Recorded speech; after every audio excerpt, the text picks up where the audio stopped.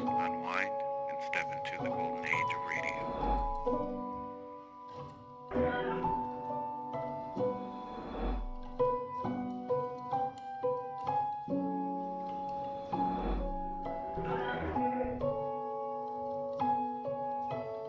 You're now listening to Golden Radio Hour.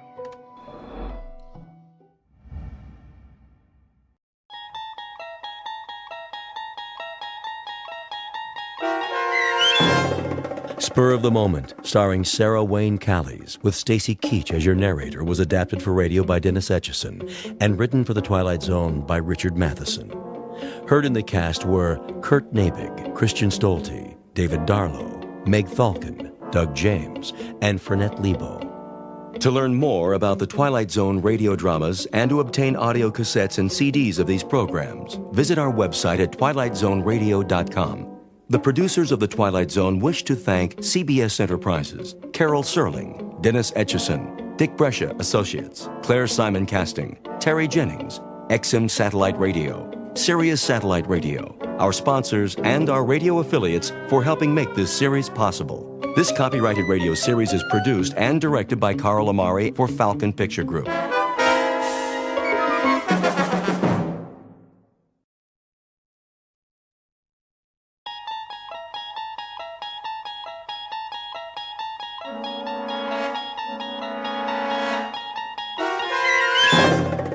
You unlock this door with the key of imagination.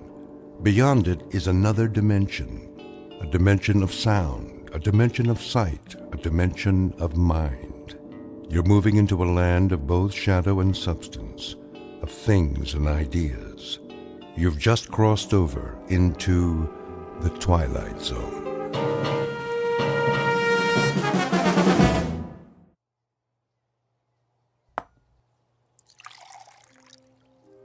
Your coffee, Mrs. Anderson. Thank you, Gladys. Will there be anything else? Not just now. Is Mr. Henderson in the study? Yes, ma'am. With the morning paper. Ask him to come in, would you, please, when he has a moment? Yes, ma'am.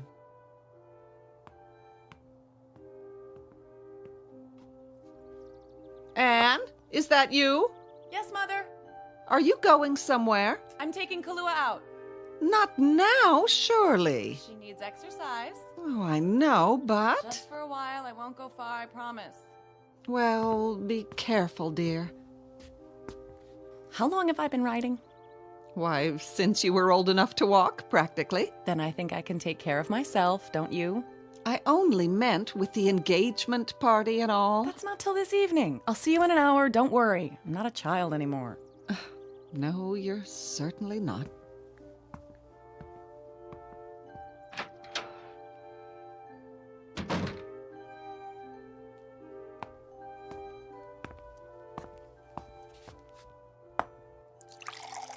Where's she off to?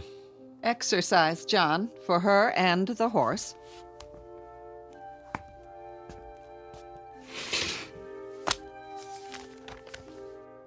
Now? But a young man is driving out from the city. We're to have lunch. She'll be back in time. That girl, always keeping him waiting. Oh, she's doing better lately, you must admit. Yes, but she's still so restless. All that energy. And then the horse may be exactly what she needs, at least until she and Robert set the date.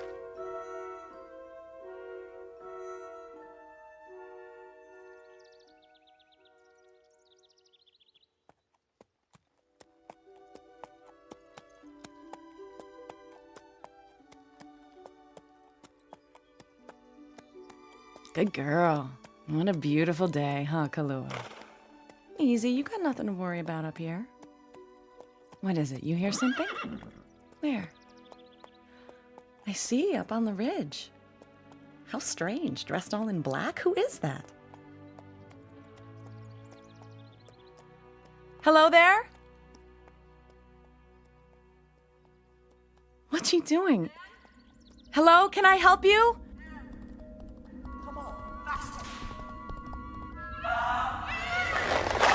Slow down, please. You're spooking my horse. Come on, Kahlua. She's not gonna stop. She's crazy. We've got to get away. We've got to.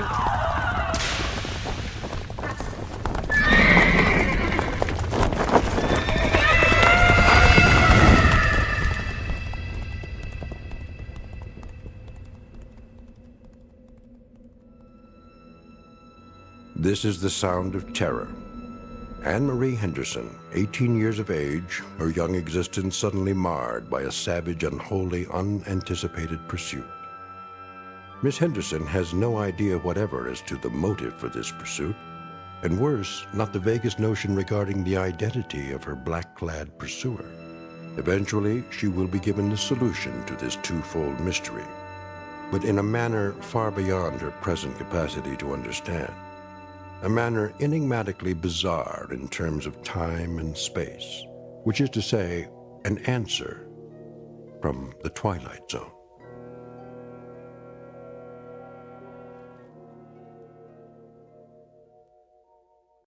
And now, The Twilight Zone, and our story, Spur of the Moment, starring Sarah Wayne Callies, with Stacy Keach as your narrator.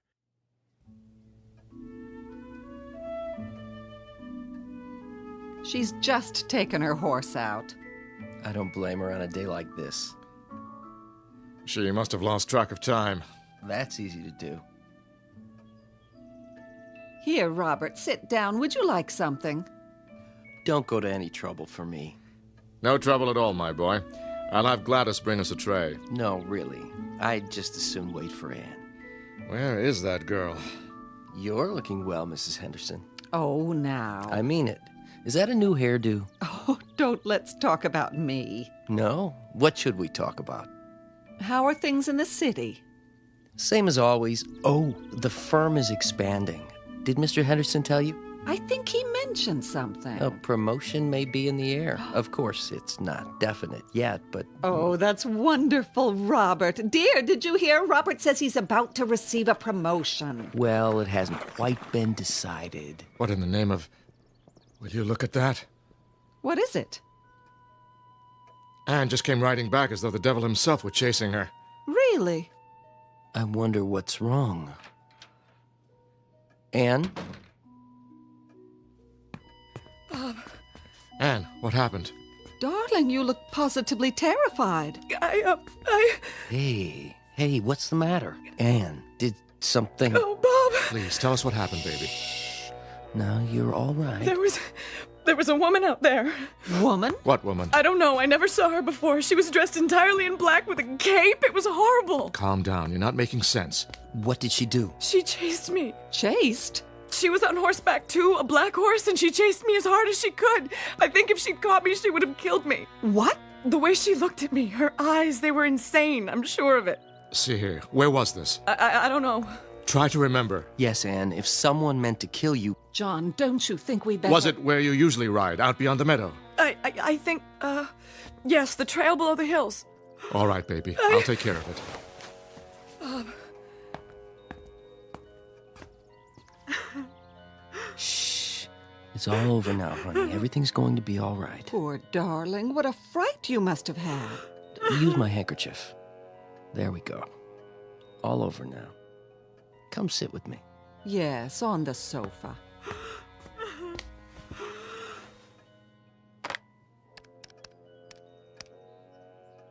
This is Mr. Henderson in the main house. We have a problem with an intruder. Yes. It was so frightening, I can't tell you. She just rode at me, whipping her horse with such a look of hatred. I don't understand. If you'd been there. At once. Take the gardener with you. It's possible that the woman is insane. And she's not one of the locals? You've never seen her before? No. Here. Lean back. When you find her, bring her to the house immediately. Yes, immediately. An outside line, please. Get me the police. Better now. I'm all right. Will someone see to Kahlua for me? The groom's already taken her to the stables. It was just so unexpected. 1 second, I'm alone, and the next, there she was at the top of the hill, glaring at me with her long hair blowing and those eyes. And then she started down the hill. There was no trail, but that didn't stop her, whipping her horse all the way. It was so terrifying. Quiet now, darling. You don't have to tell us any more. Just try to forget it. I can't forget it. I don't understand. Who is she? Why did she chase me like that? I've never done anything to her. We'll find out. Your father's talking to the police right now. If she doesn't live around here, I can't imagine where she came from. It was like she was waiting for me, but why? Why me? Hey, I know. Maybe she had a message to deliver. Message? A warning. Mm-hmm. Sure you're telling us everything? What? You're sure she wasn't carrying a sign in her hand that read, "Cancel that engagement party. Don't marry that investment banker from New York. Signed, yours truly, Fate." Please don't joke about it, Bob. It wasn't funny. Sorry, I was only trying to cheer you up. This is John Henderson up at the Spires. My daughter Anne was just attacked by a woman on horseback. Yes, on our property. She was out riding when she came across this woman. No, on the meadow. It runs roughly parallel to the old granite road. There's a gate just past the crossroad that you can... Yes, that's right. No, my daughter was able to outride her, which is, of course, beside the point. I've sent 2 of my staff out to find the intruder, but I will naturally want her arrested when and if she's... Thank you. As soon as possible, if you will. Feeling better? Yes, Daddy. Good. Wouldn't do to have a red-eyed fiancé at the party, would it? Certainly wouldn't. Where's my pipe? Why, in your jacket pocket, I imagine, dear. Tell us about this woman now. I've told you everything. And you have no idea at all who she might be? No, Daddy. She must have ridden onto our property by mistake. Mistake? That's a point, Mr. Henderson. If she were on the property by mistake, why should she attack Anne? Yes. Did she shout at you? Yes, but she was too far away. I didn't hear what she was saying. I think she wanted to kill me, though. You're just assuming that, honey. No, you didn't see her eyes. I'm sure of it. Who's here? Oh, I doubt if she followed you all the way home, baby. What if she did? Let's hope she did. Save us the trouble of looking for her. Now, where exactly did this happen? Anne? Aren't you gonna look? Whoever it is, Gladys will let them in. Now, I know, but... come on, baby. Where along the trail? In the hills, you say? Well, it was... Yes? Beyond the meadow, out near that fallen oak, you know, where the stream... Go on. Yes? I want to see Miss Henderson. No mysterious woman, I'm afraid, unless she's a baritone. That sounds like... I'm sorry, Mr. Mitchell, but Mr. Henderson has given strict orders that I'm not... I said I want to see Miss Henderson.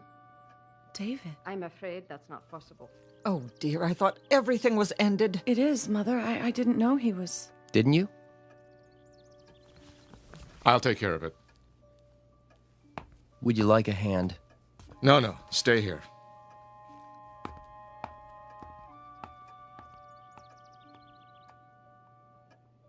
What's going on? Nothing, sir. I only want to see Anne. See here. I thought I told you... Now, Anne, you stay away from him. I will, Mother. Perhaps I can be of help. I'm sure that won't be necessary. Don't you understand English, Mitchell? Get out of my way. I'm sorry, Mr. Mitchell, but I'm not at liberty to admit you. Ask Anne. See what she says. David, don't. Why don't you back off, fella? Can't you see you're not wanted? Anne! Not now. That's all right, Gladys. I'll handle this. You're not welcome in this house, Mr. Mitchell. I don't care what you think. I came to see Anne. She doesn't care to see you. Please, David. Would you rather I call the police? As a matter of fact, they're on their way right now. Call who you will. I want to talk to Anne. What does it take to convince you? Prosecution? Just a few words from your daughter. That's all I ask. Hear them, then, if that's the only way we can be rid of you. Though I can predict what they'll be. David, I don't know what you expect from me. Anne. It is over between the two of you, isn't it? I told you it is. David, what is it you want? Just to tell you... Keep your distance. Don't put your hands on me. Robert, please. What? To tell you, it's not too late. Oh, David, you're making it so difficult. It's not too late, Anne. Only a blind man could convince himself of that. I wasn't talking to you. No, but I was talking to you. Stop it, both of you. We belong together. You know that. Not anymore. Don't let your father force you into this. Break the engagement. I can't. You broke ours. Mitchell, Give him 10 more seconds, then that's it. Please, Anne. You belong with me. Don't, David. Time, Mr. Mitchell. You've said your piece. Get out. I'm not through yet. I think you are. Anne. Let go of me. Did you hear the lady? She said, let go. And I said, take your hands off me. Is that your best punch? More where that came from. Stop it, both of you. I wish she had caught me back on that trail. Anything would be better than this.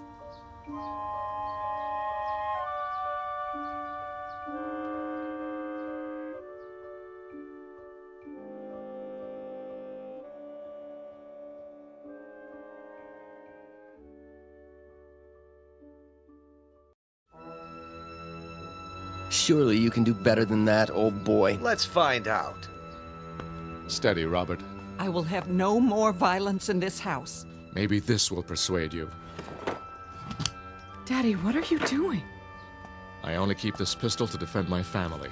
And unfortunately, it looks like that may be necessary. Put the gun away, John. Gladly, as soon as some order is restored. I thought you knew me, Mr. Henderson. I thought I did too, but now... I mean you no harm. Judging by your attitude, I can't be sure of that.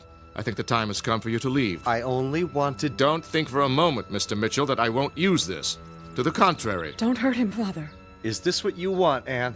I don't know. To let your father break us up at the point of a gun? Anne! Answer me! Don't even think of following her. Don't worry. I won't. And if you will have the common courtesy and sense to leave this house... Goodbye, Mr. Henderson. Mrs. Henderson. I won't bother you again. That's that, then. You know, I almost feel sorry for him. But not quite, eh? Not quite.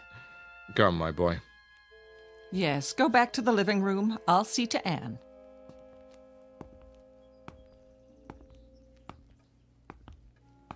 Didn't hurt you with that punch, did he? Hardly. I think a good stiff drink is in order, don't you? Amen. I wonder what's keeping the police. About that woman? They should be here.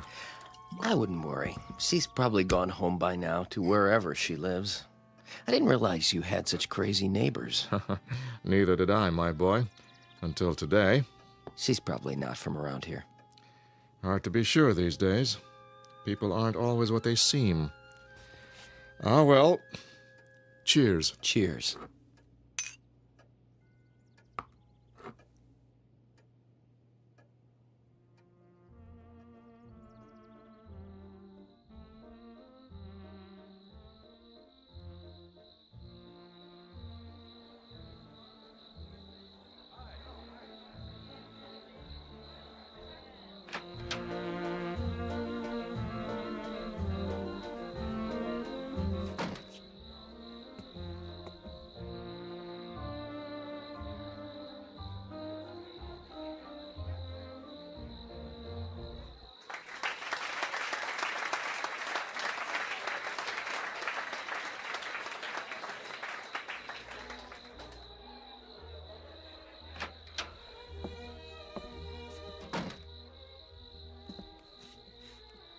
Anne, honey?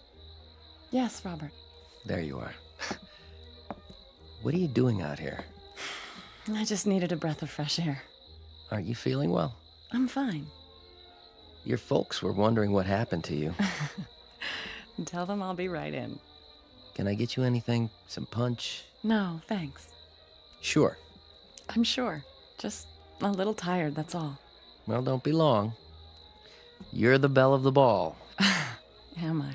It isn't every night a girl announces her engagement. I know. Are you sure you're all right? Yes, Robert. Just give me a moment. Anne, I wanted to tell you something. What? Only that you've made me very happy. I consider myself the luckiest man in the world. You do? These past few months, I knew the first time I saw you that you were the one. The woman I want to share my life with. You're very sweet, Robert. I love you very much, you know, and I'll do everything in my power to give you a good life. I swear it. I know. I know you will. Tell Father I'll be right there. I think he's ready to make the announcement. Of course he is. Now go on. Don't be long. I won't.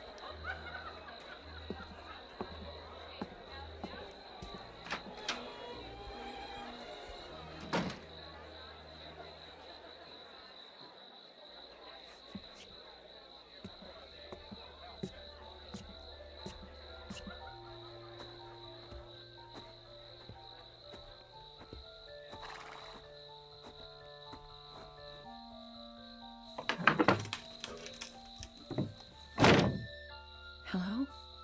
Anne? David? Over here, in the stall. They'll be looking for me. Oh, Anne.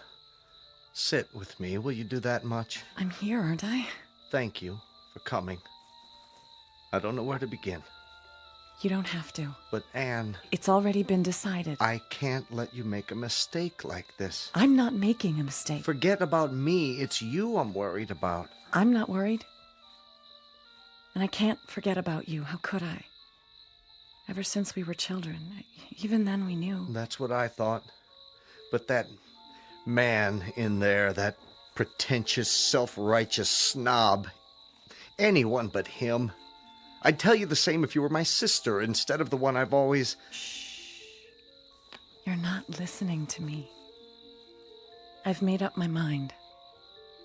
When I was a child, I wanted to be with you. Only you. I felt the same, you know that, but... I haven't changed. I thought I had, but I was wrong. Today, when you two fought, I knew. I want to get married, David, but not to him. Oh, Anne. Are you sure? I've never been more sure of anything in my life. But how? Let's go away. Now, with just the clothes on our backs. We don't need anything but each other. Where will we go? Doesn't matter, does it? As long as we're together? I can get a job. I'll work hard. You won't have to. As soon as Daddy gets used to the idea, we can come back. He'll find something for you. I don't want a thing from him. We have to make it on our own. Otherwise... Shh. I'm his only daughter. Someday, this place will be ours. We'll run it together, raise horses, just as we always wanted, doing what we love. I only love you. Oh, David. I love you too. So very, very much.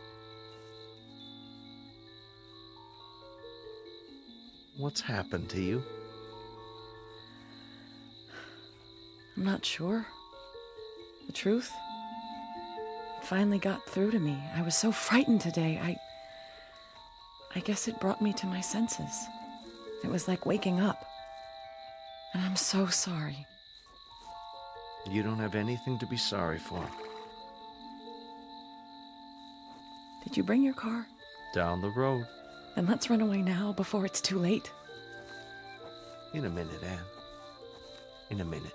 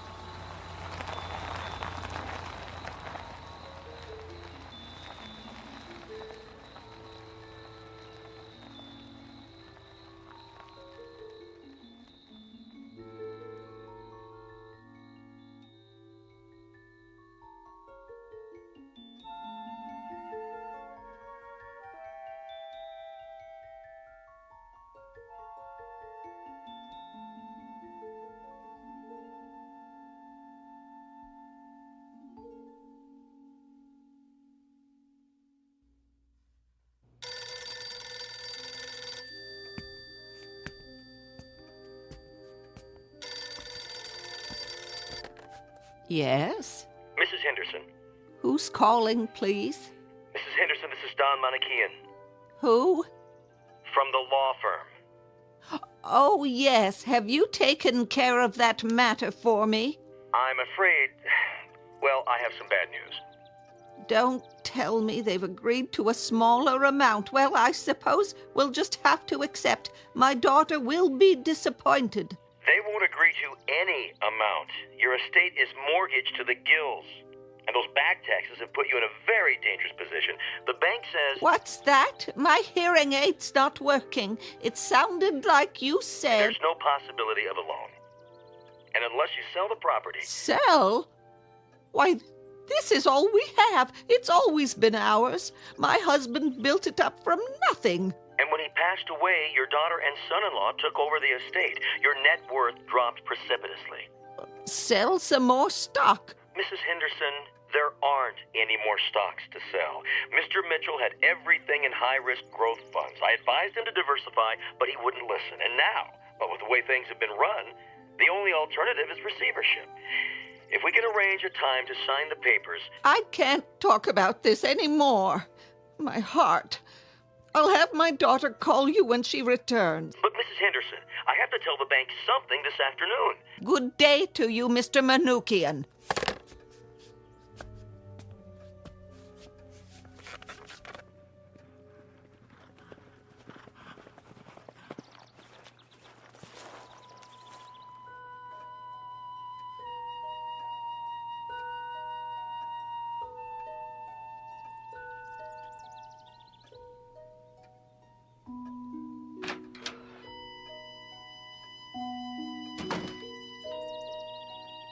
Anne? Anne, is that you? Of course it is, Mother. Who else would come to this dump? That lawyer phoned again. Which one? From the investment firm. So? He wants you or David to call him. Oh, who gives a... Did you hear what I said? I heard! Do you think that will help? Yes, it'll help if I drink enough of it. They're going to take the house away from us, Anne. Are they really? Yes. They can have it. Anne! Come off it, Mother. I've got more important things on my mind. Oh, like what? Something happened today. Did it? What could possibly? Do you know what I saw? Do you? Anne, really? I saw a ghost, Mother. My own.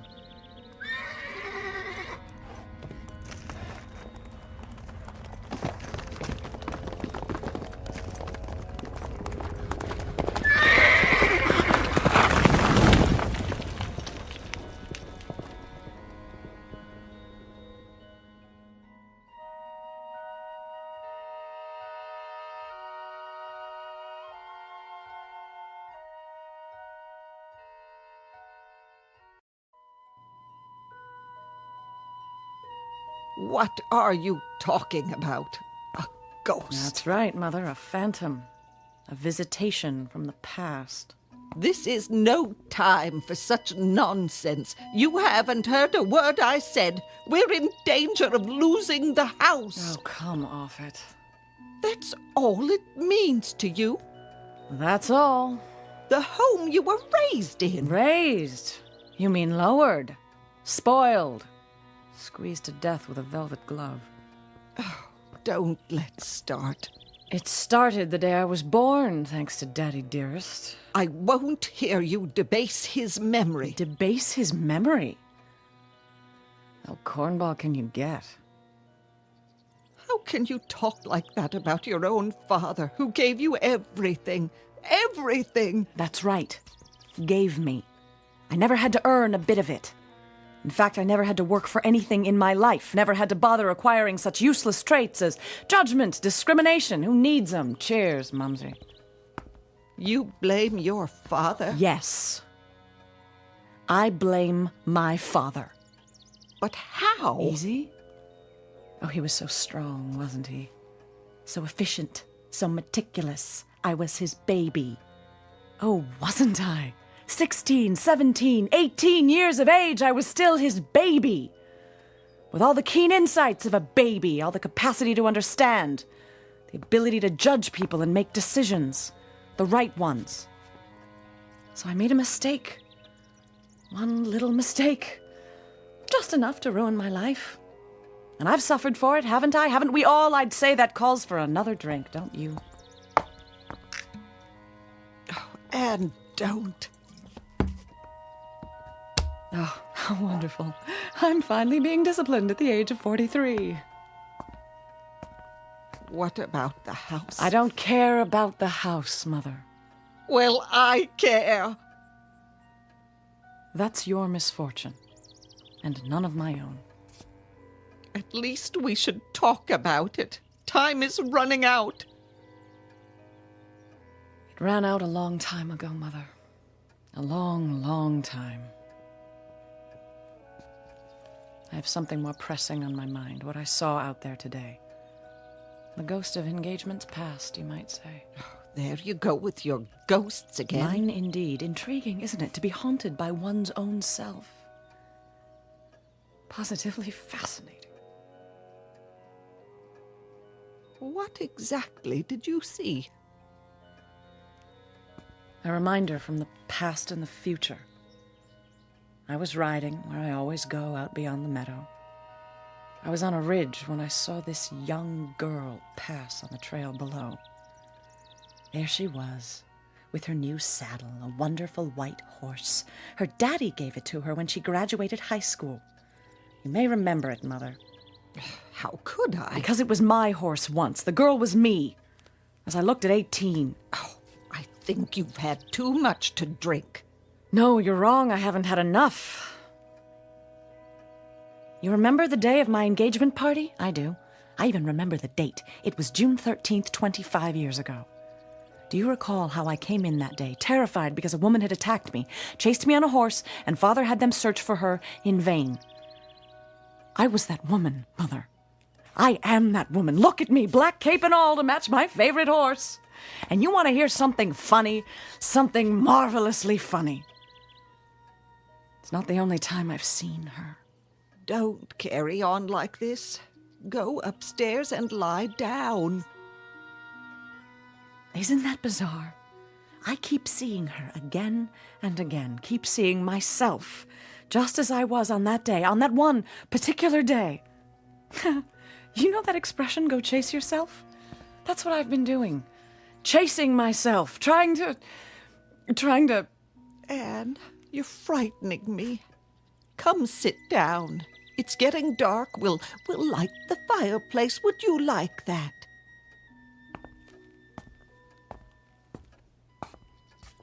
You remember what Bob said to me on that day when I told him? Maybe it's a warning, he said. He thought he was joking. It was a warning. I was warning myself not to marry the wrong man. But I married him anyway, didn't I? Of course, I didn't think so at the time. I thought I was being so brave and independent, following my heart. And now I've paid the price. I've become the grotesque wraith dressed in black who frightened that poor, naive child half to death 25 years ago. A phantom who lives in a bottle married to a man who's run our estate into ruin. If only I'd known I was being warned. But who could have told me? Who could have made me listen? Warned of what? Speak of the devil. I asked a question.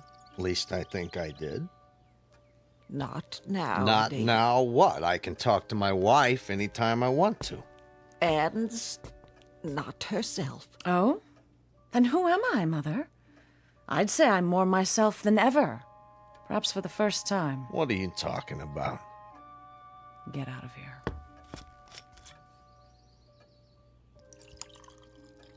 David, it might be better. I know, if I crawled back upstairs so you can blame me for everything.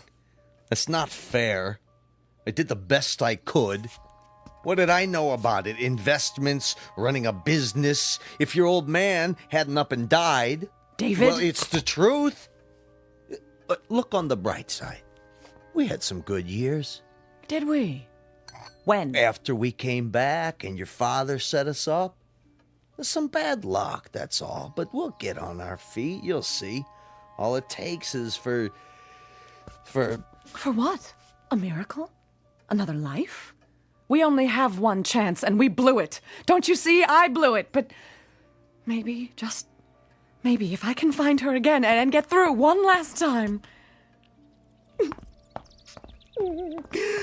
What's the matter with her?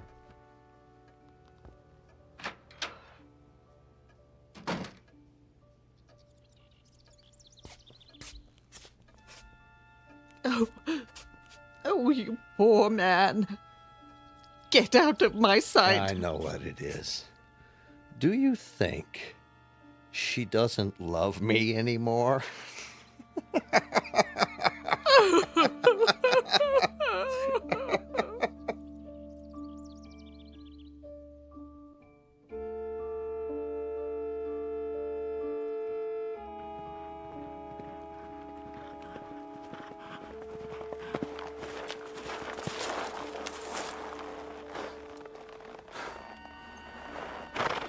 Oh, there, easy. This is far enough. I recognize the spot. She'll come along the bridle trail down there. I know she will, and when she does...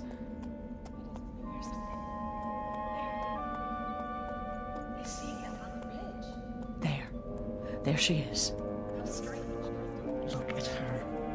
What does she have to smile about? Anne! What's she doing? Come on, faster! Hello, can I help you? Anne? Anne!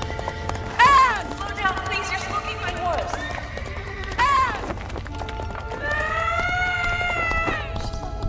No! Anne!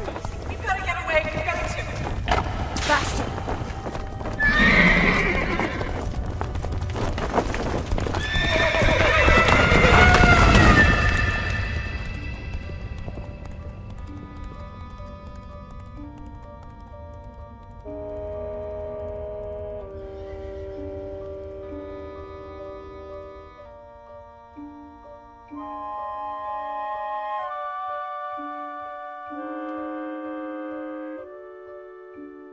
This is the sound of terror.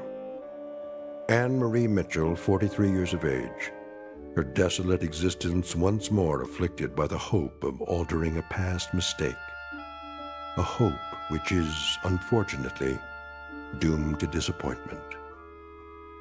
For warnings from the future to the past must be taken in the past. Today may change tomorrow, but once today is gone, tomorrow can only look back in satisfaction. Or, as in the case of Mrs. Mitchell, in regret and eternal sorrow that the warning was ignored. Said warning, as of now, stamped, not accepted, and stored away in the dead file at the records office of the Twilight Zone.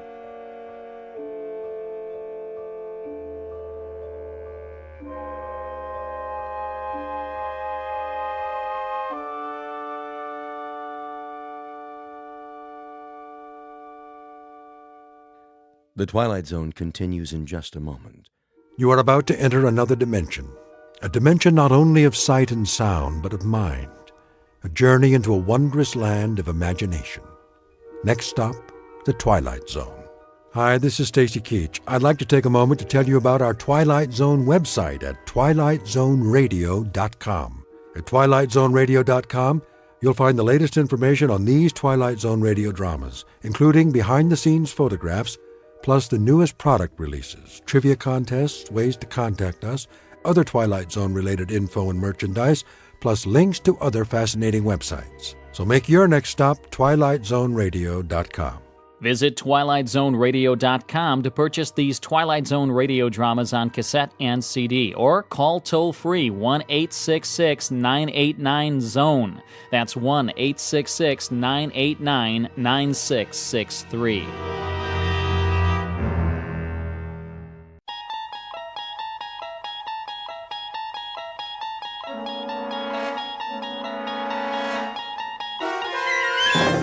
You're traveling through another dimension, a dimension not only of sight and sound, but of mind, a journey into a wondrous land whose boundaries are those of imagination. Your next stop, the Twilight Zone.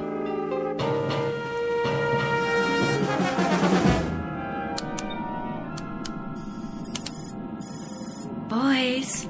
Oh, boys. Yeah, Ship. There's a planet up ahead.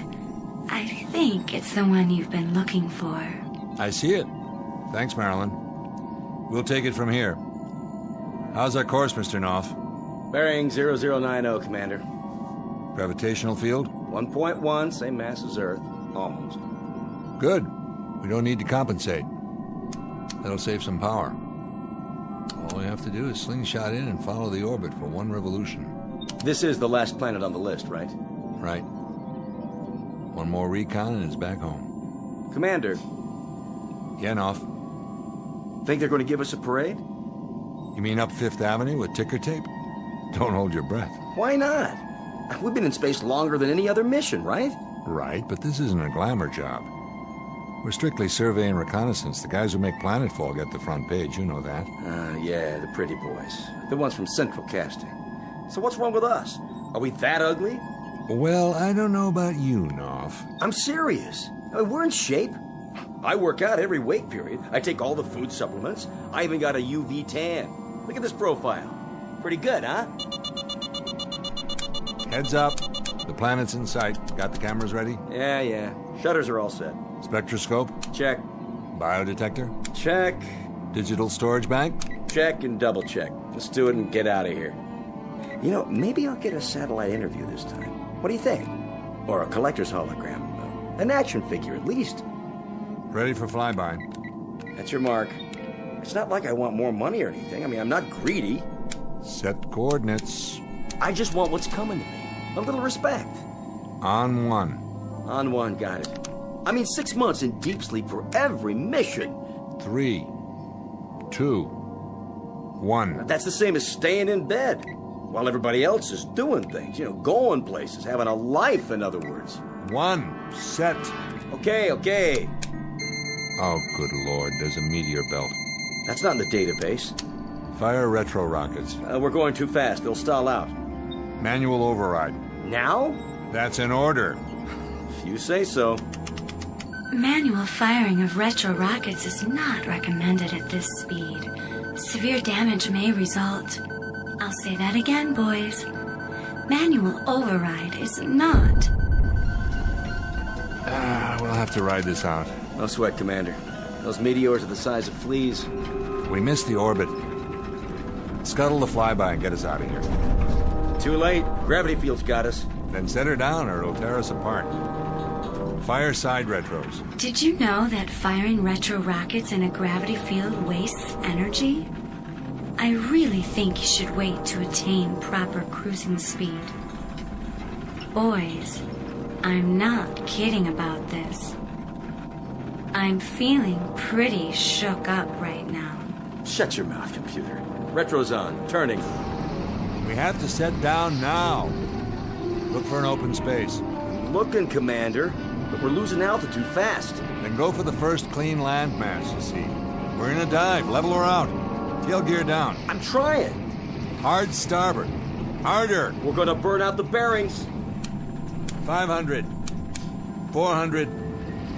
300. Turn. Landing at this angle is unsafe at any speed.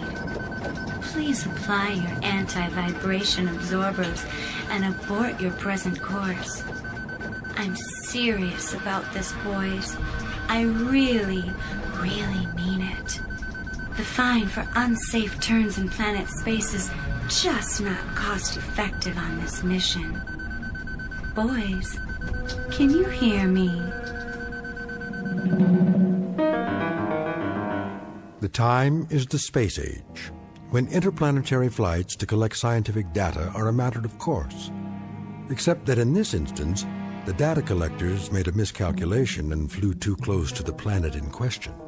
Below them is a barren landscape located millions of miles from Earth that unfortunately has little to recommend it for an extended stay. So the most pressing order of business is simply to repair the craft and head home. But as you might imagine, some things are easier said than done. The cast of characters in this little misadventure? You've just met them. William Fletcher, commander of the craft, his co-pilot Peter Knopf, and the voice of a computer with the unlikely name of Marilyn, whose job it is to make sure these flyboys get back home safe and sound. As to any other individuals who might inhabit this particular locale, well, you may never actually meet them face to face. but you can take it on faith that they're here just the same, as these two gentlemen will soon find out. Because we're about to partake of an unscheduled exploration into that gray shaded area in space and time known as the Twilight Zone. And now, The Twilight Zone and our story, The Little People, starring Daniel J. Travanti, with Stacy Keach as your narrator.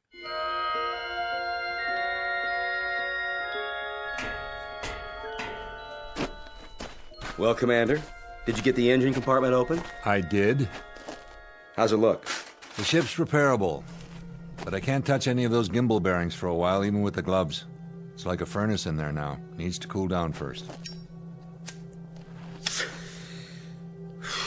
And that grand event will come when? Tomorrow night, maybe. Or the following morning. That's a swig from the old bottle, isn't it? You picked a nice place to sit down, Fletcher. Real nice. The floor of a canyon. You must be some kind of 8-ball artist, because you snookered us but good. I took us to the first landmass that came up on the screen. The way I remember it, there wasn't much of a choice. And for the record, Knopf, I didn't pepper the side of that vehicle with pin-sized meteor holes. I also didn't foul up those rocket boosters. You think I did? I didn't say that. We can chalk it up to Mother Nature if you like.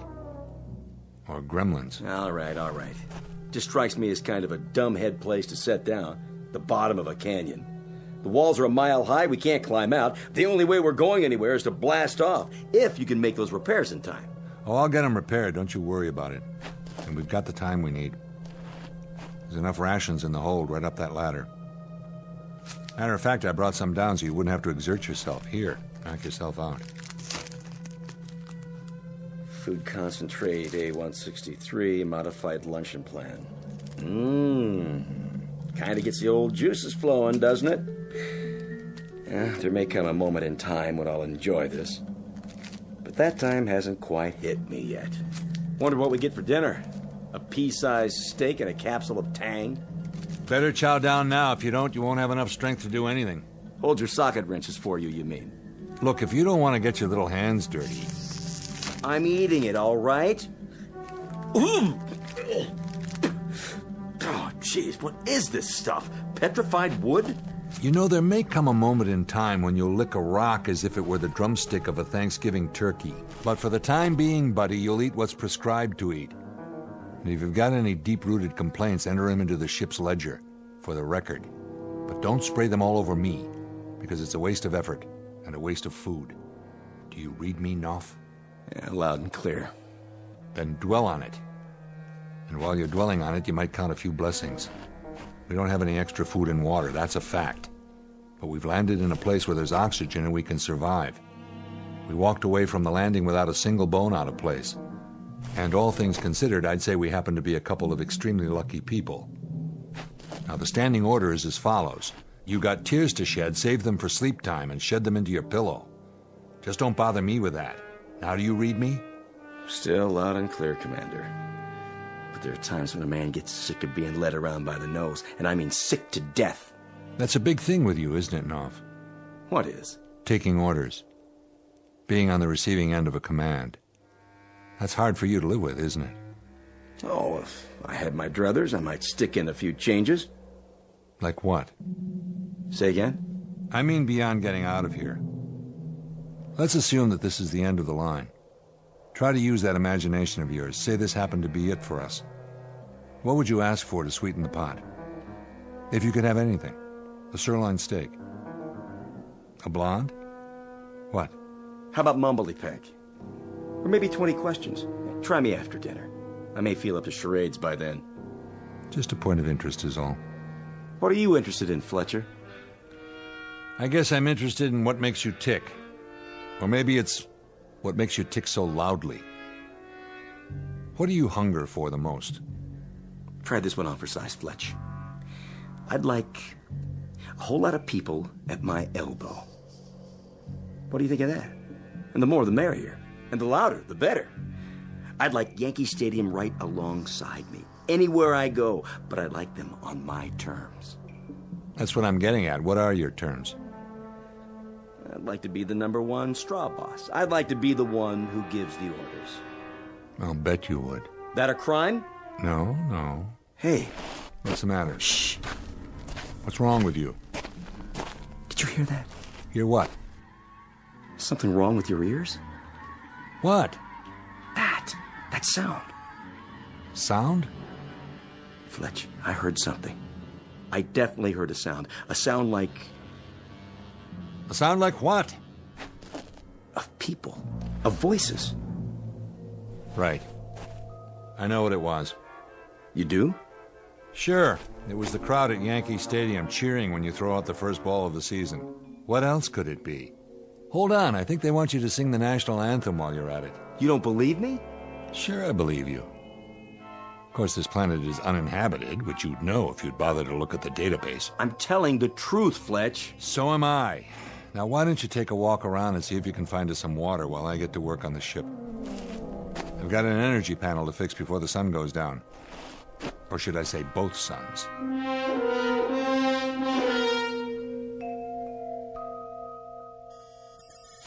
How's the repair coming, boys? It's coming.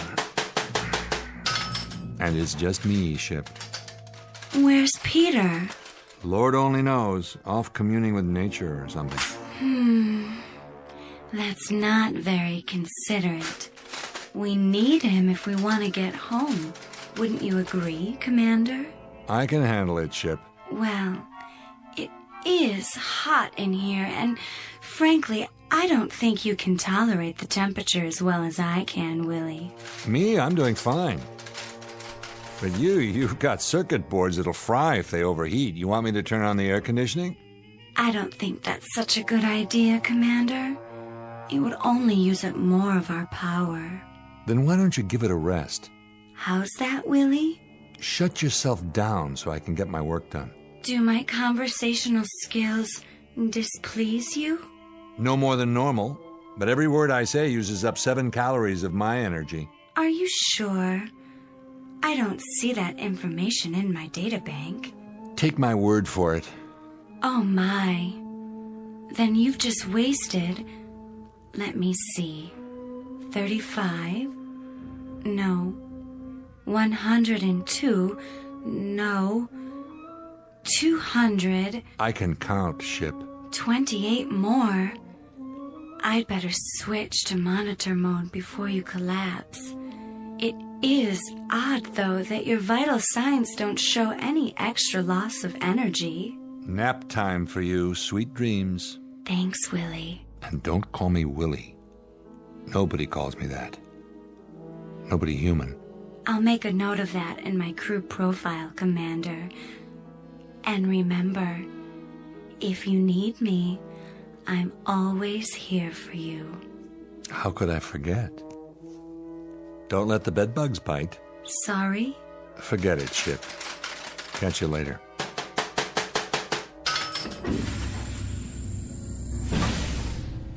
How's it going? Well. And where has my wandering boy been all day? Taking a walk. Another one? You take a lot of walks, buddy. Something better to do? Oh, a few things, like checking out the subspace radio and the hydraulics, the propulsion system, the injectors, the thrust chamber. Yeah, Knopf, there's a few things you could do. But no, you got more important places to be. Still hearing voices? Maybe. Guess I can't blame you. A few more days on this rock, I'll hear a few of my own. Find much out there? Not much. I could have told you that. I think it would be an exceptionally good idea if you started to work on those charts again. You sound like the computer. I need your cooperation is all. Offhand, I'd say we should be able to try it tomorrow, late afternoon. That is, if you can tear yourself away from your bird walks long enough to climb into the co-pilot seat again. Thanks. Don't mention it. Hot, isn't it? Tolerable. You some kind of a camel, Knopf? What do you mean? It just occurs to me, I haven't seen you take any water. I'm a straight whiskey man myself. Or hadn't you noticed? You're going to have to do better than that. What's going on? Repeat the question. You heard me. Your water hasn't been touched in 24 hours. You couldn't have found anything by any chance, like a mountain stream, and decided to hang on to it all by your lonesome, could you? Why don't you talk sense? Why don't you? For the last 2 days, you've been pulling out of here on a private safari every morning, as soon as that double sun comes up. Where do you go, Knopf? And what do you find wherever it is you go? I'll tell you what. Let's you and I make that trek together. Get your jacket. Let's go. Thanks, but no thanks. I'm tired this afternoon. I said put it on. Give me that. It's mine. Well, what's this? A sample box? And what's inside? Something green? You found life? It's only moss. Where'd you find it? I told you. I've been looking around. It's wet. You found water, didn't you? Where? About a mile up ahead. But it's just a crummy little stream. But with enough water for you to drink anytime you feel like it. Come on, Fletch. I'd have told you about it. As a matter of fact, I've been testing it. I just found out it was pure a little while ago. I've underrated you, mister. I knew you were a foul-mouthed little malcontent, but I didn't know you were a cheat. It's just a variety of lichen. Let's look at it through a magnifying tube, huh? Or have you done that already? Fletch. Trees? They look just like miniature trees. That's what they are. And where that came from, there's a little stream. It runs about 100 feet. Yeah, it's about, 2.5 inches wide. All right. I might as well show you the rest. Look at this. Where? Here, on the palm of my hand. That little speck? Looks like a grain of sand. Now take a look through the magnifier. What is this, a trick? If it is, how'd I do it? You're looking at it with your own eyes. What do you see? I see a boat. A tiny microscopic boat. With an outboard motor on the back of it. That's fantastic. Fantastic. You want to see more, Fletch? You bet I do. Then let's go. After you, Commander.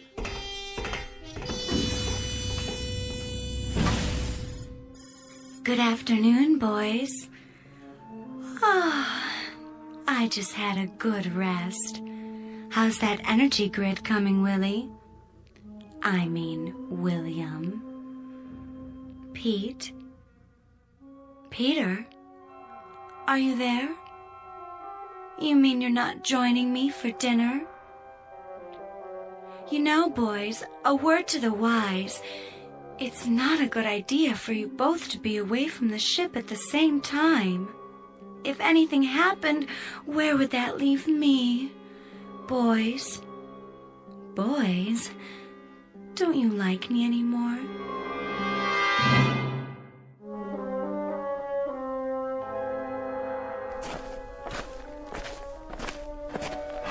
Now, where's this stream of yours?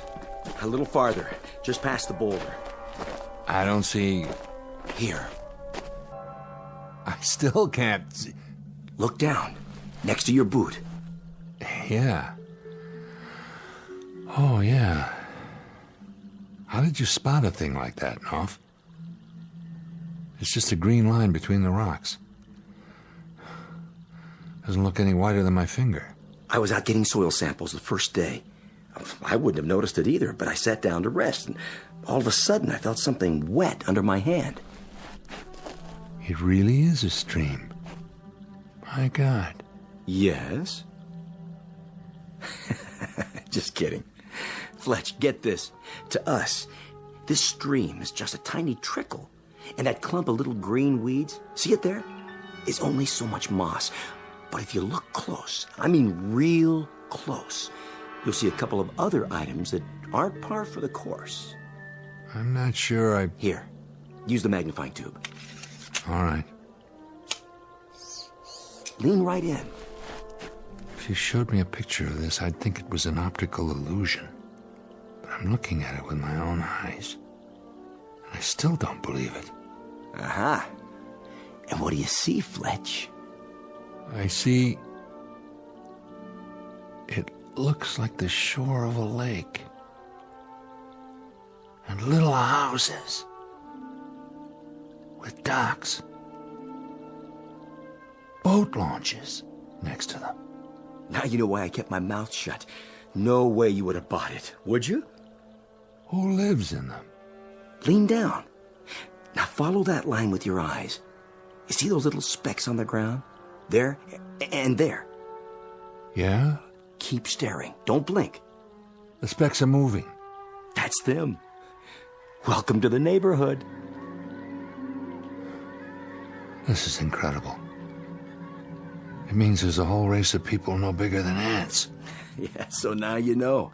I wasn't just off on some nature walk while you were busy gluing together an engine. I was out here actually making contact. For the very first time. Do you realize what's happened? This is the first authentic contact with an extraterrestrial life form. If it's authenticated. First, you have to fix the ship and get back home so people will know all about it. I wish the ship could see this, analyze it. Their language, for one thing. The computer could decipher and translate. I don't know their language yet, and they don't know ours, but they do know mathematics. So that's the language I've used. Symbols, equations, number progressions. They're bright. I found that out right off. They learn fast. And cooperative, Fletcher. You'd be surprised at how cooperative they are. I made all my wants known to them. What kind of wants? Well, they've shown me where to find edible plants. Last night, I think I ate one of their forests.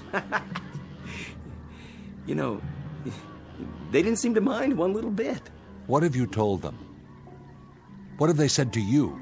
Mostly basic stuff, you know, where we're from, how we got here, what it's like on Earth, how advanced we are. I mean, they eat it up. And I've only scratched the surface, Fletch. I've only just begun. Begun what? What do you think? All my life, I've wanted to sit up in front of the wagon and hold the reins. What do you think I've got here now? They're scared, Fletcher, petrified. And so they do what they're told. Because this giant is like some avenging angel to them.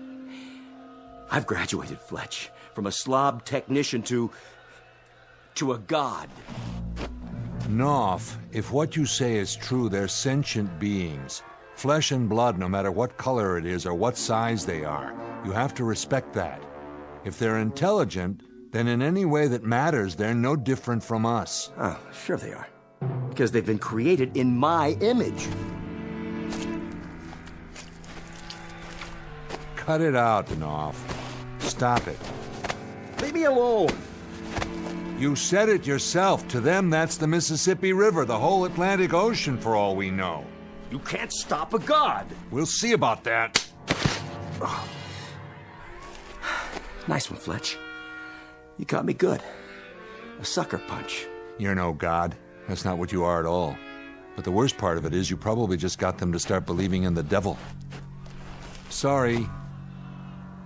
Listen to me. Can you hear me down there, whoever you are? If you can understand my words, I'm truly sorry. Please. Please forgive me. Forgive us. I only exist to serve you. You boys created me. Then maybe we shouldn't have. That's not a very nice thing to say, Fletch. Too much responsibility. Let me ask you a question, Ship. You can call me Marilyn. That's the name you picked. Or don't you like it anymore? Do you look up to me? Well, I don't actually look at you at all. I feel you when you're inside me, and I try to keep you happy. My sensors monitor your heart rate and, all the vital signs to make sure you're up for the job. I only want you to finish what you started. Yeah, I know, but you don't think of me as your god, do you? Nothing like that. I don't think that word applies here, do you? It wouldn't have any meaning in this situation. Or am I missing something? You don't know how glad I am to hear you say that. The way I see it, we're partners. We work together for a common goal, to blast off and stay up till our time together is over. After that, well, I wouldn't want you to worry about the future. All you have to do is take me home. I'll be there whenever you need me, day or night. If we're going to do this again, that's strictly up to you. I like your attitude. Thanks, boss. I like yours too. Ready to test. Set your tail levelers. Tail fins spread and in position. Then here we go. Contact.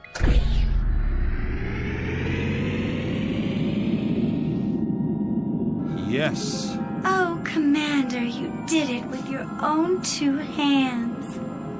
I think I'm ready. Pack your bags, sweetheart. We're out of here. Where's Peter? He wasn't around much at all last night.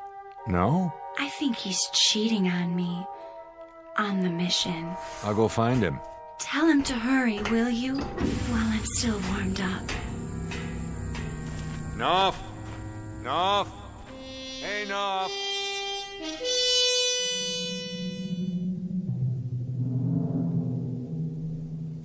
Knopf!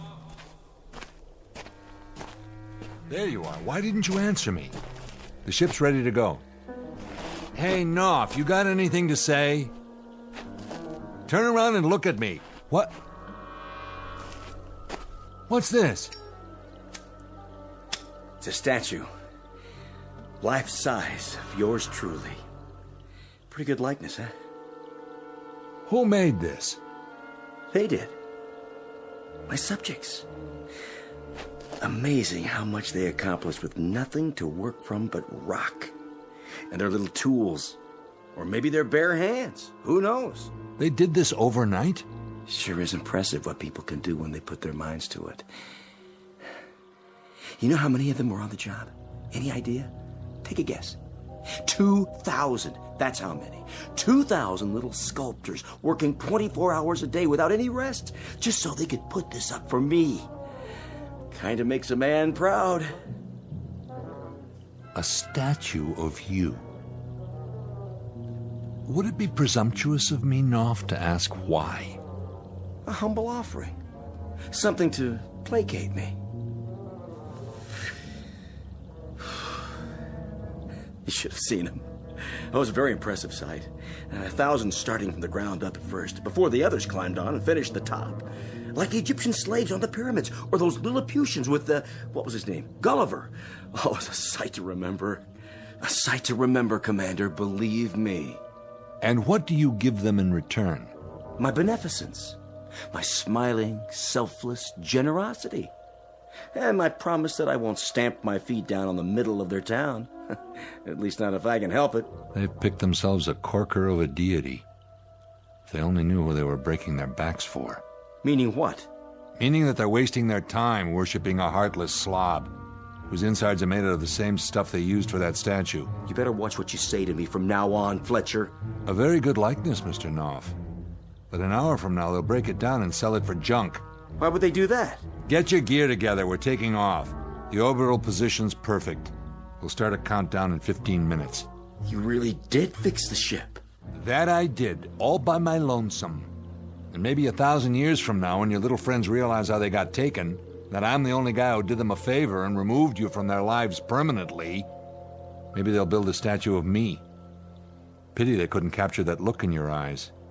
That cynical expression. It goes perfectly with a sick, scared little man who's suffering from delusions of grandeur. Let's go, buddy. We don't have much time. Put the gun away. You'll have to navigate on your own this time. I said put it away, Knopf. After I see you climb aboard that ship and take off, that's when I'll put the gun away. Sick, yeah. Till now I didn't realize just how sick you are. You've only got about 12 minutes, Commander. Now you can waste that time psychoanalyzing me. Or you can play it smart, get on that ship, and head for home. Why, Knopf? Reason this one out, will you? Will you make an effort and reason this one out? You'll play make-believe for, another 48 hours, and then you're gonna crack wide open. You'll have 1,000,000 little microbes honoring you with torchlight parades, but you're still going to die of loneliness. Come on, Knopf, put the gun away and come with me. Did you hear what I said? I ordered you to put that... You're even a lousy shot. So what? Plenty more where that came from. Don't you get it? You're not infallible. You blew the head off your own statue. They saw that. Now they know too. They'll rebuild it. All I have to do is give the word. You're down to 9 minutes, Commander. If you're still here in 8 minutes, I'm going to have to kill you. You'd do that, wouldn't you? You'd actually do it. For what? This is a monotheistic society here. There's only room for one God. So take off! I feel sorry for you, Knopf. I really do. Yeah. But tell the truth. Don't you wish you could be me? Bye now. Hope you and Marilyn live happily ever after. No, it's more than that. I feel pity. You make me sick to my stomach.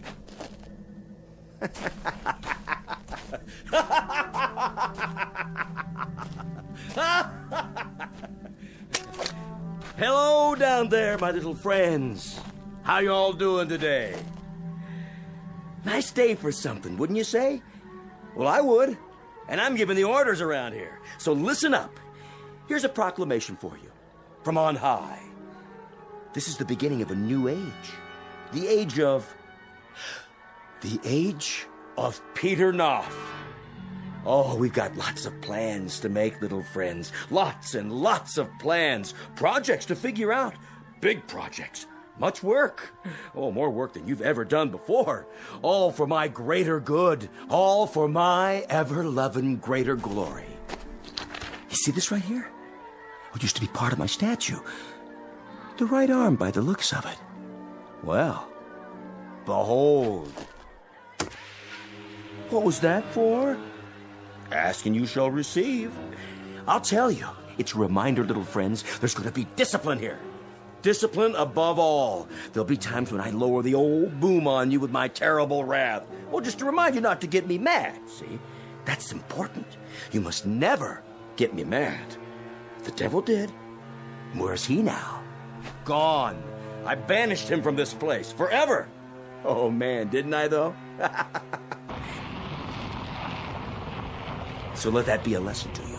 Don't anger me, or I'll kill you off every hour on the hour. You hear me? Sacrifice you by the handful. I'll put you between my fingers, and I'll wipe you out. A whole couple of villages, just like that. So let's get to work. What do you say, team? Start building the statue up again, and this time, try to get the expression right. What's going on? Fletcher came back? What? What'd he do? Change his mind? Wait a minute. That doesn't sound like Fletch. Some other ship. But from where? There aren't any other expeditions in this star system. Unless it's not from Earth. But if it's not from Earth, where's it from? All right, knock it off. Everybody keep quiet for just a minute. It's just a ship, that's all it is. They'll take one look around and they'll say that there's nothing here and they'll go away. So keep quiet, you understand? If you keep quiet, it'll leave. Shh. I'm gonna try to get a peek at him. Yeah, over there, see? I was right. It's just a ship. But look at the size of it. It's like a mountain. I told you to stay in one place. Did you hear me? I told you. Hide. Got to hide. Go away. Go. You can't stay here. I told you to go away. Don't you understand? I'm the god here. I'm the god. No. No. Put me down.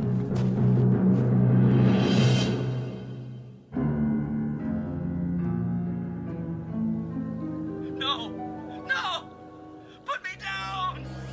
What have you got there? A man. A tiny little man. You've killed him. Crushed him to death in your fingers. Not quite. Look, he's still wriggling. Do you suppose there are more of them down there on the ground? It doesn't make any difference. We're not exploring. We're just down here for repairs. Come on, let's get back to the ship. Yes, Commander, as you wish.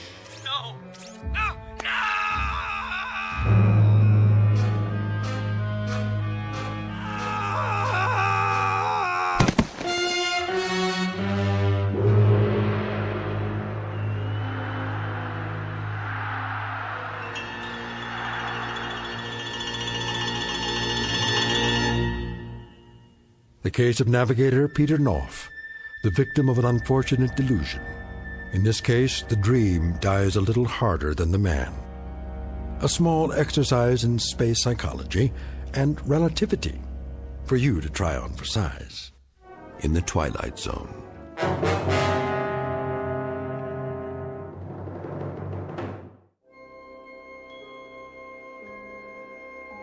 Hi, this is Carl Amari, producer of the Twilight Zone Radio Dramas. I'd like to take a moment to tell you about our official website at twilightzoneradio.com, where you'll get the latest news and information on these Twilight Zone Radio dramas. Plus, at twilightzoneradio.com, you can digitally download 3 free episodes or any of our episodes for only $1.95 each. In this age of ever-changing technology, we've decided to make these episodes instantly available to you by making the Twilight Zone Radio Dramas a digital download-only series. This means that this series will no longer be offered on CD. The CD collections at our website are now being offered while supplies last at buy one, get one free. So be sure to get your favorites before they're sold out. Be sure to visit us often, and I'll see you in the zone.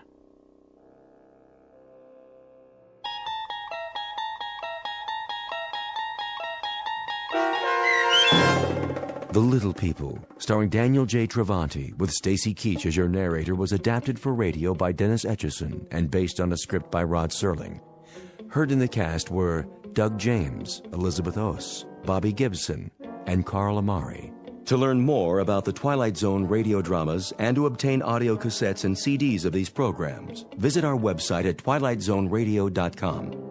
This copyrighted radio series is produced and directed by Carl Amari and Roger Wolski for Falcon Picture Group. Doug James speaking.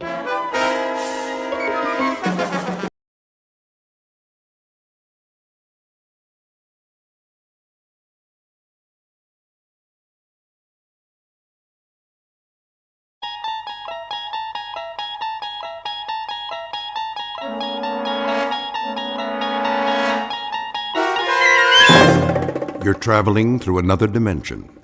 A dimension not only of sight and sound, but of mind. A journey into a wondrous land whose boundaries are those of imagination. Your next stop, the Twilight Zone.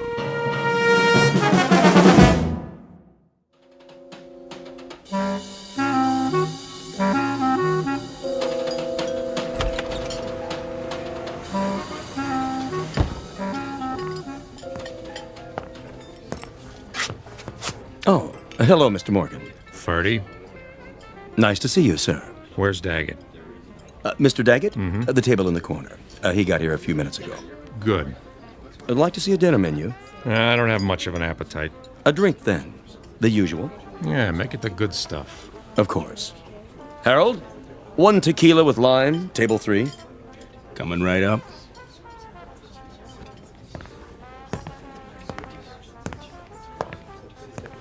He's here, boss.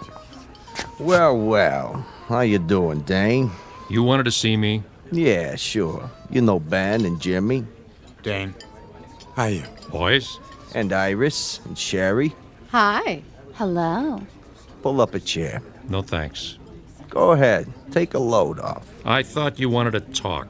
I do. Mr. Daggett wants you should sit down. I'll stand. Now listen. That's all right, Ben. If he doesn't feel sociable. I don't have all night. Well, we can't talk here. How's your drink, sweetheart? What? Oh, fine, Bernie. Order another one. Make it champagne all around. Ooh, champagne. Are we celebrating? That's right, a regular celebration. What's the occasion? The 6-month anniversary of a wonderful partnership. Come on, Dane. We'll go to my office. You too, Jimmy. Ben, stay here and keep the ladies company, like I told you. Okay, boss.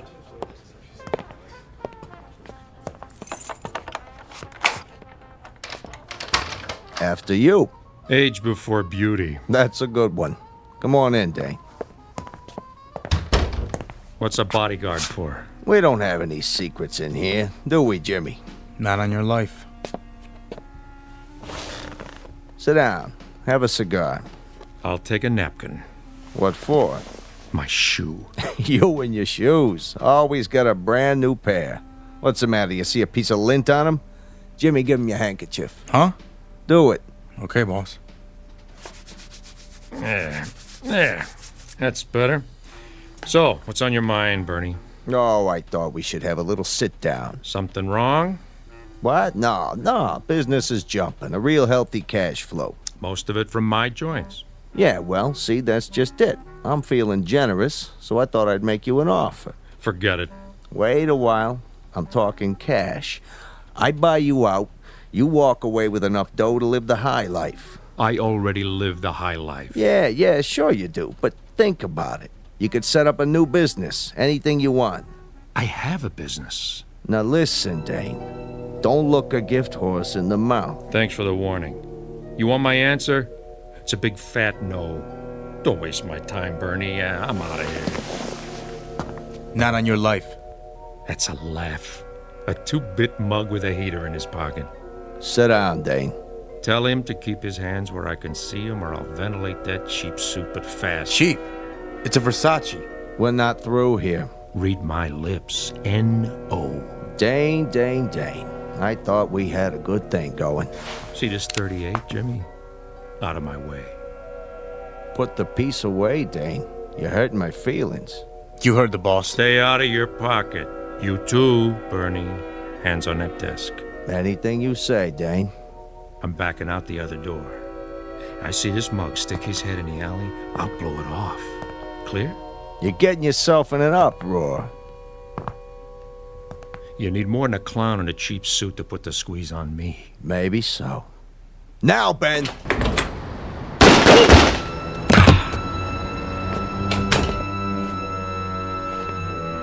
You should have looked behind him. Good shooting, Ben. Just like you told me, Mr. Daggett. Now, get this punk out of my office. What do you want we should do with him? Dump him with the rest of the garbage. Jimmy, clean up the blood. He's leaking all over my Persian rug. Right, boss. You got it, Mr. Daggett. Meet Bernie Daggett, a successful West Side businessman. He's just concluded a merger with a partner who has certain investments and a preference for two-tone footwear.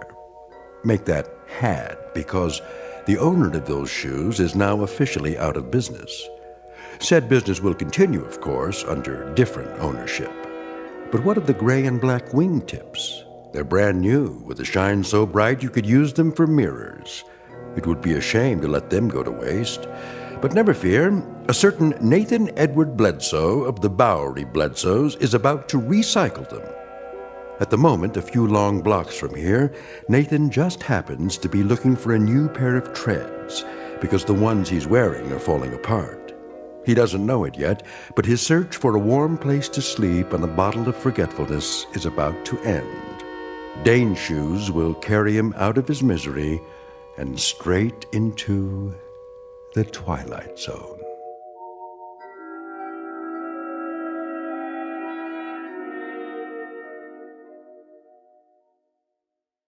And now, The Twilight Zone, and our story, Dead Man's Shoes, starring Bill Smitrovich, with Stacy Keach as your narrator.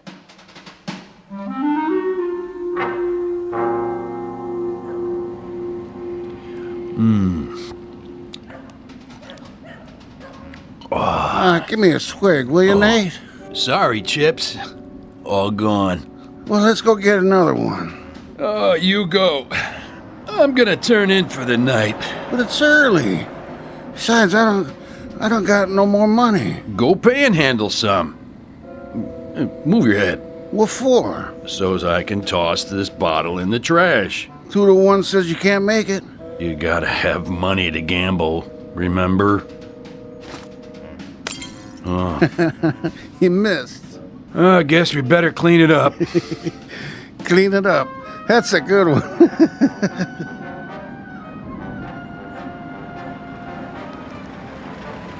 Now you've done it. Somebody called the cops. Wait. That ain't a cop car. Okay, Jimmy. The coast is clear. Dump them. Where? Under the fire escape, by the trash.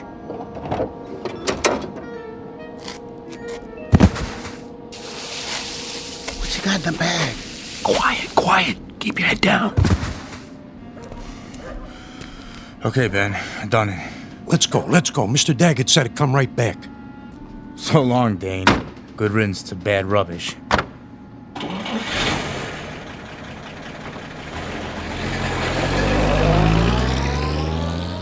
Will you look at that? They drove all the way down here just to dump their garbage. That ain't garbage, you moron. Then what? What do you think? You mean? Go check it out. Maybe he's got a ring on his finger or something. Oh, no. I ain't messing with no... dead body. You chicken? Yeah, I'm chicken. What's that sticking out? I don't see nothing. Wait here. What is it? Can you beat that?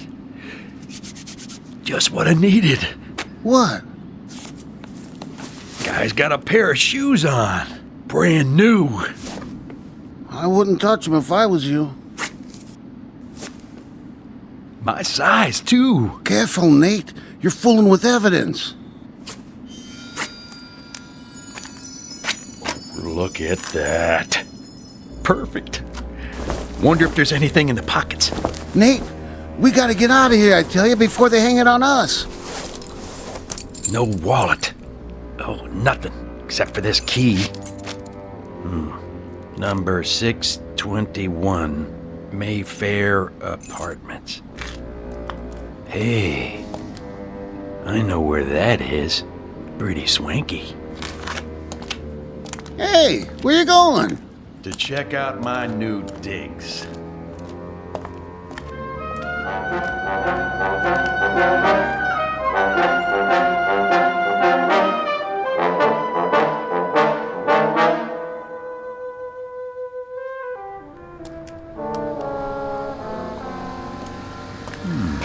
Mayfair Apartments.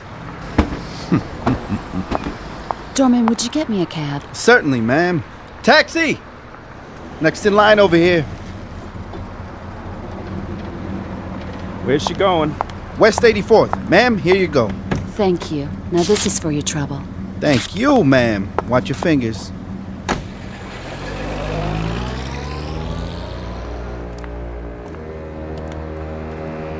Hey, fella, where you going? This building is for residents only. Yeah, sure, pal. So sue me.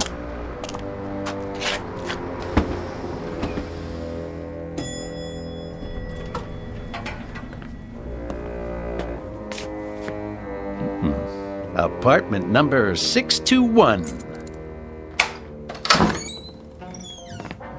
Nice place. Dane, I'm so glad you're here. I was just painting my toenails. Where were you? Who are you? That's rich. Who am I, she says. What do you want? Not you, that's for sure. You better get out of here, Buster. I'm not kidding. Now, where's the liquor? Right over there. That's Dane's tequila. If he comes back and finds out you touched his stuff, he'll kill you. Sure he will. Do you hear what I said? He'll kill you. For real. Thanks for telling me, Wilma. Who told you my name? You know what I'm gonna do now? I'm going in the bedroom to get some clean clothes after I take a nice hot shower. And you know what you're gonna do? What? you're gonna fix me another drink. I am. And use the good stuff. The gold reserve. But that's... That's what? Nothing. Oh, and Wilma? Yes? Don't even think about leaving. You'd never make it downstairs.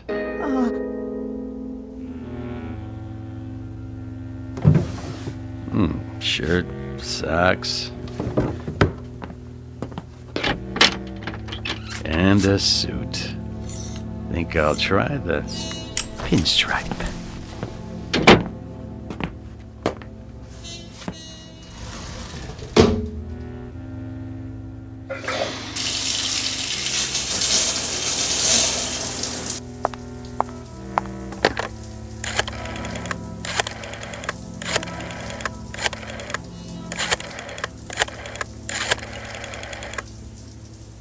Bernie, it's me, Wilma.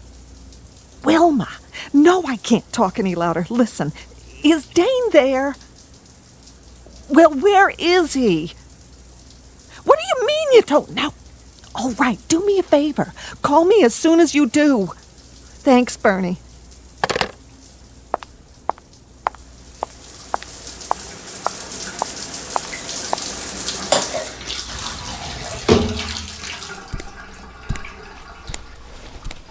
Where is he? Who? Dane! Dane? I don't know who that is. Oh, yes, you do. I don't. Honest. Then what are you doing here? I'm not sure. You walked in here with his shoes on. Nobody else wears shoes like Dane's. I don't remember. Well, maybe this will refresh your memory. Hey, what are you pointing a gun at me for? I don't know what you're talking about, lady. I found the shoes. At least I think I did. You mean you stole them? Yeah, that's it. I stole them, okay? Where? Please, miss, I don't know anything about nothing. What do you know? Nothing. You gotta believe me. I ought to shoot you right now. Busting in here like you own the place. Please, I don't want any trouble. All right, but you get dressed and get out of here. Move. Okay, I'm going. Hurry up. I just gotta put my shoes on. Those aren't your shoes. Yeah? Is that right? And what about the gun? I suppose that's not mine either. What? Keep away from me. Give me that thing. Ow! You shouldn't play with guns, Wilma. You might get hurt. Hand me the towel. What? The bath towel. I see some dust on my shoe. Just get out, please. I won't say anything. Where's the other one? I don't know what you mean. The automatic. What do you think I mean? In the closet. The shoulder holster. Full clip.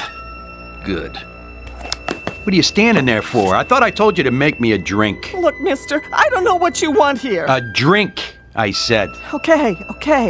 What kind? What do I have to do, break your arm?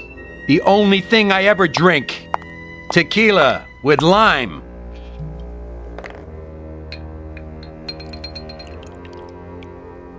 Dane's due back any second. I'm warning you, for your own sake. If you know what's good for you... I know what's good for me. Please, don't touch me. Please, don't.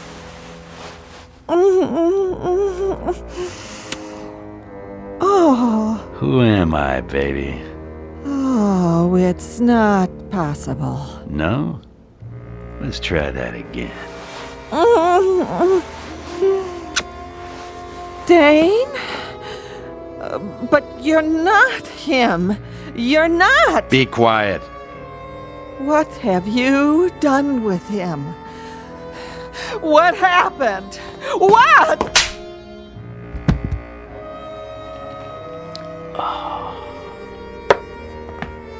Wait, you gotta tell me, please! Tell you what? I have to know! Later.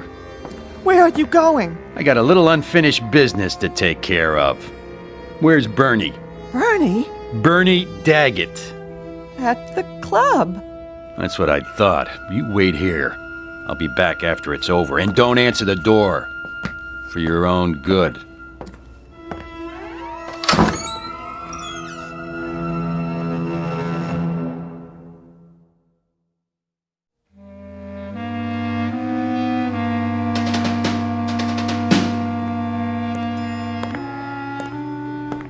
Sir?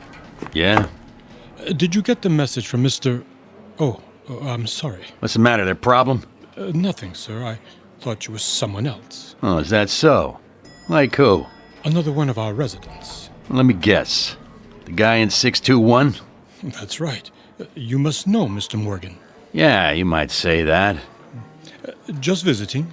What's it to you? Oh, nothing at all. It's just... Just what? That suit and those shoes. Mr. Morgan has a pair exactly like them. No kidding. Must be quite popular these days. Very smart. I like 'em. You got a handkerchief? Why, yes, I'm sure I do. Here you are. Clean one, is it? Oh, yes, sir. Good. Got a scuff on the toe. You do? It doesn't show from here? Shoe shine stand's closed, huh? Yes, sir. At this time of night. Yeah, here you go. Here's a tip. Oh, that's not necessary, really. It's the concierge's job, too. Listen, get a shoe shine boy who works around the clock. Some people care about how they look. Right, I'll do that.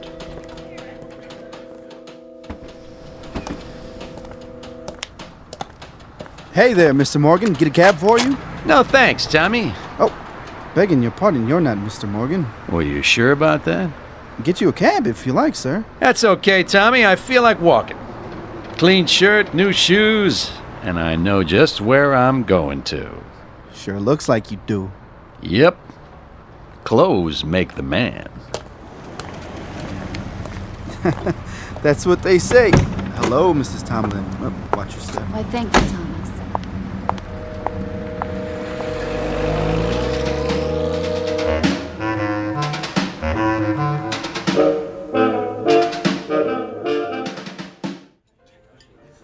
Yes, sir. May I help you? I'd like a table. You have a reservation? How about that one over there? In the corner. Next to Daggett. I'm afraid that table is reserved. It is, huh? If you would care to wait at the bar, perhaps something will open up. Well, here you go, Ferdy. This should take care of it.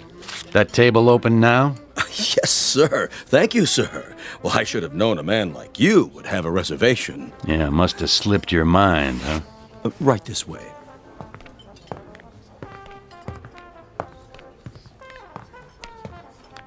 Let me pull the chair out for you. And what may I bring you, sir? The usual. The usual? Tequila. Really? Any particular brand? The good bottle, under the bar. With a slice of lime. Certainly, sir. Right away. Ferdy. Yes, Mr. Daggett. Bring us another bottle of champagne. Of course. Who's that, anyway? You mean the gentleman with the... shoes. I'm afraid I don't know, Mr. Daggett. Never saw him in here before. Nor have I. I'll get you your champagne. Friend of yours? No friend of mine. Hey, Jimmy. Yeah, boss? That fella over there. You seen him? Negative. What about you, Benny boy? Never set eyes on him. Well, he seems to know us. What's he smiling for? He ain't looking at me, honest. Of all the nerve. Just some lush. Forget it. Yeah, but a familiar lush. Something about him. Maybe he's looking at me. Iris? It could be. Or ain't I worth staring at anymore? Oh, nobody said that. Said what? Oh, nothing. I just said I was leaving you. Yeah, sure. Jimmy, why don't you go over there and... See? You never listened to me. I'm all ears. I said I was leaving you, Bernie. Sure you are. I mean it. We're Splitsville. There's only one way people leave me, honey. Feet first. Drink up, everybody. Let's finish this bottle. Sorry to tell you, boss, but that guy's still looking at us. Like he's got a secret or something. Oh, he's driving me crazy. All right, that's it. Can't even have a drink in peace. Ben. Yeah? Invite him over. What if you don't want to come? Then get rid of him. No problem.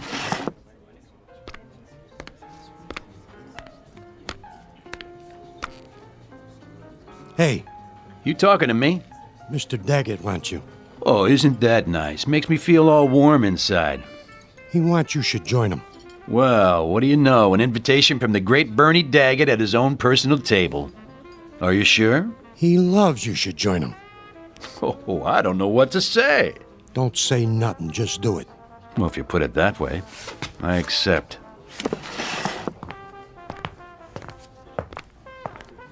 Here he is, boss. Well, well. Allow me to introduce myself. Hello, Bernie. You know me? Everyone does. By reputation. Oh, I get it. Sit down. Thanks. Get the man a chair. You, celebrating something? You might say so. Big business deal? Who told you that? Friend of mine. That right. What are you drinking? Tequila with lime. What did you say? Something wrong with that? No. It's just kind of funny. Is it? A coincidence is all. I had a friend drank the same stuff. Well, no kidding. What happened to him? What do you mean? Well, you said had. Say, what's your name? Kilroy? Look, buddy, when Mr. Daggett asks you a question... Easy, Jimmy. I'm sure he didn't mean no disrespect. What line are you in? Restaurants. Just like Dane. Isn't that something? But tonight, I'm a messenger boy. And I've got a message for you, Mr. Daggett. Well, go ahead. Let's have it. Oh, I'm sorry, no can do. What do you mean? I have instructions to deliver the message personally. In private. It's kind of a touchy matter. You understand? And who's this message from? Afraid I can't say. Here you are, sir. Another bottle of champagne on ice and 1 shot of tequila with a slice of lime.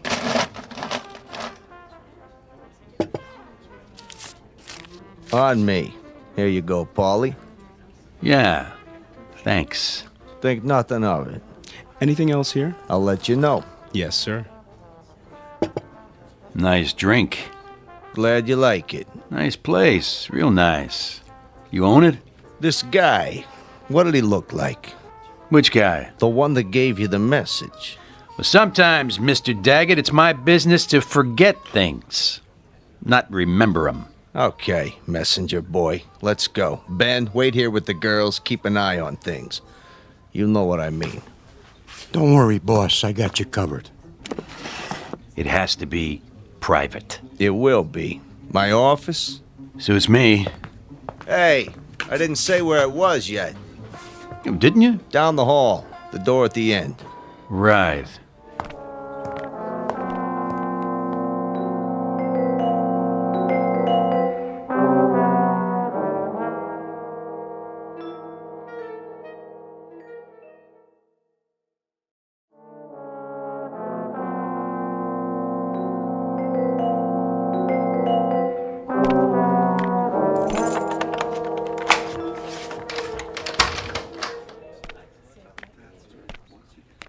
Nice place you got here.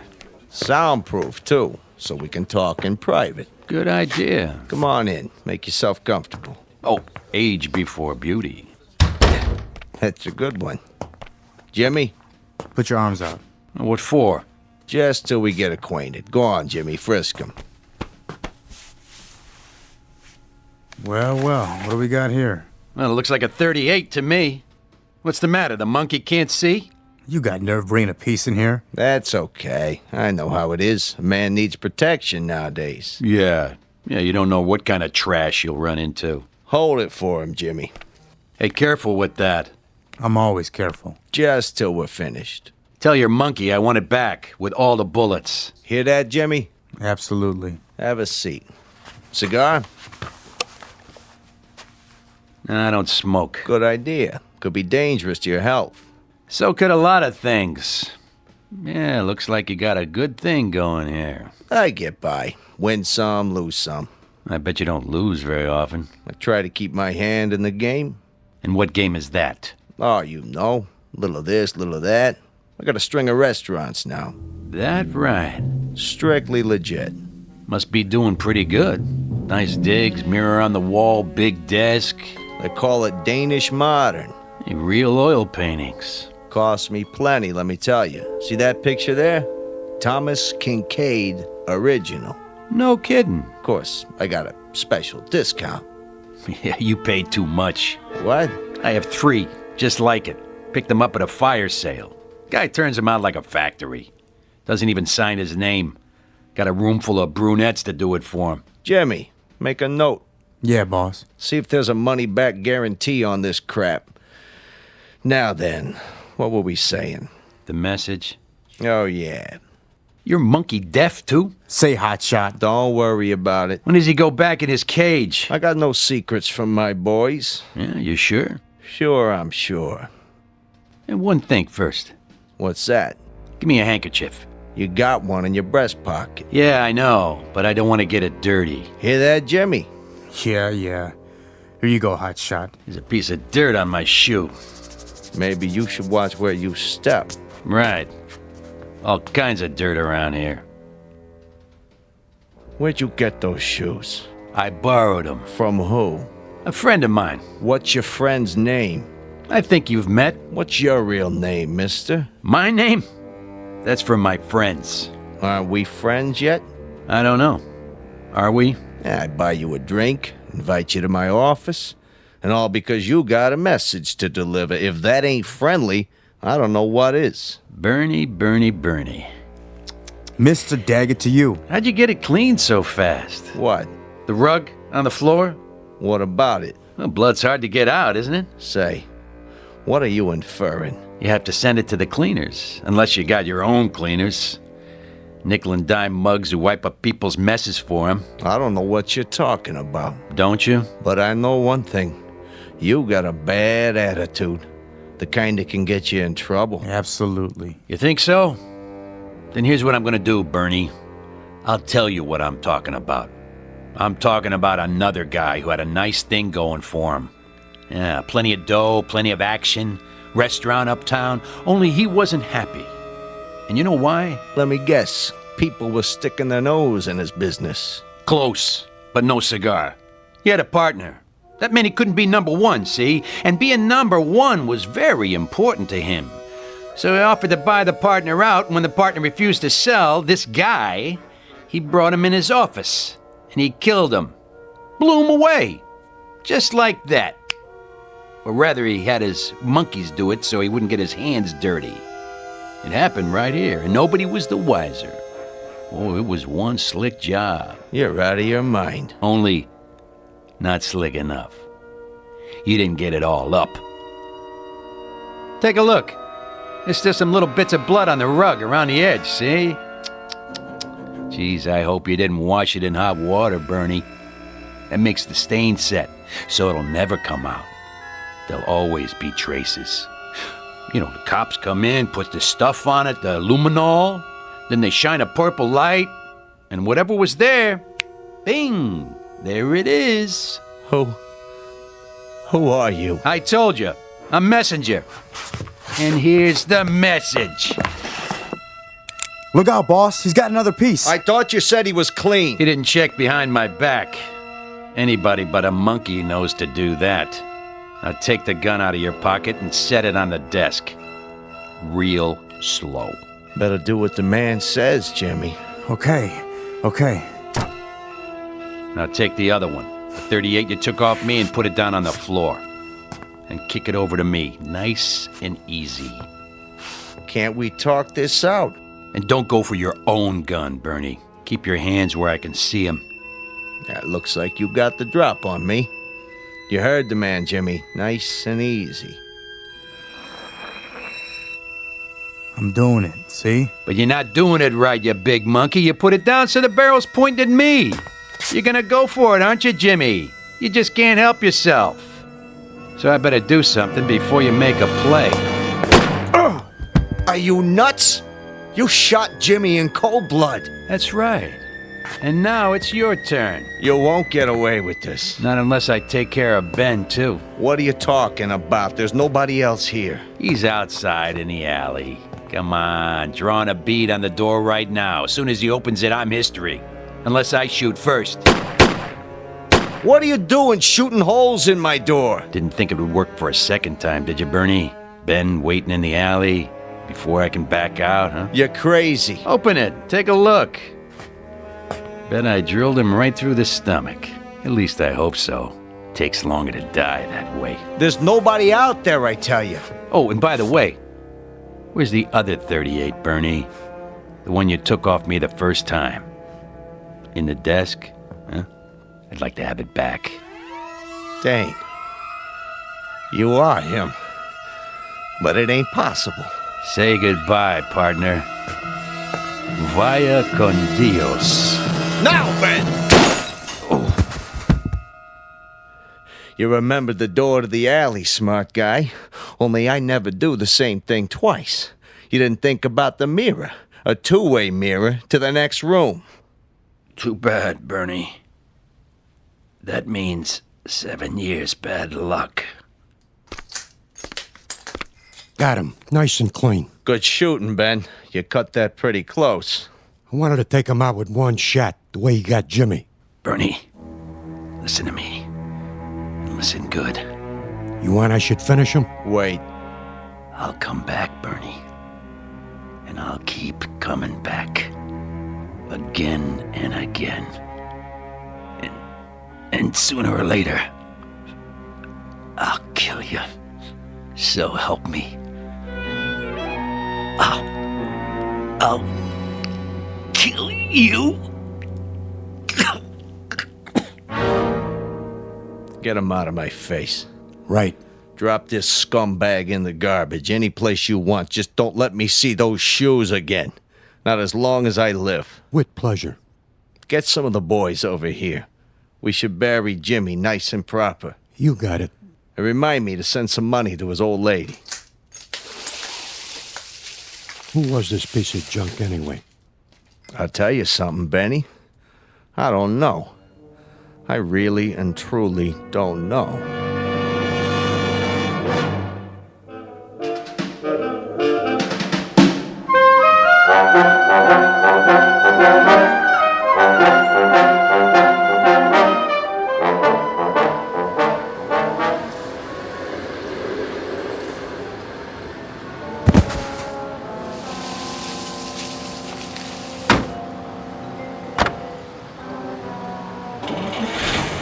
Go, the boss is waiting.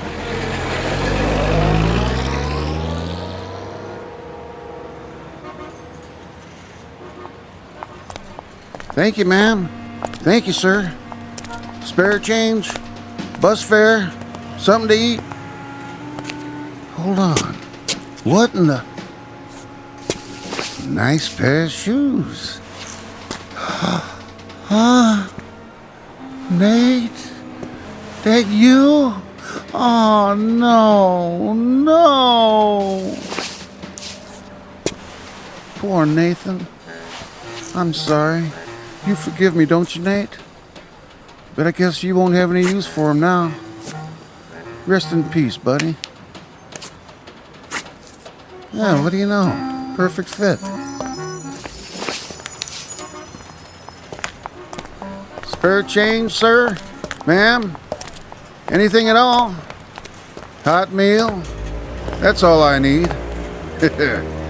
Yeah, and a hot bath and a change of clothes. That's all. 'Cause I got places to go and things to do.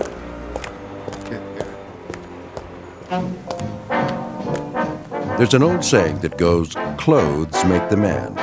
And another one that says, if the shoe fits, wear it. Keep both phrases in mind should you ever find yourself on a lonely street at night. Because nothing comes without a price. And if you happen upon a pair of expensive black and gray loafers, size 9, be very careful. Because they just might have a mind of their own. Try them on, and chances are you'll find yourself on a long-distance trek into the Twilight Zone. More from the Twilight Zone after this. Dead Man's Shoes, starring Bill Smitrovich with Stacy Keach as your narrator, was adapted for radio by Dennis Etchison and written for the Twilight Zone by Charles Beaumont and O.C. Rich. Heard in the cast were Meg Falcon, Christian Stolte, Rick Arthur, Alex Sopener, Fernette Lebo, Amber Lake, Doug James, Dale Rivera, Roger Mueller, Rich Komanek, Eddie Martinez, Tony Castillo, and Carl Amari.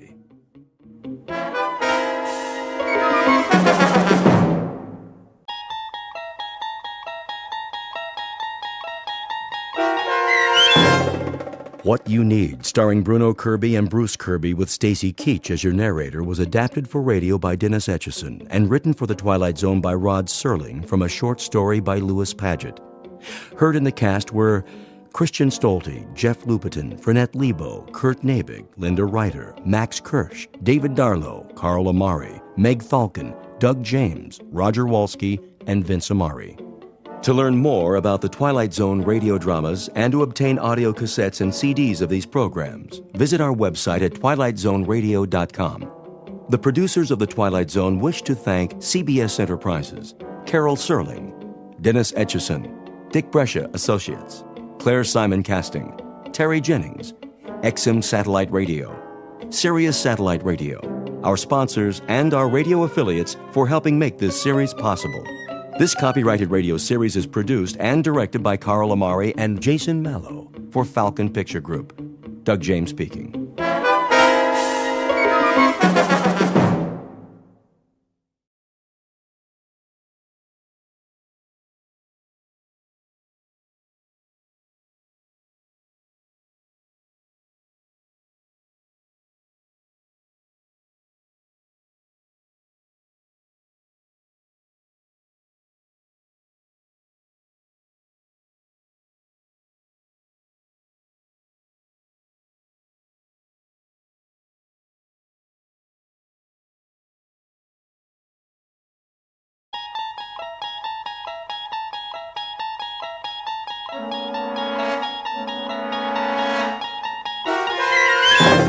There is a fifth dimension beyond that which is known to man.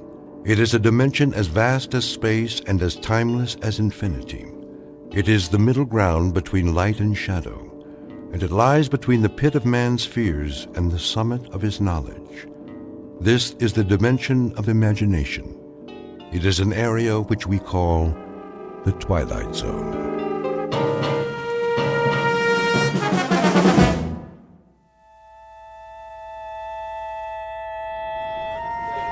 Matches, pencils, buttons, shoelaces, anything you need, anything at all.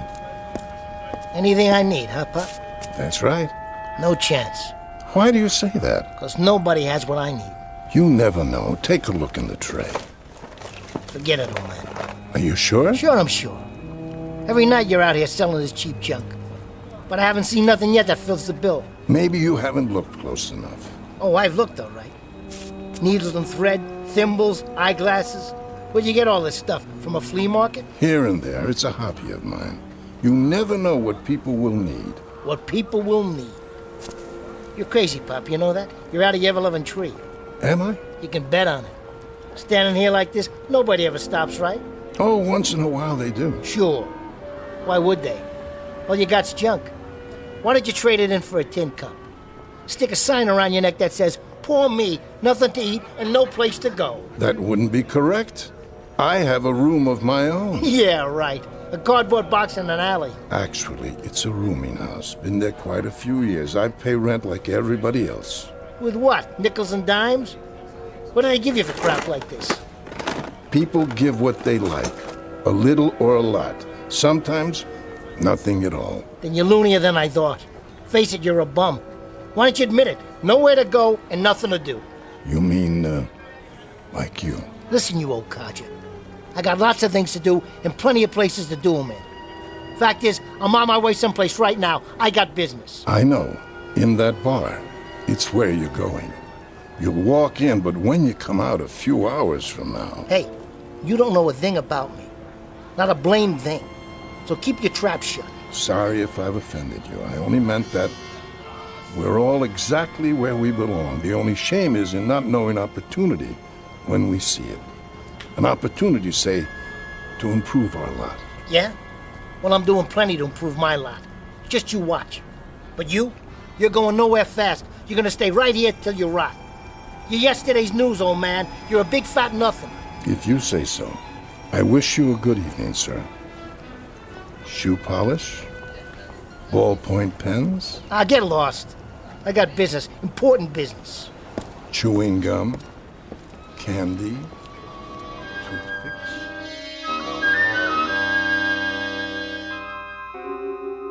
You've just met Mr. Fred Renard, age 36, who carries on his shoulder a chip the size of the national debt. It consists of an antagonism directed against the world, those who people it, and everything with which he comes in contact.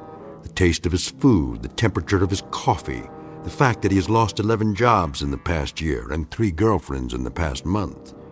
A general displeasure that is as much a part of the man as his eyes, nose, and ears.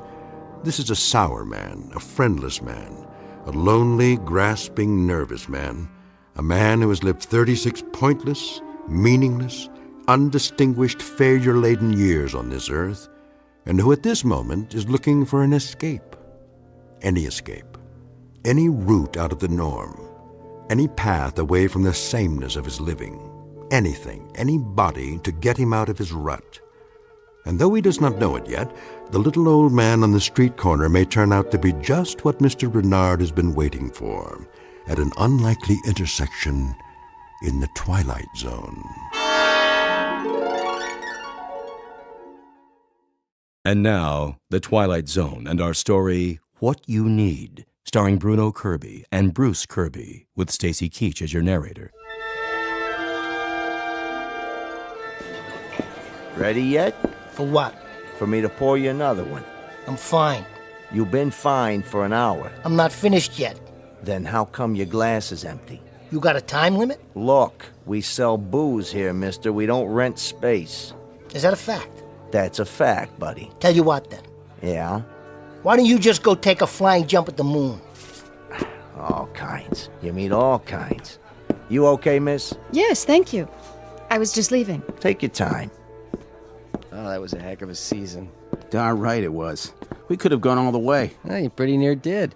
Boston had nothing in the outfield. New York... Forget about it. We had it all sewed up. How you doing, Lefty? Oh, I'm fine, Sal. Yep, all sewed up. Then they brought in that slugger from Cincinnati. Bring the man another beer. Oh, you don't have to do that. I know I don't, but it ain't every day I get to talk to Lefty Garrity. That was a while ago. Listen, the man wants to buy you a drink. You let him. Make it 2. 2 drafts coming up. Thank you kindly, fella. Don't mention it. Hey, Pop. Good evening, gentlemen and lady. Does anyone need anything? Anything at all? Not tonight, Pop. You, sir? I told you. Get lost. Ah, so you did. How about you, miss? Matches? Perfume? Really, I don't think so. A hair ribbon, perhaps? There's nothing wrong with the young lady's hair. Thank you. Why don't you give it a rest tonight, Pop? You might have a look just the same. I have a little bit of everything here. I guess I'll take some matches. You don't need matches, miss. I don't? I'll tell you what you need.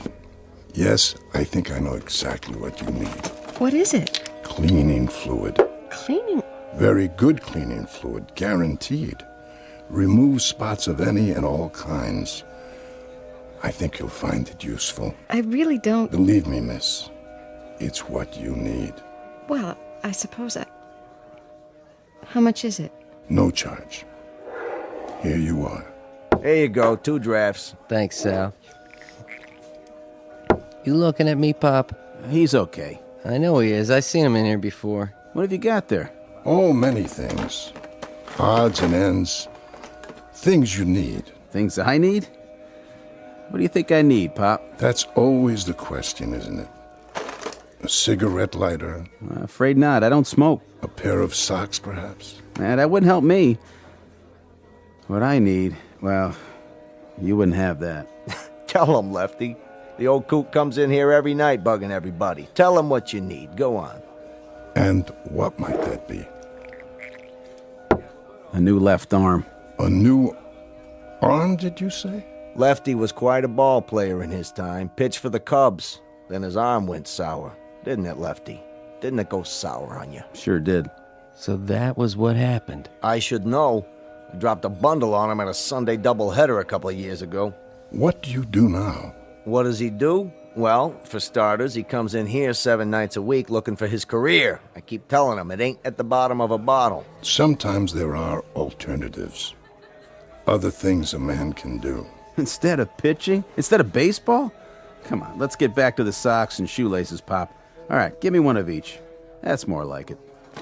I think this is what you really need. A piece of paper? Go ahead, take it. It's like a bus ticket. That's right, that's what it is. A bus ticket. A ticket to Scranton, Pennsylvania. Scranton, Pennsylvania. What's in Scranton, old man? I'm afraid I couldn't say. Coal mines. That's what they got in Scranton, Pennsylvania. They got nice, lovely coal mines. You can't pitch with that arm, Lefty. Maybe you can dig with it. Wonder who that is. Sal's place. Somebody's old lady, probably. Or a bookie calling to collect. If it's for me, I ain't been in. Got it? What? Yeah, he's here. Hey, I thought I told you. Lefty. Huh? You're wanted on the phone. Me? That's what the man said. Wants to talk to Mr. Garrity. You're kidding.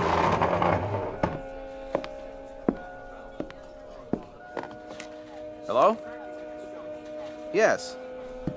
Uh-huh. But... He never got any calls before. No? Are you sure? Maybe it's his wife. Nope. He's not married. When? Hey, listen, if this is a gag... Right. I understand. Uh-huh.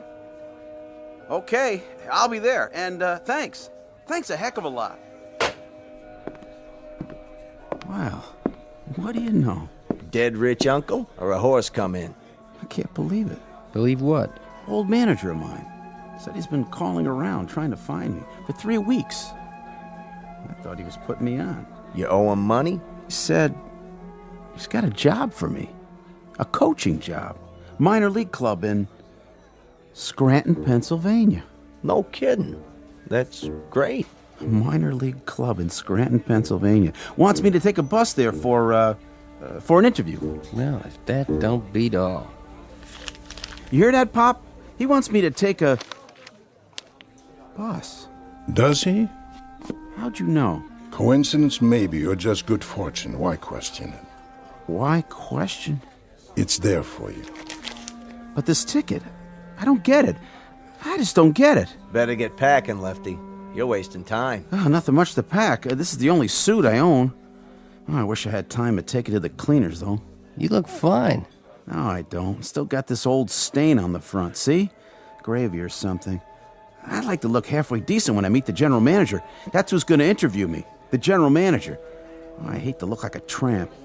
I can get a shave, but I don't have any other suits. Excuse me. I couldn't help but overhear. Why don't you try some of this on your jacket? What? It's supposed to be very good for that sort of thing.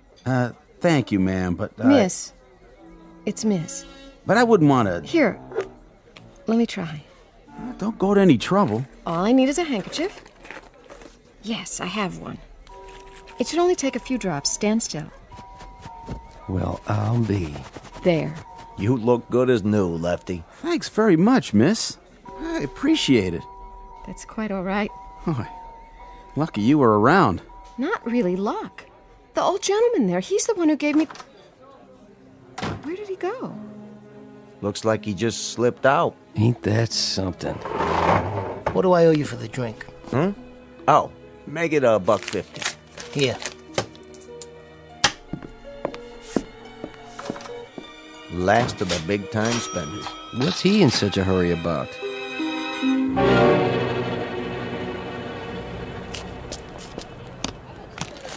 Candy, breath mints, pencils. I saw what happened in there. Something for you after all? A flower for your lapel. Is this what I need?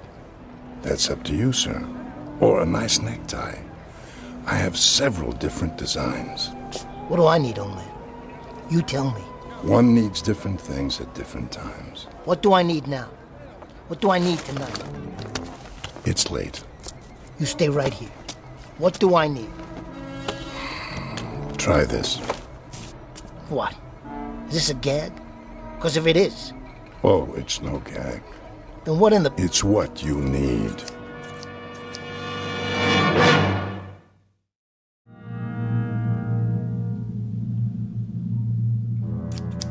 Scissors?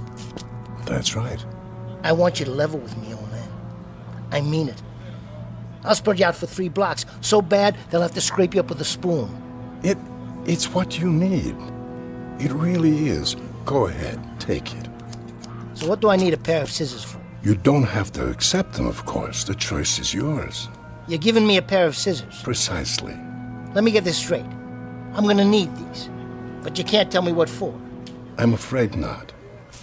Well, let me tell you one thing. What I need is something that'll do me some good. Like a tip on a horse at Belmont. One that's gonna finish in the money. Just give me the name, I'll do the rest. Sorry. I know nothing about gambling. Is that the truth? But you're asking me to gamble on this. A pair of scissors. What's it gonna get me? I couldn't say, but I do believe it's... What I need. I heard you the first time. Well, I'll tell you, Pop. I need scissors like I need a hole in the head. Say, what are you trying to pull? Pull? You help those people in the bar. But me? I get something to open my letters with. Something to cut a piece of string. Now you listen to me. These things will cut a lot more than that. Like your throat. Don't you forget it. If you think I'm some punk you can pull a joke on. No joke, I assure you. Ah, forget it. What am I wasting my time for? You're just a nickel and dime loser. I got better things to do. I got business, big business. Very well, then. If you're sure. Give them to me. You said they were mine, didn't you? I did. Yeah, why not? See you in the funny papers, old man. Perfume, lipstick, kitchen utensils, anything you need.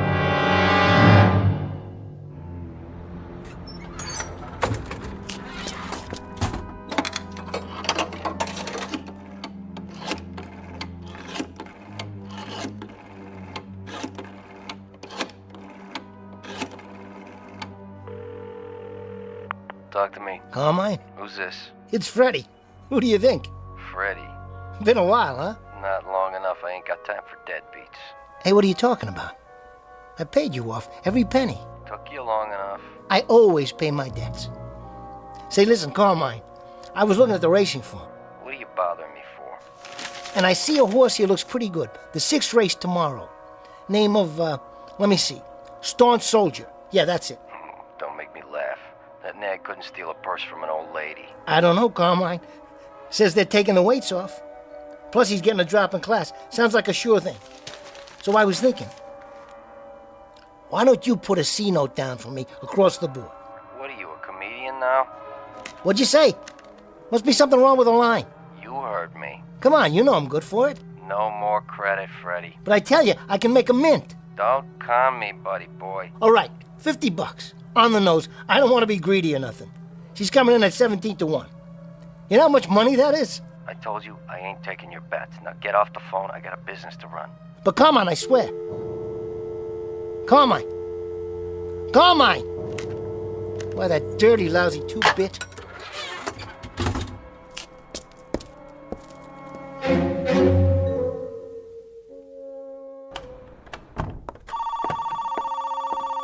Hotel Carlton. Yeah, by the week. Payment in advance. In cash. Same to you, pal. Mr. Renard. Yeah. About your bill? I'll settle up tomorrow. That's what you said yesterday. Hey, I got a big payoff coming in. Deal I'm putting together. Just got a little cash flow problem, strictly temporary. Mr. Renard. Give me till tomorrow afternoon. If I don't have payment in full... Don't worry about it, okay? 5 o'clock, the whole thing in cash. Till 5 o'clock tomorrow, then. At the latest. You got it. Come on. What's with this elevator? About time. 4th floor, you broken down old piece of... Hey! What? My tie? How did it get caught in the door? Can't reach the button. Stop this thing! Stop! Get this off of my neck. Something quick. Something to cut it with.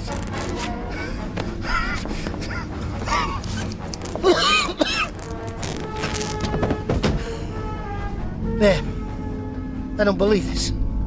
I could have choked to death if I didn't have these.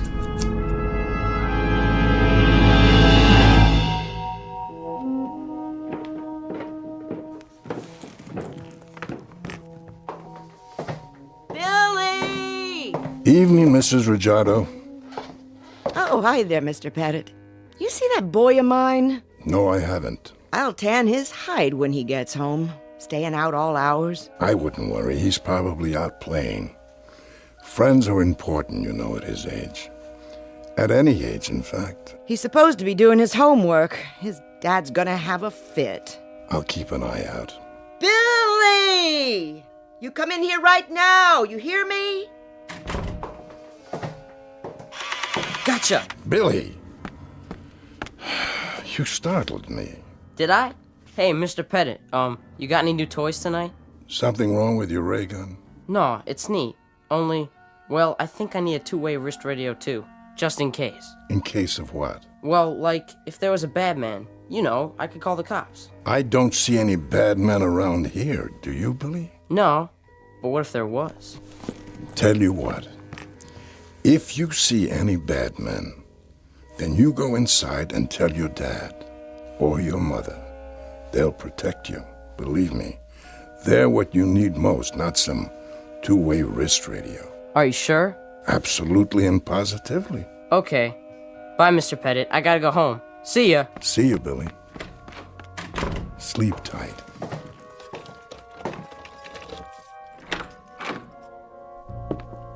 Now, where's that light switch?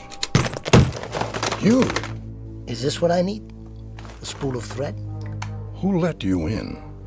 You gotta get a new lock on your door. I could open this one with a toothpick. How did you know where I live? No problem.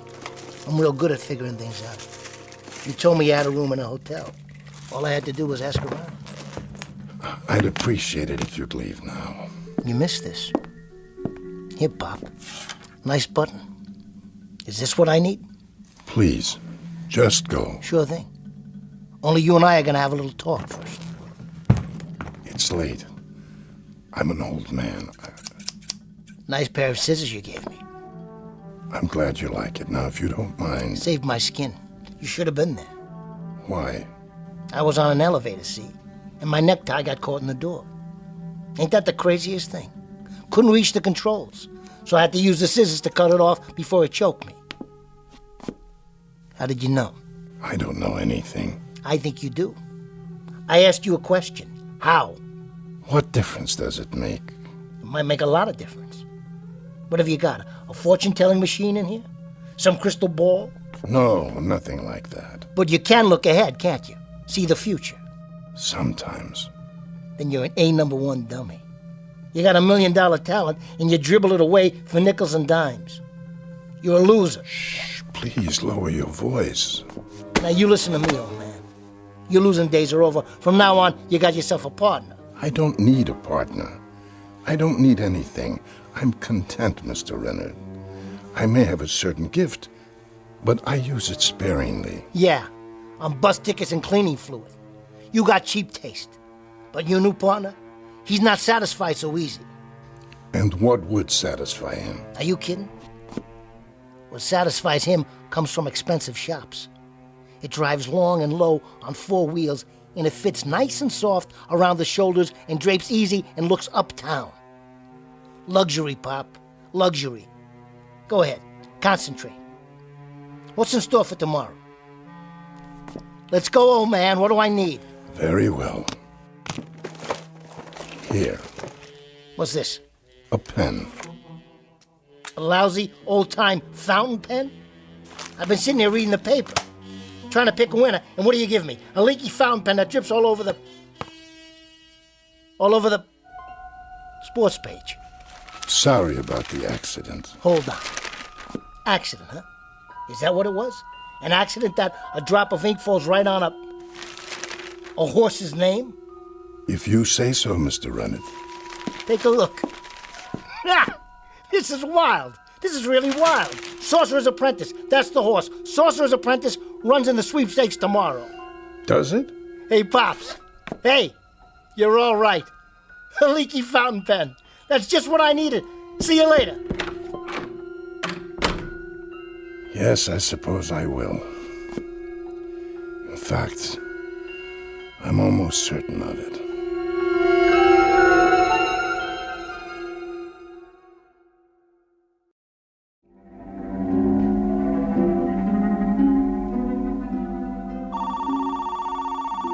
Front desk.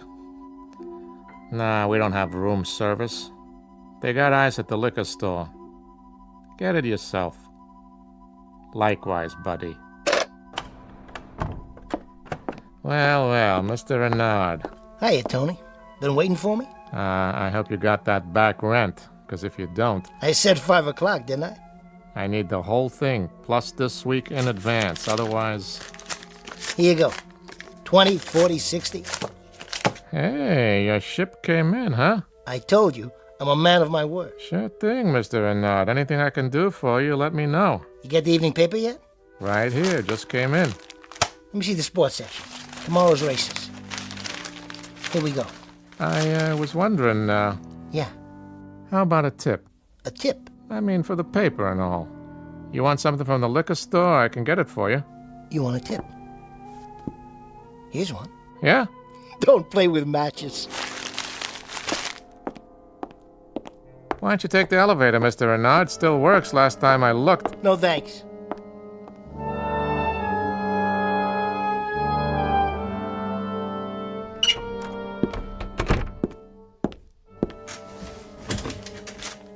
$210, $215. Still got $220 left. It's gonna be $1 million. I'll parlay it all 7 races. Not just horses either. Prize fights, football, baseball, basketball, anything. Come on. Talk to me. Carmine. I got some bets to put down, starting with... Told you, Freddie, no more credit. Listen to this. Put your ear close to the phone. Get off the line. Hear that?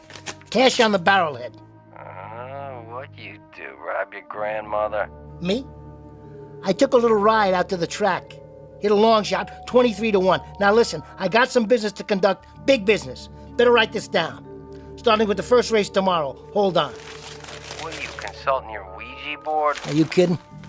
All I have to do is take out my lucky fountain pen like this. Your what? Or should I say, my leaky fountain pen? Let's see what it drips on this time.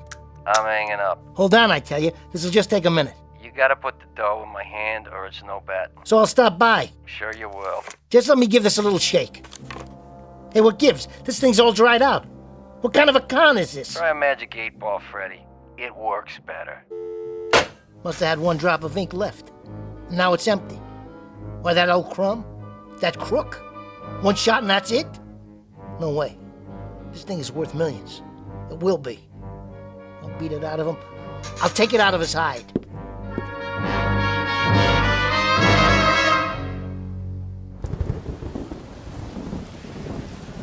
Buttons, needle and thread, shoehorns, anything you need.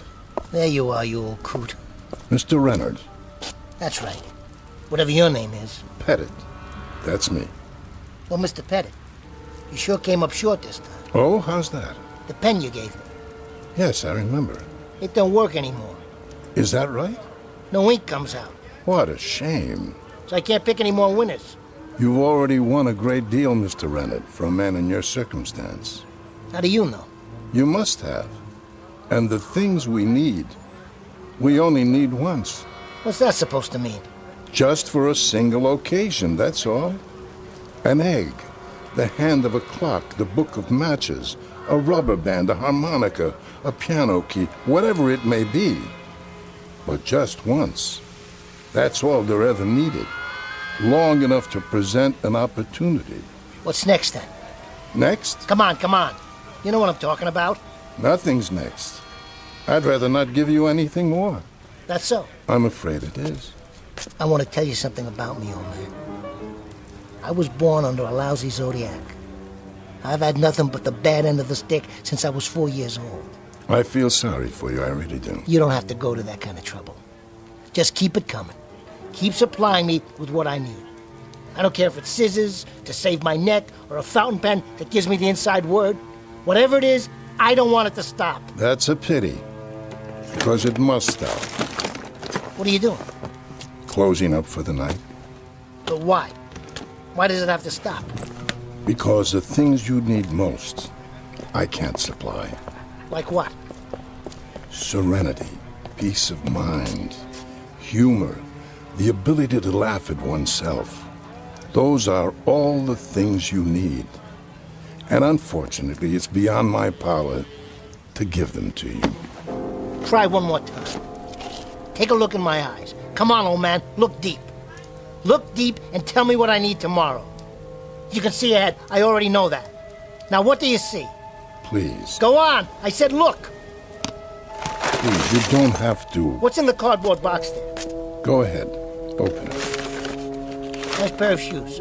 All shined up, too. Take them. Is this what you've got for me? Yes, they're for you. Nice. They're tight, though. Sorry. Too tight. And they're leather soled.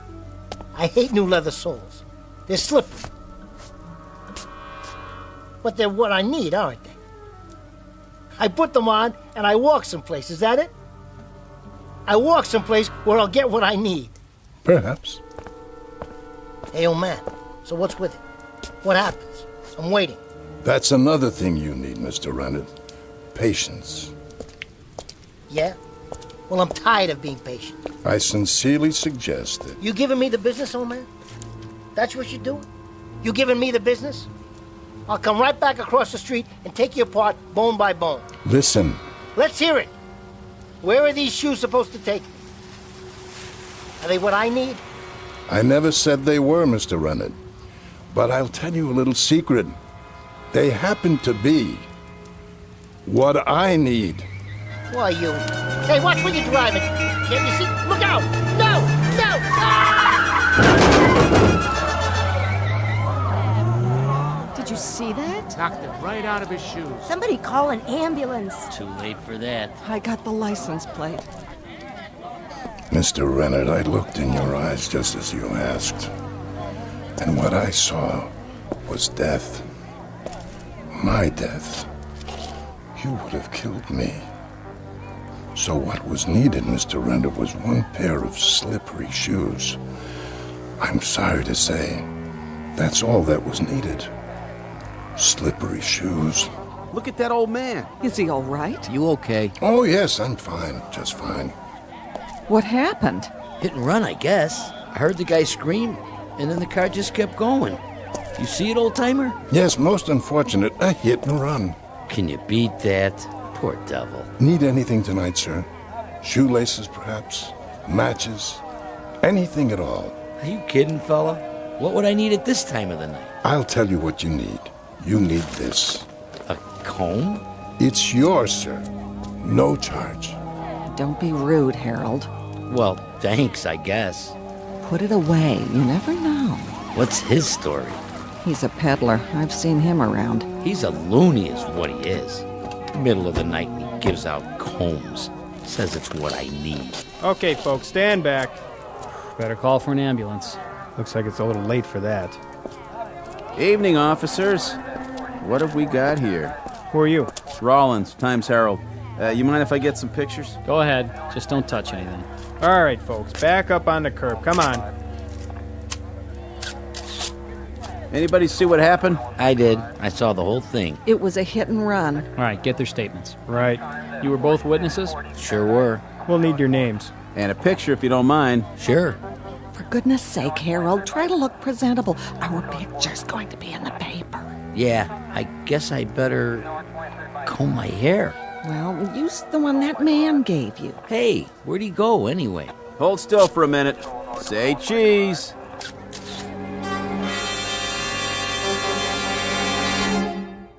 Street scene, night, a traffic accident, and a victim named Fred Renard.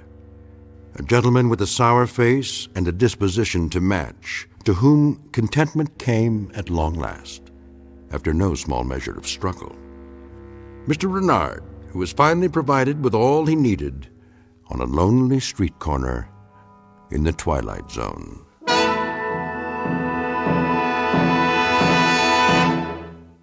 More from the Twilight Zone after this. Hello, I'm Stacy Keach.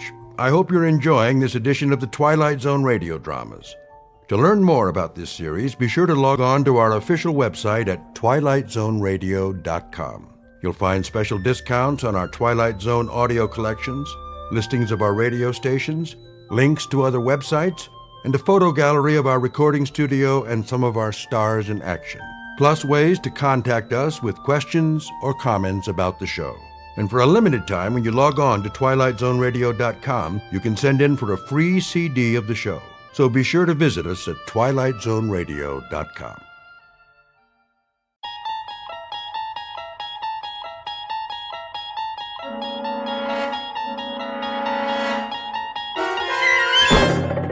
There is a fifth dimension beyond that which is known to man. It is a dimension as vast as space and as timeless as infinity. It is the middle ground between light and shadow, and it lies between the pit of man's fears and the summit of his knowledge. This is the dimension of imagination. It is an area which we call the Twilight Zone.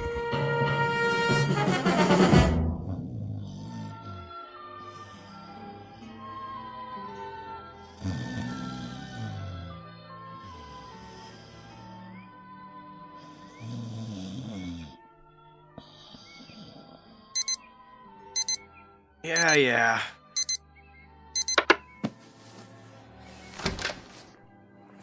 Glenn, honey. Snooze alarm. That was the snooze alarm. Time to rise and shine. Want breakfast? No. Coffee, at least. Why are you up already? Oh, I had some things to take care of. Well, you should sleep in. Well, I'm awake now. Let's go, Tiger. All right. Careful. Sorry. What happened? Nothing. I knocked over the picture. Too much stuff on this table. Don't worry about it. I'll clean it up. You'd better get ready. Okay.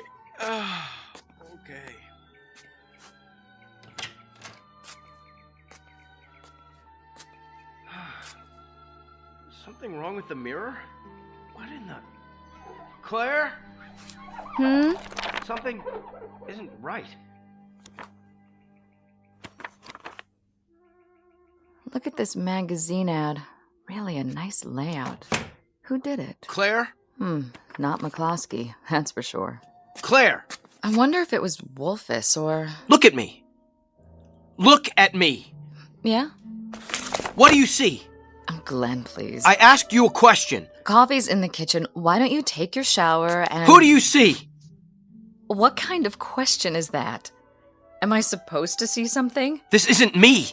You're right. I knew it! It's somebody acting like an idiot. My face, Claire! Look at my face! Very nice. Now, don't forget to shave. You think it's nice? I just looked in the mirror and I've never seen this face before in my life!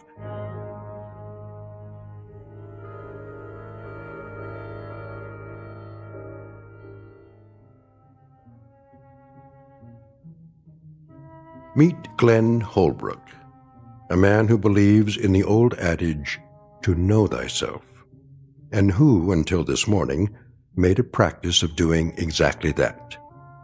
For most of his adult life, Mr. Holbrook has felt very much at home in his own skin. But a moment ago, he caught a glimpse of himself in the bathroom mirror and didn't recognize the stranger staring back. Whether he will discover that stranger's identity remains to be seen. Because somehow the law of cause and effect has been temporarily interrupted. It was put on hold the moment he awoke to find himself a new resident of the Twilight Zone.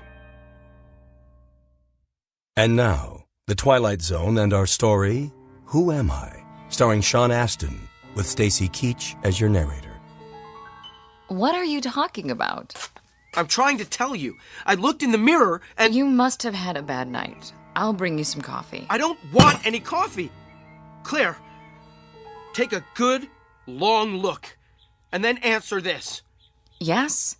How can a man go to bed one person and wake up another? Who did? Me! That's ridiculous. All right, the joke's over.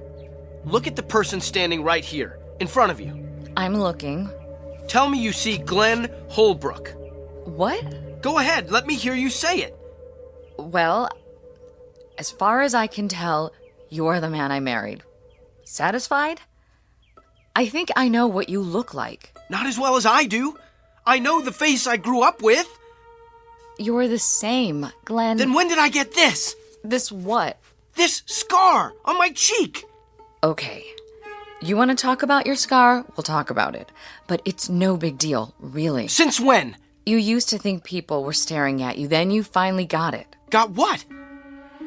You figured out that nobody pays attention to anyone but themselves. Personally, I think it's sexy.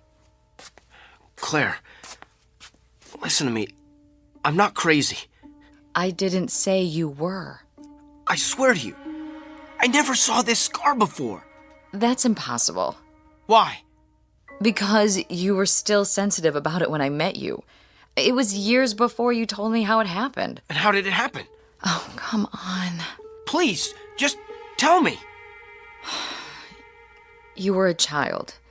You and some other boys were playing war. Somebody threw a rock and it hit you in the cheek. It required 7 stitches. Your mother was hysterical. Isn't that right? No, it never happened. Not to me. I've had about enough of this. It's getting late. Go over to the bedroom mirror and we'll settle it.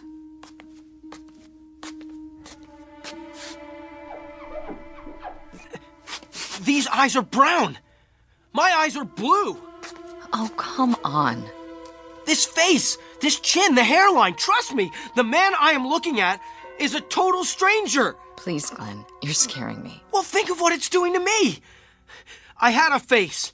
Not great, but pretty decent looking, I thought. Wait, where's the picture? I'll prove it to you. Picture? The one I knocked over when I turned off the radio. I threw it away. When? Just now. I was only in the bathroom for a minute. I didn't want you to cut yourself. The glass was broken. I know the glass was broken, but where's the picture, the photograph of the both of us? In the trash. What? It was ruined. Don't worry, I'll have another print made. I want to see it. I put the trash bag in the hall. It's covered with coffee grounds and garbage by now. Did you look at it? I know that picture. It's you. Of course it's me. That's what I've been telling you. It has to be. It was taken on our honeymoon. You've hardly changed at all. Brown eyes, broad forehead, nice cheekbones, and that little scar. Oh, you can hardly see it. I don't have any scar. Glenn, I've had about enough of this. Yeah, so have I. I don't know what's happened to me. You had a bad dream or something. It'll pass. You'll see. Now, put it out of your mind. Get dressed and go to work before... Work? McCloskey will throw me out. I'm an imposter. No, he won't. You're you. I know that. And so will he and Harry and everybody else in the office. Inside, I'm me. But on the outside, who am I?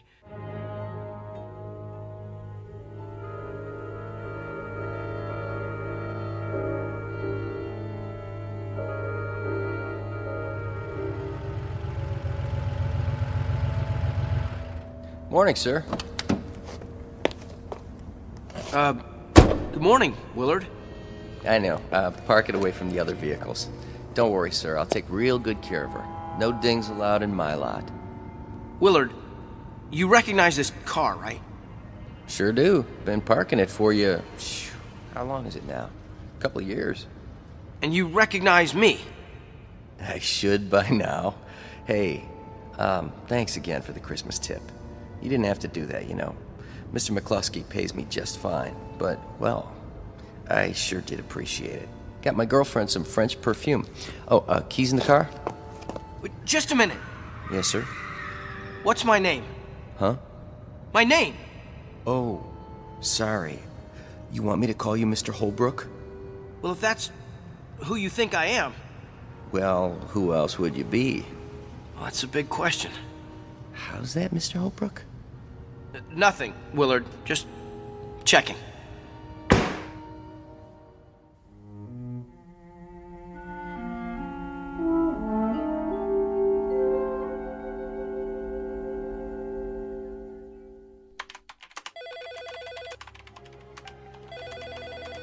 McCloskey Advertising, how may I direct your call? One moment, please. McCloskey Advertising, how may I... No, he's not in yet. Would you like his voicemail? Just a moment. Good morning, Mr. Holbrook. What did you say? I said good morning. Yeah, I thought that's what you said. You know me then? Of course, Mr. Holbrook. Is anything wrong? No. No, everything's just fine.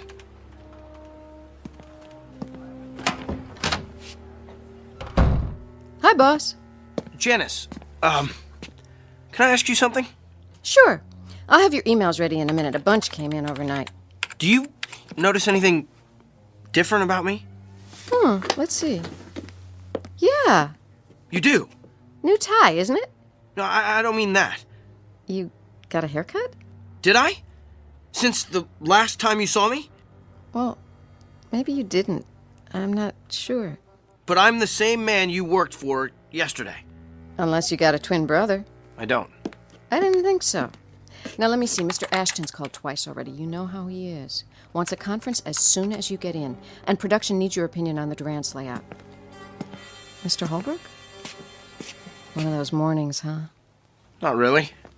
Am I missing something? No. I am. You didn't have your coffee yet. There should be some in the lounge. Listen, Janice. Yes?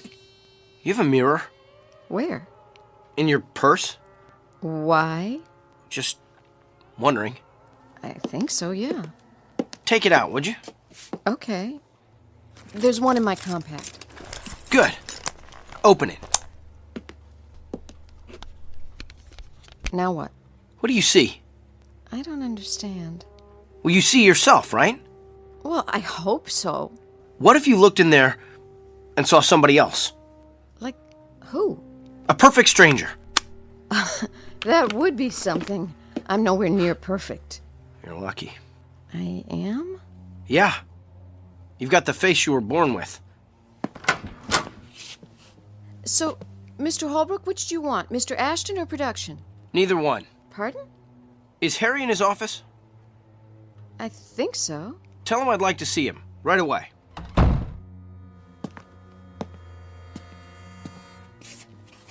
Mr. Ashton on line 1. Well, I'll get back to him. Where's Harry? I'm just calling. Get him in here. Yes, sir.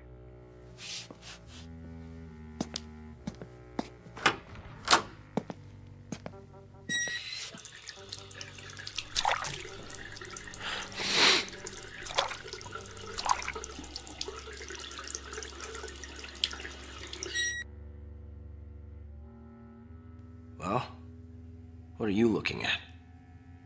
Nice scar there, buddy.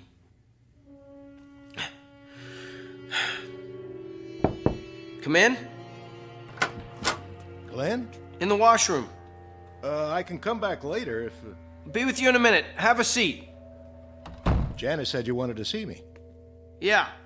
So what's up? Just a little reality check. What's that? Harry, how long have you worked here? Let's see, 3 years, isn't it? Would you say that we know each other pretty well? Sure do. Why? And do me a favor. No problem. You'll have to ask for your own raise, though. I don't even think McCluskey knows my first name. If you had to give a description of me, what would you say?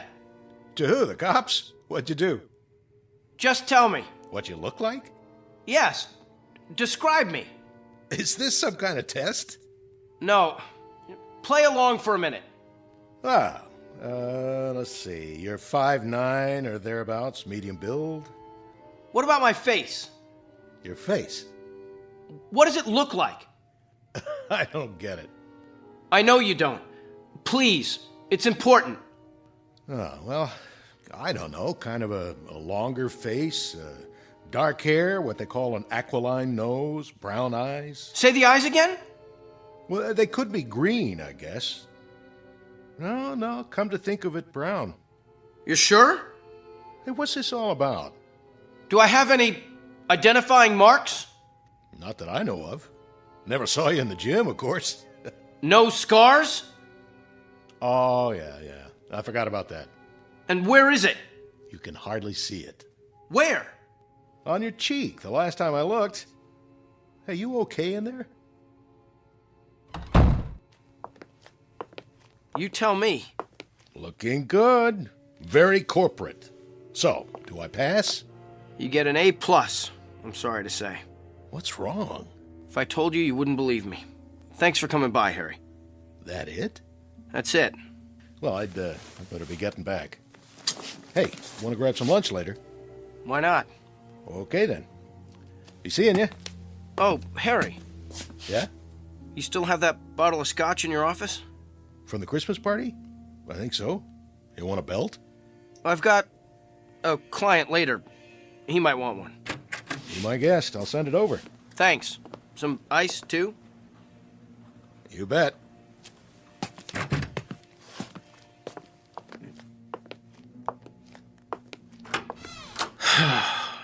Yeah, I've got a client, all right. And if he doesn't want to drink, I know somebody who does. My old pal, Scarface here. Mirror, mirror on the wall. Who's the strangest one of all?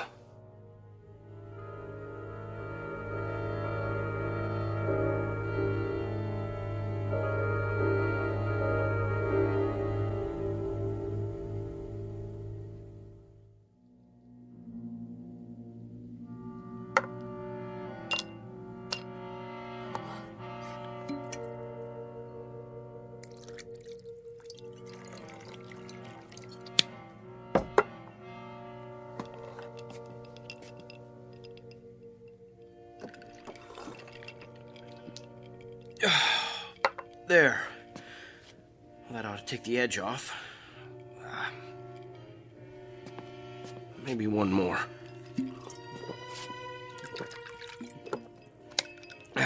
Now, let's have another look at that mirror. Eyes front and center. Here we go. 10, hut! Stop looking at me!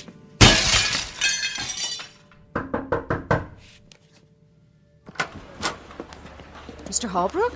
Where? Mr. Holbrook! There she is. Lucky Janice. The lady who knows herself. You've cut your hand. He never laid a glove on me. Give me a Band-Aid, would you, sweets? What happened? You're bleeding.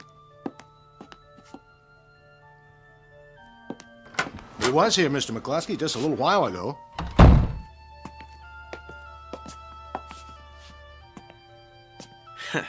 Hi, Harry. What's going on? Wrap a towel around it for now. Nah, it's only a little scratch.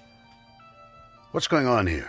There was a crash, Mr. McCluskey. I came in as soon as I heard it. 7 years. Bad luck. Here, Glenn, sit down. Holbrook, have you been drinking? Surely you jest. Glenn's not a drinker, Mr. McCluskey. Not until now. Leave us. But his hand. Look at that. Towel's turning pink. Pretty, huh? Where's the first aid kit? In my desk. Bring it here, if you please, Miss Bentley. And then kindly leave us. I'll take it from here. Certainly, sir. At least the bottle's only half empty.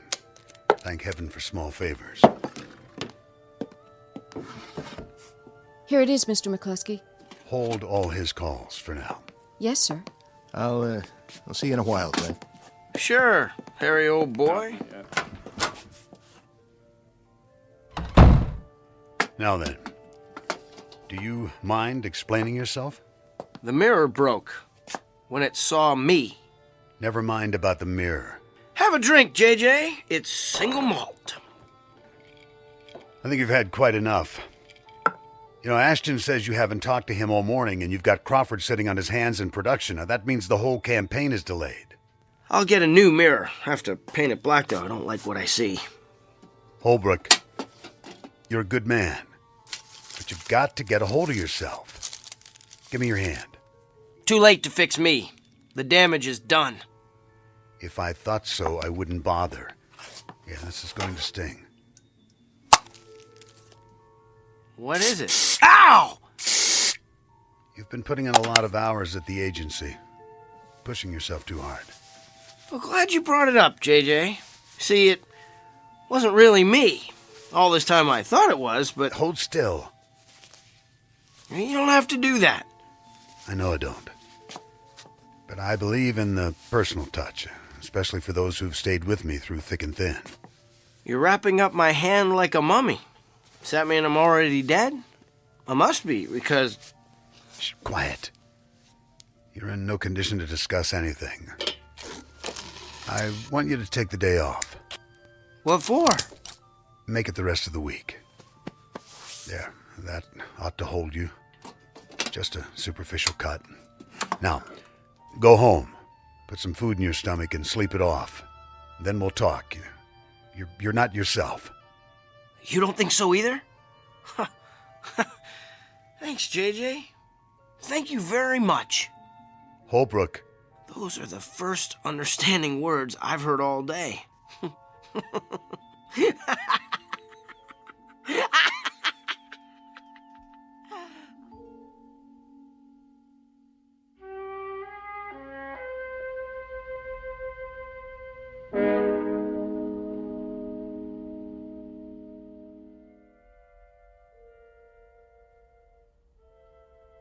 Continue, please, Mrs. James.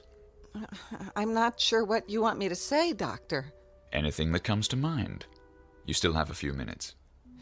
Well, as I've told you, I have trouble sleeping, and every little thing seems to set me off. Perhaps that's it. It? The cause of your irritability. The domestic discord. Lack of sleep? Well, my physician did say I need more exercise. No, that's addressing the symptoms. But what is the root cause? Let's try a different tack.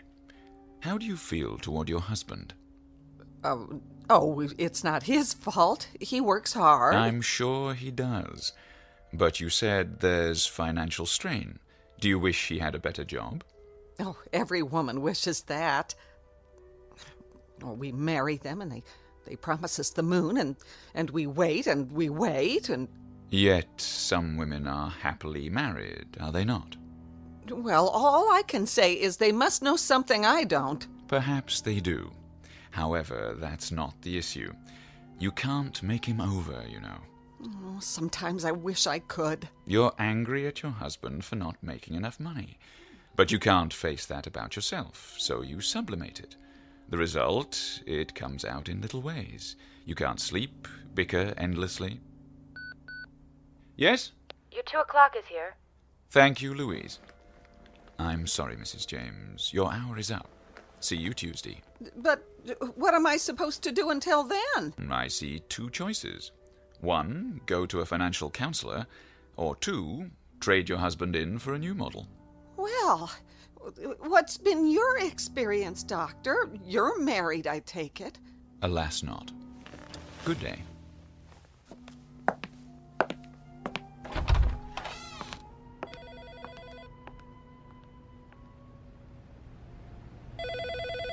He'll see you now.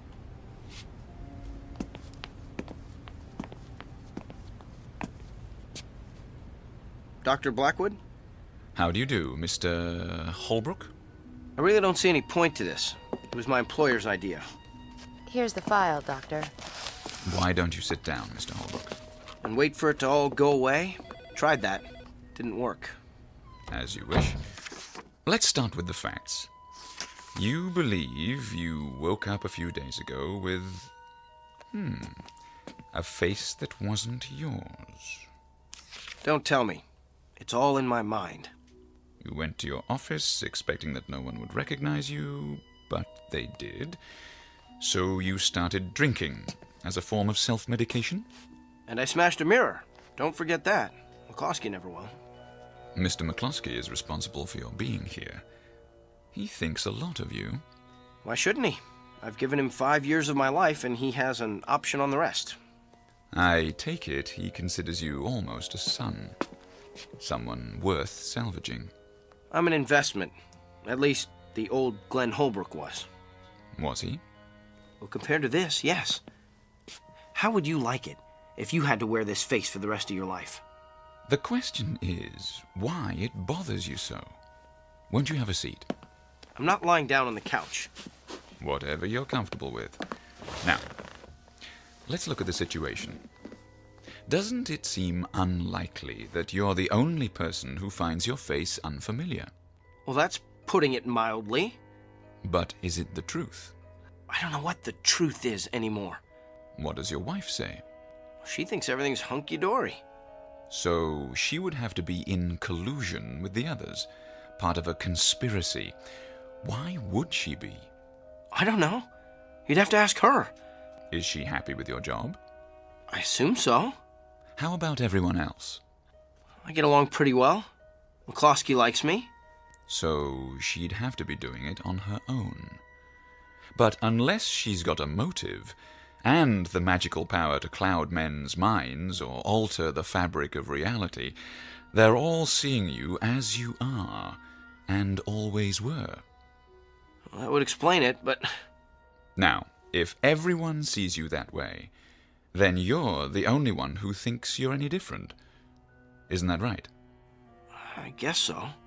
Ergo, the trouble is not with them, but with you.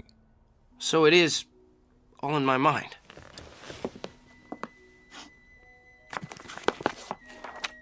These books are filled with case histories, Mr. Holbrook. Many of them far more bizarre than yours. When a man finds the world he lives in too hostile, too evil, too miserable, he sometimes invents a new one that fits him better. He then takes his leave of this world, so to speak, although he remains physically in it. That's what happened to me. It fits the pattern. So it'll help me if I see the pattern. How does that work? Even if I know it, I'll still be messed up, won't I? We have to go back to primal causes. The underlying question is, how do you know what you know? Philosophy 101. Epistemology. But did you understand it? I passed the class in college, if that's what you mean. Look, it's really very simple. If each of us existed in his own world, the universe would be chaos. The conflict is between consensus and individual perception. But science is about what can be verified, and one human mind is too fragile to rely on. Without a common ground, where would we be? Lost somewhere in the stars, I should say.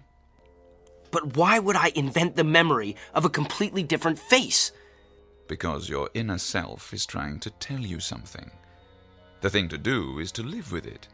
Accept it. Easier said than done. Nothing is easy, Mr. Holbrook. The longest journey begins with, you know, the rest.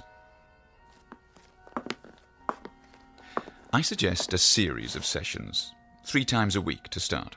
Is that agreeable? If it'll bring back the face I was born with. That's up to you. But I would say the prognosis is most favorable. Now, if you don't mind, I'll ask you to fill out an insurance form for your health provider.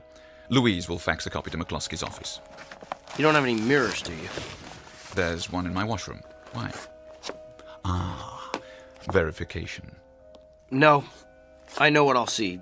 You better keep it locked up while I'm here so I don't start busting up the place.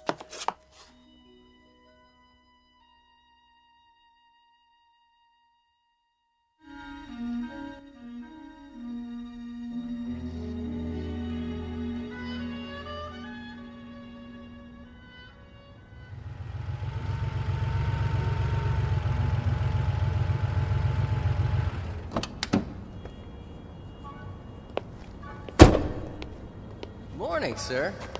Morning, Willard. Been a while. Yes, it has. Well, welcome back. I know, park it in a safe place. Don't worry. I wanted to thank you. For what? Taking care of my car. When? That day, last month, when I took a cab home. I left it here for how long, a week? Oh, don't worry about it. Mr. McCloskey said you were sick. I was, but I'm all right now. The key's in the ignition. Got it. Say, what's the long package? Oh, I almost forgot. Something from my office. Hand it to me, will you? Sure thing. Thanks. Oh, and Willard? Yeah? You wouldn't know where I could borrow a hammer, would you?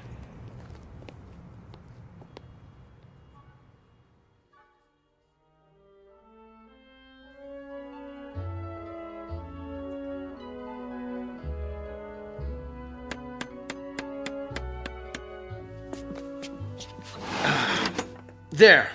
All done. Brand new mirror, huh? Yep, got it at the home shack on the way to work. That should make old McCloskey happy. The least I could do. You really had him going. Now, if I'd broken that mirror, I'd be out on my ear. Hand me the towel so I can polish it up. Here you go. Mirror, mirror on the wall. Hi there, ugly. Don't talk about yourself that way. Well, it's true.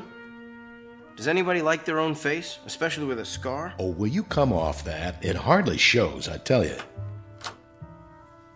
Mr. Holbrook? In here. Mr. McCloskey's here to see you, sir. And, Mr. Holbrook, I just wanted to say, it's good to have you back. It's good to be back. And Janice, please call me Glenn from now on. If you like, sir. I mean, Glenn.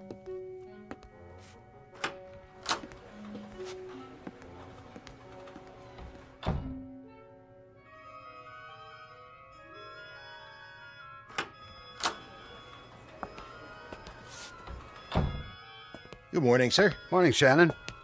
Part of the welcoming committee? You bet. What have you done in there, Holbrook? A new medicine chest? You didn't have to do that. On the contrary, Mr. McCloskey, I'd like to make amends, and this is a start.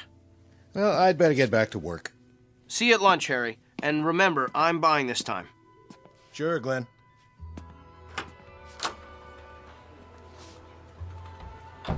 You're doing well. Blackwood thinks so, too. Well, thank you, sir. I owe you an apology. Water under the bridge. A man has a right to let go once in a while. I've done some funny things in my time, too. Really, Mr. McCloskey? Tell you about them someday. I just wanted to stop in and say hello. We'll go on as if nothing happened. Okay, by you? More than okay. Onward and upward. That's the spirit, my boy. If you need advice about anything, you let me know. My door's always open. Thank you, sir. Call me JJ.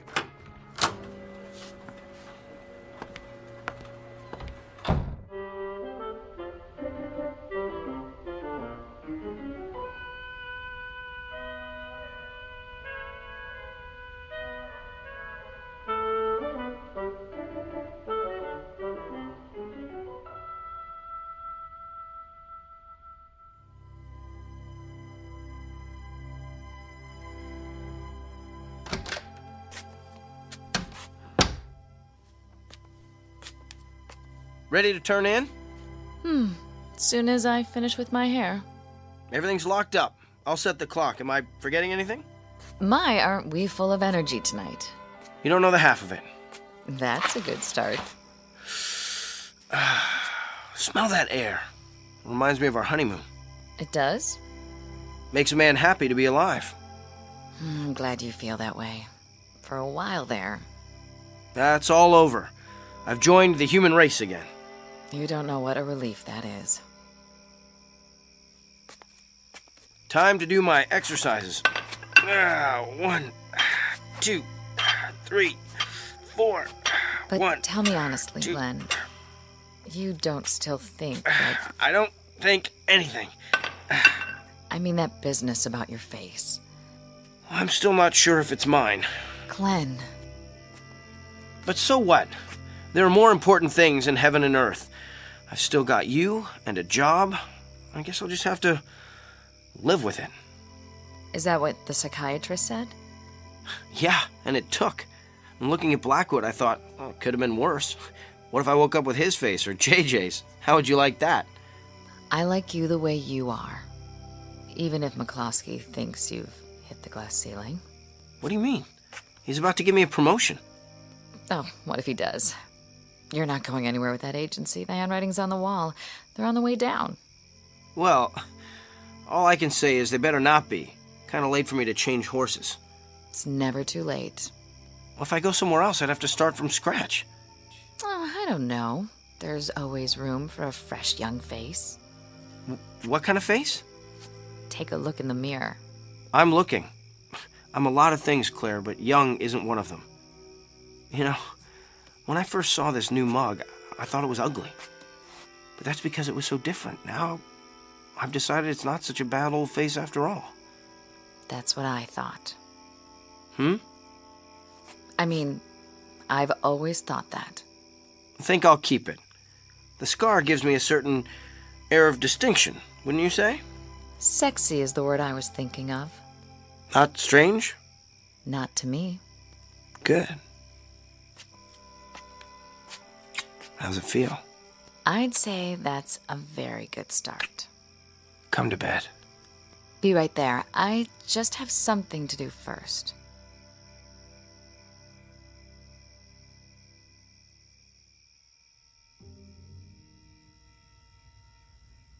Five black candles to form the pentagram. By one flame united. Asmodeus, Lord of Darkness, hear my plea. I summon your power. Magic words of Samothrace. Give my man a comely face.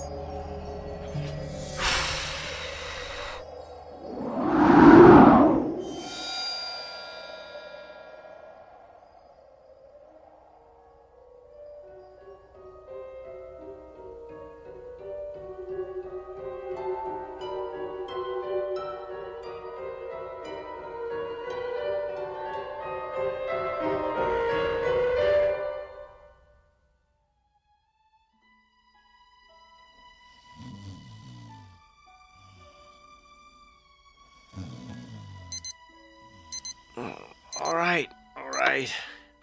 Go get him, Tiger. Yeah, I hear that.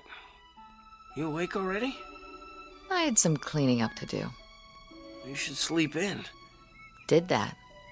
Better get a move on. Right.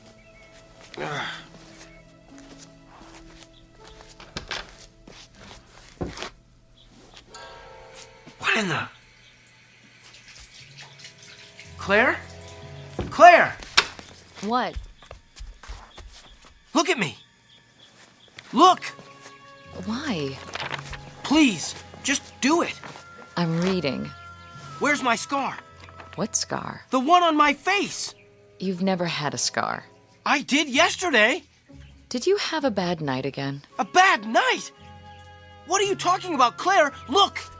This isn't me! Of course it is. And quite handsome, I must say. Just like one of the male models in this magazine. Where? What is going on? Relax, Glenn. Go with the flow. You'll see. We'll both feel better after you have your morning coffee.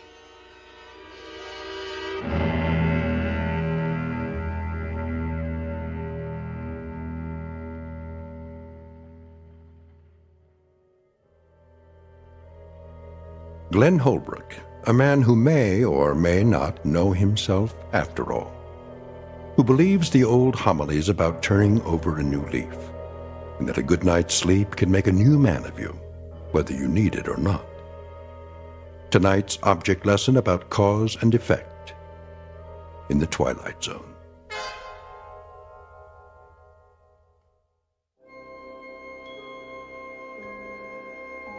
Hi, this is Carl Amari, producer of the Twilight Zone Radio Dramas. I'd like to take a moment to tell you about our official website at twilightzoneradio.com. where you'll get the latest news and information on these Twilight Zone radio dramas. Plus, at twilightzoneradio.com, you can digitally download 3 free episodes or any of our episodes for only $1.95 each. In this age of ever-changing technology, we've decided to make these episodes instantly available to you by making the Twilight Zone radio dramas a digital download-only series. This means that this series will no longer be offered on CD. The CD collections at our website are now being offered, while supplies last, at buy one, get one free. So be sure to get your favorites before they're sold out. Be sure to visit us often, and I'll see you in the zone.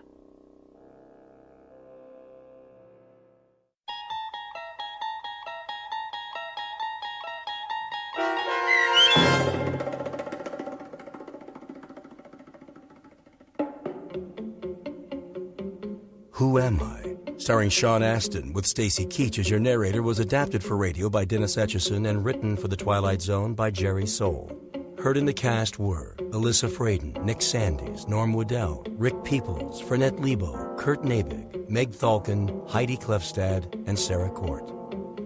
The producers of The Twilight Zone wish to thank CBS Enterprises and the Rod Serling Estate for making this series possible. This copyrighted radio series is produced and directed by Carl Amari for Falcon Picture Group. Custom Foley effects, sound design, and mixing are done in the Cerny American Sound to Picture Theater by Cerny American creatives Bob Benson, Todd Beyer, Craig Lee, and Tim Cerny. To learn more about the Twilight Zone radio dramas and to contact us, visit our official website at twilightzoneradio.com. Doug James speaking.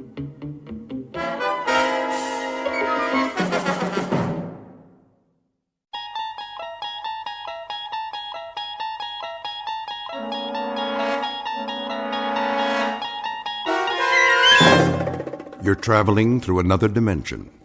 A dimension not only of sight and sound, but of mind.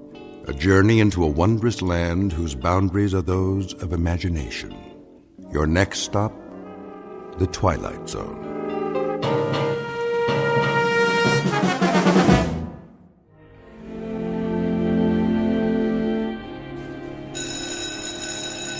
There's the bell. We're gonna be late. Aw, so what? Last day before vacation. Yeah, but Fowler doesn't care. He'll mark us absent. Weird old guy, huh? Yeah. How did you do on the test? Me? I aced it. You did? Nah. Did you study? Well, I read all the pages, but I don't know. I don't get this poetry stuff. Why can't they just say what they mean? All right, class, let's begin. I trust you've brought your books and that you have read the assignment. What's that? I can't hear you. Good, that's good. Now then, we've studied a number of poets this term, their themes and their methods, and we've analyzed their works, at least a sampling as time would allow. Is that correct? Got it. Today, I thought I'd talk about one of them, Alfred Edward Housman. I'm sure you'll recall the name. Born what year? Mr. Graham? What year, sir? Precisely the question. Well, sometime in the last century, I think. Close, Mr. Graham, closer than usual. Mr. Graham's career is laid out for him. After the varsity football team, he will be a second assistant in the information booth at Grand Central Station. In the interest of time, let me refresh your memory. The date of A.E. Housman's birth, Mr. Graham, and for the benefit of the rest of the class, was 1859, a long time ago. So long ago that it happened before our own Civil War, in fact. I could, of course, ask you to tell me about the war between the states, but I choose not to press my luck any further. In any event, the subject of this class is literature, not history. His death occurred in what year, Mr. Butler? Well, I would say around 1900, sir? Upon my word, young Mr. Butler, it seems that you and Mr. Graham are kindred spirits. You are both masters of inexactitude. So allow me to enlighten you. Alfred Edward Hausman died in the year 1936, but we are concerned here with his achievements rather than the circumstances of his death. And perhaps his best-known work was A Shropshire Lad, which, of course, you know well by now, since it was part of your latest assignment. Nevertheless, I thought I might take it upon myself to read just a bit of it aloud. When I was 21, I heard a wise man say, "Give crowns and pounds and guineas, but not your heart away. Give pearls away and rubies, but keep your fancy free." But I was 21, no use to talk to me. The heart out of the bosom was never given in vain. 'Tis paid with sighs a plenty and sold for endless rue. And I am 22, and oh, 'tis true, 'tis true. This being the last afternoon of the semester, and this also being just 3 days before the Christmas holidays, I thought it might behoove me to show at least a minute degree of compassion and let you out early. I might add here that while your final exam papers are not ready to be returned, you have all, amazingly enough, passed. My delight is surpassed only by my sense of shock. It is rare, young men, that in some 51 years of teaching I have ever encountered such a class of dunderheads. But nice dunderheads, and potentially fine young men who will no doubt make their marks. And leave their marks. God bless you all, and a Merry Christmas.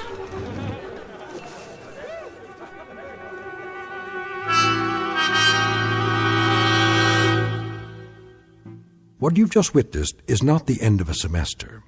It happens to be the end of an era. Professor Ellis Fowler, a teacher of literature, a gentle, bookish guide to the young, is about to find a package under his Christmas tree, and not a pleasant one. He doesn't realize it yet, but after half a century of planting seeds of wisdom and then watching the fruits of his harvest, he will discover that he has come to the end of the field and is about to be discarded, and that the campus of the Rock Hill School for Boys lies on a direct path to another institution commonly referred to as the Twilight Zone.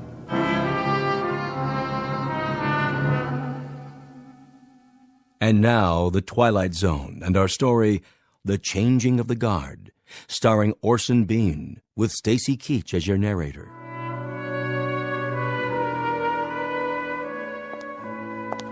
Merry Christmas, Professor. And the same to you. Thanks. Yes, of course. See you next year. Yes, indeed, yes. Is that you, Fowler? Oh, good afternoon, Headmaster. Good afternoon to you. I say, Fowler, could you step into my office for a moment? Yes, of course. It would be my pleasure. You received the midterm grades for my class, I take it? I did. Something else I can do for you? Some question, perhaps? Please, sit down. Be comfortable. Thank you, I will. You don't mind if I smoke, do you? By all means. I smoked a pipe for many years. I still love the fragrance of a good aromatic blend. Like spice on the air. Sometimes I think that's what I miss most, the aroma. It makes a room feel lived in. Quite right. At least for those who can tolerate tobacco these days. Of course, yes. Am I keeping you? What?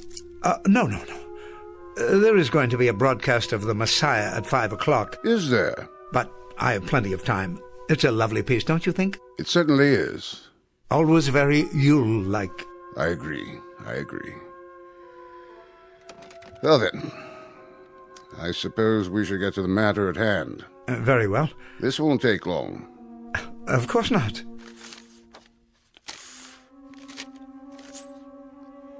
You're looking very well these days. Thank you, sir. I had a bit of a head cold, but it seems to have passed. Happens every winter. And you? What? Oh, the flu bug seems to have passed me by. Knock wood. Well, that's something to be thankful for, isn't it? You didn't respond to the letter. I didn't? The one that the trustees sent you last week. Letter? I'm terribly sorry, Headmaster. It suddenly occurs to me that I haven't opened my mail the last few weeks. No? You know how it is. Final exams, grading, preparation for the holiday, that sort of thing. Though I am rather certain I know the contents of this particular letter. And, your reactions, Professor? Well, naturally, I'll go along. Well, I think that's very perspicacious of you, Professor. Then I'll tell the trustees that you received the communication and agreed to it. Now, as to your replacement... I told my housekeeper not a week ago that I should very likely teach in this place until I'm 100 years old. And with great pleasure, I might add. Professor... Did you know, 2 years ago, I actually taught the grandson of one of my earliest students. Can you imagine the satisfaction that gave me? A sense of, I don't know, not completion exactly, but accomplishment, perhaps, in some small measure. I venture to say that I'll live to teach a great-grandson one of these days. Please, if you'll... It was the Reynolds boy. You know him, I'm sure. His father was Damon Reynolds, and his grandfather, a regular rascal of a boy who persisted in calling me Weirdbeard.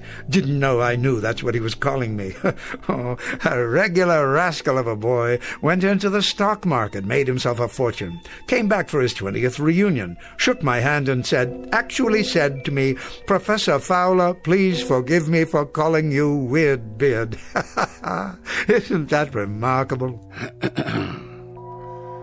Professor Fowler, you'll forgive me, sir, but I think you'd best read the communication that the trustees sent. Oh, indeed I will, though it's really an odd formality, this contract signing year after year. You can tell them for me, Headmaster, old Fowler won't depart the ship. Oh, no, indeed. He'll stand at the wheel through fair weather and foul, and watch the crews come aboard and then depart, come aboard and depart, as they always have. Professor Fowler, please, hear me out. Yes, was there something else?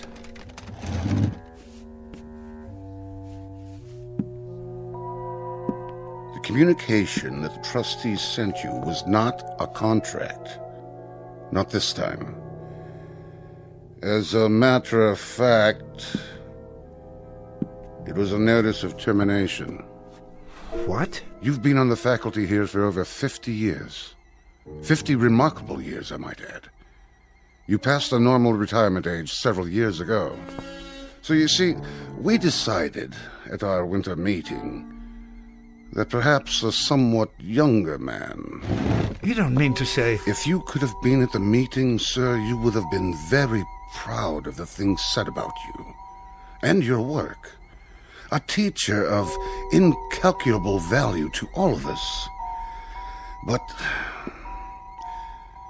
But youth must be served. Changing of the guard, that sort of thing. I'm sure you can appreciate my position. Mr. Headmaster, am I to understand that my contract is not to be renewed? I'm discharged? Discharged? Please don't call it that. Retirement. And at half salary for the rest of your life. For the rest of my life? A chance to do the things you've waited for. Hobbies, writing, the opportunity to publish. Think of the books, the articles. Well, it most certainly proves one thing. Upon my word, it does. A man should read his mail. He most certainly should read his mail. Boys. Merry Christmas, Professor. What? Yes, thank you. Have a happy holidays, sir.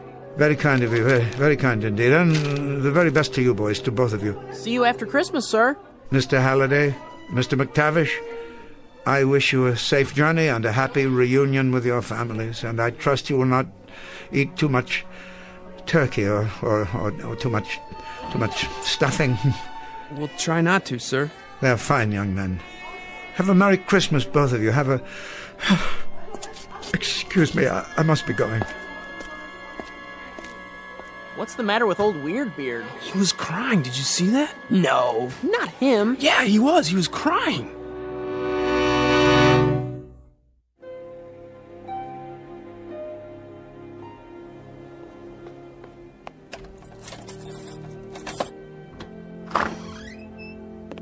Letter. A letter, he says, of all the... Oh, Mr. Fowler, I was worried about you. Huh? It's later than usual. I didn't hear you come in. Oh, that's all right. I had my key. Why have you left the door open? Sorry. Everything all right, Mr. Fowler? Here it is. What, Mrs. Landers, am I all right? I guess that would depend upon the point of view, wouldn't it? If you're a trustee in this institution, anxious to inject new young blood into the faculty, I'm sure you'd think there was nothing wrong at all. What are you talking about? But if you're an old man who has spent the better part of his life inside those walls, those classrooms, then you might be forgiven a degree of consternation. As a matter of fact, everything is not all right. Everything happens to be very wrong. What is it, Professor? What's wrong? See for yourself. Here, I'll read it to you, and so forth, so on, so on. And since it is the policy of the school to ensure our students the most up-to-date educational methods, we think it advisable that you consider this retirement to be a mutually beneficial decision. Please understand the spirit in which this request is made, and understand further that your contributions to Rock Hill School for Boys are a matter of record, as is our appreciation. Oh, my word, Professor, that means... That means, Mrs. Landers, stripped of its sophistry, its subtlety, its effort to break the news gently in so many words, I've been given the sack. But there must be some mistake. None of my boys were here, were they? Your boys? The students. They had a wonderful tradition that went on for many years. On the last afternoon of the winter term, they would gather outside, just there, beyond the window, and sing Christmas carols. I came to expect it after a while. They haven't done that in years, Professor. Not since before the war, as I recall. Of course, I should have remembered. I've become a worshipper of tradition, Mrs. Landers, a worshipper of tradition and a fervent follower of ritual. I know it now. I know it, and I can admit it. I guess that's why this whole thing has taken me by surprise. Can I get you anything? Anything at all? I'm an antique guarding antiques. I am the curator of a museum that houses nothing but some very fragile memories. Professor, you're the finest man. You're absolutely the finest man. And you, Mrs. Landers, have been the most wonderful housekeeper a man could wish for. Now, could you do me one small favor? Anything at all. Could you possibly brew me up a pot of tea? Oh, yes, that's a good idea. Would you mind terribly? Handel's Messiah is on the radio in a few minutes. I'd like to listen to it. I'll bring it right in, sir. Professor? What is it? You'll be all right for a few minutes. Don't be silly. I'm fine. I think I'll sit here and read the rest of my mail until then. It'll be just a moment. I'll be right back. Of course you will. And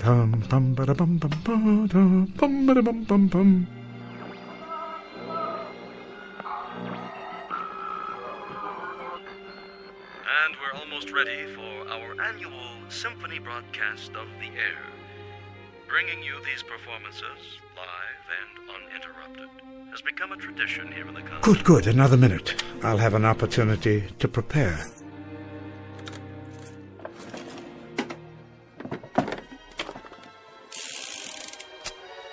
There. Now I believe I'm quite ready.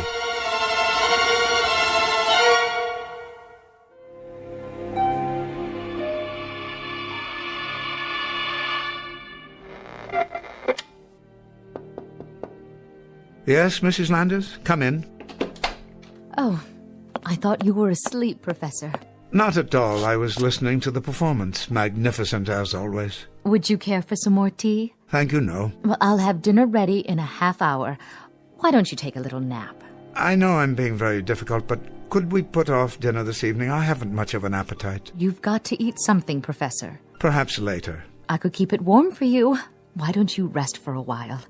Oh, I don't know that I feel like resting. Not just yet. As you wish. Do you happen to know...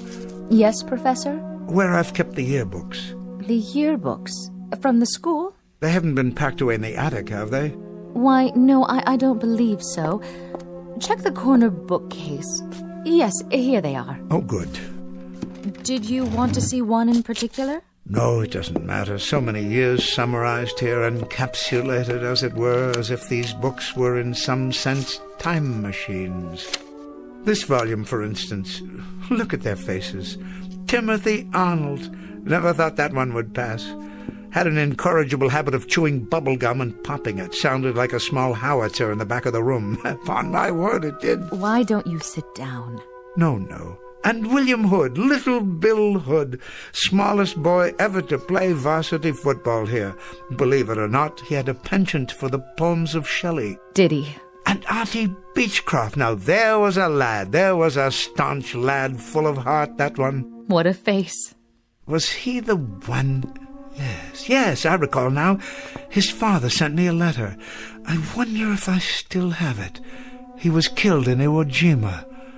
Freckle-faced little fellow, always grinning. Never stopped grinning, most infectious.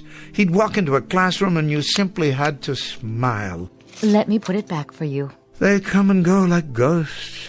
Faces, names, smiles, the funny things they did, or sad things, or silly ones, or noble ones. And I gave them nothing. Oh, Mr. Fowler. But it's true, don't you see? I gave them nothing at all to protect them from the world. I realize that now. Poetry that left their minds as soon as they left the school. Aged slogans and homilies that were already out of date when I repeated them. Quotations so dear to me that were meaningless to them. Surely not. I was a failure, Mrs. Landers. I was an old relic that walked from class to class, speaking by rote to unhearing ears, unwilling heads.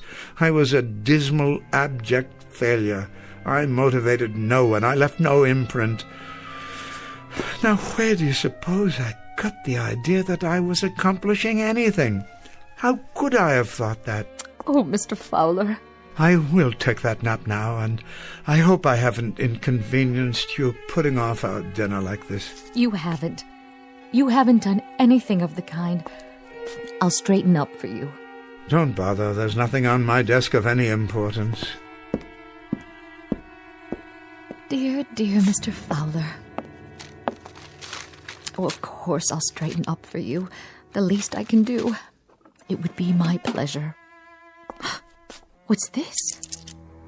Bullets and an empty holster. Empty? Professor? Professor, are you in your room? Professor, are you out there? Where have you gone?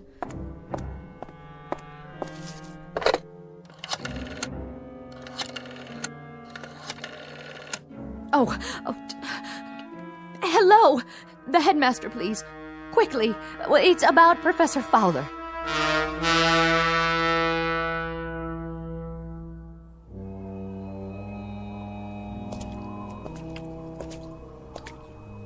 Hello? Yes? Who's that? It's Ellis Fowler. Hello, Tom. Oh, hello, Professor. Working late, are you? No, just out for a walk. And you should be home yourself, Tom. I will be soon enough. A few chores before I lock up for the holidays. Nothing too serious, I trust? Oh, the door to the main building. The latch is sprung so it won't lock. Can't leave it like that. I suppose not. Can you fix it? Strike plate needs tightening, that's all. I was on my way to get my tools.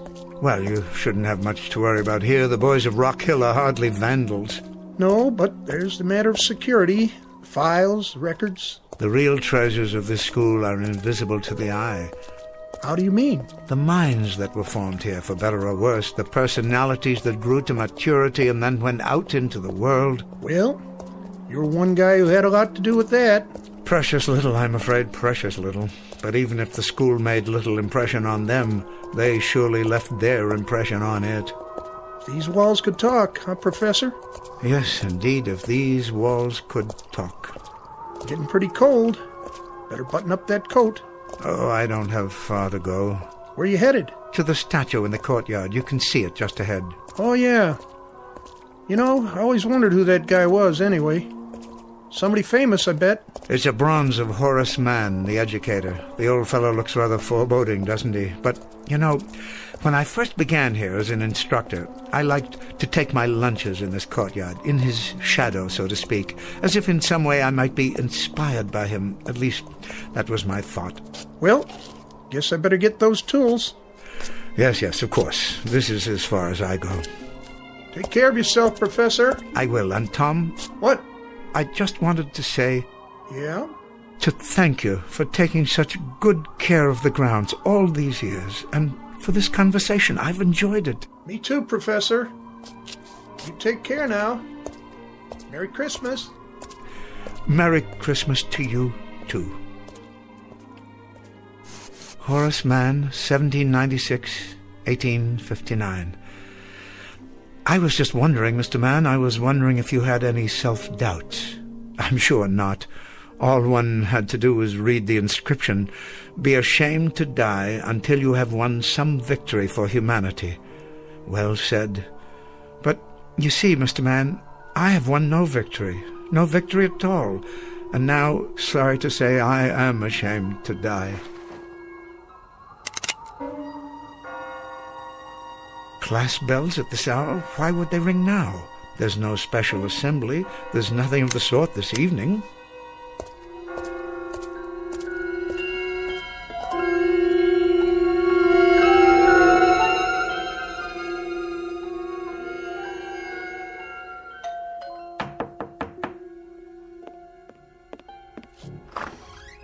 Oh, Headmaster. I came as quickly as I could. Thank you. Not at all, Mrs. Landis. I didn't know who else to call. Have you found Professor Fowler? Not a word. I'll contact the local authorities. If they see him... He couldn't have gone far. I'm afraid I must bear some responsibility for this. Oh, the professor doesn't blame you. Of course, he wouldn't. It's not in his nature. But perhaps if I had handled it differently... He should have been included in the board's deliberations. I want you to know that it was a most difficult decision. Most difficult. Well, the only thing that matters now is to find him. They say there'll be more snow tonight. Can you think of where he might have gone? Into town, perhaps, to visit a friend? He doesn't go anywhere except the school. It's been his life. Then I'll alert campus security. Though it's unlikely he's there. Everything will be closed now for the holidays. There's something I haven't told you. Yes? He has a gun with him. What? An old army souvenir. It belonged to his father. It's gone from his desk drawer. And so are the bullets.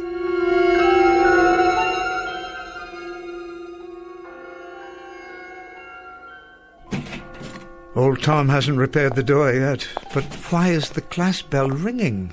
There are no classes at this hour.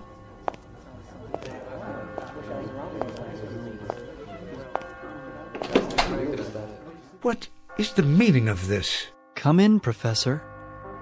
We've been waiting for you.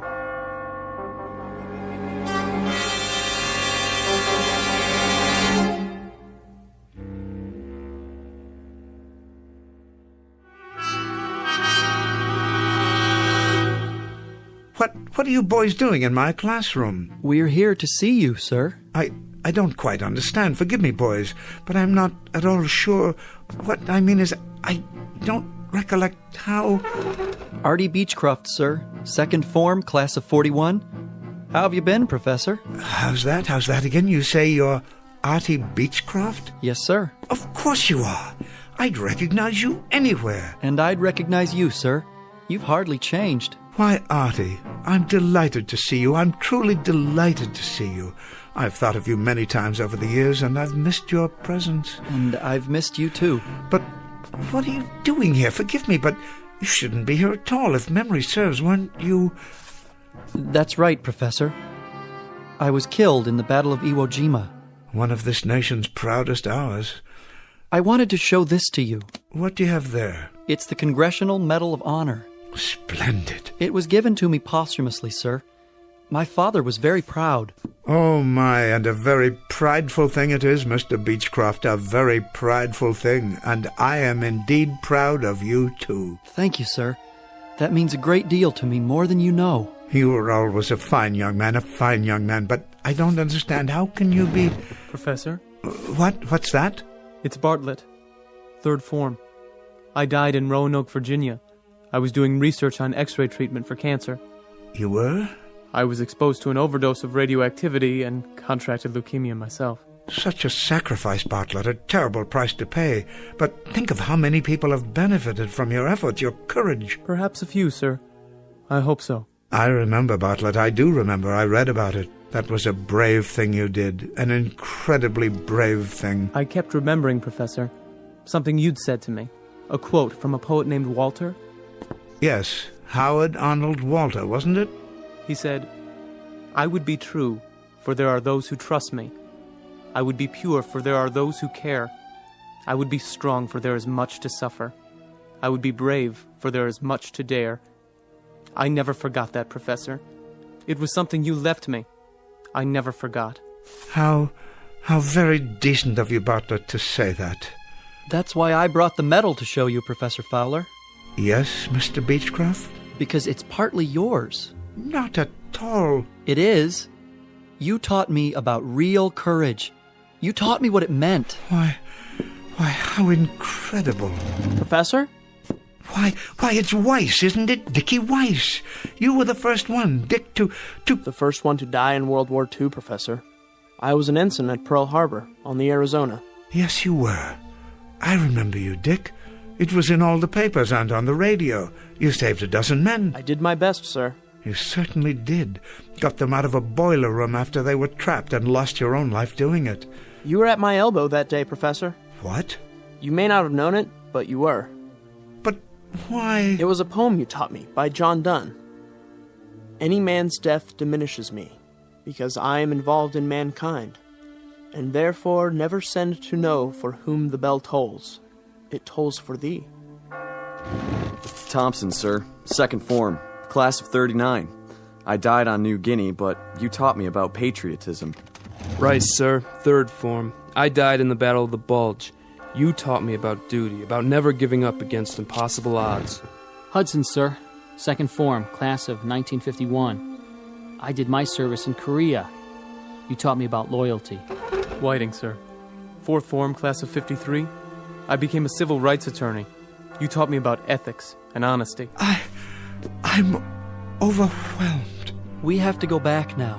So soon, Artie? I'm sorry, Professor. Go where? To the place where we belong. But we wanted to let you know that we were grateful, that we are forever grateful, and that each of us has in turn carried with him something you gave us, something that lives and will not die, not ever. We wanted to thank you, Professor. Yes, thank you. We won't forget. Take care, Professor. Take good care. You don't know how much. Goodbye. Goodbye. Must you go so soon, please? Can't you stay a little bit longer? Artie, I'm reminded of another poem by Shelley, if I can recall. It goes like this. Peace, peace, he is not dead, he does not sleep. He has awakened from the dream of life.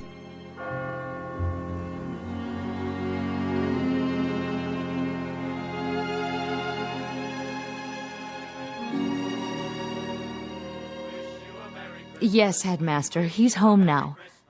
I wanted to call and let you know. Yes, he's all right. Yes, he's just fine. Thank you. Sorry about the misunderstanding. Merry Christmas to you, too. Do you hear that, Mrs. Landers? The carolers came this year after all. And a lovely sound it is. Lovely and joyous. Thank you, boys. I enjoyed your performance very much indeed. Merry Christmas, Professor. A Merry Christmas to you. And a Merry Christmas to you, young man. A very Merry Christmas.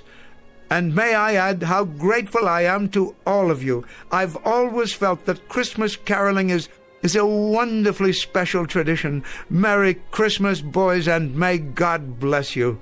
Such fine young men. That they are. They haven't come in such a long time. You know, Mrs. Landers, I've had a chance to consider. I think I will retire. I do believe I've taught all that I can teach. Oh, I'm sure that's not true. In any event, I wouldn't want the returns to diminish. Well then, if that's your decision, I think you've made the right one. I'm sure you have. So am I, Mrs. Landers. So am I. I hope so. Because, you see, I do believe that I may have left my mark, such as it was. A few gauntlets of knowledge I've thrown out that may have been picked up here and there after all. Be ashamed to die until you have won some victory for humanity. I didn't win them myself, but perhaps I helped others to win them. So in that way, even in some small measure, they are victories that I can share. I'm sure that's so. I've had a good life, Mrs. Landers. A very rich life. A very fruitful life. And as for this particular changing of the guard, I wouldn't have it any other way. Wish you a Merry Christmas. We wish you a Merry Christmas. We wish you a Merry Christmas and a Happy New Year.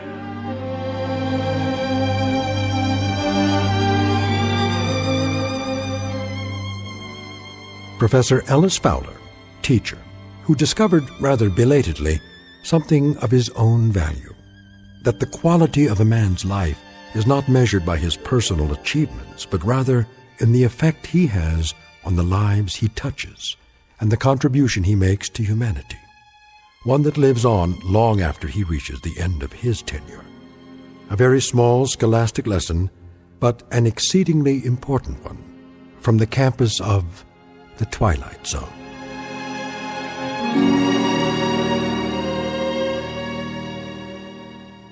Back to the Twilight Zone after these words.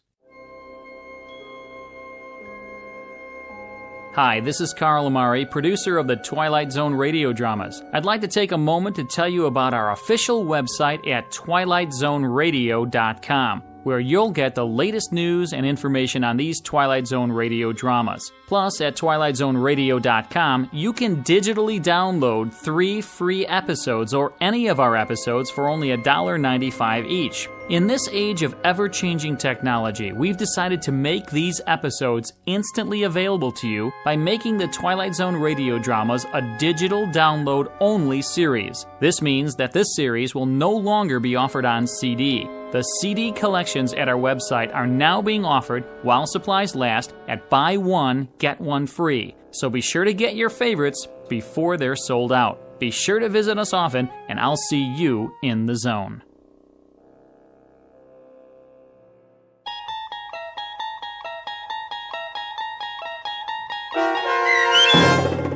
The Changing of the Guard, starring Orson Bean with Stacy Keach as your narrator, was adapted for radio by Dennis Etchison and based on a script by Rod Serling. Heard in the cast were Rich Komanek, Alyssa Fraden, Brooke Reed, Kyle Tequila, Chad Reinhardt, Joe Sherman, Justin Chiloa, Doug James, and Carl Amari. To learn more about the Twilight Zone radio dramas and to obtain audio cassettes and CDs of these programs, visit our website at twilightzoneradio.com. The producers of The Twilight Zone wish to thank CBS Enterprises, Carol Serling, Dennis Etchison, Dick Brescia Associates, Claire Simon Casting, Don Longo, Terry Jennings, the American Forces Radio and Television Service, our sponsors, and our radio affiliates for helping make this series possible. This copyrighted radio series is produced and directed by Carl Amari and Roger Wolski for Falcon Picture Group. Doug James speaking.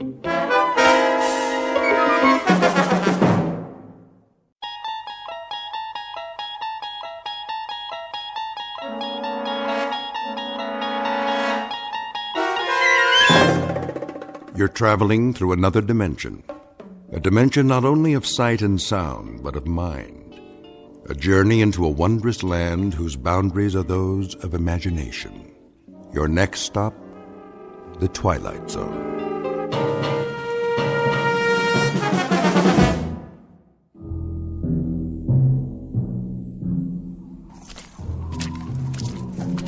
Hey, Perry. Yeah, over here. Find anything?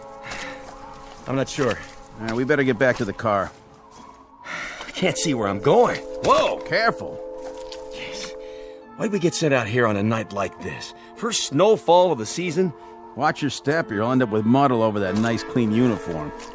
I could sure go for some coffee right now. Well, there's a diner over on the road by the edge of the woods. Is it still open? Let's find out as soon as we call in. So, what did you see out there? Hard to say. Tops of some trees have been knocked off. Sure looks like something hit the pond, all right. Something like what? Maybe a plane. No flights in the area, I checked. No, could have been a private aircraft. Possible, I guess. Easy to get off course in this weather. Well, we're not going to find it with the water freezing over. Whatever it is, it's going to stay under that ice till next spring. You think it could have been a meteor? Maybe. Well, we better call in a report. Tell them there's nothing here. Lady who saw it wants to alert the National Guard. That's all we need. This is 1183A. 1183A reporting in. Headquarters, go ahead. We're checking out a report on a UFO supposed to have gone down in the area of Hook's Landing. A what? Unidentified flying object. You serious? Don't kill the messenger. Just doing our job. Okay, did you find it? Well, it appears something did clip off some trees and came down, but whatever it was, she's under the ice in Tracy's pond now, and we can't see a thing. Hold on a minute. You see anything else? Nothing but a sea of snow. But there's something. This is Paget again. We can't get a look around till morning. We're gonna head back in and then, Hey, Bill! Yeah? Looks like some footprints over here. What kind? It's hard to say. Maybe an animal? Maybe? They lead up out of the pond. What's going on out there? There appears to be some evidence that, Say again? Those have got to be fresh prints with all the new snow. So if something did crash land, I'd say at least one person got out alive. They made it up to the woods and over to the highway. Right. Just swam up out of the ice and then started walking. What are you talking about? We'll have to call you back. Come on, is this a gag? You guys are at the donut shop, right? We may have a situation up here. What kind? I don't know yet. We'll report back in a little bit. All right, Paget. Listen, there's talk about a bridge going out. Enough ice jammed against it to cool the Congo, so as soon as you can, better make sure it's posted and blocked off. Otherwise, you'll really have a situation. Got it. Roger and out. My flashlight's going out. Yeah, it's the cold. Mine's still good. Let's have a look at those prints. See? They came out over here. What did? Well, whatever survived. Something left that pond. Came out here and went that way across the highway. Toward the diner. Makes sense. Cup of hot coffee to take the chill off. Looks like a bus parked in front. Don't suppose it came out of the pond too, do you? These aren't wheel tracks. They're footprints. All right, then. Let's follow them and make sure that's where they lead. Say they do. Then what? Then I guess we go inside and check everybody's green card. And if we don't find any little aliens with 3 eyes, we call it a night. That okay with you? Let's do it.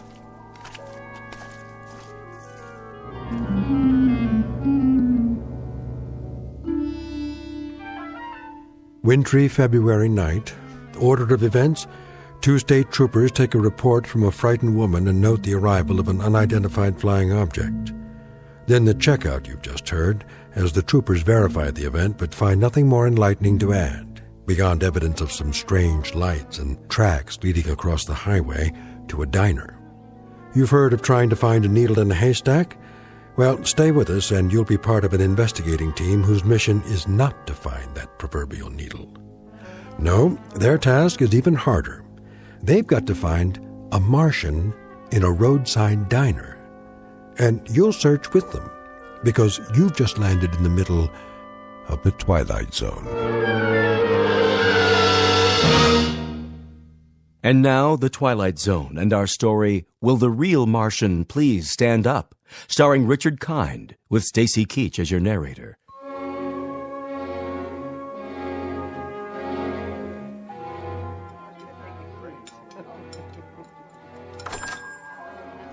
Hello, officers. Evening. Come on in. Coffee? You read our minds. 2 coffees coming up. You guys sheriffs? State troopers. Any trouble out there tonight? Whose bus is that in front? Mine, officer. What's the problem? Bridge up ahead. It's been declared impassable. Oh, no kidding. The county engineer just put out a warning. Ice flow stacked up against it. Another pound of weight, it'll be driftwood. That's gonna be tough. Really tough. All right, so it looks like you're gonna have to turn around and go back. Spend the night at the last town. No can do, boys. There was a slide up at the turnoff soon as we went through. Blocked the whole road. Looks like you're kind of marooned. Oh, no. I can't believe this. What are we gonna do? We can't just wait here. Till morning anyway. Till morning? No, that's quite impossible. No, I've got to be in Boston at 9 a.m. Then you better start walking, mister. That bus is going to stay parked out there till they fix the bridge. Either that, or hope they drop you some snowshoes. I tell you, it's out of the question. I absolutely must be in Boston. I'll pay extra. Name your price, bus driver. No way. I'm not risking my life or the lives of any of these folks, not to mention that bus out there, property of the Cayuga Bus Company. Then I'll hire a cab. Where's the telephone? Right there on the wall. But don't waste your dime. Nobody'll drive out here on a night like this, with the snow and all. This is outrageous. Do you know how much money is at risk? Take it easy, mister. That goes for everybody. Better make yourselves comfortable and get some hot food in you. No problem. I can cook up any kind of grub you want. Cheeseburgers, bowl of chili, clam chowder. I even got some nice T-bones in the cold case. Anybody for steak and fries? You the owner? That's me. Haley's Diner. And I'm Haley. At least I was last time I looked. There a motel around here? Not for the next 35 miles. How about a boarding house? Anything? Nope. This is it. What are we gonna do, George? Will the bridge be open by the morning? I can't guarantee it. Afraid you'll just have to take your chances. Oh, that's just great. That's really swell. You get comfortable, eat some grub. That's precious little consolation for my meeting in Boston. Calm down. We're all in this together. Why don't you just have a seat like everyone else? Oh, this is quite a bus line you work for. They don't care much about keeping a schedule, do they? I wouldn't be too hard on them, mister. They don't control the snowfall, and the bridges, and the avalanches, and the sides of hills that decide to come down. That's pretty much out of their hands. They try, but sometimes Mother Nature, she just doesn't listen. Need I remind you they nonetheless have a responsibility to their passengers. A legally binding contract. What do you think? They're all off the bus, aren't they? Are they? Well, I don't see any little green men, do you? Ready for a refill? Not just yet. Let me ask you a question. Shoot. All these people from the bus? Well, now I guess they are. Where else would they be from? And that's what we were wondering. What's the trouble? We didn't say there was any trouble. Maybe not, but you fellas got that look in your eyes. What kind of look is that? Kinda on guard. Checking everybody out. I can see it in your face. So, you're tracking somebody, huh? An escaped fugitive? Nothing like that. Anything I can do to help? We'll let you know. This criminal. What'd he do anyway? Oh, nothing yet. To tell you the truth, we're not sure who we're looking for, or even if he's here. So it is a he? Come on, Perry, finish your coffee. We better get a move on. How many people got off the bus? Take a look. The gang's all here. You saw them come in? Sure did. You there, driver. Yeah, officer? You have a passenger manifest? A passenger manifest? Well, what do you think I got parked out there, a 707? Just answer the question. Mister, that's a 14-year-old bus, and business is lousy. Personally, I think my boss would run rum across the border if there was enough money in it. Me, I wouldn't do that, of course, because it's against the law. Besides, I'd get caught. But for now, we don't ask the passengers any questions. We take their fares, kiss them on the cheek, and help them on and off. We're glad to have them with or without names. You know how many you had, though? Yes, sir, that I do know. How many? 6, unless one of them fell out a window when we hit a bump. I picked up 6, and I'm supposed to deliver 6. That's what they pay me for. And you don't have any kind of list. In that case, we might have a little bit of a problem. What's that? I count 7, besides Haley and the driver. Me too. So if nobody fell out, somebody must have jumped in. Wait a minute. The young couple in the booth. Those 2 retired folks. The lady at the table with the fake fur coat. This isn't fake, honey. It costs plenty. Sorry, miss. Then there's Mr. Boston, Big Shot, and the old guy at the counter. 7. You're right. It's funny. I know I only had 6. Anybody in here before the bus stopped? Nope. I haven't served anybody since 11 this morning. What a day, huh? Then the bus pulls up and these folks get off. You saw that? Yep. I saw them walk in, all together. Where else would they come from? Say, is this a trick question? They did. This place was empty when we came in. Then how do you account for 7 people? Well, it sure beats me. So that means one of them didn't get off. Which one of you people wasn't on the bus? I was. We both were. What's he talking about? We all were. What kind of interrogation is this? It's not an interrogation. Then what would you call it? A police grilling? A lineup? Or are you fishing for something else? Some unspecified crimes? We're simply gathering information. Well, if we're going to be questioned, I insist on the right to consult with a lawyer. Oh, that's a good one. Ain't that a good one now? First he wants snowshoes, then a lawyer. I didn't see you on the bus. No, that's really funny, because I didn't see you either. So I guess that makes one of us a liar, don't it? All right, everybody, hold it down. Nobody's in trouble here. We just need your cooperation. This is preposterous. What difference does it make who was on the bus, who wasn't? And whether there were 6 or 7 or 120? Easy, mister. And you, proprietor, you're supposed to be serving us. So we're going to get some food, or aren't we? Is this a diner or a Gestapo headquarters? What's it all about, fellas? Go ahead, tell him. You hear something fly over here tonight? Fly? You mean a plane? Anything. Nope, I don't think so. Why? Well, there was a call into Central about 2 hours ago. Woman said she heard something fly over, and then she looked out of her window and saw it go down. Down? From where? From up there. Up there? Unidentified flying object. Well, now that's something new. Unidentified flying object, huh? Nothing come down from up there except snow, snow, and more snow. That's all I've seen for the past 14 hours. Where'd she say it came down? Close to here. A UFO? Oh, that's a good one. Something did land in Tracy's pond. How do you know that? It left a lot of broken branches before it hit. And what? We found tracks leading away from the water, or rather the ice. Tracks leading where? To here. Let me get this straight. You mean somebody landed or crashed or whatever they did in Tracy's pond and then came here right into my diner? Oh, that's crazy. Nothing came in here since this morning. Nothing except... Except me and my busload. My 6 fares. I only had 6. But there's 7 in this room. That means one of these people. I don't like this.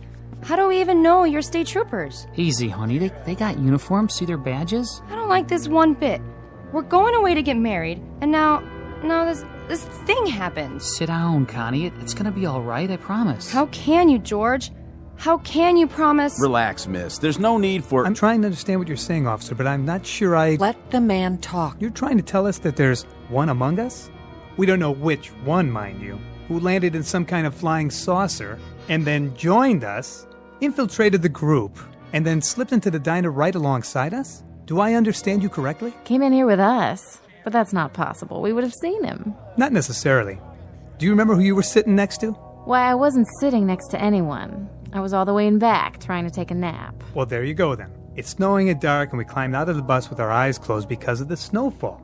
Anyone could have come in with us, and we wouldn't have noticed. But you were all together on the bus. Some of you must have noticed who the other passengers were. That doesn't cut much ice. They loaded up in the snow down at Hook's Landing. How long ago was that? How long? Let's see. We left the landing 3 hours and 12 minutes ago. And to tell you the truth, I don't remember who got on. All I know is there was an even half dozen. Just like a real science fiction story. That's what she is. Like a regular Ray Bradbury. 6 humans and 1 monster, all the way from outer space.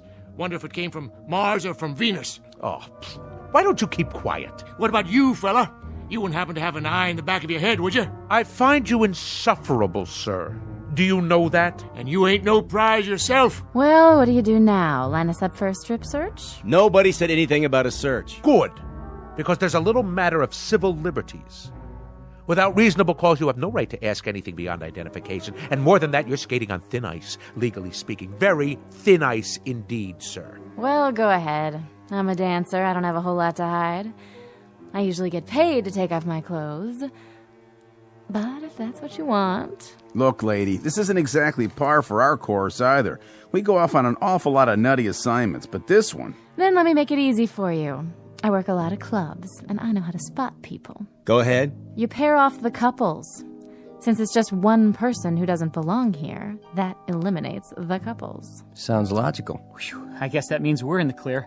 Cross us off. We're 2 of the humans. And us too. Yes, George. My wife and I were exonerated. Connie?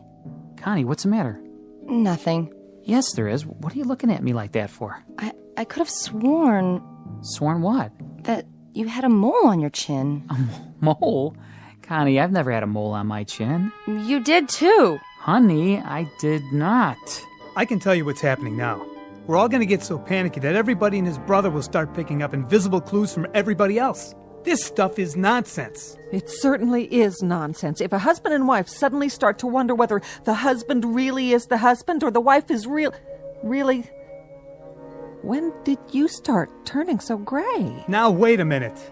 I think 23 years is long enough for a woman to figure out who she's married to. So stop looking at me like that. Oh, this is rich. I love this. Better than a horror movie. He don't know who she is, she don't know who he is. And as for you, Miss Fur Coat, we don't know who you are. And that big-talking lemon sucker over there, he's the most suspicious of the bunch. What's happening? That jukebox. It started up by itself. Who did that? Nobody was anywhere near it. That ever happened before? Not unless you put a quarter in it. The lights! What's wrong with the lights? Somebody turned the lights back on.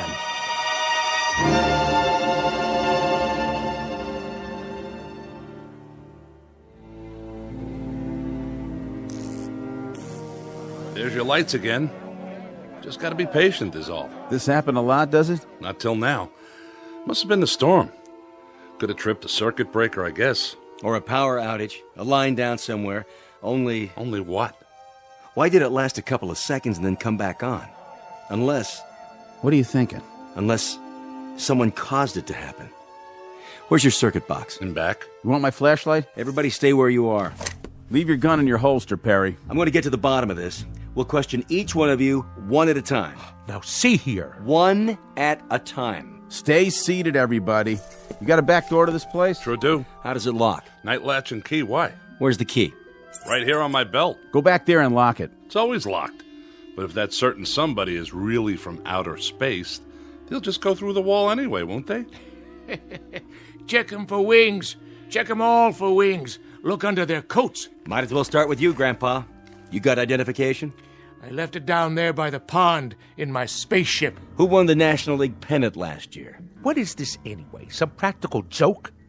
If so, well, you've prolonged it beyond the point of human endurance. Yeah, human. Just answer the question. I understand. I get it. So keep your britches on. Pittsburgh Pirates won it, officer. And then they took 4 out of 7 from the Yankees.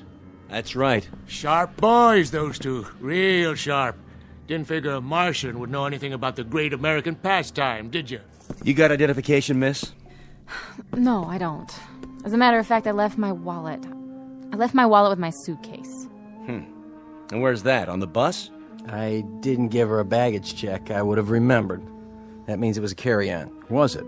No. See there? You better strip search her pronto. It was shipped on ahead. What's your name, miss? Ethel McConnell. I'm a professional dancer. With how many legs? How many you got under that coat? I'm gonna belt you, Grandpa. She was on the bus. How do you know? Yeah, she's the only one I noticed. Thank you. But who noticed him? How do we know you're the same fellow who was driving the bus? There ain't nobody who's been exonerated yet, that's for sure. Look, let's cut this farce right now. That's what we're trying to do. Well, then let each one of us show our identification and put an end to it for good and all. This whole thing is getting out of hand. Then how do you explain the extra person in here? Very simply. The driver is mistaken. 7 people got on the bus, and he thought there were only 6. Is that possible? Not a chance in the world. I counted 6 heads before we took off, like always. There were 6 passengers. And what's your name? Olmsted. That's O-L-M. Who's doing that? Never happened before, I swear.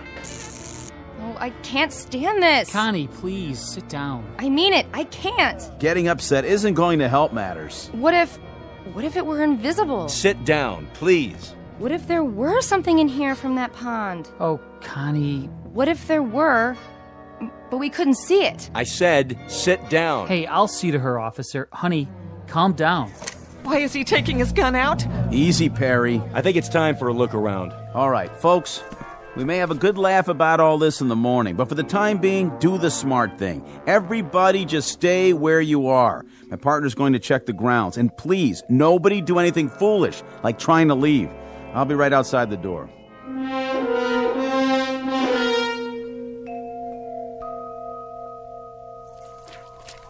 Perry? Here's your flashlight. Back door's locked up tight like he said, and there's no tracks back there. Whatever it was, it came in the front door, just like everybody else. This isn't gonna work. What do you mean? We can't hold them here. We're not holding them. They can't go anywhere in this weather. Meanwhile, we're going to find out what happened. What if nothing happened? What if they're telling the truth? Look, add it up. 6 + 1 is 7. Is that nothing?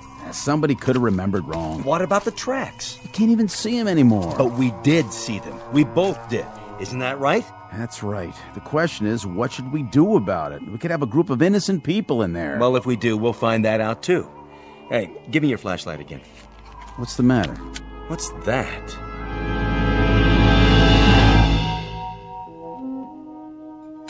Here you go, miss. 1 New York steak. Medium rare, just like you ordered. How much do I owe you? Put it on my bill, Haley. Sure, you say so. No strings? No strings. With your bag stuck on another bus somewhere, back around Binghamton is my guess, it's the least I could do. You're a nice guy, Olmsted. Next time you're in the city, stop by the club. Drinks on the house. Baby, you got yourself a deal. Hey, Haley? Yeah? Where are the troopers? Still outside, I guess. Snow seems to be letting up.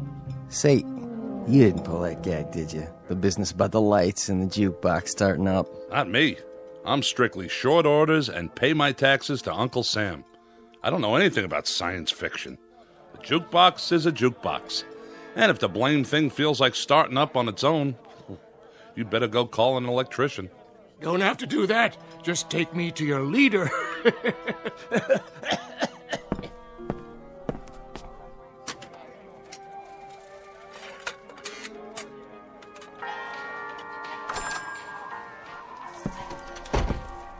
Snow's letting up, is it? Quite a bit. You can see the bridge now. And? Well, she seems to be holding up pretty well. I know that bridge. And what's more, I don't trust it. Well, then thank goodness it's not your judgment we have to concern ourselves with. Because if that bridge gets a clean bill of health, you're going to drive the bus across it. Mister, you may be a hotshot in Boston, Mass., but when it comes to bridges and buses, I got seniority. And I tell you, that bridge is so old that... There it goes again. Almost like a strobe light. They keep going on and off like somebody's throwing a switch. We're losing power. I'd say it's the whole area. Or it could just be right here. This is getting weird. Just plain weird. I wish whoever it was would play his cards right now and get it over with. Why don't they do something? What's the point of us all staying cooped up here and... Connie, sit down. I will not sit down. Take your hand off me, George. Oh, my. The young lady suffers from claustrophobia, I suppose. Isn't that just dandy for the rest of us? She's right. If this is some sort of a game, let him come out in the open like a man. That's right. It's because he's afraid. The human race is too tough for him. Is that it? Well, I'll take him on. Even at my age. The point is, we're all kids in a closet here. What does that mean? We're all just as much in the dark. Nobody understands what's going on.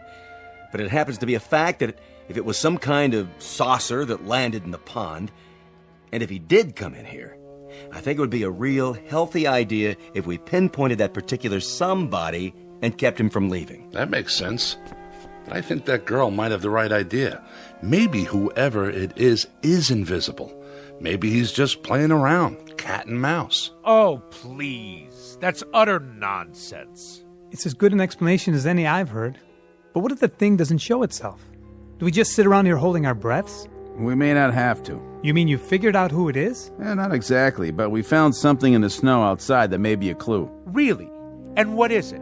An alien spacesuit? No, just this. What is it? They look like scales of some sort. Oh, please, for the love of God. Look, it could just as easily be guitar picks dropped by some itinerant teenager. That's what I thought at first. But it turns out there are a lot of them outside, scattered in the snow. Mostly under the snow by now. They sparkle when they catch the light, like fish scales. Trail leads across the highway, from the pond, straight to here. So this is the first hard evidence we have. I'm sorry to tell you this, but I'm afraid it's true. Someone in this diner is not what they appear to be.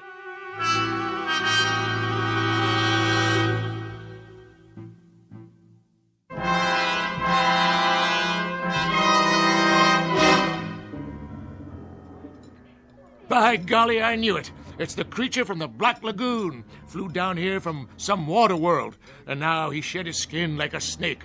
Better look under everybody's coat, boys. Pretty soon he'll be swallowing folks whole. What about you? I don't see you eating any food. I had me some fries and a Coke. Can't eat meat. Too greasy. Hey, my food's not greasy. Of course, it is ground-up cow. Now, if you ask me, nobody asked you and nobody will. Why don't you leave the old man alone? And who invited you to speak your piece? Oh, I didn't realize we were waiting for invitations. I've seen your type, fella. You got a thing about bossing everyone around. Those scale things, they couldn't be from Mars. No water up there. Has to be Venus.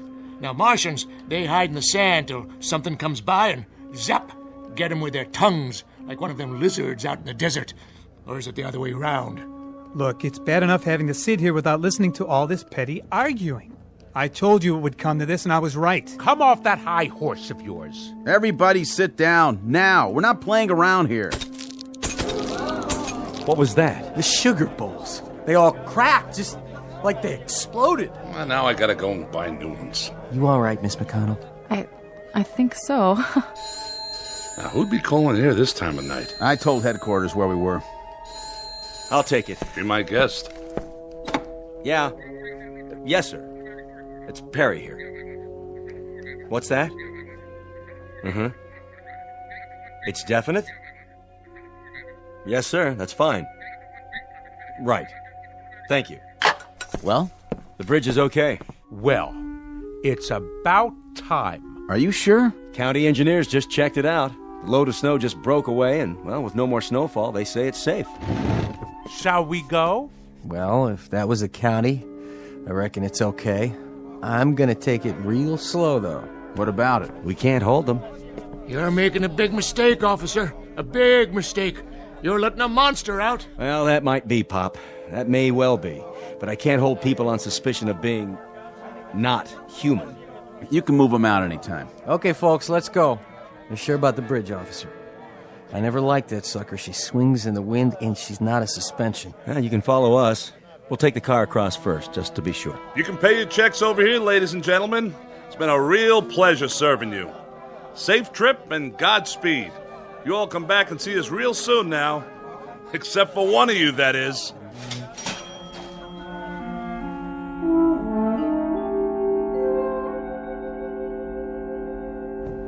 Yeah, that's it then. Just like that. What was it all for, anyway? Just part of the job, to protect and to serve. I sure hope they're going to make it safe and sound. I feel like we should follow them. Well, as soon as they cross the county line, they're out of our jurisdiction. All we can do now is lead them across the bridge and hope for the best. Whatever happens after that, it's out of our hands. Yeah. But I still got that feeling, you know? What feeling? Like I'm waiting for the other shoe to drop.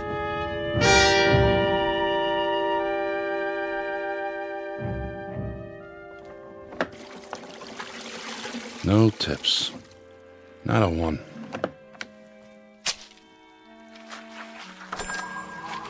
We're closed. I said we're all closed up. Didn't you see the sign? Coffee, please. Black. All right, one coffee. But that's it. Kitchen's shut down. Did you burn yourself? No. I'm all right. But what I mean is, didn't you get on the bus? I saw you with my own eyes. Oh, I did indeed. Yes, I went on the bus. And you know something? The bridge wasn't safe. It collapsed halfway across. State trooper's car, the bus, kerplunk, right in the water. It's a terrible scene. In fact, nobody got out except me. Except you? Except me. Lucky, I guess. Very lucky, but... But what? You're not even wet. Wet? What's wet? What do you mean, what's wet? You landed in the river, but your clothes are all dry. An illusion is all. Just an illusion. Like that thing playing. That's an illusion.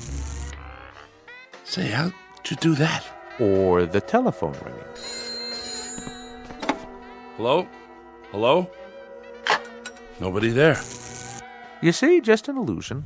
A parlor trick is all. What's going on? What are you, some kind of magician? Me? Hardly. See? Nothing up my sleeves.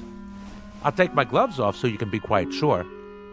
Do you have a match by any chance? Your hands, you've got scales all over your skin. Well, what do you know? Before you faint dead away, I might as well tell you.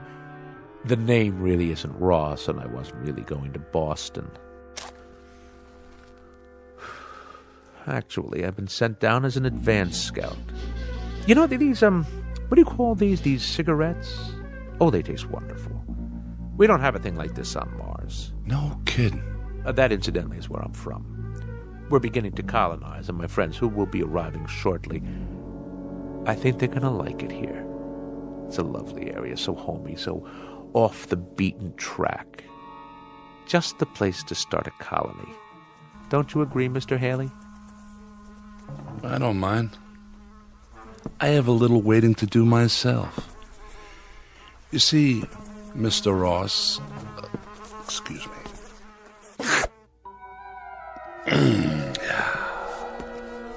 How did you do that? With your tongue? Most remarkable. Must have been 18 inches long. Just a tasty little trick I learned back home.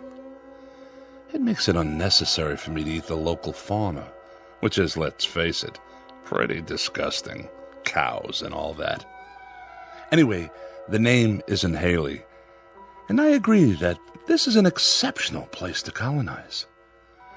We folks from Venus had the same idea, only we got it several years ago. I think I ought to tell you now that your friends aren't coming. They've been intercepted. There is a colony arriving, but it's from Venus. If you're still alive when they get here, you'll see how much they differ. What do you mean by that? If I'm still alive? Not much silicon-based protein here, and I've always heard about Martians. An intergalactic treat. Supposed to be a real delicacy. Don't look at me like that. You stay away now. I'm just going over to the jukebox. For the time being. I agree about what they call music. It helps to pass the time. Why don't you play some while we wait? All right. If you insist.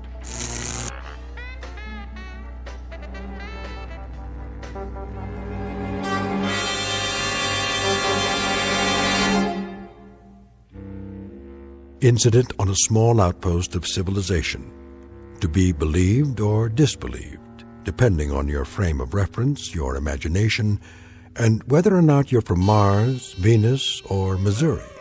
But no matter the degree of your skepticism, if a sour-faced dandy named Ross, who looks like a stocks and bonds salesman, or a big, good-natured counterman who handles a spatula as if he'd been born with one in his mouth, if either one of these two entities walks onto your premises, you'd better hold his hand, scales and all, or watch his words, especially that long, sticky tongue of his. Because the gentleman in question just might try to colonize you, or at least take you with them on a one-way trip into the Twilight Zone. More from the Twilight Zone after this. Hi, this is Carl Amari, producer of the Twilight Zone Radio Dramas. I'd like to take a moment to tell you about our official website at twilightzoneradio.com, where you'll get the latest news and information on these Twilight Zone radio dramas. Plus, at twilightzoneradio.com, you can digitally download 3 free episodes or any of our episodes for only $1.95 each. In this age of ever-changing technology, we've decided to make these episodes instantly available to you by making the Twilight Zone radio dramas a digital download-only series. This means that this series will no longer be offered on CD. The CD collections at our website are now being offered, while supplies last, at buy one, get one free. So be sure to get your favorites before they're sold out. Be sure to visit us often, and I'll see you in the zone.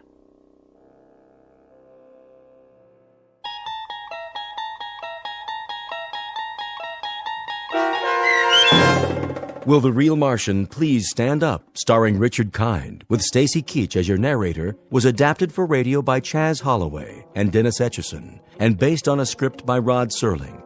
Heard in the cast were Mike Starr, David Darlow, Brooke Sanford, Doug James, Jeff Lupetin, Kurt Nabig, Meg Thalkin, Lynn Foley, Carl Amari, Sarah Marks, and Roger Wolski. To learn more about the Twilight Zone radio dramas and to obtain audio cassettes and CDs of these programs, visit our website at twilightzoneradio.com.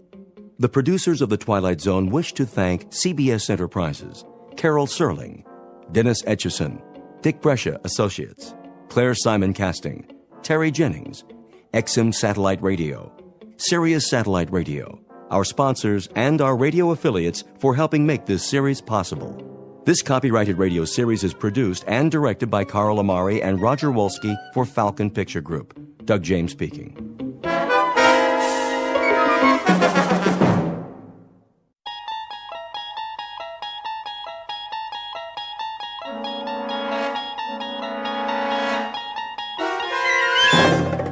You unlock this door with the key of imagination. Beyond it is another dimension, a dimension of sound, a dimension of sight, a dimension of mind. You're moving into a land of both shadow and substance, of things and ideas. You've just crossed over into the Twilight Zone.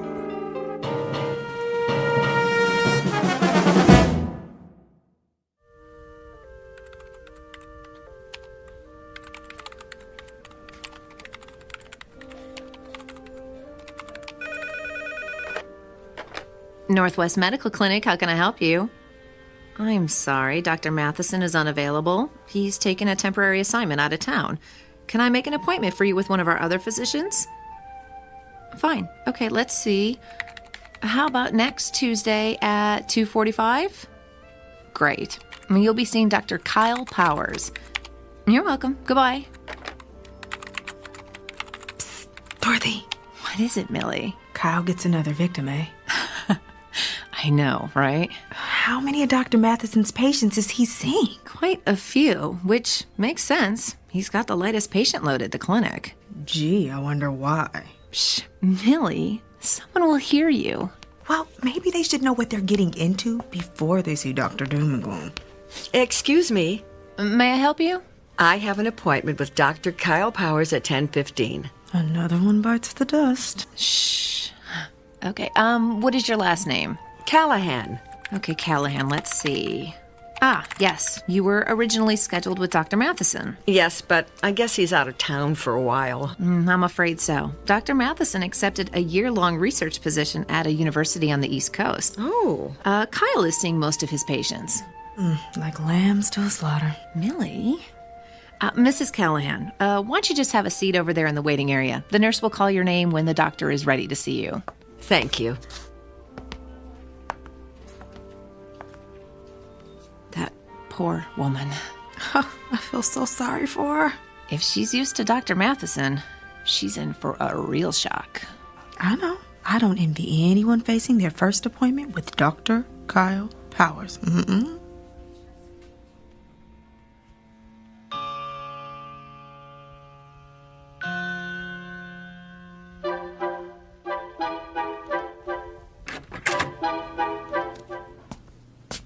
Mrs. Callahan? Yes? I'm Dr. Kyle Powers. It's nice to meet you.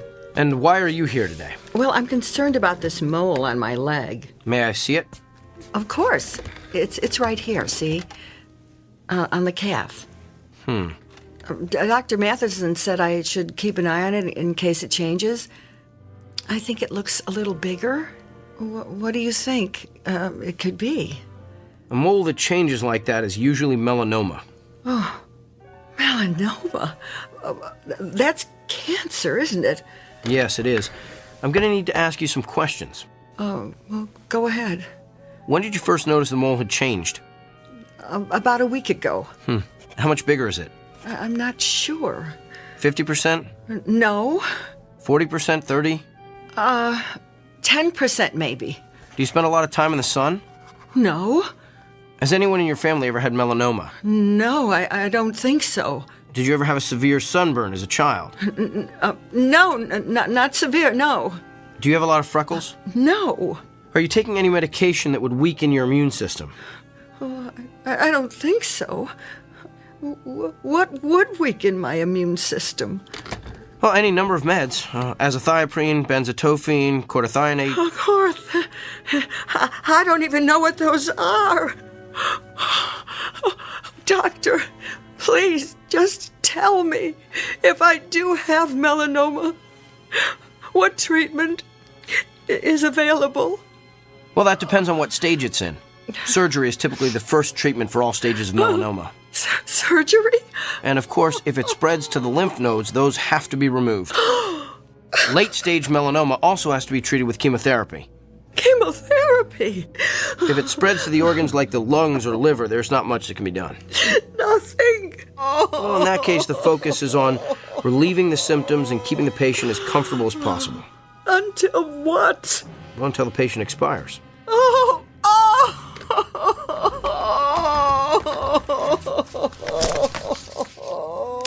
I'm going to refer you to a dermatologist. He'll perform a biopsy and then send a sample of the growth to the lab. If it is melanoma, the dermatologist will refer you to a surgeon for the sentinel lymph node biopsy. It's all standard procedure. Here's your referral. And Mrs. Callahan? Yes? I know there's something most patients worry about at this point, so let me assure you. Even if the cancer gets to the point where you can't function, your insurance should cover most of the medical bills. Keep in touch.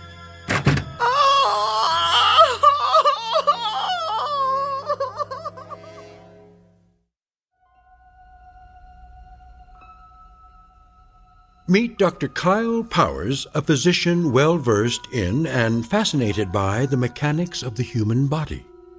Alas, he is also a man with an unmistakable disconnect between his intellect and his heart. For you see, the good doctor is lacking in one crucial area: the ability to take into account the feelings of his patients. But his next appointment is no ordinary customer with a stuffy nose or gouty foot.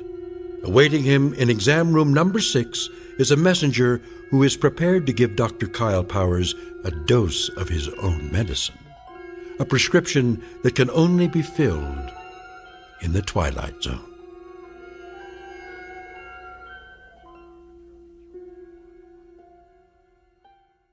And now, the Twilight Zone and our story, The Amazing Dr. Kyle Powers, starring Sean Astin with Stacy Keach as your narrator.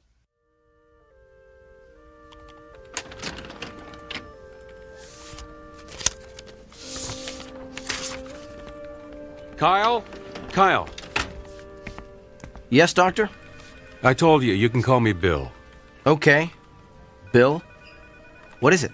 You saw Dolores Callahan this morning, right? Yes, the melanoma. No, Mrs. Callahan is not the melanoma. Mrs. Callahan is the widow with 3 children who has a suspicious mole. How do you know what she has? Have you been checking on my patients? Just the ones that have left here in hysterics. She was distraught. That's to be expected when you're facing cancer. Who's to say it's cancer? Why assume the worst and communicate those fears to the patient? Come on, Kyle. You've worked here a few months now. You should know that's not how we roll. I just provided her with all the facts. My guess is she's home right now making an informed, thoughtful decision about how best to address her illness. Really? Because after your interrogation, my guess is she's home right now making out her will. Look, we have a responsibility to make certain our patients leave here with a hopeful outlook. Our responsibility is to diagnose them correctly. What if we treat a patient for something trivial that's really something life-threatening? The golfer who collapses on the 17th hole from the heat, but who really had a stroke. The woman with the annoying little cough that turns out to be emphysema. The list is endless. Thyroid disorders masquerading as psychiatric problems. Lyme disease posing as arthritis. That's why I ask so many questions. The more facts I can get from the patient, the more accurate diagnosis I can make. So you're going to continue cross-examining our patients like it's the Spanish Inquisition? Look, doctor, I realize my technique differs from yours. It may not consist of the sycophantic mollycoddling you prefer, but I think you'll find overall that it gets me closer to the most accurate diagnosis possible. That may not mean anything to you, but it's the reason I get up in the morning. It's how I roll. Now, if you'll excuse me, I have a lot of patients to see. May God help every one of them.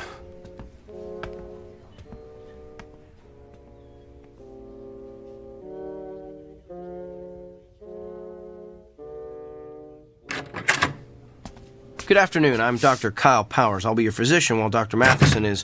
Oh! We are obviously not Eileen Richards. Obviously. The name's Beaumont. I seem to be in the wrong room, Mr. Beaumont. Let me just... You're in the right room, Kyle. You know me? Yes.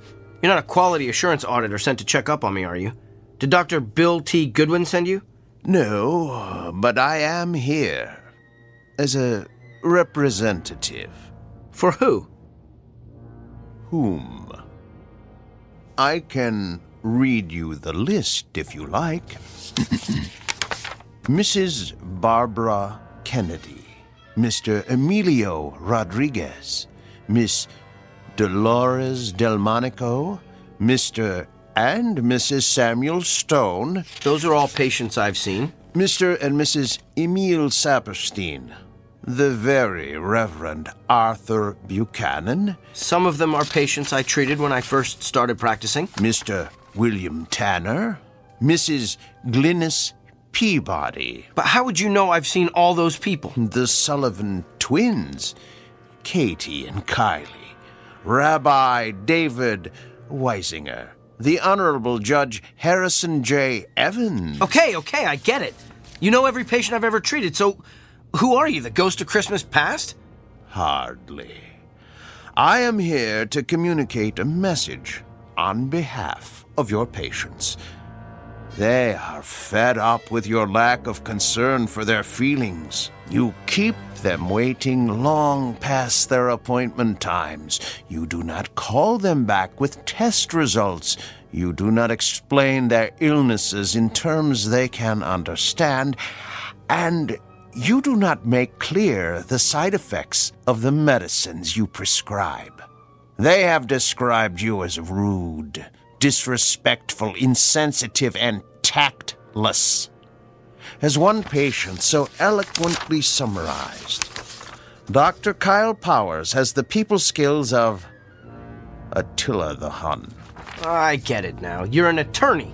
You're representing all those people as a part of some kind of lawsuit against me. I'm afraid not. I am simply here to, how shall I put it, keep things in balance. Look, I don't care if you're here as an attorney, an auditor, or my fairy godfather. All I know is I've effectively diagnosed and treated hundreds of patients. That's how I gauge my success, not by the number of friends I've made along the way. In short, I'm not broke, so I don't need fixing. In that case, I'm going to need you to sign this. What is it? It's a standard affidavit, stating that you are willing to pay the consequences of your actions. I recommend you read the whole brief before signing. I'm not reading or signing anything.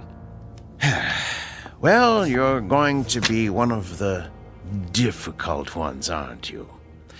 We'll have to settle for a non-written agreement then. A simple handshake has sufficed in the past. I'm not shaking your hand either. Come now. It's just a handshake. The sooner you shake my hand, the sooner you'll be rid of me. All right, if it'll get you out of here faster, here's my hand. Thank you. Ow! What did you just do? Good luck, Kyle. Wait! What did you do to me?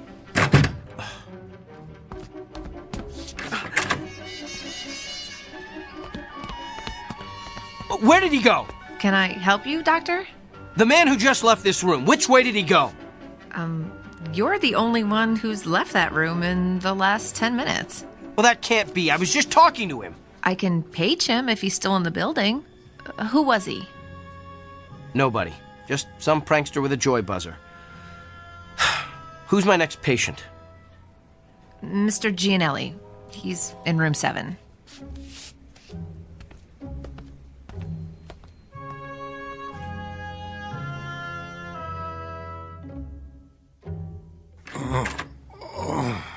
Good afternoon, Mr. Gianelli. I'm Dr. Kyle Powers. I'll be your physician while Dr. Matheson is gone.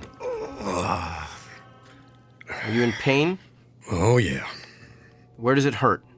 The back. What part of the back? Down low. Did you do anything that might have caused it? Probably. I work on a construction site, see? And I had to move some heavy sheets of plywood by myself. On a scale of 1 to 10, how bad would you say the pain is? About a 7, maybe 8. Seems like it's gotten worse in the last half hour or so. Well, let me take a good look at the area where it hurts. Could you lift your shirt, please? Sure. Lower back, you said? Yeah. All right, I'm going to feel around the area.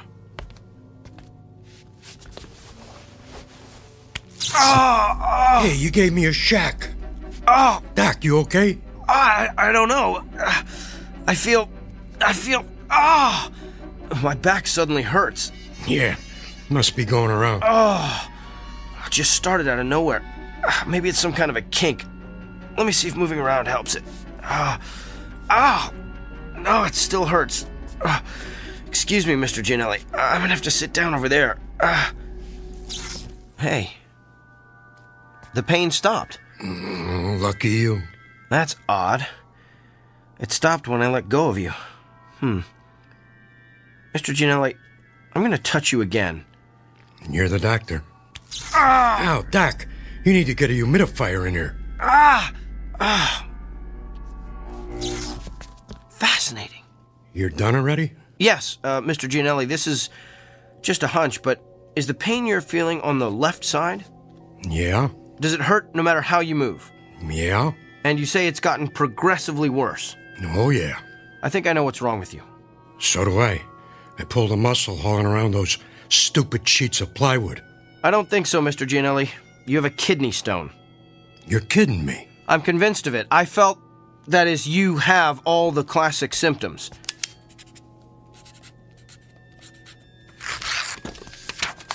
Here, this is an order for you to go up to radiology for an x-ray. That'll tell us exactly where the stone is, and we can figure out what to do about it from there. Hey, Doc, can I ask you something? What? How could you tell all that just by touching my back? Mr. Gianelli, I wish I knew.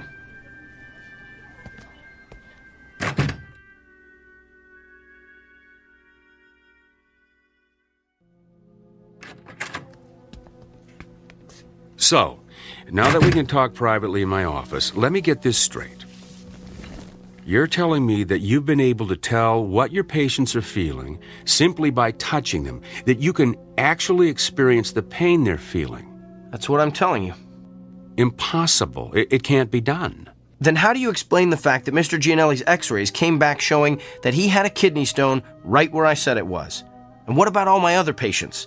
Everything I diagnosed this morning was confirmed by x-rays or ultrasounds or MRIs. You simply diagnosed them correctly.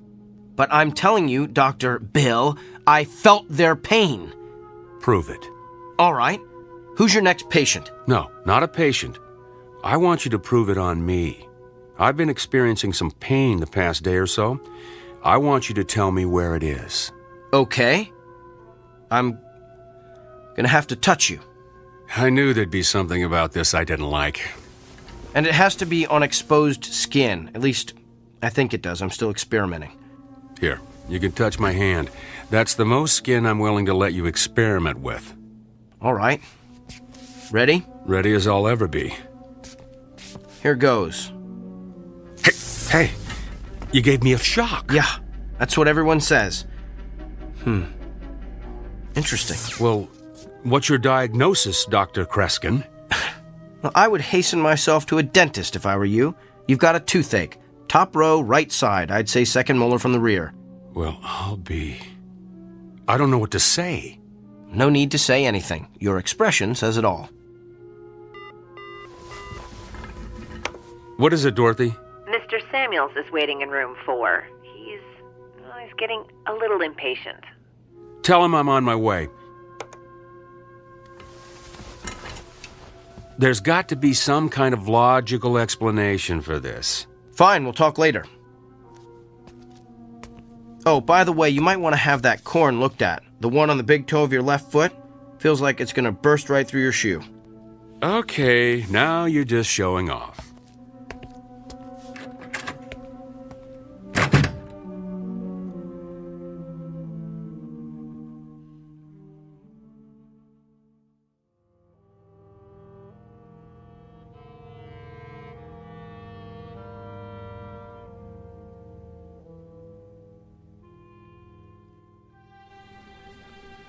Okay, thank you.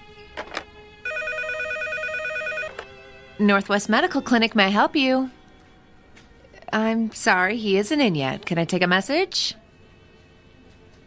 I'll let him know. Thank you. Hey, Dorothy. Another reporter for Kyle? Yeah, that's like 25 now. Ever since word got out about his gift, he's become the most popular doctor at the clinic. I know. I can't believe he's going to be on that talk show tomorrow. Yeah, I am dying to see what Dr. Charisma is like on TV. Oh.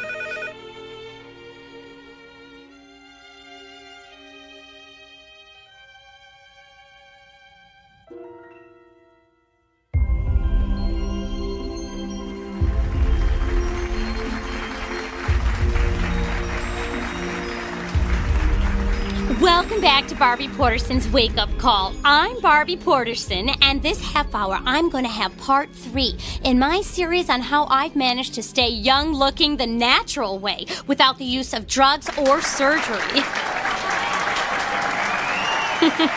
But enough about me. We have a guest with a rather unique gift. His name is Dr. Kyle Powers, and he claims that he can experience the same pain his patients are feeling simply by touching them.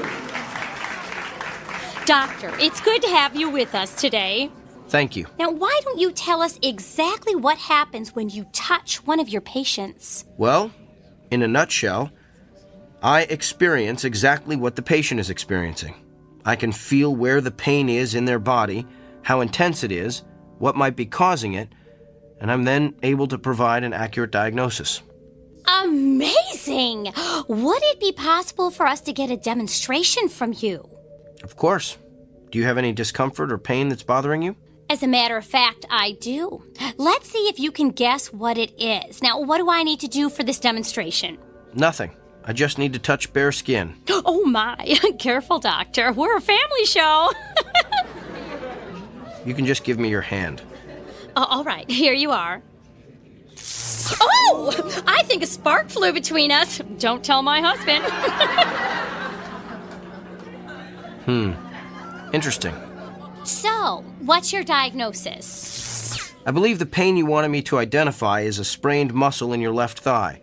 Feels like you've probably been working out a bit too rigorously at the health club. Ooh, that's amazing! That's exactly how my own physician diagnosed it, but it took him 20 minutes. Doctor, you truly have a special gift. There's something else, though. What? Your head. You have a headache. Are you coming down with something? Of course not! I'm fit as a fiddle. I stay fit the natural way. There's definitely something there. In fact, it's not just a headache. There's pain in several very specific locations in your forehead. That's interesting. Well, thank you for being with us, Doctor.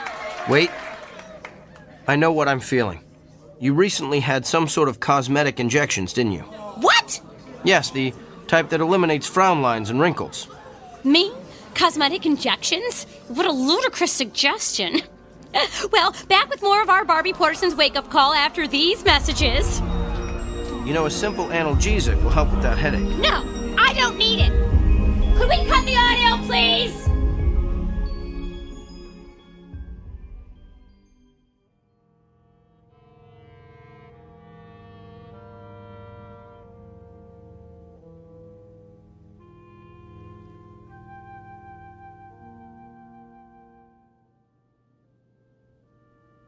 Yes, I think that would be quite agreeable. Well, to be honest, I wouldn't mind having a couple of days to think it over. Could you hold on for a moment? Come in. Kyle. Doctor, I'm on the phone. I need a moment with you. I don't have a moment. Make one. All right. I'm sorry, can I call you back? Thanks. That was extremely rude. And what are you staring at? You look so pale. Do you feel all right? I feel fine. Just a little stressed, and your intrusion doesn't help. So what's so urgent that it can't wait? Well, let's start with the waiting room overflowing with your patients. I had an important phone call. With who? Not that it's any of your business, but I was talking to Nigel Fairwick. Nigel Fairwick? He's the TV producer who creates all those vapid reality shows. Why would you want to talk to him? He wants to produce a television show starring yours truly. You're kidding me. Didn't he see that debacle of a TV interview you did the other morning? Yes, in fact, that's why he wanted to talk to me. Apparently the show's ratings skyrocketed after I outed Barbie Porterson. The interview is all over the internet. And this TV show of yours will allow you to perform additional acts of benevolence for the public good? Sometimes. But mostly will consist of me diagnosing the illnesses of actors, political figures, and even world leaders. Doesn't it bother you to exploit your gift like this? Exploit? You just don't get it, do you? I'm not seeking these people out. Nigel Fairwick, the newspaper's looking for interviews, those patients in the waiting room, they're all coming to me. I'm the solution to their problems. I'm the answer to their prayers. Spoken like a man with a true messiah complex. There's just something about your gift I've been trying to figure out. If you can feel your patient's pain, then you must be able to feel other things as well. Like what? Like their emotions. You must be able to feel their fear, their anxiety, their despair. Do you feel those things, Kyle? I feel them. Then why don't you ever talk about them? In all the interviews you've given, I've never heard you once mention the patient's emotions. Because it's irrelevant. It's the pain that helps me diagnose the illness. Besides, those feelings only last as long as I touch the patient. So you shove those emotions aside. The way you've done with your own emotions all your life, I guess. Don't you see what you're missing? You could be relating to your patients in a way that no other physician could ever hope to achieve. You could treat your patients on every conceivable level, not just the physical, but the emotional, the spiritual. Kyle, you're the winner of some sort of cosmic lottery. Don't squander it on a mindless television freak show. I'm sharing my gift with my patients.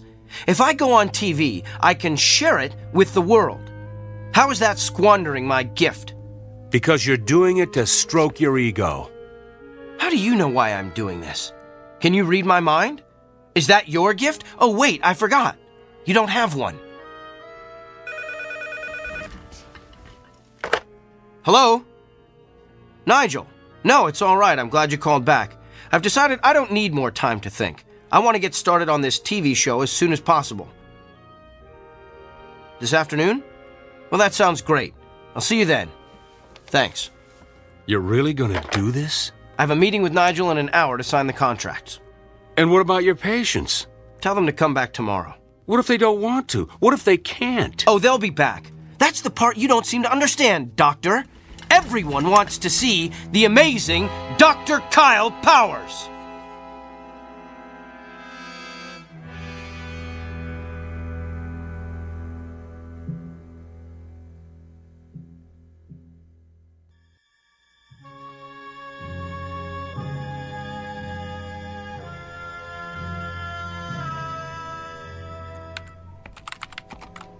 Well, Dorothy, my last patient has left the building. Let's start closing up shop. Way ahead of you, Doctor. Hey, I put the TV on in the waiting area. Kyle's TV show is about to start. Oh, I don't want to miss this. Oh, yes. We shouldn't miss the circus when it comes to town. Come on, Doctor, it started. I'm coming.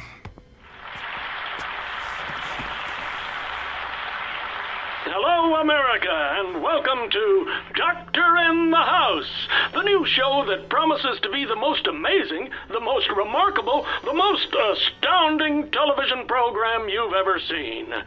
I'm Gil Montgomery, and I'll be your master of ceremonies. Master of hyperbole is more like it. And now, let's bring out the man who's been written about in every newspaper, magazine, and medical journal in the country, nay, the world. Please put your hands together for Dr. Kyle Powers. Wow, a standing ovation. You'd think he was the second coming. He thinks he is anyway. How come he's sweating so much? He's probably just nervous. I don't know. He looks kind of pale, too. Good evening, Doctor. Good evening, Gil. Are you feeling okay, Doctor? I'm not sure. I've been feeling a bit lightheaded today. Well, physician, perhaps we'll give you a chance to heal thyself later in the show. But right now, we're going to bring out your first patient. Are you ready? Yes, I think he fainted.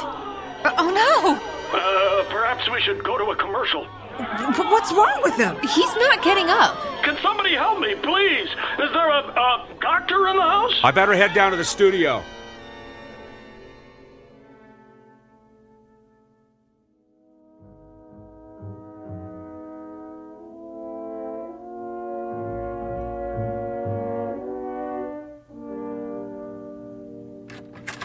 Kyle, I've got the results of your tests.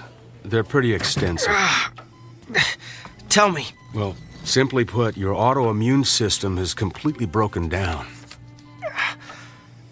Can you tell why? No, I can't find anything that would cause it. There was something about your results, though, that looked familiar. I'd seen this pattern before, but I couldn't remember where. You've seen this pattern. You've seen this pattern in another person? Not one person. Many people. I went back through your files of all your patients. Kyle, what you're experiencing is the affliction of every person you've treated in the past 3 weeks. Think about it. You've got emphysema like Mrs. Crandall. You've got stomach cancer like Mr. Drummond. Even have a kidney stone like Mr. Gianelli. Yeah, you get the idea. Every illness you've treated in the past 3 weeks is coursing through your body. It was 3 weeks ago that... You received your gift. I know.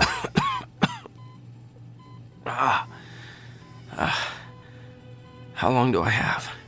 At the rate you're deteriorating, I'd say you've got 24 hours. No. That just can't be. Look, I know you're in a lot of pain. We're going to do what we can to make you comfortable. I want to run some more tests. There's got to be a way to beef up your immune system. Bill, after the way I've insulted you, why are you showing me so much... Compassion? It's part of being a doctor, right? Get some rest, Kyle. I'll be back.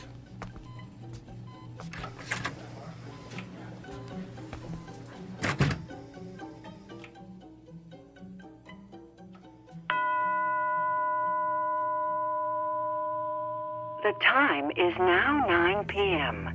Visiting hours have ended.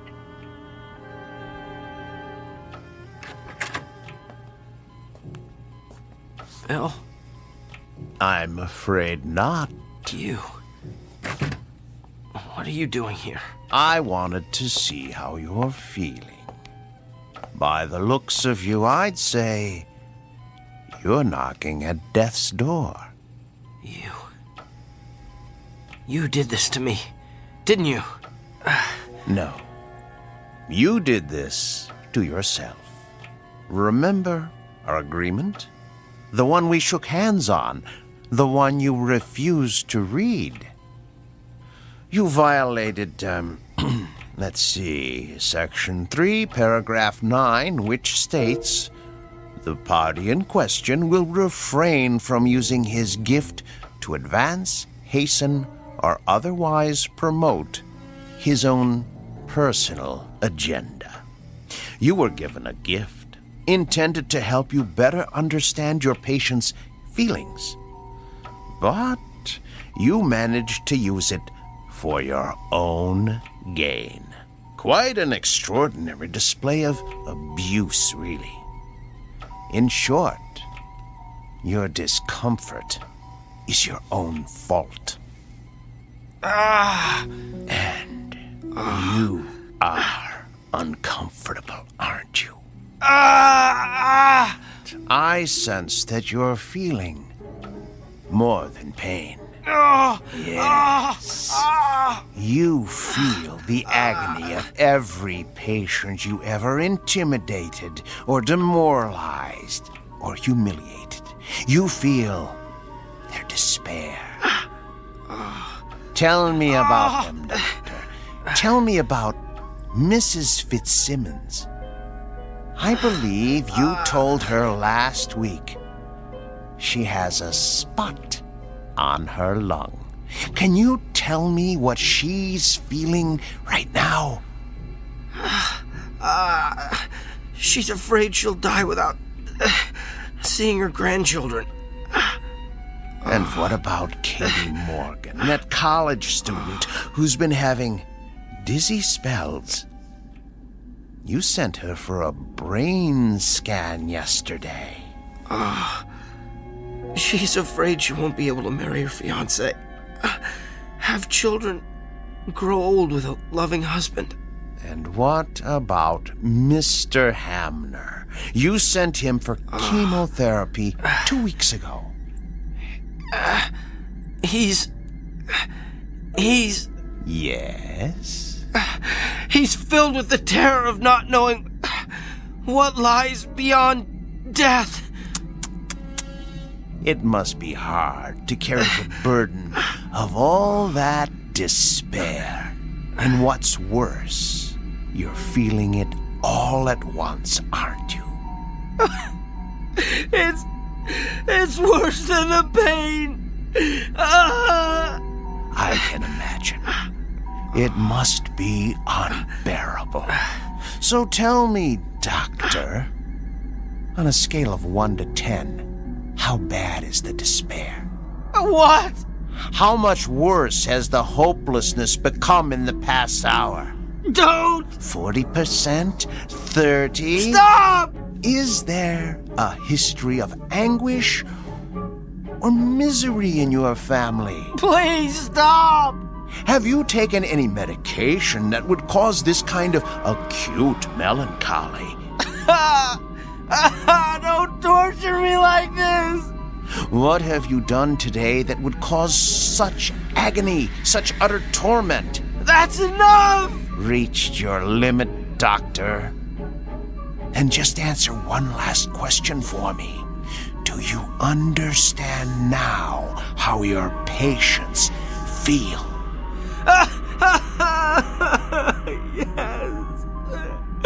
Yes. I would prefer death to this much despair. All right, then. Since you're already at the end of your rope, I suggest we end it as quickly as possible. I'm going to touch you one last time.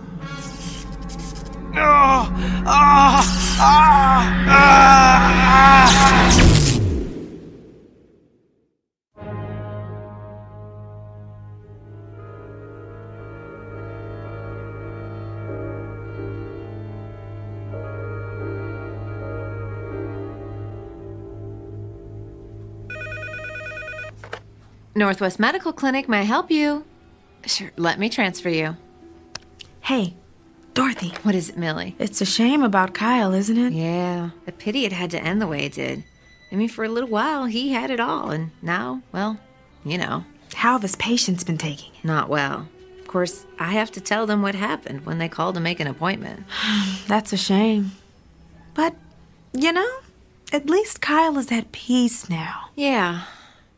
Well, he seemed very peaceful when I gave him his messages this morning.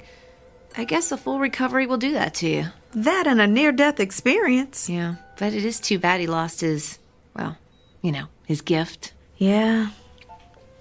I wonder what it's gonna be like for him now.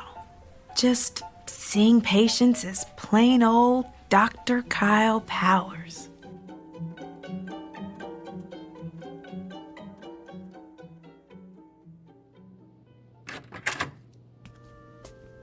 Good morning, Mr. Franklin. Hi, Doctor. I've got your test results here. I know. I have a feeling you don't have good news for me. I'm going to be completely candid with you. And before I tell you anything else, let me say this. What you've got is treatable. And we're going to exhaust every option available to get you well. So why don't we get out of this sterile examination room, go down to my office and have a cup of coffee, and work out the details. Sounds like a plan. You know, I keep thinking about how everything could change. I'm retiring in a couple of months. Margaret and I wanted to take a trip to Germany to see where my mother was born, and my daughter's about to have my first grandchild. I'm just afraid I'm not going to be around to see all that.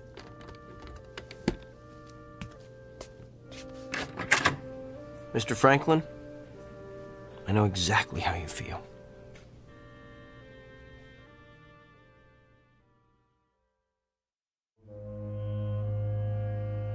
Meet Dr. Kyle Powers. Not the same one we met earlier, but a new and improved version.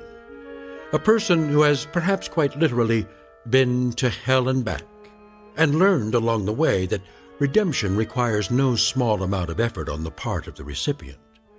It's a fundamental lesson that's customarily taught in Sunday school or at the feet of a beloved grandparent. But a select few insist on learning it the hard way, while traversing the antiseptic, shadowy corridors of the Twilight Zone.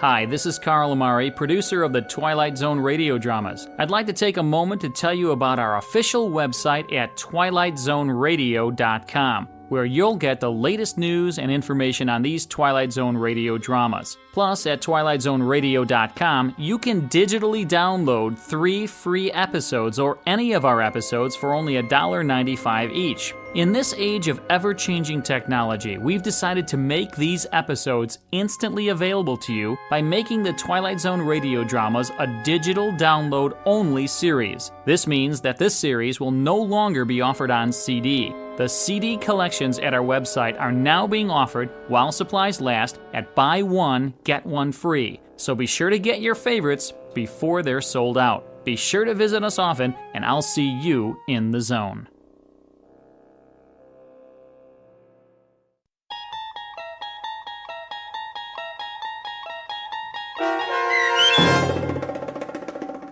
The amazing Dr. Kyle Powers, starring Sean Astin with Stacy Keach as your narrator, was especially written for The Twilight Zone by Barry Rickard. Heard in the cast were Pat Fraley, Joby Cerny, Robin Moeller, Ty Davis, Ellie Weingart, Alex Sopener, Emmy Bloom Regali, Rob Riley, and William Dick. The producers of The Twilight Zone wish to thank CBS Enterprises and the Rod Serling Estate for making this series possible. This copyrighted radio series is produced and directed by Carl Amari and Joby Cerny for Falcon Picture Group and Westwood One. Sound design and custom Foley effects for The Twilight Zone were done in the Cerny American Sound to Picture Theater by Todd Beyer, Craig Lee, and Tim Cerny. To learn more about the Twilight Zone radio dramas and to contact us, visit our official website at twilightzoneradio.com. Doug James speaking.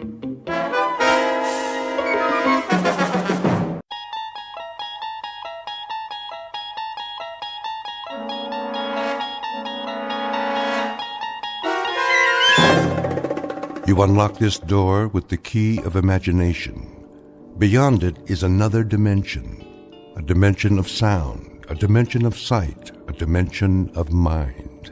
You're moving into a land of both shadow and substance, of things and ideas. You've just crossed over into the Twilight Zone.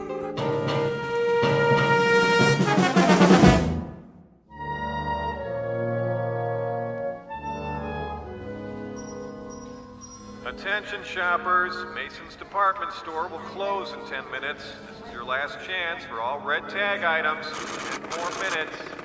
Here you are, ma'am. Thank you. Who's next? Just these things, please. One child's bathrobe, pajamas, and a pair of slippers. Will that be all? Yes, thank you. And how would you like to pay? How much does it come to? With tax, your total is $57.63. Oh, is that the sale price? Let me see. Children's wear, yes, that department's on markdown. The slippers, too? Where did you find them? On the clearance table. There's a red tag. Very good. That'll be an additional 40% off. I'll just adjust the total. That's better. Every little bit counts, doesn't it? Children grow so fast. If that's all. Christy? Christy, where are you? Here, Mommy. Time to go, darling. Mommy, look. What have you got there? A dolly. My, isn't she cute? She's the best doll in the whole world. Yeah, well, you better put it back now. Daddy's waiting. Can I have her, please? You already have a doll. Not like this one. Her name's Tina. Is it? Listen. My name is Talkie Tina, and I love you very much. Oh, please, Mommy. She wants to go home with me. She said so. Maybe next time. But she wants to go now. Shall I add the doll? Well, no, I don't think so. My name is Talkie Tina, and I want to go home with you. See? What will they think of next, Excuse me. I'm in line here, too, you know. I'm sorry. Just a second. Will that be cash, ma'am? She's just like a real little girl. Aren't you, Tina? My name is Talkie Tina, and you're my new best friend. Oh, for the love of... I'll have someone restock it for you. Will you accept a charge? Certainly. Here's my card. If you'll just sign here, Mrs. Streeter. All right. I'll put everything in one bag. Would you like to carry it, honey? Oh, yes, Mommy. Thank you. Who's next? Well, it's about time. Do you have any more Shake Me, Bake Me sets? Oh, I'm afraid not, sir. They sold out this morning. Well, come on. I only came out because of your advertisement. But I can give you a rain check. I don't want a rain check. I drove 15 miles to get a Shake Me, Bake Me toy kitchen for my daughter, and I'm not going to leave without one. If you'd like to speak to the supervisor, You bet I would. I can't believe this. Come along, honey. We're holding up the line. My name is Talkie Tina, and we're going to be very, very happy. We will, I promise. Yeah, as long as your daddy doesn't find out. Come on, Tina. We're going home.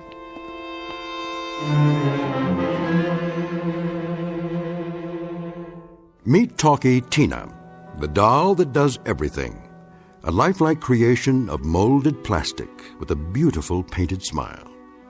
For an only child named Christy, she's a brand new playmate. For her father, however, this particular doll is about to become a most unwelcome addition to the family. But don't worry, because without Talkie Tina, chances are he would never find his way into the Twilight Zone. And now, The Twilight Zone and our story, Living Doll, starring Tim Kazurinsky, with Stacy Keach as your narrator.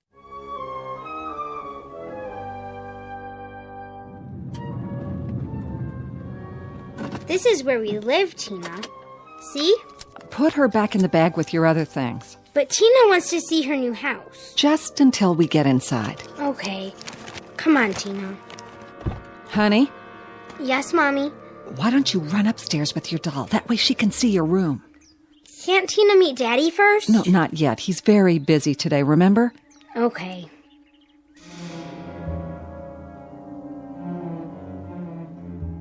And the grand total for 1 month?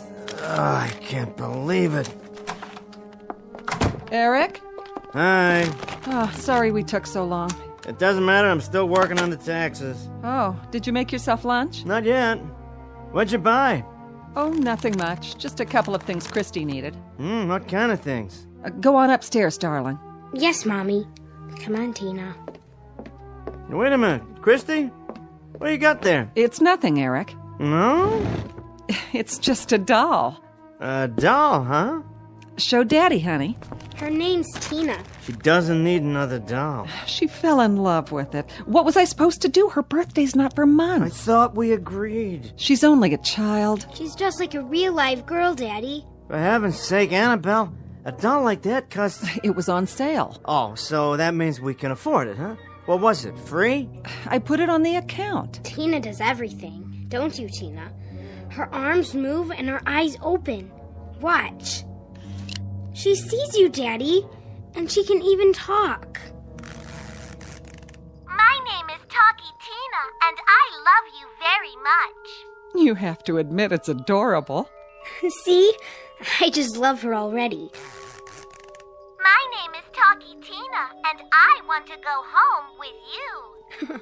Isn't she cute? All right, how much? Well, not that much. I know, it was on sale, you charged it. How much? Eric, that's enough. Christy, go to your room, please. Yes, Mommy. My name is Talkie Tina, and you're my new best friend. Christy, hold on. What, Daddy? Let me see that doll for a minute. Eric, please. Hey, I've been doing the income and expenses while you were out. And now I have to write a check to the IRS. I can almost cover it if we don't go to the movies or eat out for a month. This is hardly the time to talk about... I asked you a question, Annabelle. How much did it cost me? You? I earn the money around here, don't I? I don't think it's the price of the doll that's upsetting you. Here it comes. Here what comes? Some more of that Freudian gibberish you've been getting from her doctor. It is not Dr. Lubin's fault that she feels rejected. My name is Talkie Tina, and I love you very much. Will you shut that thing off? Her name's Tina. Don't yell at her. Give it to me. Daddy, please, she's my dolly. Not until I decide if she's gonna stay. Mommy. Go on. It'll be all right, I promise. Eric, how could you? What would you suggest I do? Start printing money? Charge accounts have to be paid, you know. We'll talk about this later, after you've had a chance to think about what you've just done to that little girl. More toys, more of everything for Christy. That's what she needs. Another doll. One that talks. My name is Talkie Tina, and I don't think I like you. What? My name is Talkie Tina, and I think I could even hate you. What kind of doll is this? Get out of here! What do you say now, huh? You all broken up about it? My name is Talkie Tina, and you'll be sorry.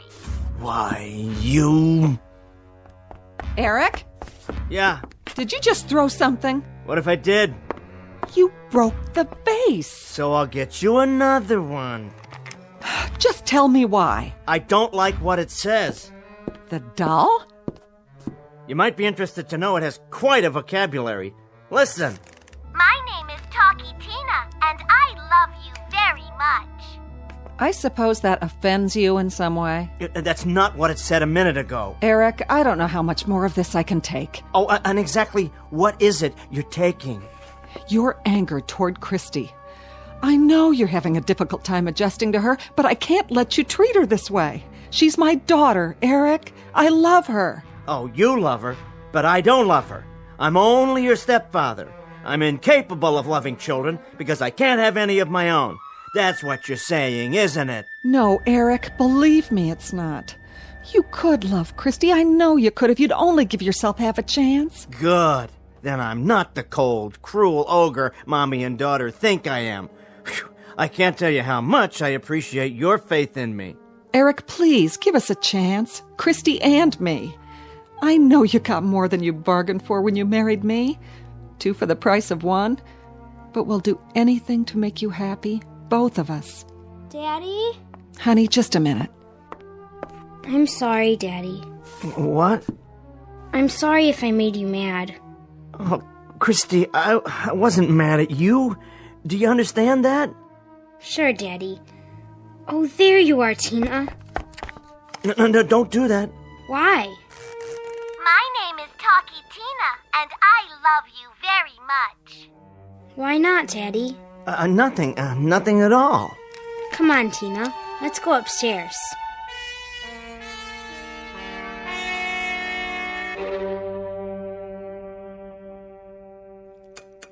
Almost finished, Christy? Almost, Mommy. We are. Aren't we, Tina? Eat your vegetables so we can have dessert. What kind? Tina wants to know what kind of dessert. Oh, your favorite, banana cream pie. Be a good girl, Tina, and eat your supper. Eat your own supper, Christy. I am, Daddy.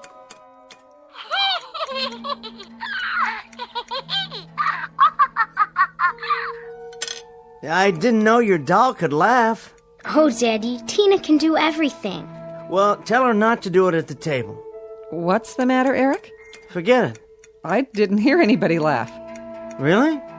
I thought You thought what? Nothing. Where'd you buy her? Mason's. It seemed like a good idea. Did it? She'll be a good playmate for Christy. Lacking a brother or sister. Is that what you mean? I didn't say that. But it's what you meant. It's why you bought the doll, isn't it? So I'd have a reminder? It hadn't occurred to me, but if that's what you think, give me your plate, Christy. Yes, Mommy. Here's Tina's, too. She ate all her food. Did she? Who's that? I'm sure I don't know. Who do you think it is, Tina? Well, stop talking to her like that. It's only a doll. No, she's not, Daddy. She's my new best friend. Can Christy come out and play? Hear that, Tina? It's Linda. Goody. Don't you want your dessert first? Later, Mommy. Can I take Tina? Not outside. But she wants to meet Linda. Well, Linda can meet her later. Okay. How about you? What? Do you want some dessert? Oh, sure. That'd be fine. Well, I'll bring you a piece of pie. Yeah, you do that. My name is Talkie Tina. Hey! Nobody pulled your string. And I'm beginning to hate you. Yeah? Well, my name's Eric Streeter. And you know what? I think I'm gonna get rid of you after all. You wouldn't dare. Wouldn't I? Just watch. Don't pick me up. This is my chair. No, it's not. It's Christy's high chair. Or it was until she grew out of it. But you'll never grow because you're just a piece of plastic. Got that? What's the matter? Cat got your tongue? My name is Talkie Tina, and I think you're a very bad man.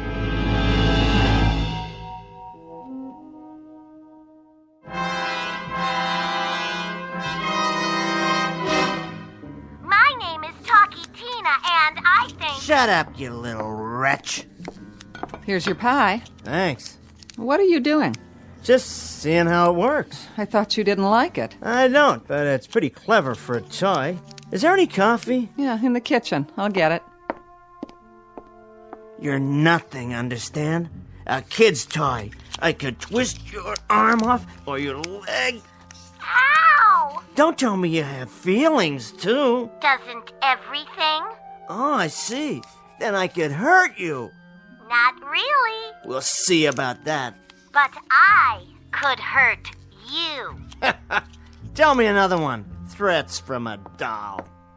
Who were you talking to? Well, who do you think? Eric, please be careful with Christy's doll. Here, you can have it. I don't want it. I only meant... It means a lot to her. The game's over. Game? Oh, come on now. How dense do you think I am? I wish I knew what you were talking about. Some invention, this thing. I guess I haven't kept up with the times. They must be doing great things with technology now. I didn't know they were putting walkie-talkies in dolls. Walkie-talkies? Voice chips, whatever they are. But there's hardly any technology to it. You've seen these before. Just a string that goes into the back of the doll, you pull it, and it plays a little record inside. Come off it, Annabelle. Didn't you think I'd catch on? Catch on to what? Well, all that stuff about hating me, and the last bit about feelings. Doesn't everything? That was a nice touch. You should be a regular ventriloquist. Really, Eric, I don't know what... Linda wants to see Tina. Can I? Can she, please? All right, dear. My name is Talkie Tina, and I love you very much. I told you. She's so sweet. You can both play with Tina tomorrow after school, if Linda would like to come over. Oh, yes, Mrs. Streeter. That would be so neat. Oh, come on, Linda. It's the ice cream man. That doll is sweet, all right, especially with a speaker inside. What is it, one of those little transistor receivers? Think whatever you want, but it isn't true. It doesn't matter what I think. It's what I hear that counts. I have ears. I'm not stupid, you know. I didn't say you are. You don't have to. Nobody's playing tricks on you. Go ahead. Keep it up. I know you got a microphone around here somewhere. You and Christy are getting even with me. Isn't that right? That's ridiculous, Eric, and you know it. Is it? I noticed the doll never talks when you're in the room. Of course it does. It just did. Yeah, the pre-recorded line, sure, but not what it says to me. You're really serious. Sure I am. So tell me, how do you do it? There's nothing to tell. All right? Don't tell me. Keep your secret. Play your little games. But I promise you one thing. Keep this up, and you'll be sorry.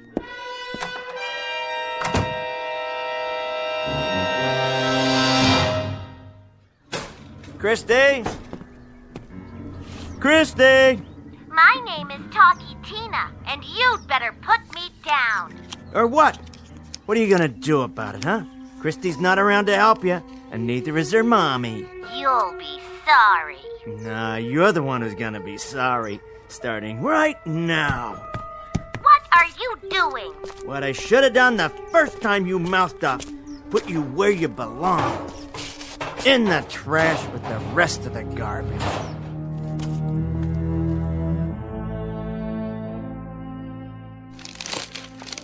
Where's Tina? I wouldn't know. You had her, Daddy. Go ask your mother. She's already asked me. And what did you tell her? That I don't know where she is. Then I guess that settles it. Do you know, Eric? Now, would I? Where is she, Daddy? If your mother can't tell you, neither can I. Tina must be around, Christy. Let's find her. I'll look in the kitchen. What do you think you're doing? Trying to read the evening paper. Is that all right with you? She's not in here. I'll help you look. You should be ashamed of yourself. About what? If anything's happened to her doll...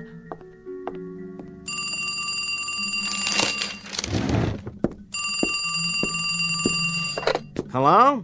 My name is Talkie Tina, and I'm going to kill you. Say that again. You heard me. How did you get out? Wouldn't you like to know? Who is this? Hello? Hello?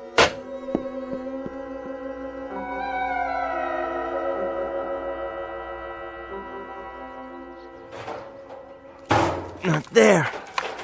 Then where?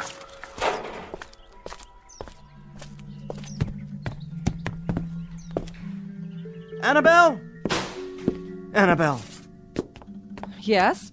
Where is she? She's still looking. I'm not talking about Christy! We haven't found the doll, if that's what you mean. That's exactly what I mean. You knew I put it in the trash can outside. What? And now it's gone. Which means somebody took it. More games? Oh, Eric, I can't bear this. Neither can I. I'm tired of all this nonsense. A joke's a joke, but you've carried it too far. I have? You and Christy. Will the two of you stop it? Eric, I didn't touch the doll. I haven't seen it since dinner. Am I supposed to believe you? I swear. You're telling the truth? Of course I am. You really didn't take it? I didn't take it. Then who? The phone call. What phone call? You were on the extension. You said... What are you talking about now? Didn't you do that either? Do what? No. Of course it couldn't have been you. How could you make the phone ring? You couldn't even call unless it was from an outside line. But you were in the house the whole time. I didn't hear the phone ring. There must be an explanation. Some electronic device that taps into the line. Eric? The phone rang. I answered it. The doll's voice was loud and clear. It said, "My name is Talkie Tina, and I'm going to kill you." What? That's what it said. Why would I lie? Oh, Eric, I don't know what to say. Or what to think. Well, one way or another, the doll's disappeared. If you didn't take it, that leaves Christy. Eric? Christy! Christy! Are you awake? Did you... I told you you'd be sorry. Get away from her. Get out of her bed and out of this house. Tina? I'll be back. And when I do, I'll have some questions for you, little girl. Christy, wake up! Daddy? Stay where you are, Christy. I want Tina. Don't worry about that thing. I have to borrow it for a while. But she's mine. Lie back down. Tina belongs to me. Daddy? Daddy? What's happening? Daddy, please! Where are you going with her doll? To do what I should have done. Daddy! Get one thing straight, Christy. I am not your daddy. There. He won't hurt her. Tina!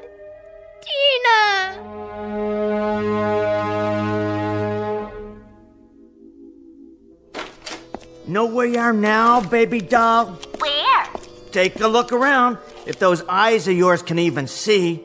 Welcome to my workroom. You don't scare me. This is a garage. Right? And this is my workbench. And these are my tools. What kind of tools? Well, let's see what we have here. Know what this is, Dollface? A vice. That's what. What are you going to do? What does it look like? I'm gonna put your cute little head in it and crack you open like a ripe tomato. You can try. We'll see about that. You'd better stop. Yeah? Or what? Get ready to die. Don't say I didn't warn you. You're the one who's going to die.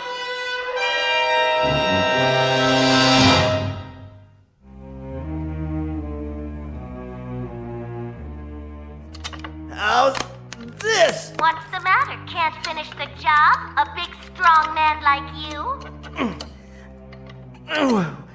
Why won't it close any tighter? I want to see those plastic eyes of yours pop out of your head. You can't hurt me. I thought you said you had feelings. I can stand it if you can. Something else then. How about a torch? That's it. A little butane. This'll raise your temperature. You'll melt like a rubber band on a hot stove. All we need's a spark to light it. Now we turn the nozzle till we get a nice blue flame. No problem. Just give it a spark one more time. That's okay. Third time's the charm. The lighter's empty. You're funny. We're wasting time. Time for the big guns. How about a table saw? Diamond-tipped blade? That'll do the trick. Cuts right through solid steel.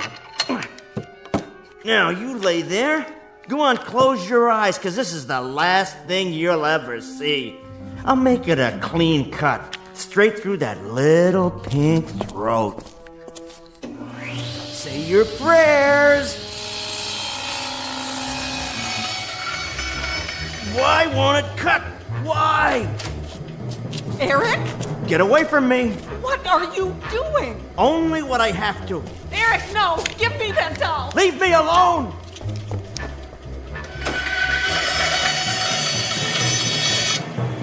So I can't cut you, but you're still done for.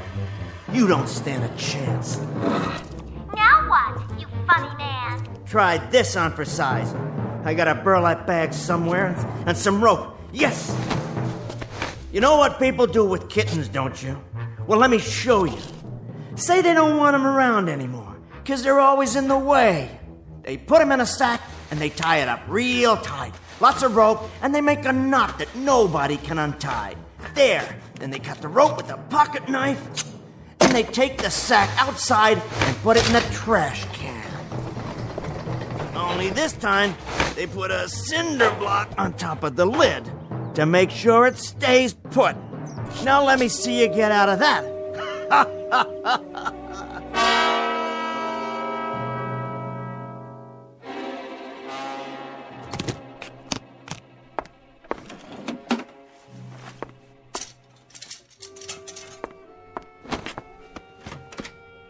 What are you doing?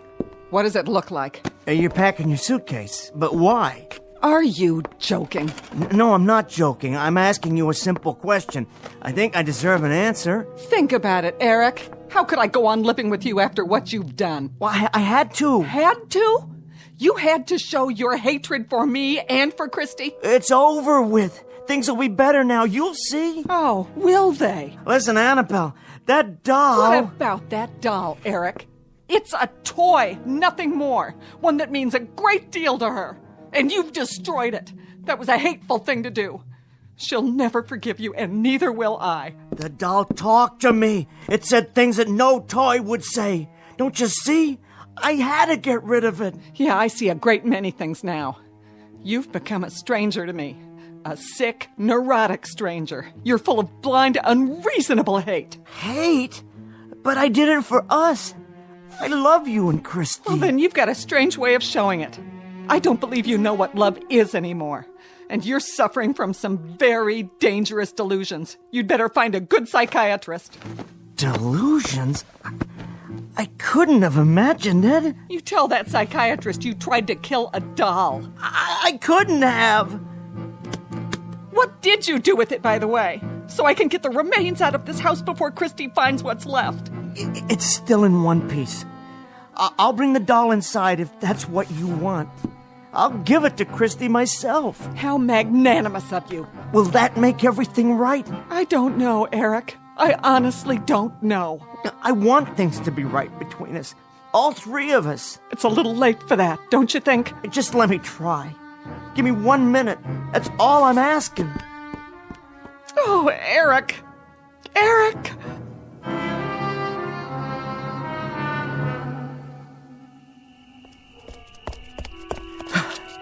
There.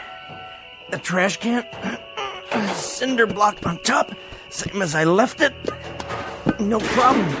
Cut the rope off. Oh, thank God. Good as new. My name is Talkie Tina, and I don't forgive you. Shut up. Shut up. Just until we get inside.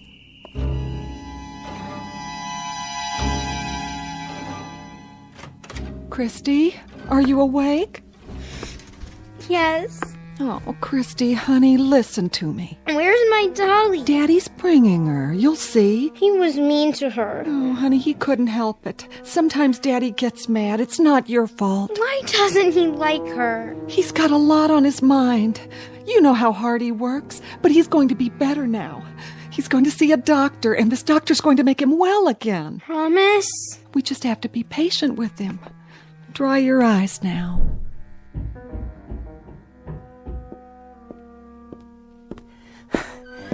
Christy, look what I've got. Tina! Did you miss her? Well, now she can sleep with you, right next to your pillow, all night long. Is that okay? Oh, Tina! Tina! Thank you, Eric. Satisfied? We'll talk about it in the morning. But I did what you wanted. In the morning.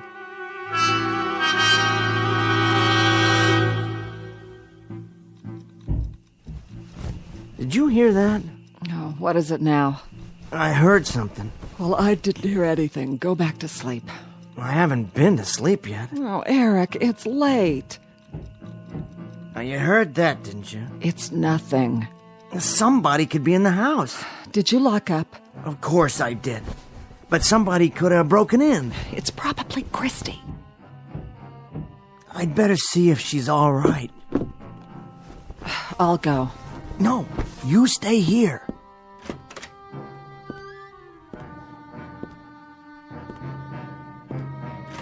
Christy? Christy? Oh, you're okay. Good, that's good. But where's your doll? Tina. Where is it? What? Who's there? Somebody's downstairs. I'm calling the police. Do you hear me? Eric? Shh. Stay there. I'm going downstairs to check it out. What is it? I'm not sure. If I don't come right back, call the police. Maybe I left the door to the garage unlocked. Yeah, that's it. Don't turn on the lights yet. Catch 'em red-handed. What?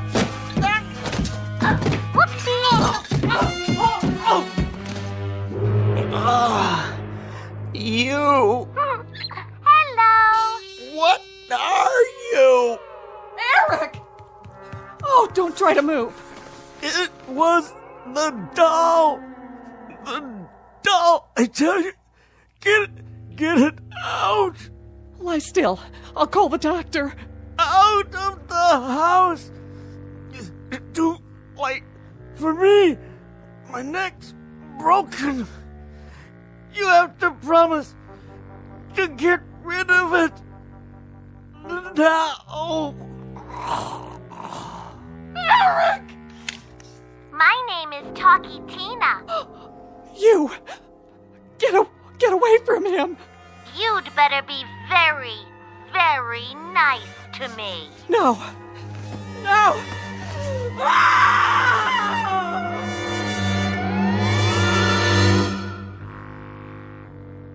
Of course, we all know that dolls can't talk. Not really. Nor can they lie in wait and trip a man on a dark stairway, because that would be murder. And that's one thing no doll can do. That is, unless her name is Tina, and she happens to have been manufactured in the Twilight Zone.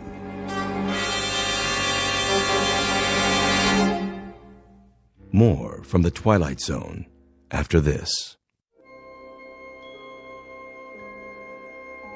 Hi, this is Carl Amari, producer of the Twilight Zone Radio Dramas. I'd like to take a moment to tell you about our official website at twilightzoneradio.com, where you'll get the latest news and information on these Twilight Zone radio dramas. Plus, at twilightzoneradio.com, you can digitally download 3 free episodes or any of our episodes for only $1.95 each. In this age of ever-changing technology, we've decided to make these episodes instantly available to you by making the Twilight Zone radio dramas a digital download-only series. This means that this series will no longer be offered on CD. The CD collections at our website are now being offered, while supplies last, at buy one, get one free. So be sure to get your favorites before they're sold out. Be sure to visit us often, and I'll see you in the zone.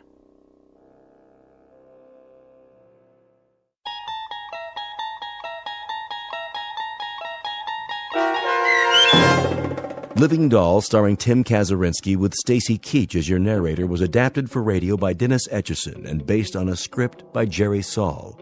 Heard in the cast were Meg Falcon, Christian Stolte, Deb Dotzer, Amy Sparrow, and Paul Patch.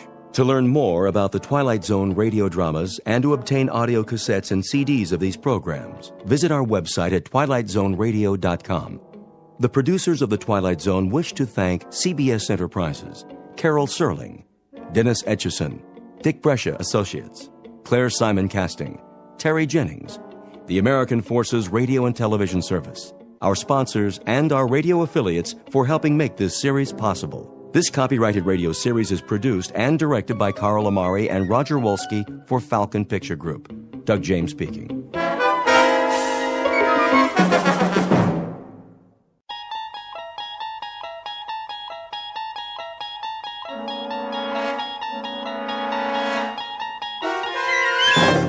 You unlock this door with the key of imagination.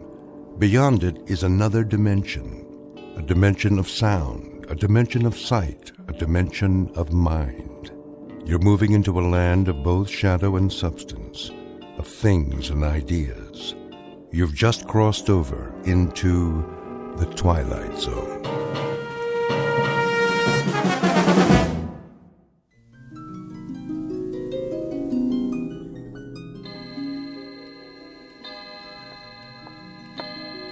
Uncle Simon? Uncle Simon? Do you want your hot chocolate upstairs? Uncle Simon, I have your tray. Can you hear me? I said, do you want your hot chocolate upstairs? Garbage head. I'm right here. You don't have to yell. Oh, I scared the life out of me. Oh, did I? Where were you? In the basement, of course. Where else would I be? You told me you were going to take your afternoon nap. And I shall, after I finish my work, as usual. Well, my wilted blossom, what's on your mind? Anything? Your hot chocolate's ready. So I gather. I'll take it in the study. That's fine, Uncle. But you know, you might try extending yourself sometime. Just sufficiently to let me know where you are. Well, I can narrow it down for you, Barbara, my love. If I'm not upstairs in my bedroom, I'm downstairs in my laboratory. In either case, you simply bring the hot chocolate to one place or the other. Clear? Utterly. And if I'm in neither place, that means I drop dead en route. And you can just bring me a bottle of formaldehyde and a rose. You have such a sense of humor, Uncle. You should have tried stand-up comedy. No, wait. They didn't have comedy clubs in your day, did they? Burlesque, then. You could have gone into burlesque. A regular George Burns. That's an idea. I dare say I should have been a bit more comfortable than you in such a setting. Do you even know how to dance, Barbara? Uncle Simon. Not necessarily as a headliner like, say, Gypsy Rose Lee. In the chorus, perhaps. That might be more your style. Ever let yourself loose? Oh, for a fast Charleston? Uncle Simon, I am very busy. No, I didn't think so. Most unlikely. You're the only woman I know who looks as if underneath her clothes she wears more clothes. You have all the grace and femininity of a high-button shoe. And you, Uncle Simon. What about... Yes? Never mind. Go on, my dear. Speak it out. Let's see if you can compensate for the fact that you're a passionless vegetable by at least speaking your mind. If I'm a passionateless vegetable, it's because my gardener is an ancient relic made out of dry skin and ice water. Not bad. Not bad at all. If I prod you enough, you can scrabble up to the occasion, at least part way. What else is new with you, my angular turnip? You say you've made hot chocolate? That's a start, I suppose. To what other soul-stirring projects have you applied your talents today? I noticed you tried to open up the drapes in the bedrooms and the hall. And I noticed you closed them. What are you afraid of? Afraid, my dear? What do you think could happen to you if you ever got hit by fresh air and sunlight? Think you might shrivel up and blow away like a vampire? My, is that your fantasy? That I'm from Transylvania? Sorry to disappoint you. No such luck, I'm afraid. What would happen if we fumigated this old house and got rid of all the medicine smells and the chemical smells? You're referring, I take it, to these test tubes. An important part of my research, as you well know. Then why keep them in the study with the Wedgwood and the Dresden china? They must be here. They indicate changes in the moisture content of the air. What changes? The only changes here is that the air turns from stale to musty to plain old mildew. Pretty soon I won't be able to breathe it at all. Why, you poor suffocating spinster. I didn't realize how affected you were by the life of relative ease you enjoy. Entirely at my expense, I might add. You asked what I've done today? All right. Here's the answer. I cleaned up after you. First, last, and in between. I cleared away, or tried to clear, the debris you leave behind, and understand how anybody who's earned all these diplomas and awards can be so sloppy. This one, for example. Honorary degree for sound transmission. God only knows what that one was for. And what's this contraption on your desk? A room straightener, maybe? That's one thing you should have invented. Now tell me, where does this thing belong? Leave it exactly where it was, Barbara. Oh. Would you have noticed the difference? Would you really? You've been told 1,000 times not to disturb anything. I could have put it away when I swept the cellar, except that, as usual, your laboratory was securely bolted. Someday I'd like to see what it is you putter around with down there. I bet you would. And someday you shall. Someday you'll be the mistress of this decaying and drafty barn, and then you can do anything you please. But for the moment, you'll keep your spindle-shanked carcass out of my laboratory, and that long, thin, probing proboscis of yours away from my business. Gladly. Now get me some fresh hot chocolate.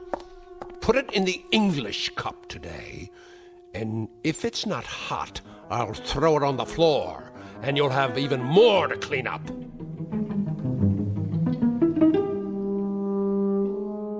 Dramatis personae, Mr. Simon Polk, a gentleman who has lived out his life in gleeful rage, and the young lady who just now beat a hasty retreat is Mr. Polk's niece, Barbara.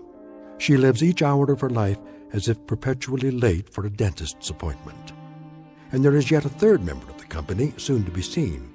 He now resides downstairs in the laboratory, and he is, well, the kind of character you'd expect to find only in the Twilight Zone.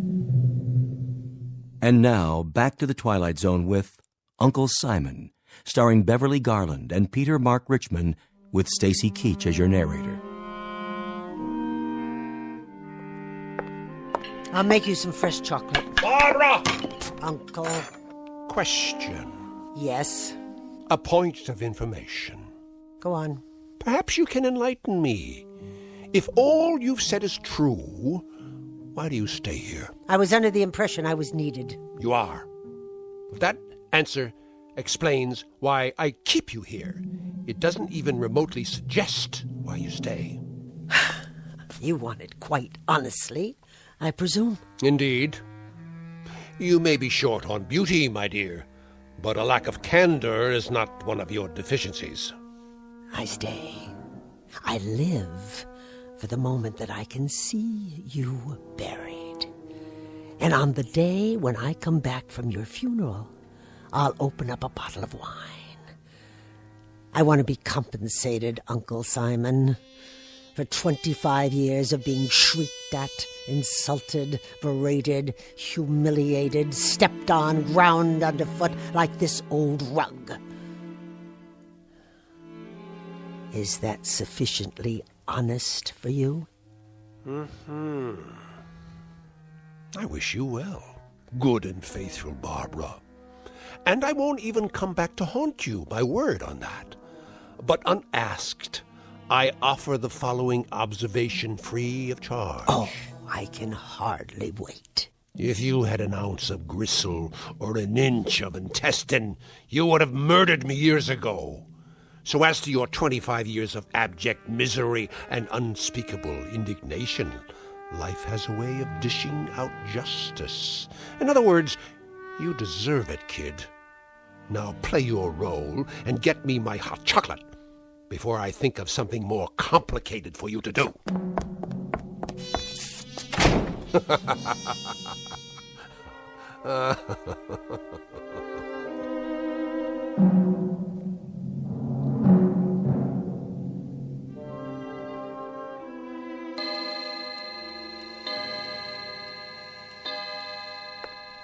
Dear Uncle Simon, and where are you now, you old...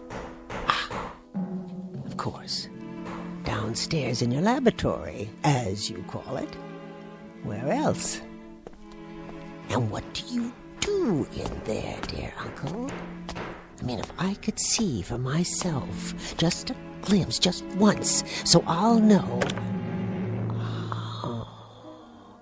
Did you leave the door unlocked this time? Well, now, what have we here? I was looking for... Looking for what? I thought perhaps you'd show me what you're building. Indeed. You'd love to know that, wouldn't you? Well, I'm sure it's something impressive. My curiosity got the better of me. That's the one character trait you share with normal women, curiosity. An ineffable and insatiable curiosity. Well, remember what it did for the proverbial cat. One of these days, you're going to find out what I'm building. I'm sure I will, Uncle. Whenever you're ready. But for the time being, you night-crawling imitation of the female gender... If I catch you sneaking around outside my door again, I'll break your head with a broom handle or one of these canes. Now go back upstairs and engage yourself in a nerve-wracking game of dominoes. With pleasure. Now, go on. Tell me, Uncle Simon. What? Tell me why it is that beasts like you stay alive for so long.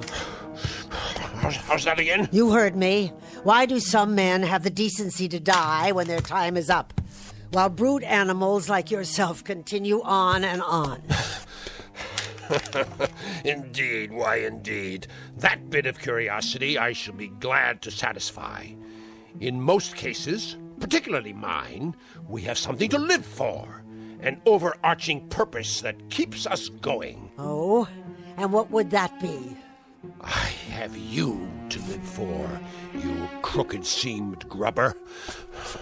I keep this decrepit heart beating and these over-the-hill lungs breathing because I know how deeply dedicated you are to the one sight that will be your ultimate reward. And what sight is that? Seeing me die. Who came here 25 years ago when you were crippled and sick and couldn't take care of yourself?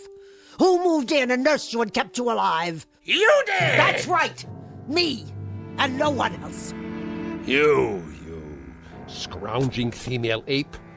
Now let's get down to cases. The question is, why did you? Why would you? Out of familial love, was it, Barbara? Out of a palpitating compassion? Out of a flagpole stiff loyalty? I'll tell you why you came, why you nursed, why you stayed, you covetous crank. Go ahead, enlighten me. There's no mystery at all. You came because you knew that when I depart, I'll leave everything behind to you. By default, my only living relative. Everything. You stayed on day after day and year after year because every prayer that came out of your tight little mouth was a supplication that I'd be dead the next morning. A brilliant deduction. So don't go mouthing sweetness at me, you thin-lipped, toothpick-legged conover. I wouldn't think of it. Anything you did for me, you did out of greed, naked and unadorned. Don't tell me different. Stay away from me. Greed, Miss Barbara, greed. So big, so thick, so heavy. It blotted out even that delicious hate you've been carrying around inside. I said stay back. Well, let me tell you something, you money-sick crone. You'll get paid off in due time. Before that, you'll pay through every one of your pores for what I leave you. Don't you raise your cane to me. You'll pay, you ugly harpy. As God is my witness, How dare you! What are you doing? Give me that cane! Barbara! Don't! Barbara!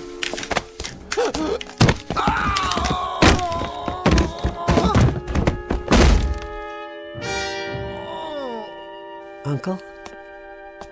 Barbara! What? Barbara, help me. What, Uncle? Barbara, please! I didn't quite hear you. I think... Speak a little louder, would you, Uncle? Tell me, what is it you wanted?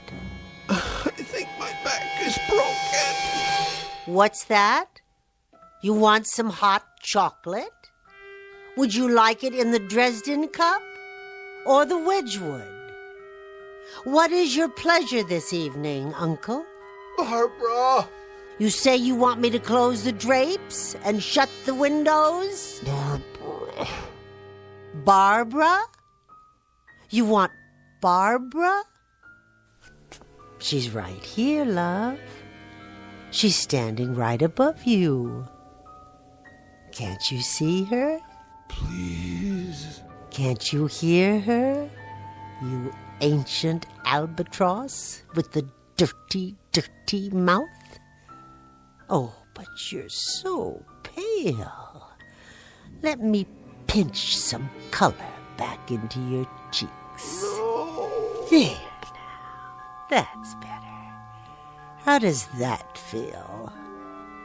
Uncle Simon. Oh, Uncle Simon, don't die quite yet. If you can hold out, try. Try just for a second. I want to tell you something. I want to make an announcement. As of this second, I have quit suffering for you. I'm no longer sewing, Uncle Simon. As of right now, I'm going to reap.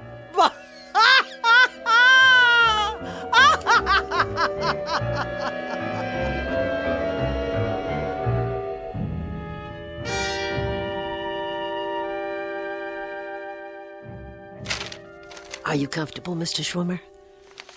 What? Oh, yes. Thank you, Miss Polk. I'll just be another moment. I cleaned off my uncle's desk for you. Yes. You've kept the house in splendid condition, by the way. It looks different somehow. Oh, I've made a few changes. Marvelous taste you have, I must say. If you need pencils or pens, they're in the top drawer. No, the will is relatively simple. I only want to make sure I brought the latest amendments, signed and notarized. But I thought he drew it up years ago. It's been in the safe deposit box for as long as I can remember. The original copy, yes. Your uncle had me drafted shortly after you came to stay with him. He added a codicil or two later on, hence this revised copy. Oh. Really? I wasn't aware of that. Assets, real property. Everything seems to be in order. Oh, there's no need to read it aloud, Mr. Schwimmer. If you can just give me the sense of it so I'll know how to dispose of his things. That, my dear, won't be necessary. I beg your pardon? That is the sense of it. What do you mean? The will very explicitly requires that you throw away nothing, that you keep everything as it was, intact.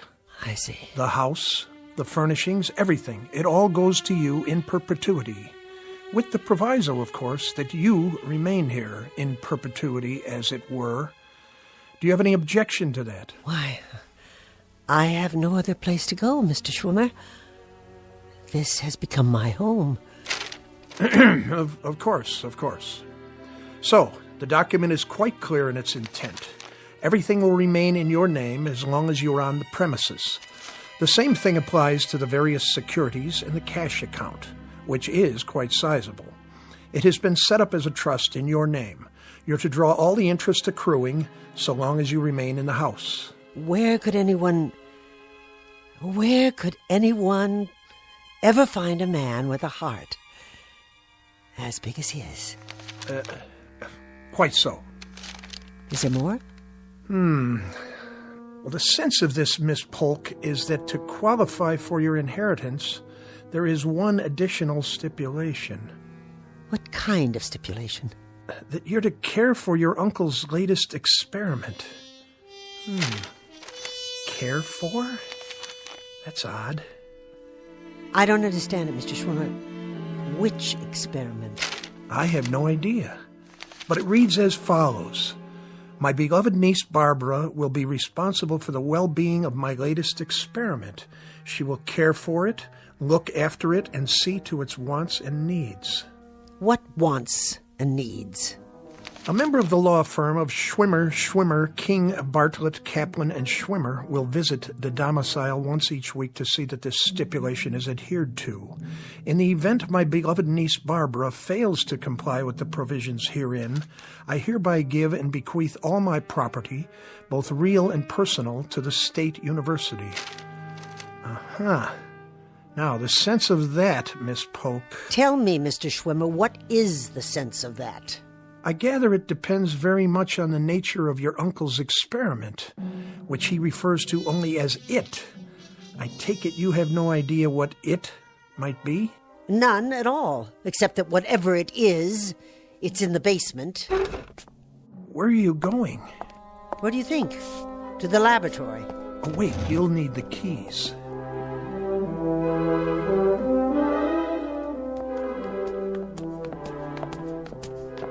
He always kept it locked. Your uncle was a genius. I'm sure he didn't want his work to fall into the wrong hands. Not even mine? A matter of national security, perhaps. At last. His inner sanctum. Not particularly foreboding. I must say it looks like any research lab at the university, with a few pieces of gear I haven't seen before. He was always ordering new parts, all the latest test equipment. And you don't know what he was testing? He chose not to share that bit of information with me. To protect you, I'm sure. But we'll know soon enough. What's behind that other door? Where? Against the wall, at the back of the room. I don't know. Do you have the other key? It must be the large one. How this relates to his will, though, I'm not at all sure. Now, this piece, this is interesting. Looks like a metal glove. I wonder what it does. I wouldn't touch it if I were you. Why, it's part of a mechanical hand. With an arm attached. I said don't touch it. Sorry. Good Lord. There's something attached to the arm. It appears to be a complete metal figure of some sort in the shape of a man. It must be 8 feet tall. I think we better go now. How do you do? What? What are you? In your lexicon, I am a robot. I was created by the great scientist Simon Polk. You have activated my selecting and operating relays. You stay away from me. I mean you no harm. Please be patient with me. My program requires several days to function at maximum capacity. I bid you greetings. Hello, Barbara. Barbara. Now what? Barbara.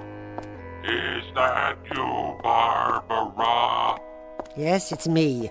Who else would it be? Are you going out, Barbara? It happens that I am. Why are you sitting here in the study with all the lights off? I do not like the light. This is a more restful mode while I program my circuits. Where are you going? To a concert. A concert? Do you know how long it's been since I went to a concert? No, I do not have that information, but I estimate the answer to be several years. Several? Try 20. What is a concert? It's a beautiful musical experience. Inspiring. But you wouldn't know anything about that. What is music? It's when people, real human beings, use instruments handmade out of metal or wood to create sounds that are pleasing to the ear. The human ear. They should use only metal parts. Wood decays. It does not have the durability of metal alloy.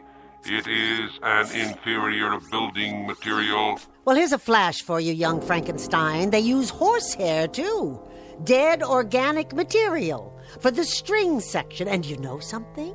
It sounds absolutely heavenly. Not like some tin can that got left out in the rain. I see. Do you? I doubt it. I'm going now. If you need anything, like a shot of oil on the rocks, you can get it yourself. You mustn't leave. Are you telling me what to do? Mr. Schwimmer is coming tonight. A week has gone by. Isn't that correct? Yes, Mr. Schwimmer is coming. He'll be here at 8 o'clock after I'm gone. So you just sit tight. Good. Good? Good for what? He will check my condition. He will see that I am functioning properly. That's right. Maybe he'll give you a lube and an oil change while he's at it. You see, Barbara, I am like an infant. I mature gradually. Soon I will have all my faculties. I will be able to perform all my faculties and functions. I will be a whole being. Oh, how nice. How perfectly grand for you. You'll be a whole being. And then what? Or can you think that far? I will take on human attributes, those that your Uncle Simon saw fit to give me. Oh, that'll be an improvement, because he certainly didn't see fit to give you any human attributes so far. You look like something out of an old science fiction movie. Or the Tin Man in The Wizard of Oz. You're a joke. Joke? Ah, I understand your meaning. Simon Polk was known for his sense of humor. He could have been a comedian. Uncle Simon? Oh, yeah. Hysterical. The crown prince of comedy. Bye now, Tin Man. Wait. This is interesting. This is very interesting. It is coming through now. What is? A craving. A new craving. A craving? As in hunger? For a machine that doesn't eat? Hot chocolate. A beverage made from dried cocoa beans and sugar. I would love a cup of hot chocolate.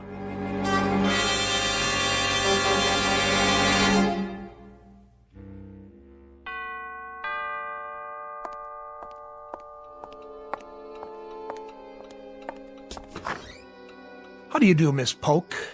I hope I'm not late. Late? My, you look outstanding in that dress. And those earrings. I've never seen you looking quite so outstanding. Were you going somewhere? No. I wasn't going anywhere. Not anywhere at all. And how, may I ask, is our young Master Polk doing this evening? Right this way.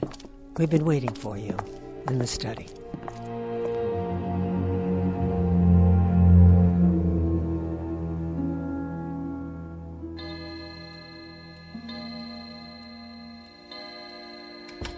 Frankenstein? Where are you? Huh. Didn't even drink your chocolate, did you? No. Of course not. And you spilled it.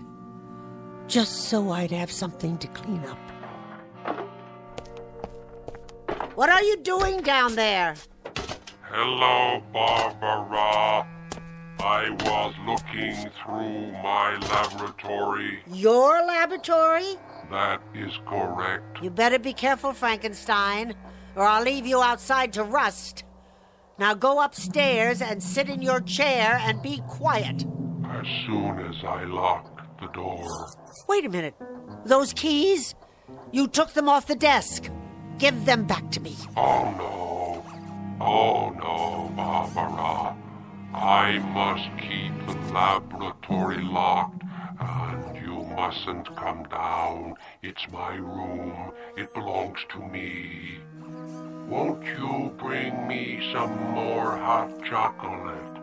So that's how it is now.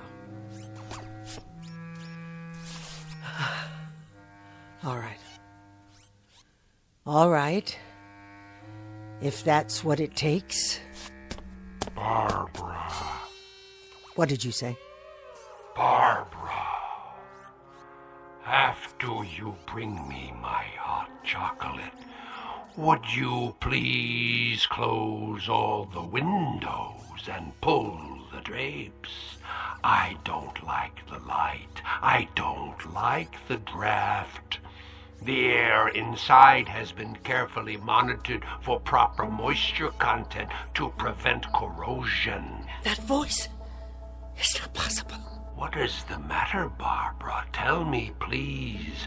What is the matter? What is the matter? What is the matter, you peanut-headed sample of nature's carelessness? You! Get away from me! Barbara, I'm falling!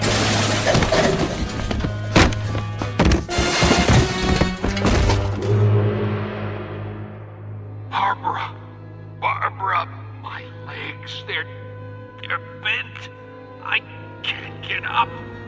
Barbara, help me.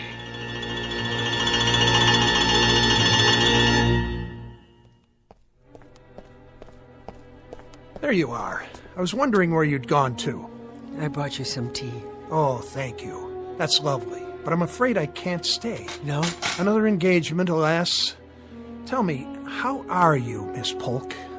I mean, really. Fine. Thank you, Mr. Schwimmer. Glad to hear it. It is rather quiet these days. Doesn't seem to say much, even after all these weeks. He makes his wants known. Pity about his legs. But he manages to get around, doesn't he? Indeed he does.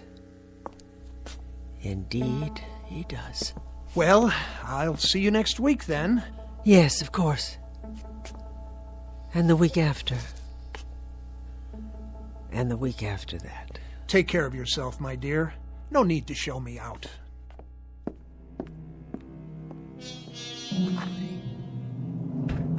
Barbara! Here, in the study. Barbara, my dear, if you can prevail upon that Raggedy Ann carcass of yours to exert yourself, I'd like a cup of hot chocolate. I would like it in a Wedgwood cup. And if it's not sufficiently hot, I'll pour it on the floor at your feet. Clear? All right. I'll make some. Speak up, you lint-headed clod. I didn't hear you. I'll make some hot chocolate. Do that, you torpid lotus eater. And be sure that it's hot. Did you hear me? Make sure it's hot. What does it take to make you move, you arthritic crab? I'll fix it for you now. You'll fix it for me now. What? I'll fix it for you now, Uncle. That's better. I'll be at my desk, working on my notes. Yes, Uncle.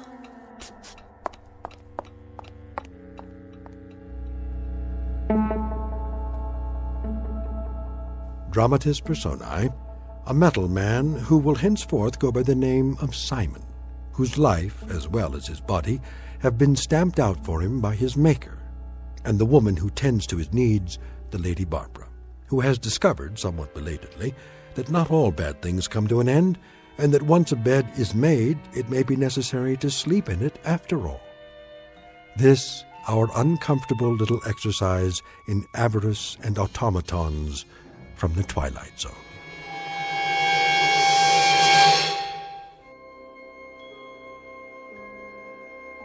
Hi, this is Carl Amari, producer of the Twilight Zone Radio Dramas. I'd like to take a moment to tell you about our official website at twilightzoneradio.com, where you'll get the latest news and information on these Twilight Zone Radio dramas. Plus, at twilightzoneradio.com, you can digitally download 3 free episodes or any of our episodes for only $1.95 each. In this age of ever-changing technology, we've decided to make these episodes instantly available to you by making the Twilight Zone Radio Dramas a digital download-only series. This means that this series will no longer be offered on CD. The CD collections at our website are now being offered, while supplies last, at buy one, get one free. So be sure to get your favorites before they're sold out. Be sure to visit us often, and I'll see you in the zone.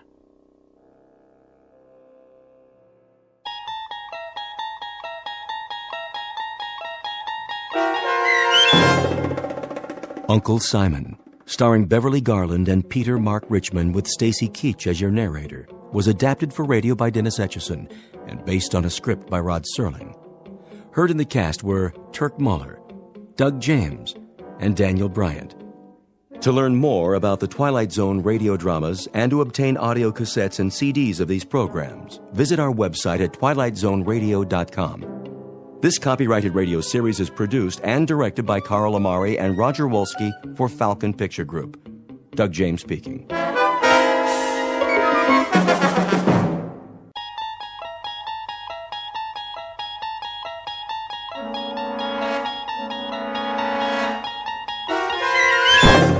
You're traveling through another dimension. A dimension not only of sight and sound, but of mind. A journey into a wondrous land whose boundaries are those of imagination. Your next stop, the Twilight Zone.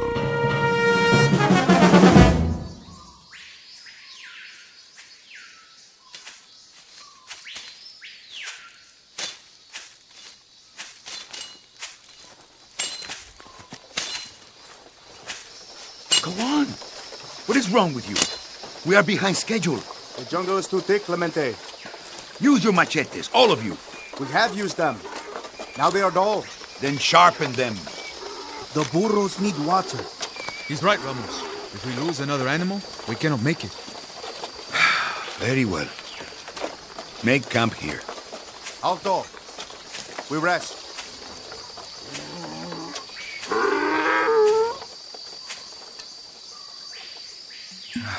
How much longer, Alessandro? A few more days, perhaps a week. If this is the right way to the capital. What? You have the map. What does it say? We are here by the mountains. We should go around, through the lowlands. No, that is too far. We must strike the Cruz now, before his army comes looking for us. Don't worry, Ramos. We are not worth hunting. You say that to me? I speak the truth. Look around. What do you see? Men of destiny. Oh? And how many are we today? The campesinos support us. They give us food, shelter. That is because we are the ones who march. We are the point of the spear. When we strike, they will follow. But only if we succeed. The jungle is full of rebels. They will come out of their caves to join us. First, we must survive. The way through the mountains is difficult. Cristo and Tamar are loyal.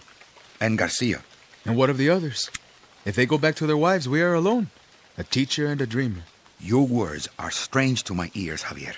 As if they come from a woman. Politics is more than a cause, my friend. It is a strategy. When a bridge is weak, it must fall. Remember the history of our land. The earth is ripe with the blood of other rebellions. We will not fail. There is no shame in it. We can take up arms again when the time is right. This is our moment. Not this year, Ramos. And perhaps not next year either. That is still too soon. But sooner or later, the crops will fail. The people will rise up, and we will show them the way.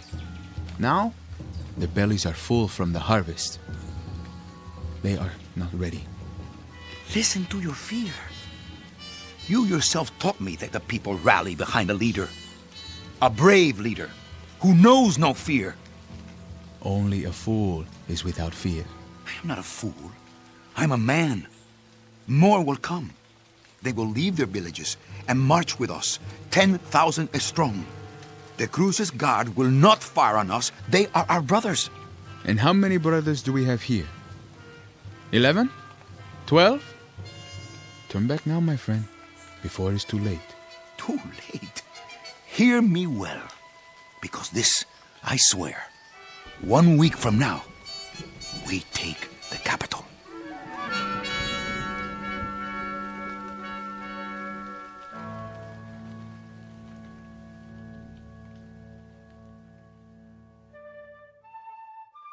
This is Ramos Clemente and his ragtag band of followers. Chief among them, Xavier D'Alessandro, his political advisor and sergeant-at-arms. Clemente is the keeper of a dream. Once he walked behind a mule as it plowed someone else's land, looked up at a hot Central American sun and pledged the impossible. He vowed that he would lead his people against the tyranny that put the ache in their backs, the lines in their faces, the anguish in their eyes. That he would ride at the head of an army into the capital city, cheered along the way by thousands of dreamers, all sharing the hope that General Clemente is the man to give them back their freedom. A noble dream, or an illusion. If the latter, it would be an honest mistake. But even honest mistakes have a price.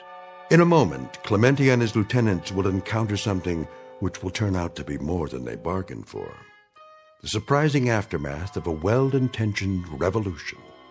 They will discover the startling truth as reflected in a very strange mirror, one that was handmade just for them, in the Twilight Zone. And now, The Twilight Zone, and our story, The Mirror, starring Tony Plana, with Stacy Keach as your narrator.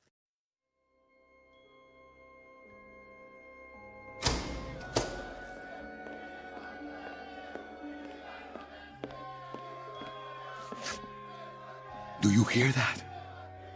See me, General. They are calling for you. They are. They are. Let them see you, Clemente. Yes, from the balcony. Perhaps I should. Just for a minute. Go on, Ramos. This is your palace now. It is your right. Very well. Look, there he is. It is him. My countrymen, a new day. I promise you the time has come. The president has fallen.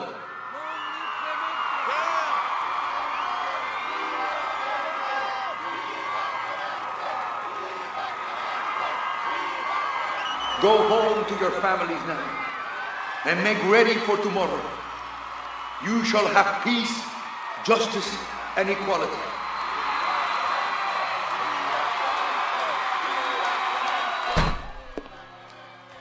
Do you hear? Viva Clemente! That is me. Viva, viva, viva! A toast. Yes, with some of the Cruz's precious wine. The glasses.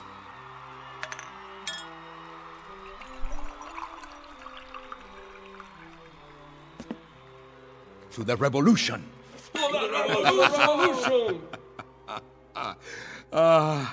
So do you know why I laugh?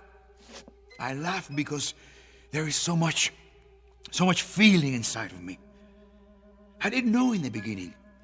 I didn't know when this moment came how I would react to it. What would I do? Laugh? Cry? Get drunk? I didn't know.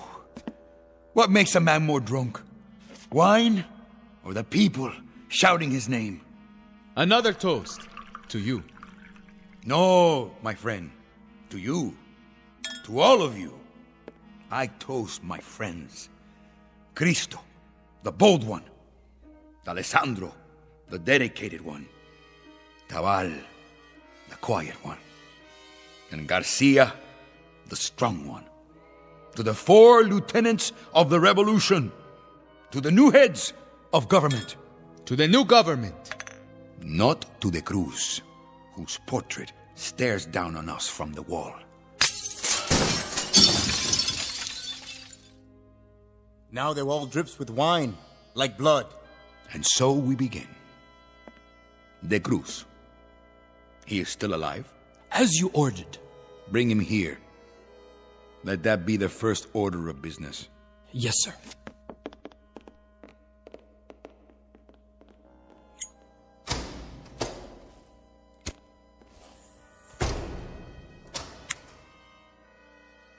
You will have to find another picture for the wall.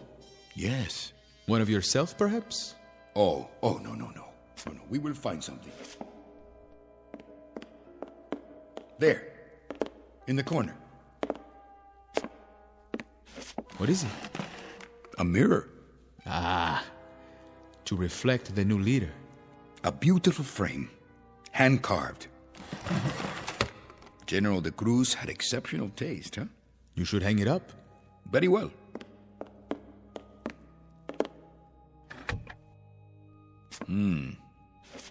I look tired. Old. It has been a long day. Do you know, Alessandro, 1 year ago, this was the face of a peasant. A beardless, nameless worker of the dirt, whose fingernails were in mourning and whose clothing stank. And now? Now it is the face of a leader, a chief of state. Yes, it is. 1 year. 1 year of starving, hiding, stealing weapons, and having the same dream every hour. And from the dream came an army, and from the army came a rebellion. And now I have liberated the masses of other nameless workers of the dirt. I have broken their shackles. And what of him, the one whose portrait you have taken down? The memory of him will soon be forgotten. What is your plan? A trial, Alessandro. Of course. A lot of trials. A lot of brick walls and a lot of firing squads. A lot of bloodbaths, you mean? To cleanse us of the past. Are you sure that is the way? It is only fair. Their blood now, in repayment of ours. In here, pig. The general is waiting. Take your hands off me. Now, show respect. You disappoint me, De Cruz. You are not like your portrait. Who are you to judge? I don't recognize him. The man in the picture had arrogance, a full braid on his uniform. Where is he now? I see only an old man in dirty, torn clothes. What do you want of me, Clemente? What I want? Not what I want. What they want. Look, the dictator! To the wall with him! To the wall! To the wall! To the wall! To the wall! You hear? To the wall, they say. But I won't stand you against the wall with a blindfold. That is a cheap death. For underlings. Firing squads are for followers, not leaders. No. Old man, you are too good for that. You are a special case. You, I will strip naked and cover with honey. I will tie you spread-eagled on the ground under the sun, and then I'll let the ants eat you. And every time you scream, I'll drink wine. And every time you beg for mercy, I'll laugh out loud, because I want you to take a long time to die. 1 part death for every acre of land you stole. 1 part death for every morsel of food you took out of a peasant's mouth. And 1 part death for every voice you stifled by decree. Now, what is your plea? Or will it be a cry for mercy? I will not oblige you, Clemente, with a cry or a plea. You can strip off my flesh, because it is here for you and easily done by any animal. But my manhood, you greasy little peon, this is as far from you as the moon. Peon? You dare to call me a peon? Stop! He is to be judged, not tormented. He is the animal. And you are not, eh? You are the purists, the idealists, the saviors, the avenging angels. Gentlemen, you will soon be disillusioned. You are me. You are De Cruz. You are Baptista. You are Trujillo. You are Noriega and Duvalier. You are the keepers of the grab bags. You can wave your flags and put up your statues and embrace all the people, from the oldest to the youngest. But we are of the same breed. We are the spoilers. We care for no one but ourselves. You insult me, peon. Enough. He presents his case and we are his best witnesses. We corroborate everything he says. You cannot help but do it. You think this room, the people out there, you think these are the fruits of victory? The spoils? No. They are simply a legacy, Clemente. What I pass on to you. Power you shall have. Certainly, power. Enough to make you giddy. But there are other things in the inheritance. You will find them soon enough. What things? Fear. The chief legacy. Fear of assassination. Fear of disloyalty. Fear of rebellion. Fear of another Clemente hiding in the hills. Fear even of the Norte Americanos who offer you money and supplies. God help you. God pity you. Take him away. On your feet. Guards!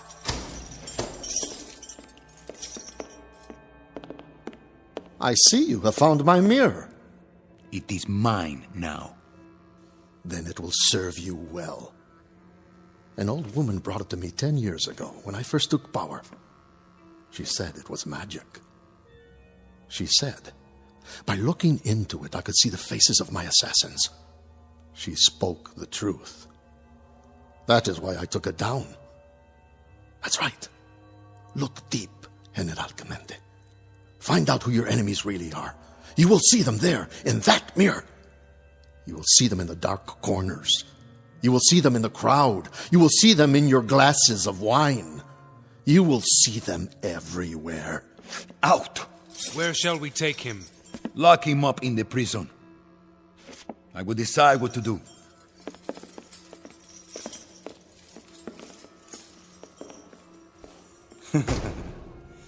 Assassins, come out wherever you are. Come on, assassins. Come out of the mirror. Yes, a joke. A stupid, ignorant joke. Assassins in the mirror.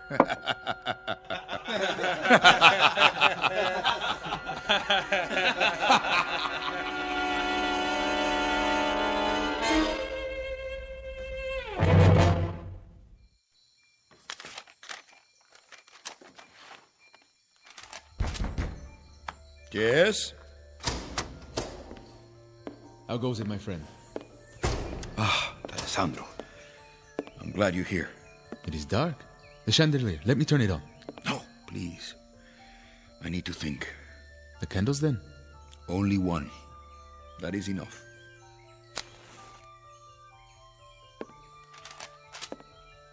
More plans, eh? For the new regime? Come to the windows, Alessandro. Look outside. What do you see? Fires in the night. Yes. Many fires. I see the old ways burning to make way for the new. The transition begins. What do you think he meant? Who? De Cruz. When he spoke of dictators. For once he spoke the truth. He is not deluded. He knows his role. But not ours. We will not make the same mistakes. No. But be cautious, my friend. It is easy to slip. Too much blood and the crops will not grow. We will know a season of poverty before the people are reborn. False friends will come to you, offering help. We must make alliances. There is always a price. Their influence, like fish hooks to bind us to them.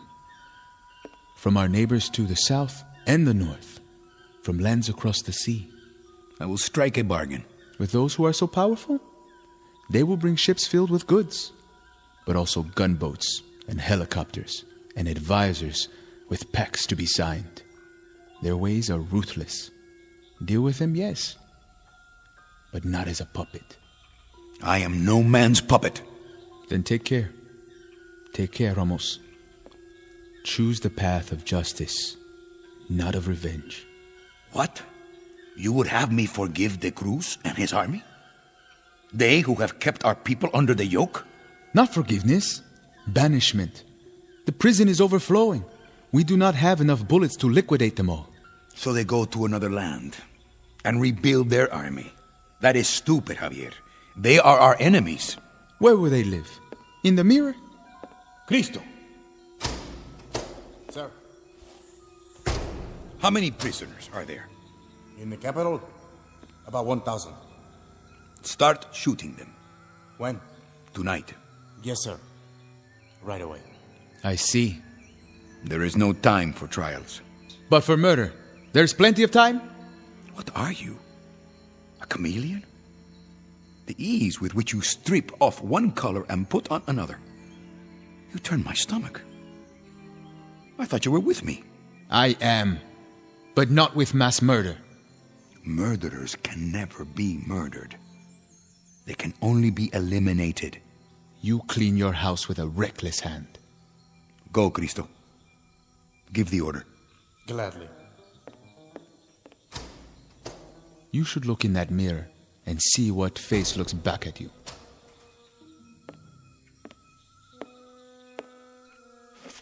A magical mirror, he said. A mirror that reflects the faces of my assassins. How intriguing. Isn't that intriguing, D'Alessandro? I had no idea that you believed in such... What are you doing? What am I doing? I saw it. Where is it? What? The submachine gun.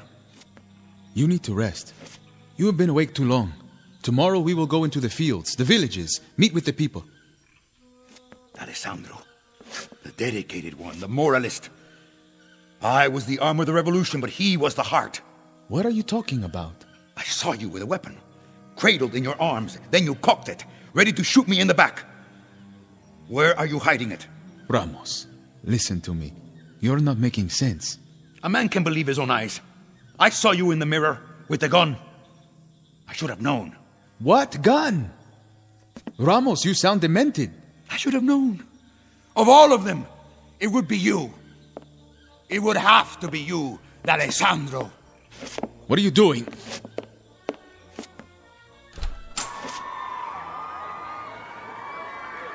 Yes, a traitor.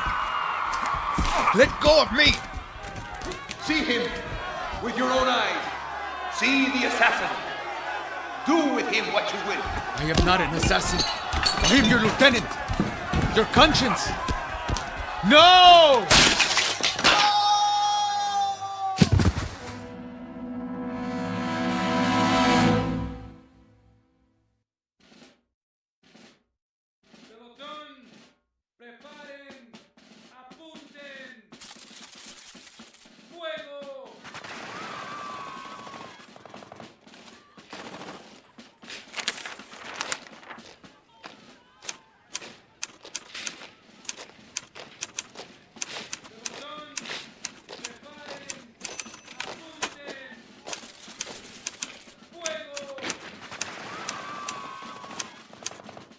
Work with that noise. Garcia, get off the couch and find a bed.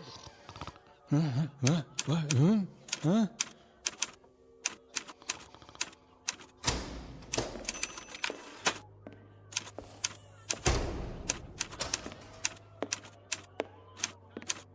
Did you hear that? Here, Garcia. He had too much to drink last night. The palace is stocked with the finest brandy. Not that. Outside, in the courtyard. Ah, the firing squad. We've already killed off hundreds. That sound, better than a swig of brandy. What were you before the rebellion, Cristo? Why do you ask that? Don't tell me. Did you work in a stockyard? You seem to enjoy the butchery. It is a fiesta. And why do I not hear laughter?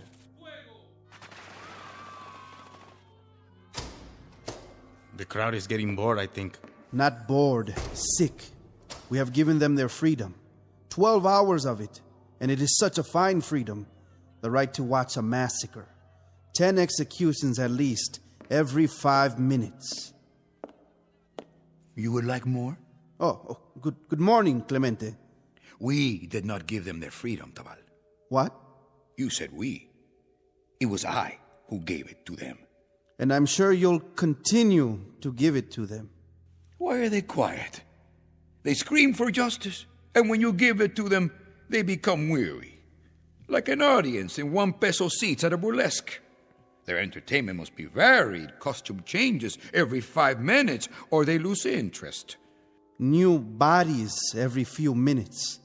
But even that is not enough. I know them well. You fill their stomachs and it empties their brains. They have cheap tastes and short memories. Clemente. Something to say, Tabal? No. I have papers to check. The figures for De Cruz's treasury. Is there nothing more? Something that sits heavy on you?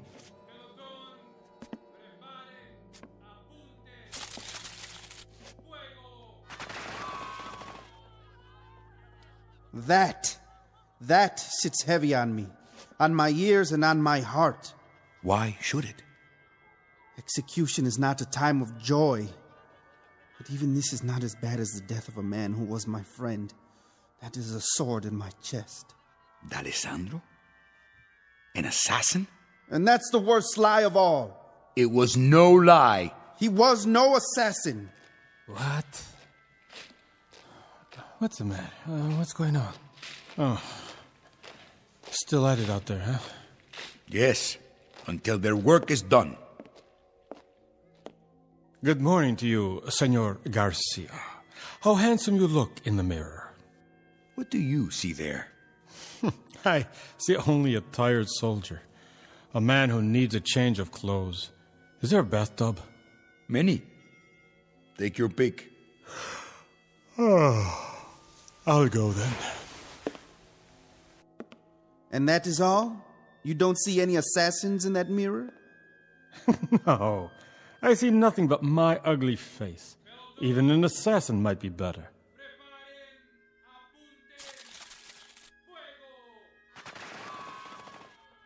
Let me see. No! Leave the mirror alone. Why? You can talk yourself into an illusion. You can make yourself believe anything. Let go of my arm.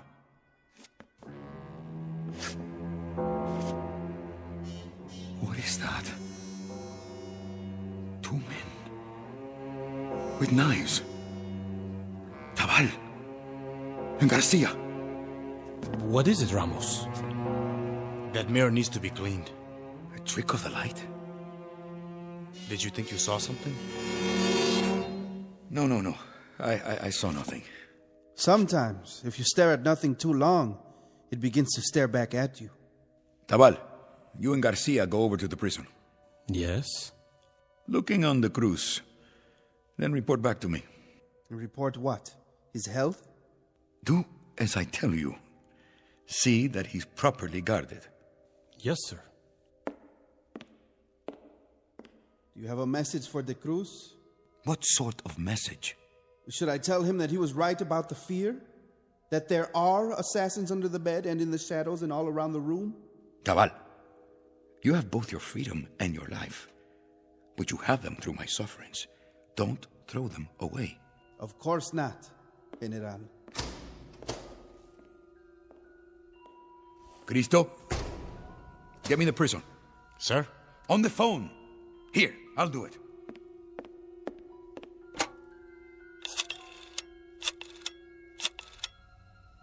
Hello? Hello? Are you asleep down there? It's General Clemente. That's correct. This is urgent. I want the prison. No, not the office, the front gate. That's right. This is General Clemente. 2 men will arrive there in a few minutes. They are spies and should be shot on sight. Their names are Tabal and Garcia. I know who they are and I know what they are. Shoot them. Call me when it is done.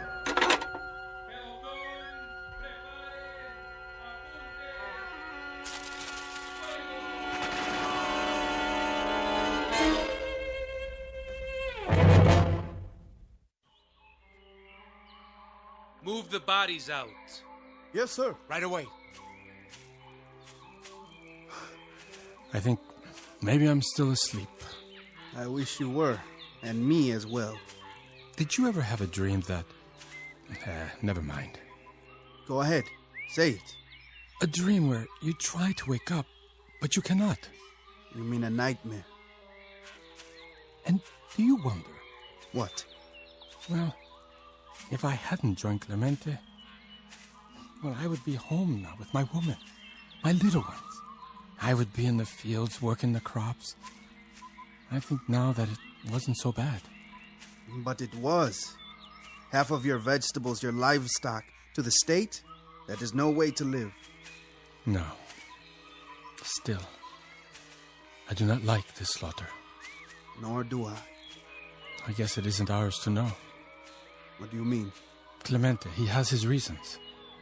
I am not an educated man. The ways of politics are hard to understand.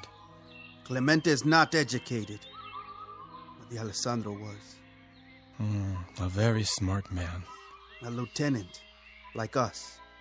Closer than that. And now we are 3. Clemente will need us even more. Garcia, listen to me. Watch your back. Huh? Clemente has not slept in 3 days. But he sees. Not with his eyes, with his mind. And what he sees is dark and strange. Like a house of many doors, and behind each door is more darkness. And the way into that house is the mirror. What? A piece of glass? The glass reflects what is before it. When Clemente stands and looks, he sees the doorways of his mind. I do not fear an old woman's gift. We are his lieutenants. Yes, like the Alessandro. Come, we will report on the Cruz. And then we must make a plan.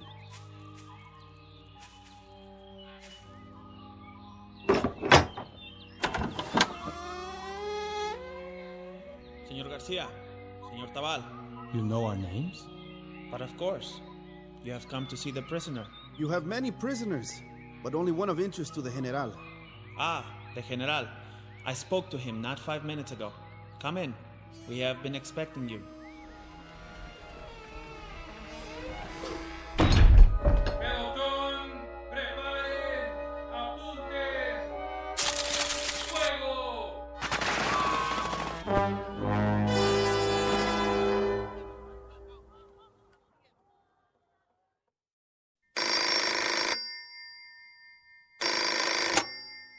Clemente, are they there? Good. Tell me when it is done. The prison? You have any complaints? None. You are sure? Why should I? A pie cut into 2 pieces is better than one cut into 5. A drink of wine? Pie? But we do not speak of pie, do we? These are the lives of friends. Are you sure? They were very close to me. Very close. You know that. Alessandro, Garcia, Tabal. They were like brothers. Or so it seemed. That is what I don't understand. How is it that they can change so? And even more curious, how can I crush them underfoot like ants and feel nothing? Men cannot be brothers and assassins. No. They must choose. It is to be expected. When a man has power, he has enemies. And now, you have enemies. Enemies, yes. I understand that. But are all my friends to be my enemies? From now on, Ramos, you have no friends. You have only followers and competitors. This is the breakdown of your world. You must live with it. And how do you classify yourself, Cristo? Myself? I am a follower, General. For how long? That is a strange question. For how long will you be a follower? Until some quiet moment when my back is turned? Oh, no. Only until that moment when you prove to me that you cannot lead. Only until the moment when I think that perhaps... Perhaps what? That perhaps I am stronger than you. You'll be eaten by worms before that moment comes. Besides, if my back is turned to you, I will see you in the mirror. As I do now. What is it? What do you see?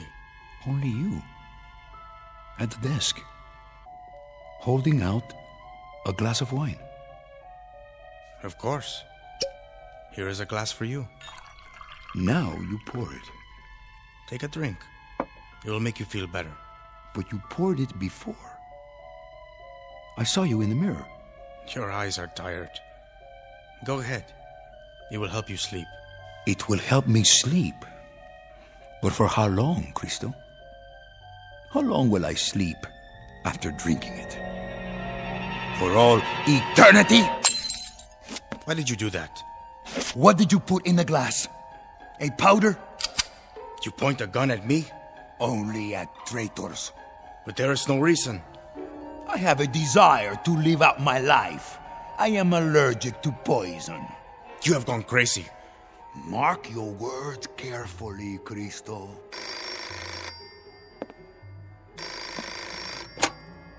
Yes? Yes, he is here. When? All right. I'll tell him. That was the gatehouse of the prison. The guards have shot Tabal and Garcia. They are both dead. And what shall we do now? Mourn for them? If you wish.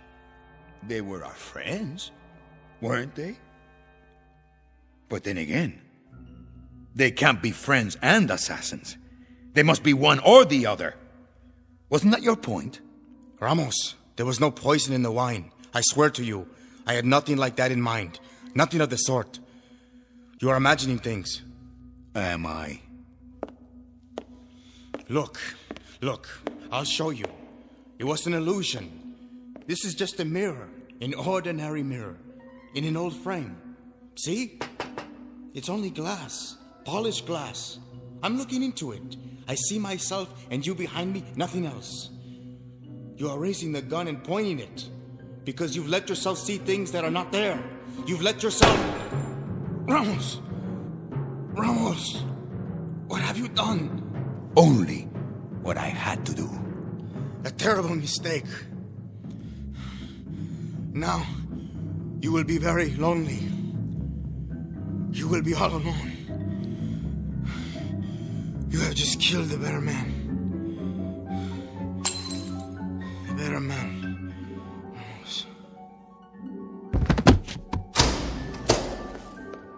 General, I heard a shot. Lieutenant Cristo shot himself accidentally. But how? Did you hear what I said? It was an accident. Now get out of here.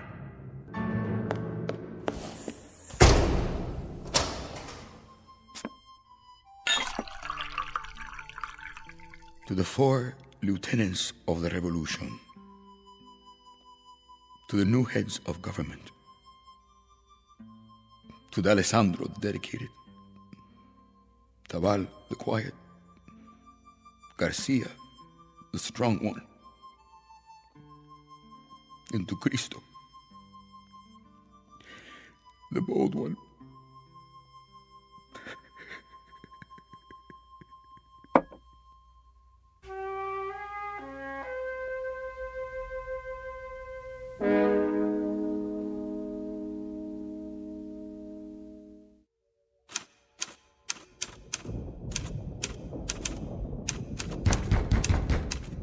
Yes? Yes? Someone to see you, sir. Who? The Holy Father. What would the priest want with me? Leave us. General? It's all right. Yes, sir. I'll be outside. General Clemente, I'm Father Thomas. So? You will forgive me, General, but this must be said now. What must be said? The executions. The people are appalled. That is no concern of mine. Is this what we are to expect from the new regime? I have my enemies, Father. That is your answer? You may tell the people that as long as I have enemies, the executions will continue. They will go on 24 hours a day, 7 days a week, and if this disturbs them, then what? Then let them do something about it. Let them starve in the mountains, as I did. Let them hide in caves. Let them raise an army out of the dirt.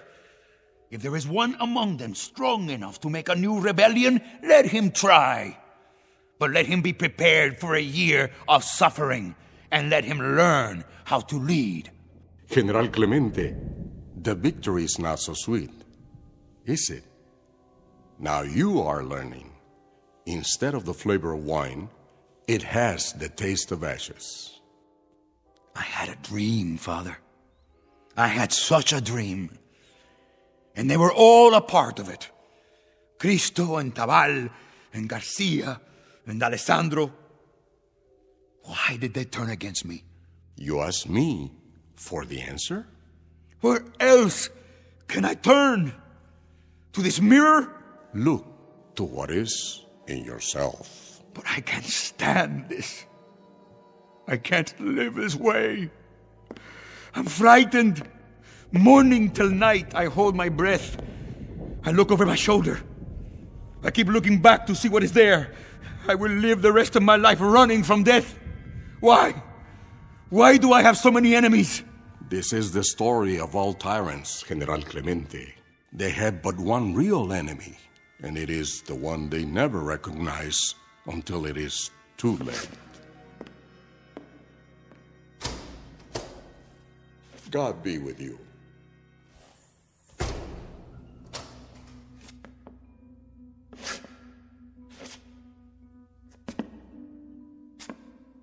You. I see you looking at me. What do you see? What do you see?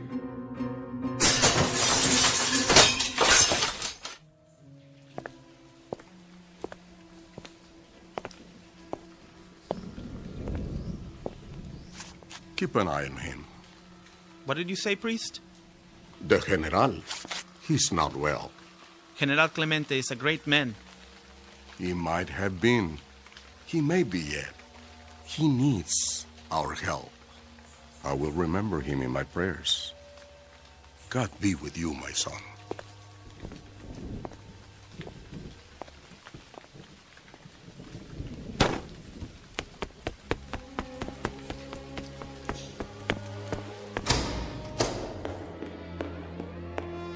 My General, the blood. Who has done this terrible thing?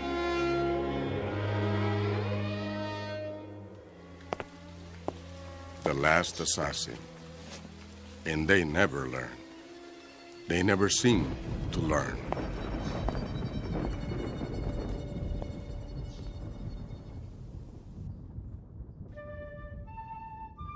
Ramos Clemente, a would-be savior in khakis, his brains blown out by an illusion. A mirage dangled before the eyes of all ambitious men, no matter how they begin. The most vulnerable are the dreamers, when they allow fear and paranoia to make them murderers. Which is not to say that ideals are an illusion, only that revolution requires more than songs and slogans. Courage helps, as does character, a touch of luck, and something along the lines of superhuman strength, whether it be found here or in the Twilight Zone.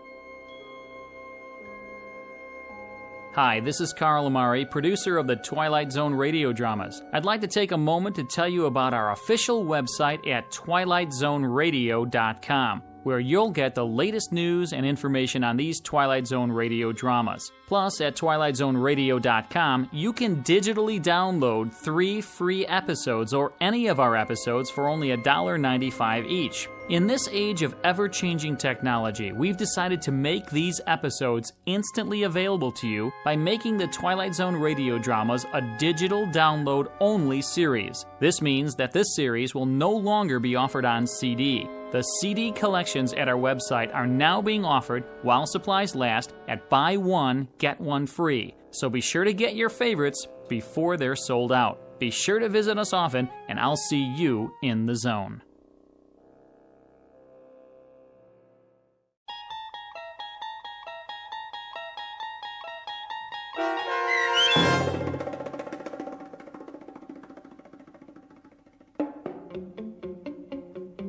The Mirror, starring Tony Plana with Stacy Keach as your narrator, was adapted for radio by Dennis Etchison and written for The Twilight Zone by Rod Serling. Heard in the cast were Tony Sancho, Rick Vargas, Eddie Martinez, Tony Castillo, Ricardo Gutierrez, Ivan Vega, Florentino Mitchell, Arturo Montemayor, and Oliver Adalpi. The producers of The Twilight Zone wish to thank CBS Enterprises and the Rod Serling Estate for making this series possible. This copyrighted radio series is produced and directed by Carl Amari for Falcon Picture Group and Westwood One. Sound design and custom Foley effects for The Twilight Zone by Cerny American creatives Bob Benson, Craig Lee, Matt Sorrow, Tim Cerny, and Todd Beyer. To learn more about The Twilight Zone radio dramas and to contact us, visit our official website at twilightzoneradio.com. This is Doc James speaking.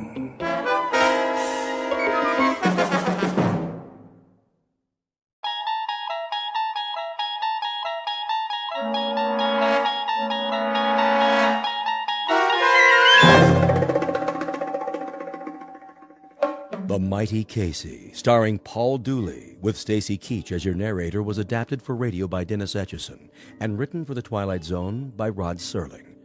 Heard in the cast were Christian Stolte, Joby Cerny, Jeff Lupetin, Alex Sopener, Kurt Nabig, Derek Purcell, Roger Mueller, Elizabeth Lido, Carl Amari, Jason Mallow, Doug James, and Vince Amari.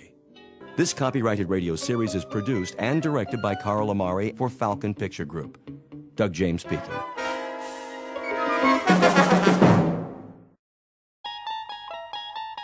There is a fifth dimension beyond that which is known to man. It is a dimension as vast as space and as timeless as infinity. It is the middle ground between light and shadow, and it lies between the pit of man's fears and the summit of his knowledge. This is the dimension of imagination. It is an area which we call the Twilight Zone.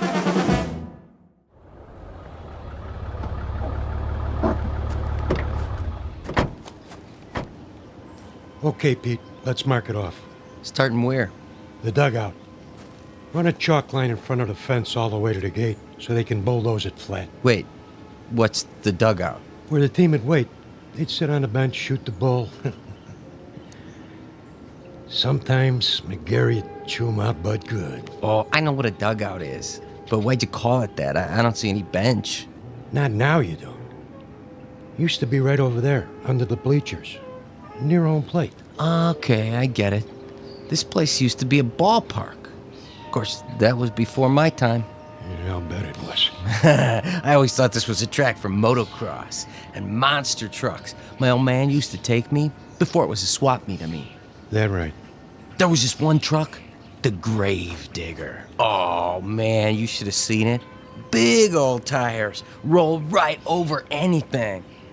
How old are you, kid? Me, 22. 22? I was out of high school before you were born. You know what? You really missed a lot. Yeah, Pops, back in the day. Hey, you ever see the monster trucks? Afraid I missed that. Ever see the Zephyrs? The what? Only the greatest ball club there ever was. Sure. That's why I never heard of them. Yeah, World Series champs, huh? They could have been. Let me tell you. And they almost did. 1 year in particular. We better get back to work, Corrigan. Wait a while, kid. I want to tell you a story. You bring your lunch? Sure, I brought it in the truck. Then let's take a load off. Good time for a break. It's okay by me.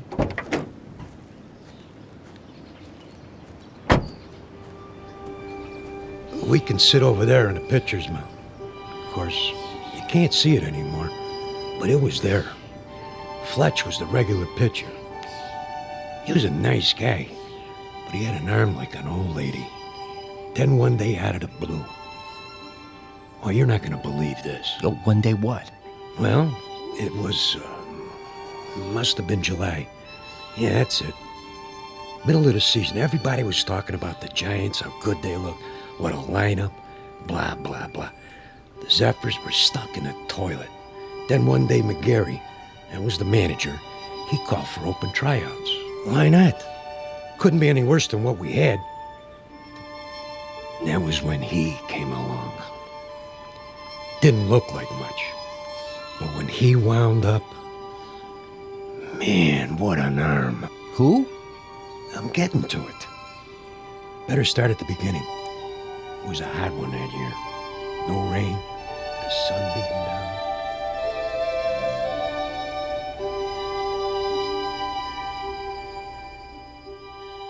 You're standing in the middle of what used to be a baseball stadium.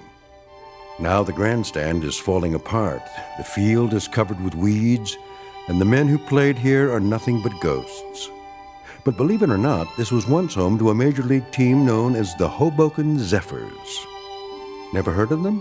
That's not surprising, unless you're one of the old-timers. Today it holds only memories and no sound except the wind that stirs in the high grass of the outfield. A wind that on occasion still carries a faint, eerie echo of the crowd that once sat in those bleachers.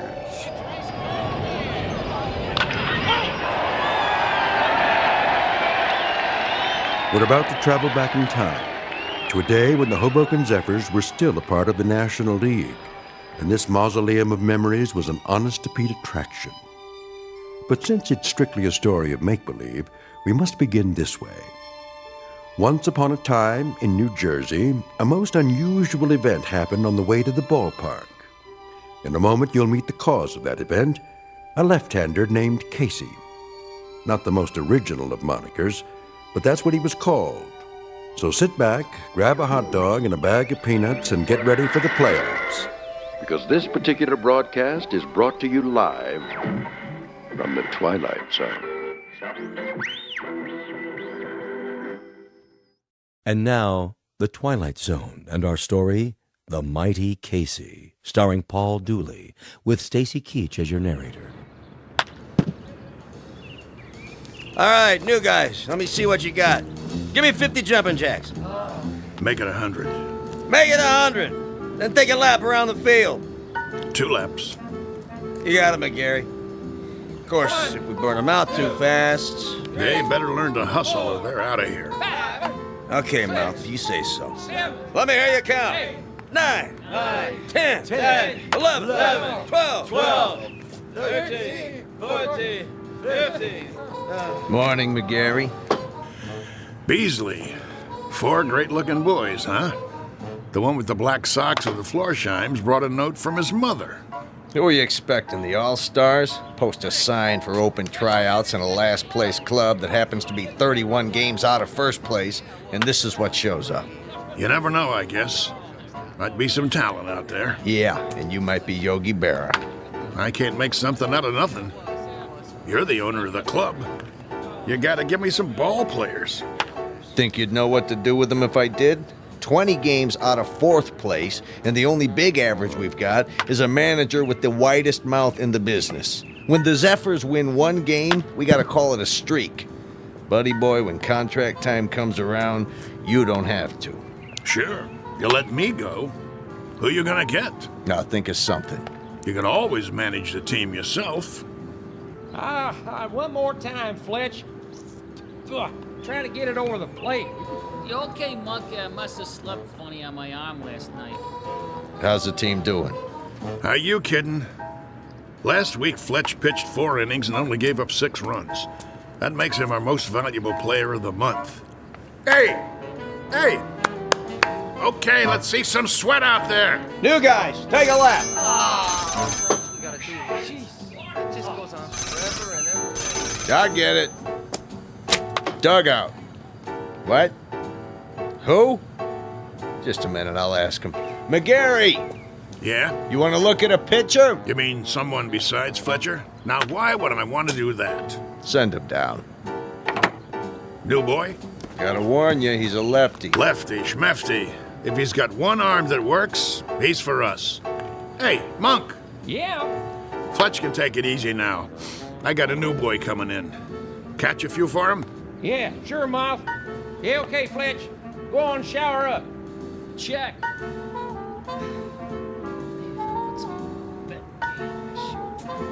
One more lap, let's go. You got the lineup for tonight? I'm working on it. Who's the starting pitcher? I don't know yet. You don't know? Have to see how it goes. Whoever's hot gets a shot. Make that lukewarm. Oh, my. Chavez! That's enough with the laps. They look like they're gonna pass out. Check. Take 5, boys. All right, McGarry, I've seen enough. Yeah, you and me both. What's that? I said I'll see you on the sports page. I'll stop by later. You do that. Mr. McGarry? Over there. Hey, Mouth! Your new man's here.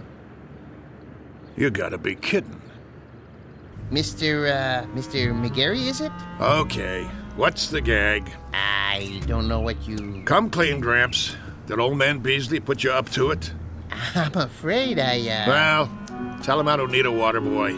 Thanks for coming by. Leave your name at the office. There must be some misunderstanding. I'm here about the pitching position. Right. Hardy har har. Oh, I'm not a pitcher, though I've thrown a few baseballs in my time. Of course, that was before the war. Yeah? Which one? The Civil War? You don't look old enough for Valley Forge, but come to think of it, was the winter really as cold as they say? I represent Casey. Oh, Casey. Straight from Mudville, I bet. Even got himself an agent. How much do you get? 10% of nothing? Here he is now.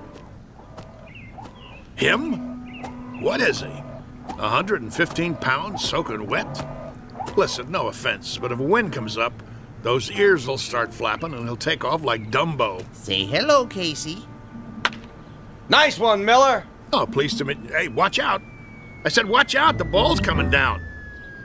Step aside, Casey. Now, boy. I said... Oh. Ow! Right on the old bean. That must have hurt. You okay, fella? Oh, Casey's fine. Just fine. How come he's still standing?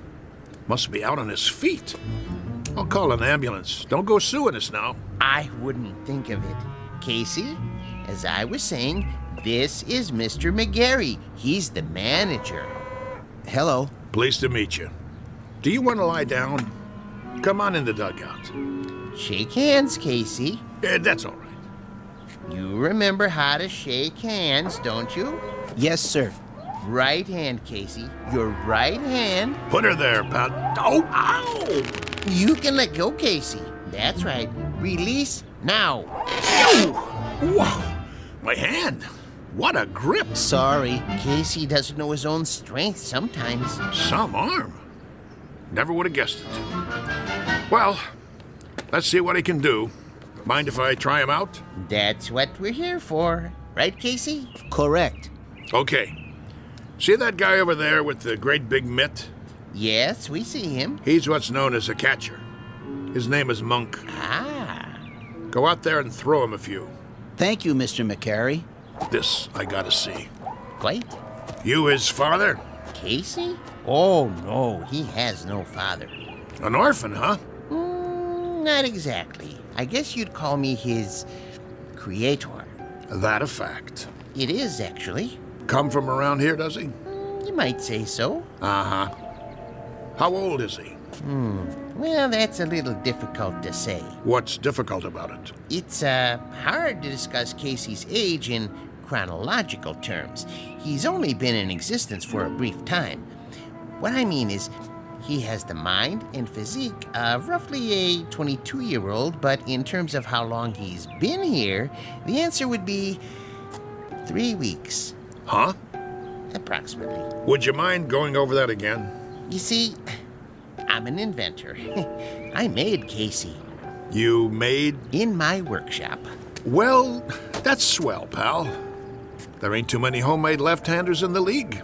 You don't understand. I'm serious. Sure you are. Anytime you're ready. Yes, sir.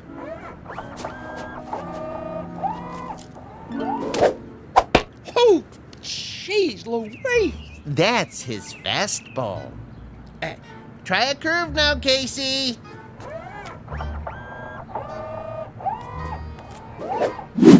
His curveball. Hey, do that again. If you like.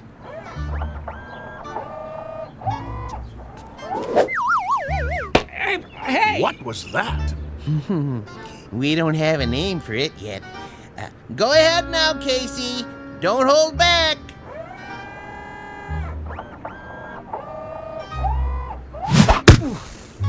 Oh, Pop, enough already. Something wrong? Wrong? What, you see him? That kid, he picks up where Feller left off. He's got a fastball almost went through my glove. And a curve, and a hook, and a knuckler, or I don't know, whatever you want to call it. He got control like he uses radar. Oh, it's the best pitcher I ever caught in my life. Thanks, Monk. That's enough for today. I swear, I never seen anything like it. He don't even pitch like a human being. Precisely. Well, he's still rough, Gramps. He's plenty rough, but I might give him a try. If he can do the same thing when there's a game on. Oh, he can do it. Consistency's not a problem. He's a robot, you know. Don't say that. Don't ever say the word R-O-B-O-T-T around here. We'll just keep that one between us, okay? Did you like my pitching, Mr. McGarry? You might have a little potential, Casey, like I told Mr. Stillman here. Professor. The Professor Stillman. You're awful rough around the edges, but I think maybe we could give you a shot. I like to help young ball players. Now you go on into the locker room and find a uniform that fits. He can wear a uniform, can he? Anything you like. Then go and change and come back, and we'll discuss a little contract. Just the three of us. That seems fair. Very kind of you, Mr. McGarry. Don't mention it. Go on now. Say thank you, Casey. Thank you, Casey. Thank you, sir. Come along. You're going to be a real baseball player now, just like I promised you. Isn't that wonderful? Yes. Wonderful.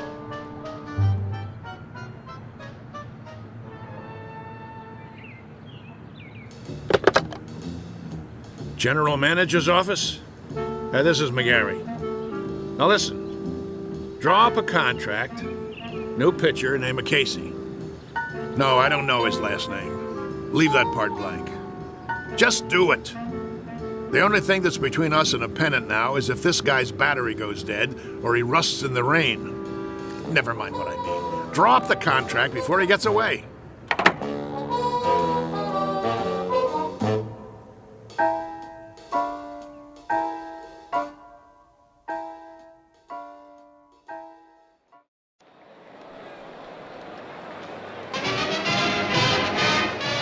And ready in 3, 2. Good afternoon, sports fans. We're coming to you live for the last in a series of home games for the Hoboken Zephyrs. The Bullets are already on the field, warming up, but there's been a delay. The Zephyrs are still in the locker room. Now, we understand they're getting a last-minute pep talk from their manager, the colorful Mouth McGarry, and knowing him, it's an earful. Peanuts, Red Hots. Well, the Zephyrs are at the bottom of the league this season, which means this is a make-or-break situation. And rumor has it there's a new pitcher on the team, but that's unconfirmed. Ah, yes, a beautiful sunny day. Local fans all here, ready to root for the home team. Still no sign of the boys from Hoboken. Well, this might be a good time for a break before the action starts, but we'll try to get word from the locker room. But till then, let's go to a commercial. And you're on. 60 seconds. How much longer do I have to fill? Beats me. What's with these losers? Well, if I was on that team, I guess I wouldn't want to show my face either. 45 seconds. Beer here, get your ice cold beer. Somebody get me a beer. I'm dying out here. What am I supposed to do? Play tiddlywinks? It's going to be another slaughter anyway. Hey, ask him if he's got anything stronger than beer. You can always read him the stats. There are no stats. If this team was any lower, they'd get stuck in the grass. What am I doing here? Get me another gig. Little League. The weather. I don't care. Just get me out. 20 seconds. The Zephyrs are charging onto the field. No. The Zephyrs look hungry this afternoon. Yeah, sure. Who am I kidding? They're not going to show. The game's canceled. You'll see. 10 seconds to air. Oh, those bums. It's the same old story. Fletcher winds up, he throws, and he drops the ball on his foot. They should send out a bunch of chimpanzees. 5, 4, 3, 2. And welcome back, ladies and gentlemen, to more thrilling baseball action.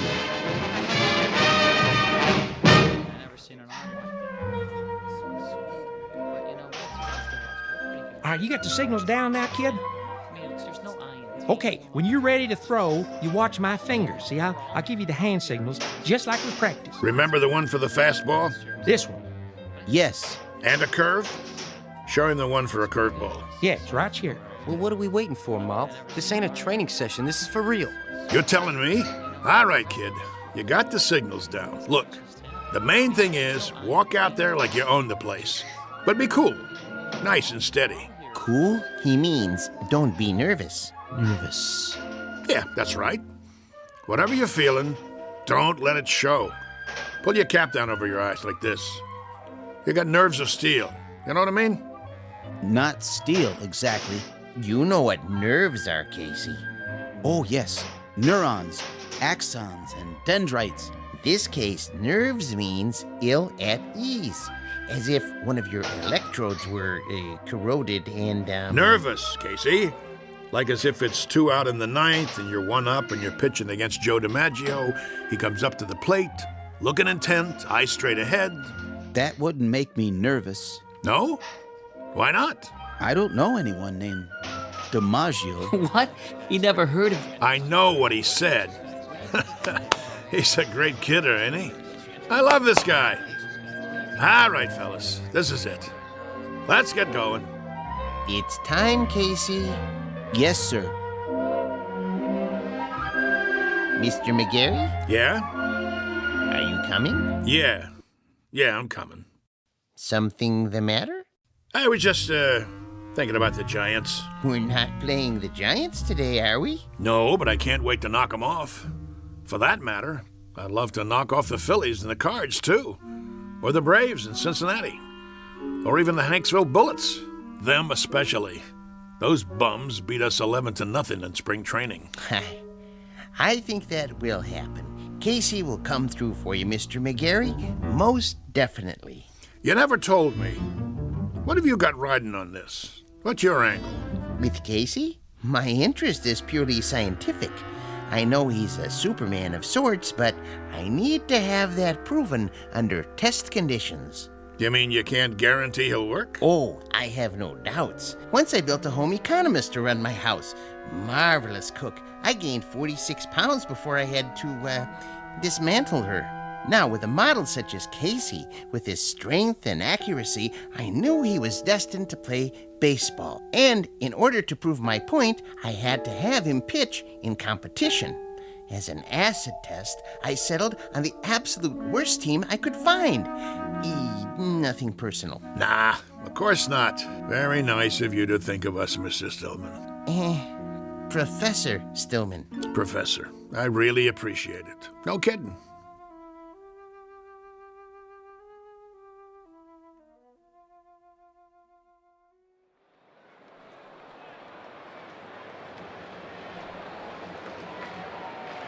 You can feel excitement in the air as the Zephyrs take to the field. Hey, you bums, do something. The pressure's on the home team, tensions are high, and there's a groundswell of support as this new pitcher approaches the mound. Well, it's do or die today. Fletcher's on the bench, and the new man, the only name I have is Casey, and frankly, he doesn't look like much. But his metal's about to be tested, to coin a phrase. Go home, kid, your mother's calling you. The umpire signals for the start of the game. Play ball. The ball is whipped around the infield, and now the second baseman is hand-carrying it over to Casey. He rubs it off on his jersey and hands it to him. The pitcher is, yes, he finally takes it. He turns to face the batter, waiting for a signal. Here's the windup. He throws. The batter swings. Steve right. I must have missed that one, folks. It looks like the batter missed it, too. He went over the plate so fast, he swung a full 360. Good gravy, was that a fastball? Lucky pitch. Let me see you do that again. Take your best shot. Second pitch. Here's the windup. Whoa, Nelly! Halloran tries to take a bite out of it and misses. He's off his feet. Looks like he threw his back out, twisted around like a pretzel. Good golly, Miss Molly, we got ourselves a pitching machine.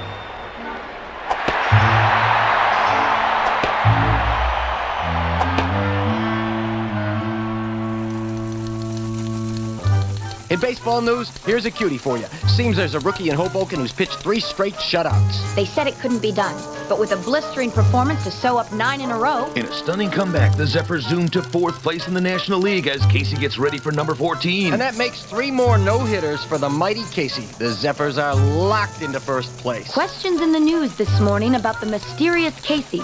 Where does he get his superhuman ability? Playoffs temporarily suspended as the Baseball Commission orders an investigation. Today's headline, the mighty Casey. Is he on steroids? Good day.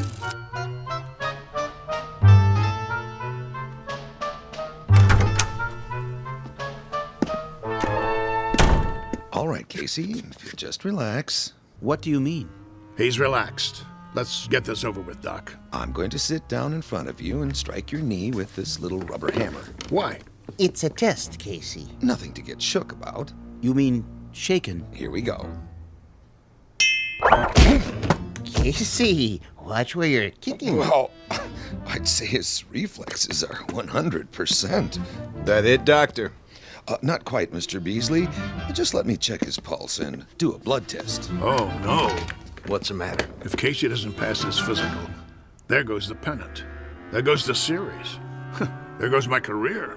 But why are you worried? He doesn't take anything illegal, does he? Absolutely not. You may rely on it. Then... there's something I haven't told you, Beasley. What? Now to take your pulse. Hey, Doc, you really need to do that? Oh, a mere formality. He seems to be in A1 shape. Absolute perfection, if I do say so. Quiet for a moment, gentlemen, while I listen through the stethoscope. Oh, boy. Here it comes. Breathe, please. Once more. What's wrong? Nothing. Not a thing. Everything sounds fine. It's just that... Out with it. What? This man doesn't have a pulse. No heartbeat either. Try again. I already have. This man isn't alive. He can't be. That's pretty funny, Doc. Okay, go ahead and draw your blood sample. We gotta get Casey cleared for the rest of the season. I'm afraid that won't be possible. Why don't you wait out in the hall, Stillman? You're starting to get on my nerves. Nerves make up the neurological system in the human body. When a small electrical charge passes from one to another... Enough already. Mr. McGarry, it'll have to come out now. There's no way to avoid it, Doctor. What's this all about, Mouth? Beasley, you ain't gonna like this, but see, I didn't have a choice. It was Casey or nothing. Are you trying to put something over on me? What a pitcher he was. The only ball player I ever had on the team who didn't eat nothing. Not even a hot dog. Doctor. Is there a problem? I think you should know something before you go any further. Go ahead. Give it to him. Casey doesn't have any pulse or heartbeat because he doesn't have any heart.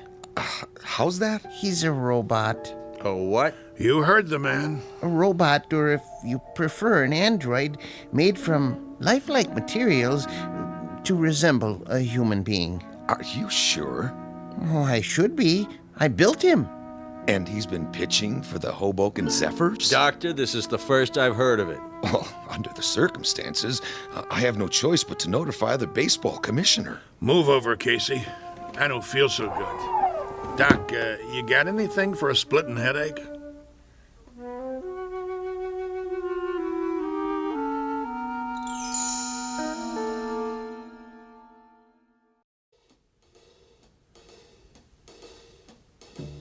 McGarry, you gave me your word. Yeah, that the team would win.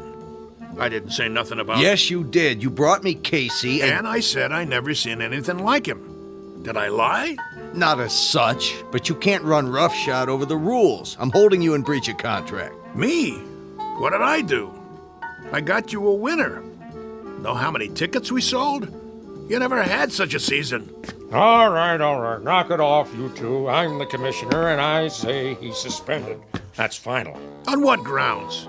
He didn't take no illegal substances. He doesn't have to. Everything about him is illegal, from the top of his head to the cleats on his shoes. He's a machine. So? Article 6, Section 2 of the Baseball Code, I quote, "A team should consist of 9 men." End quote.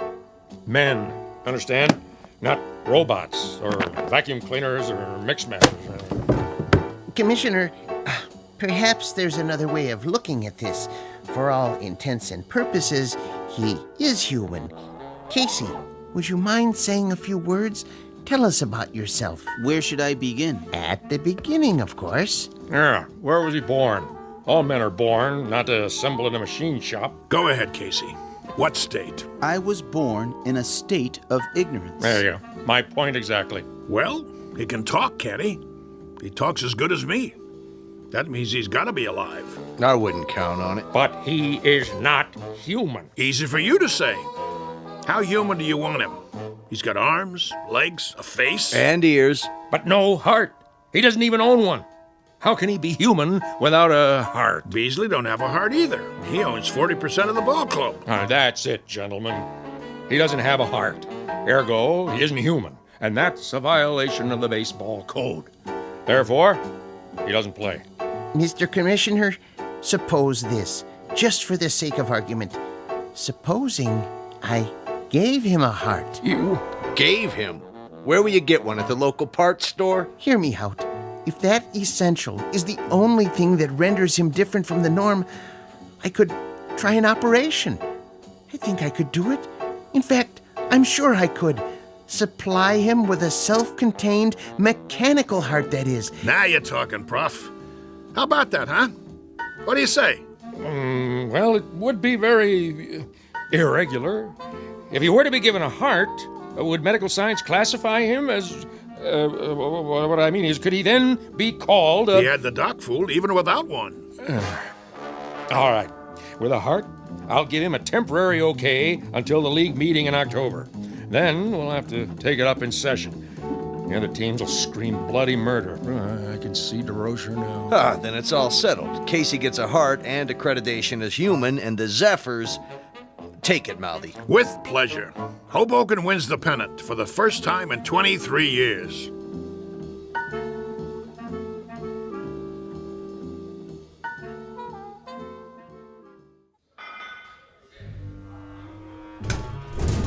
So, where's Casey? Search me.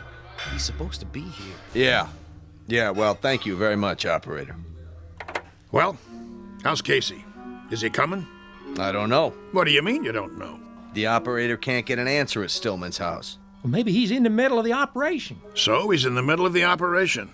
What's the matter? He can't use one hand to pick up the phone? We can't wait no longer. I gotta turn in the starting lineup. Corrigan? Yeah, Mouth. You'll pitch tonight. All the rest of you, same as before. Now listen, you guys. That's the enemy out there. That's the New York Giants. And while we're out there playing, a fella named Casey is lying on a table struggling to make it. And I know that the last words out of his mouth before the knife went into his chest were, "Go on out there and win one for me." And I'm going to tell you something else, fellas. From now on, there's going to be a ghost in that dugout. Every time you pick up a bat, look over to where Casey used to sit, because he'll be there in spirit, rooting for us, cheering for us, yelling, "Go, Zephyrs, go!" Hello. Oh, hi there, Professor. And I'm going to tell you something else about him. He has heart. Not a real heart, maybe, but that guy who's lying there with a great big hole in his chest, he... Hello, Mr. McGarry. Hello. Now, as I was saying... Casey? Hey, how you doing? Hey, welcome back. All right. Knock it off. Quiet in here. Sorry we're late. Well, you got something to tell me? Go ahead, Casey. Listen, Mr. McGarry. I'm listening. He means his chest. Put your ear against it. Go ahead. Okay. Hear it, sir? I hear it. Casey, you got heart. And look at that smile on his face. That's the one thing I could never get him to do. Smile. How do you feel, boy? I feel... Well, frankly, I feel wonderful. Just wonderful. I feel togetherness with everybody. Then, let's go team! Yeah. Casey starts tonight. The new Casey. Now let's get out there and show him what we're made of.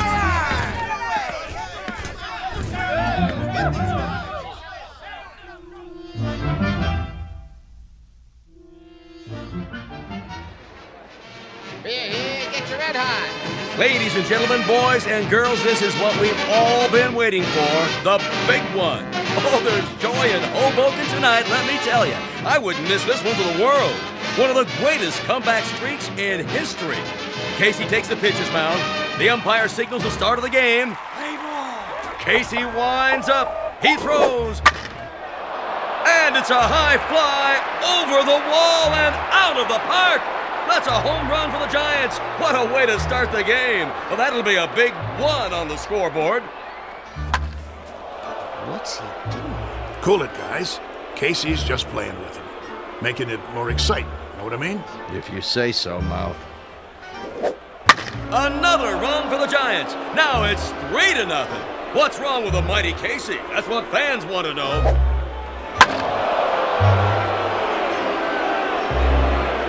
And it's all over. A shutout for the Giants. Looks like Casey's streak is history.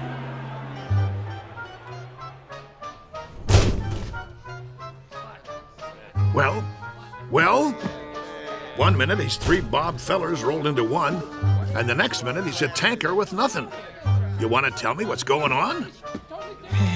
It's rather complicated. Then you tell me, Casey. Start by explaining how one pitcher can throw 9 balls and give up 4 singles, 2 doubles, a triple, and 2 home runs. I don't know what to say, Mr. McGarry. Shall I tell him? Tell me what? It's because Casey has a heart now. So? He has heart. Big deal. The thing is, Mr. McGarry, I just couldn't strike out those poor fellows. I didn't have it in me to do that, to hurt their feelings. He felt compassion. What? That's what he's got now. Compassion. See that smile on his face? Give an individual a heart, Mr. McGarry, particularly someone like Casey, who hasn't been around long enough to understand things like competitiveness or drive or ego. And it's bound to happen. Oh, my aching back. I'm sorry, Mr. McGarry. I just couldn't hurt their careers. Professor Stillman thinks I should go into social work. I'd like to help people. That's what happens to you. Should I tell you what happens to me? I get shipped off to a baseball farm system that consists of 1 silo and a McCormick Reaper. The only thing we get come spring is a wheat crop. Right now, I'm gonna go have me a drink. Oh, Mr. McGarry. What do you want? I was wondering if I might come with you. What for? Do you mind, Casey? Oh, don't worry about me, sir. You go ahead. Good. Now, Mr. McGarry, I've been doing some thinking. About what? The characteristics necessary to make a great baseball player. I figured out the mechanism for hooks and curves and sliders, and I think Casey is the perfect height. But when it comes to temperament, motivation, attitude, that sort of thing, there may be a better way. Such as? I might be persuaded to build another model, new and improved, who would work out even better. I could have him ready, say, for next year's spring training. Who's gonna pay for it? Oh, I've got the funding, don't worry. But I thought if we could go over the plans together. What do you got in mind? Let me draw you a picture.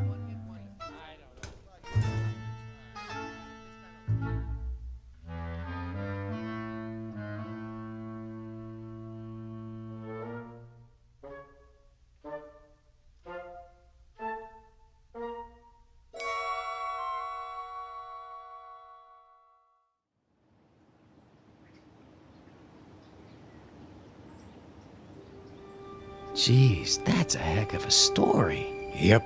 Of course, it didn't work out. The professor didn't have the money, and he wanted certain, perks that old man Beasley wouldn't agree to. So it fell apart after that.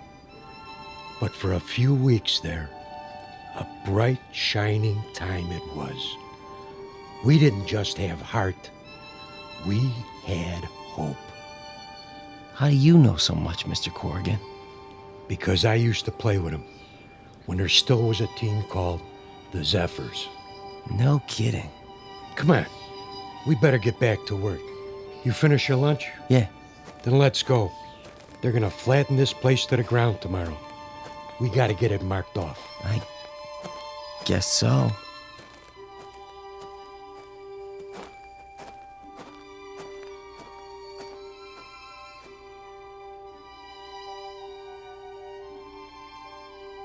Once upon a time, there was a Major League Baseball team called the Hoboken Zephyrs, who, during the last year of their existence, wound up in last place and shortly thereafter were consigned to oblivion. There is a rumor, unsubstantiated of course, that a manager named McGarry took some of them to the West Coast and wound up with a pennant and a World's Championship not long after. This newly revised team had a pretty fair lineup of pitchers with names like Drysdale, Koufax, and Sherry, or so the story goes. So if you're interested in where any of those now famous gentlemen really came from, here's a tip. Just check under B for baseball in the Twilight Zone.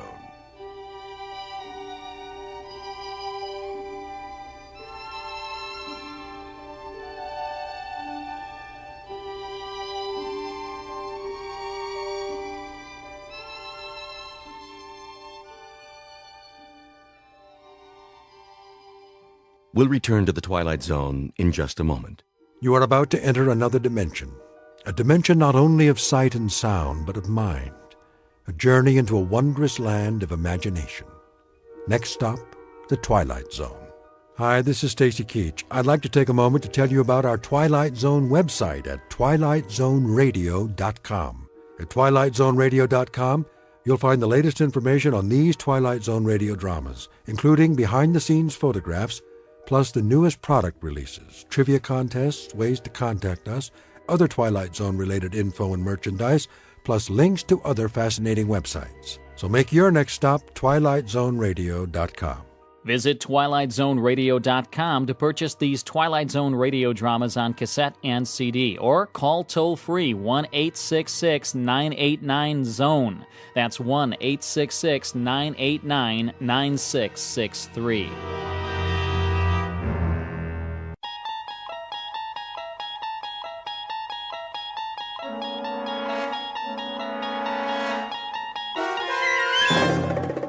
You're traveling through another dimension. A dimension not only of sight and sound, but of mind. A journey into a wondrous land whose boundaries are those of imagination. Your next stop, the Twilight Zone.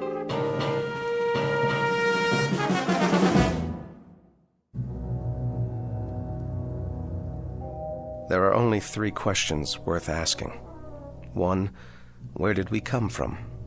2, what are we supposed to do while we're here? And 3, what happens next? All the rest aren't important. It took me a while to figure that out. I didn't get it at first. None of us did. But then, who does? What? Where am... Wait! Oh. What in the... Hey! Can anyone hear me? Is anybody up there? Hey! Can you hear me? I had no idea how I got there.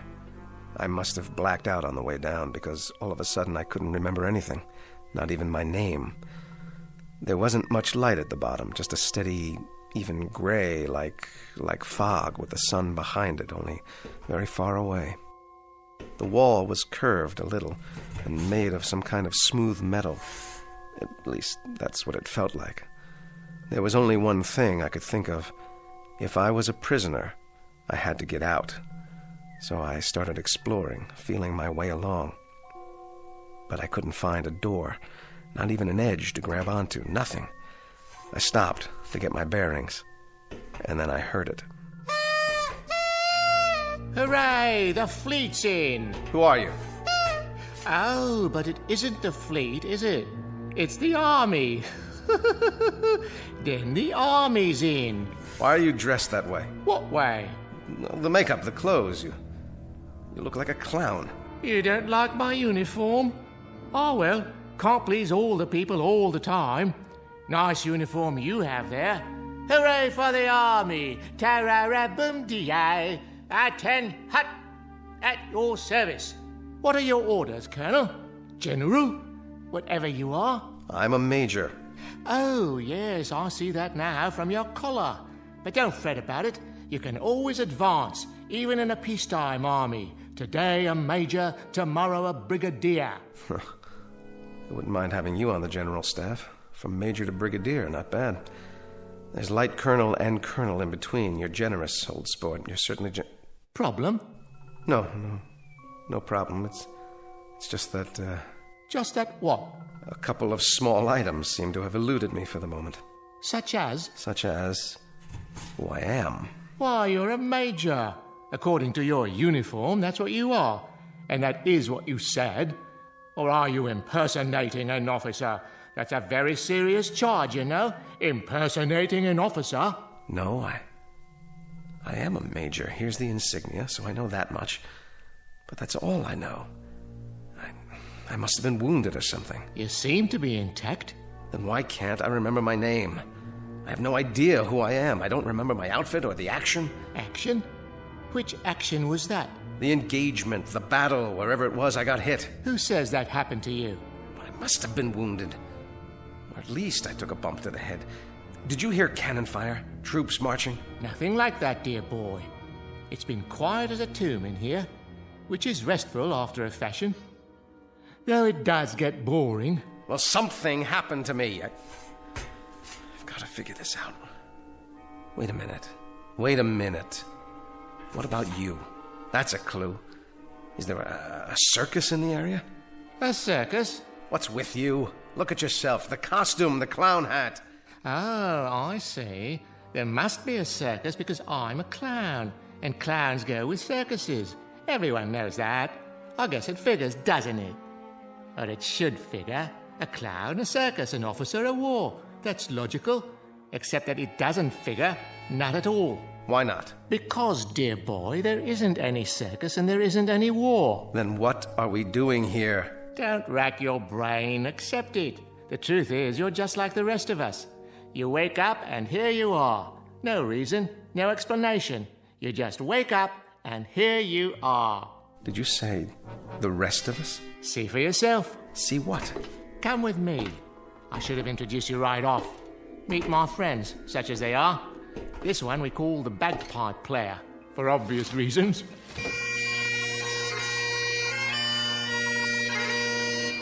Hello, laddie. And this is, well, I suppose one would call him a tramp or a hobo, judging from his stereotypical appearance. A familiar sight no matter where one goes, wouldn't you agree? Hey, pal, you wouldn't have a drink, would you? And the most beautiful of us all, the ballet dancer. How do you do? How do you do? I'm...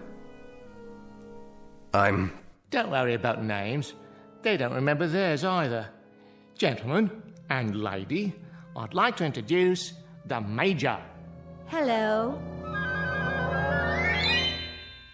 Meet our collection of walking, talking question marks. 5 improbable entities who are all in the same predicament, trapped side by side in a pit of light and darkness. No logic, no reason. Just a prolonged nightmare in which fear, loneliness, and the unexplainable walk hand in hand through the shadows. In a moment, we'll start collecting clues as to the whys, the whats, and the wheres. We will not end the nightmare. We'll only look more closely into the shadows in search of an explanation. Because you've already fallen with them, headlong and without a compass, into an uncharted region known as the Twilight Zone. And now, the Twilight Zone and our story, 5 Characters in Search of an Exit, starring Jason Alexander with Stacy Keach as your narrator. The clown was right. One was a bagpipe player, complete with plaid kilt. The tramp was, well, a tramp by the looks of him. And the ballet dancer really was beautiful. She had on a white leotard and one of those little ruffled skirts. What do you call them? Tutus. The 4 of them acted like they weren't surprised to see me there. Not a bit. But why? Why weren't they? If you don't mind, would someone please tell me? Or is it a secret? Tell you what, dear boy? What do you think? What's going on here? Going? Going where, old boy? I don't know. What are we? Who are we? None of us know, Major. We don't know who we are. Each of us just woke up one moment and here we were, in the darkness. But this isn't really darkness. Not quite. I can see all of you and you can see me. It might as well be dark. The light, whatever it is, wherever it is so far away. I can't tell anymore if it's real or just something I'm imagining, because I need it to be there. Instead of what? Of Nothing. That's absurd. Is it? Each of you woke up, just like that. Correct again. Give the man a cigar. But how did you get here? What were you before? Who put you in this place? You sure got a lot of questions. I told you, Major. We don't remember. Are you sure you didn't fall? We may have. The memory fades after a while. Well, that's how I got here. Did you? Yes, he did. He did indeed. I saw him. A nice pratfall, as a matter of fact. Quickly, before it fades. What's the last thing you remember before you fell? I don't know. I must be suffering from amnesia. Oh. Then you're like us. Time to join the big parade, Major. If you could find your hat and sword, you could lead us. Oh, what a splendid drum major you'd make. Followed closely by the clowns and acrobats, of course. This is incredible. Oh, isn't it? What a troupe we've put together. The crowd will love us. But how did this happen? How could it? That's the same question we asked ourselves. How could it happen? A question with no answer, Major. A question with no hint of an answer. At least, not a rational one. Nonsense. Everything has an answer. You just have to find it. Consider all the evidence, sift through the clues. Oh, is it this exciting? Where do you want to look first? It doesn't matter. Of course it does. Please, try to understand what I'm saying. It will be easier for you that way. We're things with no memory, no knowledge of what went before, no understanding of what is now, no knowledge of what will come. How long have you been here? Hey, it's part of the mystery, too. We don't know nothing. At least I don't. You got any ideas? No idea at all. Then don't fight it. Live it or live with it. Know what I mean? Whoever left us here must have a plan. How long will we be here until the next phase? Now, that's a very good question. The best question of all. But, alas, no one has the answer. You mean you don't? Who else is there? We've discussed it and discussed it like a proper committee, and we're no further along than we were at the beginning. Talk, and more talk. So I ask you, man to man, clown to officer, what's the point? Sit down, Major. Conserve your energy. For what? For whatever the fates have in store. I suggest you listen to the beauteous ballerina and fasten your seatbelt, because we may be in for a very bumpy ride. Or then again, perhaps not. Perhaps what will happen is only more of the same. Perhaps we're all doomed to die of terminal boredom.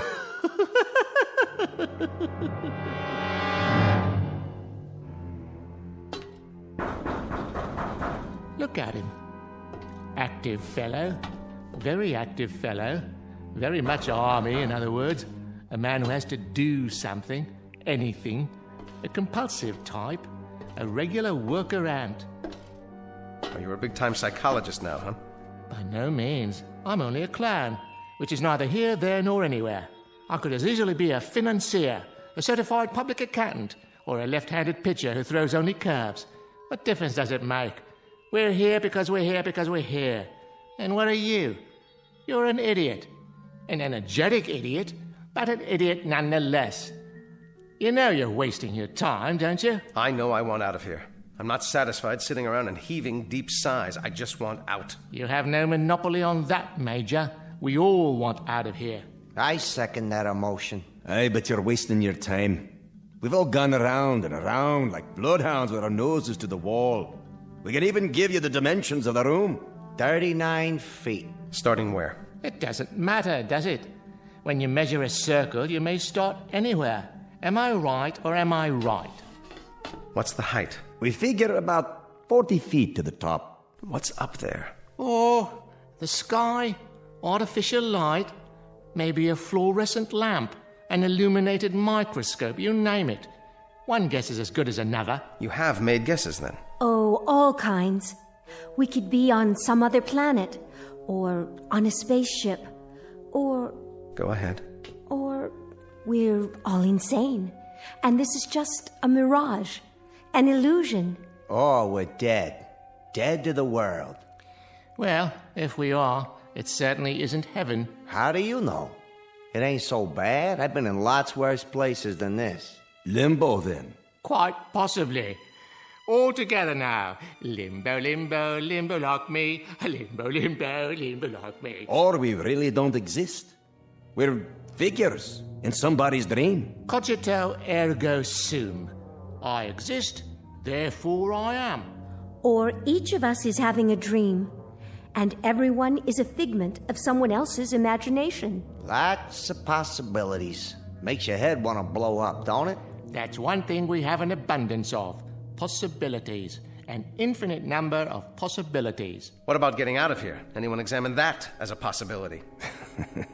Have you? It's a solid wall.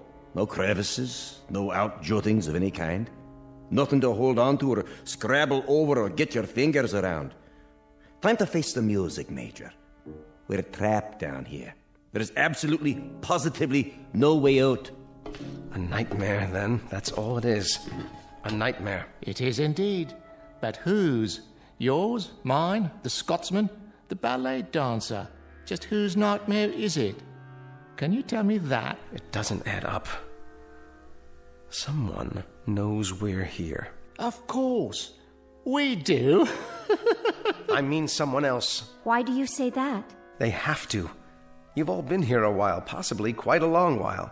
So someone must feed you, someone must give you water. Yeah, well, you would have thought so, wouldn't you? Don't go jumping to conclusions now, laddie. Hold on. Someone must bring down food, or you couldn't survive.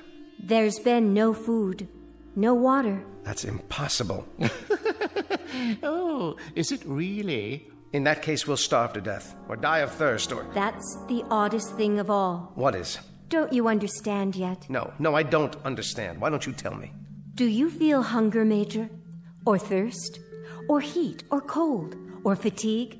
Discomfort of any kind? Or anything? Do you feel anything at all? No. No, I don't. But that doesn't prove anything. This has been a trauma. It's natural that I don't feel thirsty or hungry, not yet. I'm in a state of shock. Close, but no cigar. You were born in a state of ignorance, educated in the school of hard knocks, and got your degree at the street corner university. Now you're ready to graduate to oblivion. What do you say? Let's break out the booze and have a bowl. None of us have felt thirst or hunger or anything else since we've been here. And we've been here for an endless time, Major. I can tell you that. Time without measure. What's wrong with you people? Have you tried shouting, calling for help? Endlessly. Well, then have you pounded on the wall like this to get their attention? I mean loud. I'm talking about taking off your shoes and really pounding. Have you done that? Often. Well, have you looked all the way around? Have you felt every square inch of the wall? Maybe there's a control button or a panel of some kind, a hidden panel, or a lever, something. Yeah, sure. At the start, that's all we did. Hunted and searched and peered and felt with our hands. And you know what we found out? Sure you do. We found out that this right here is the whole shooting match. This little room. What you see is what you get, Major. There ain't no more.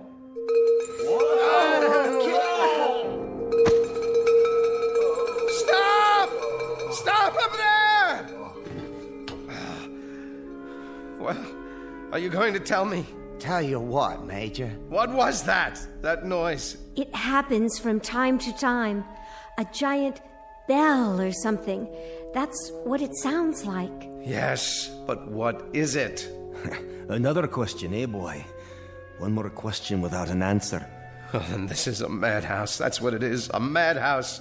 You're all loonies. You might be right, Major. But remember one thing. Whoever's ringing that bell, for whatever purpose, I think it would be safe to say that honestly and truly, absolutely and positively, it tolls for thee.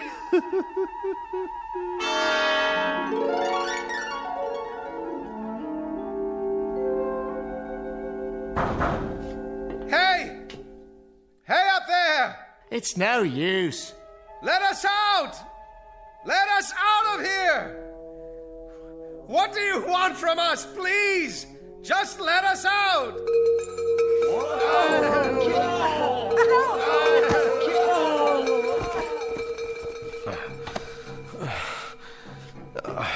Are you okay? Don't be afraid, Major.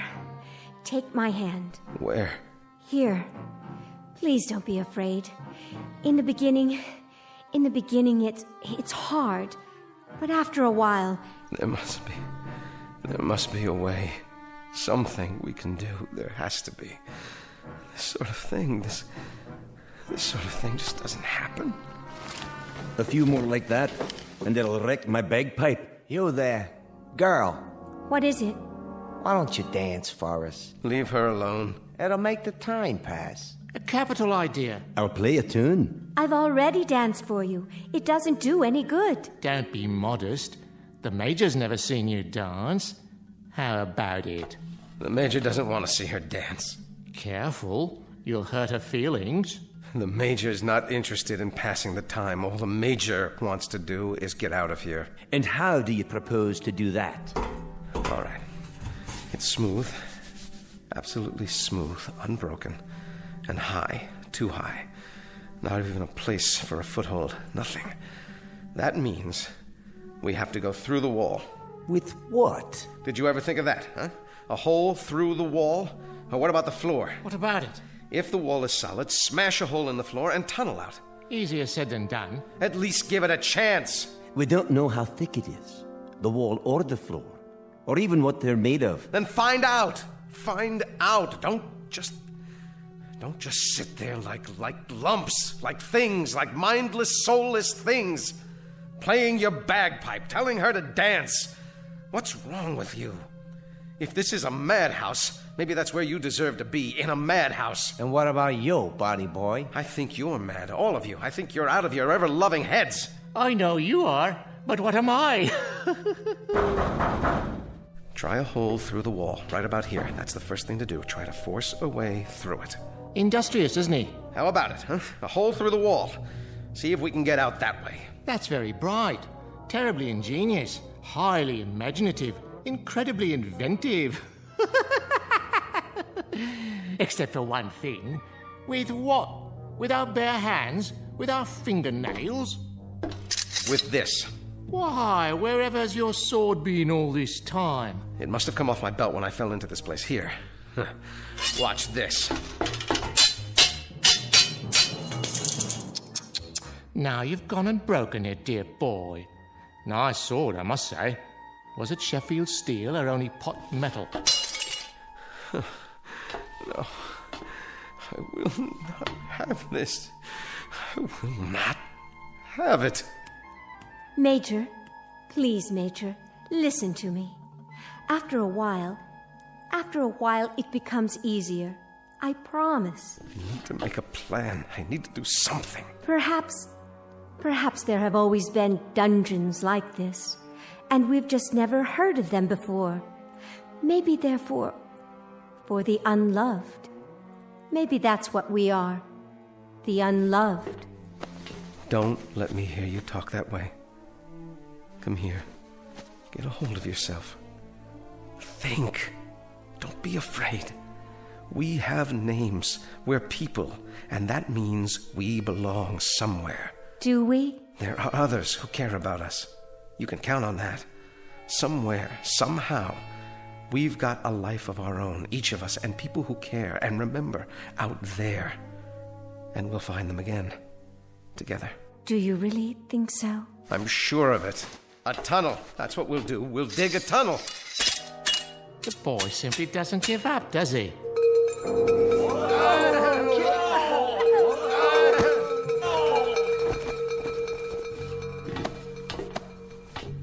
I've got it. Got what, pal? I know where we are. It suddenly occurs to me. It's funny none of you ever thought of it, but it has to be. Where?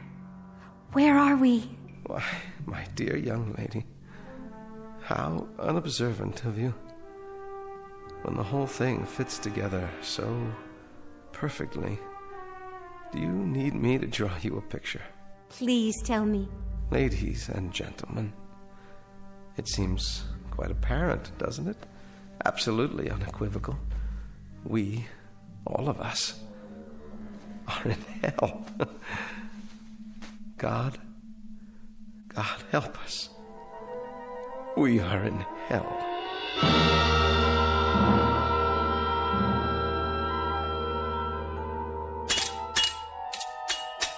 Never say die, that one.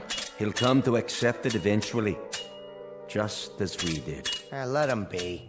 If he gets some satisfaction out of banging a broken sword on the floor, well, let him have his fun. At least he's trying. He is indeed. He's been trying for several hours now. You can't help but admire that kind of persistence, even though it's a little like trying to empty an ocean with a cup, or count the grains of sand in a desert, or reach up to touch the stars. So, let him dip and count and reach all he wants. Of course, it won't help, but I fail to see how it could hurt under the circumstances. It's metal, or the hardest wood I've ever come across. Circular, perfectly smooth, with no breaks anywhere. All of which we could have told you some hours ago. Which we did tell you, if you'd bothered to listen. We've got to figure out something else. Oh, do. Maybe we could wish it all away using the power of positive thinking. That's enough. Or bore through it with our X-ray eyes. Anyone have a laser beam handy? I said that's enough. Or make believe we're acrobats. You know all about that, right? Clowns, acrobats? Most definitely. Alley-oop and over the top to freedom. Now you got it. Yeah, you got it all right. Dreaming and wishing, wishing and dreaming. Hold on. Listen to the man. Oh, come now. In the final analysis, this is all rather idiotic. Is it? It only requires a moment's reflection to see... Why not? Why not what? What you said. Acrobatics. A figure of speech, my dear, not meant to be taken seriously. Isn't it? I will grant you that we have somehow forfeited some of our human dignity, but we are nonetheless governed by human frailties, not the least of which is gravity. You may know some advanced acrobatics that I'm quite unaware of, but for the moment, unless you can find a circus gun big enough to launch one of us skyward like a human cannonball... I see what she's getting at. Well, kindly elucidate, if you please. Don't any of you see? Yes, of course. One on top of the other, standing on each other's shoulders. What about that? It's the way they do it in the circuses, isn't it? Is that query directed at me? You're a clown, aren't you? I'll ask one if I see him. I can assure you I may wear the costume of a clown, but I have no recollection whatsoever of having been one, if ever I was. Then the only thing you ever were was a coward. That's uncalled for. Consider the consequences. We may not feel thirst or hunger, but the pain of a broken bone is quite another thing. We might very well feel pain. And a fall from, 10, 15 feet up, down to this hard floor, well, that's a sensation I'd as soon do without. It's a chance. With all due respect, miss, no thank you. She's right. It is a chance. Consider the consequences of not trying. It won't work. The weight will be on the first person, so I'll bear the brunt of it. That light's too far away. Come on. The clown on top of me, then the tramp, then the bagpiper, then the dancer. What do you say? We'd never reach it. Well, never say never. We don't know how high it is. That's the point. We'd be exerting ourselves for nothing. It could be 100 feet up there for all we know, or 200 or 300. But we got nothing to lose, right? Why don't we sit down and have some entertainment instead? A much safer course of action. Why don't we go for it? Come on, clown, up on my shoulders. Oh, observation. Things were far simpler before you arrived. However, I suppose I must go with the majority. Get a foot on my shoulder. I'll boost you up. Careful now. That's it. My turn? Not yet. The bagpiper next. Give me a hand, laddie. Use the wall for leverage. I can barely manage, but it's holding. All right, miss, it's up to you. How high is it? Can you see an edge or anything yet? I'd guess 7 or 8 feet to the top. Maybe more. Maybe less. Come on, I can't hold this weight forever. Go very carefully, one step at a time. You'll make it. Thank God she's so light. Whoa! That's my nose you're stepping on. Now stretch. I am stretching. All the way up. Now, what do you see? I can't quite reach it. It's still, about 8 or 10 inches above me. Up on your toes. That's it. I'm almost there. Everybody straighten. All I need is a few more inches. No!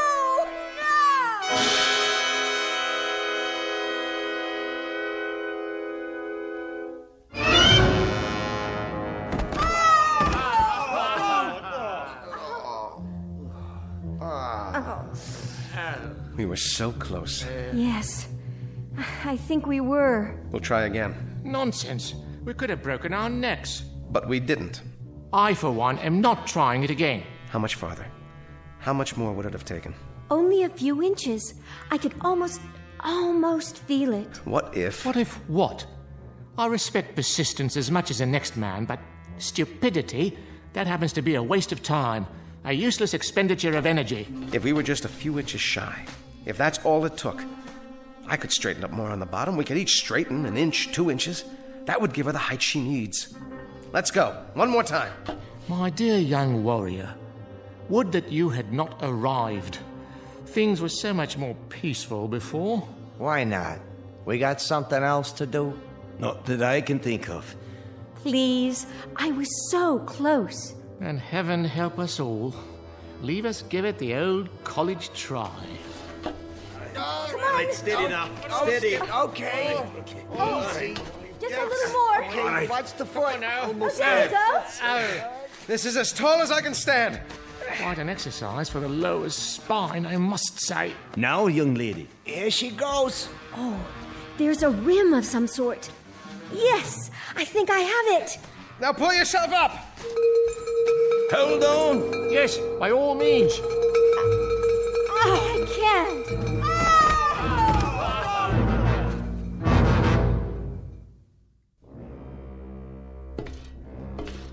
How's the leg, miss? The knee's twisted, I think.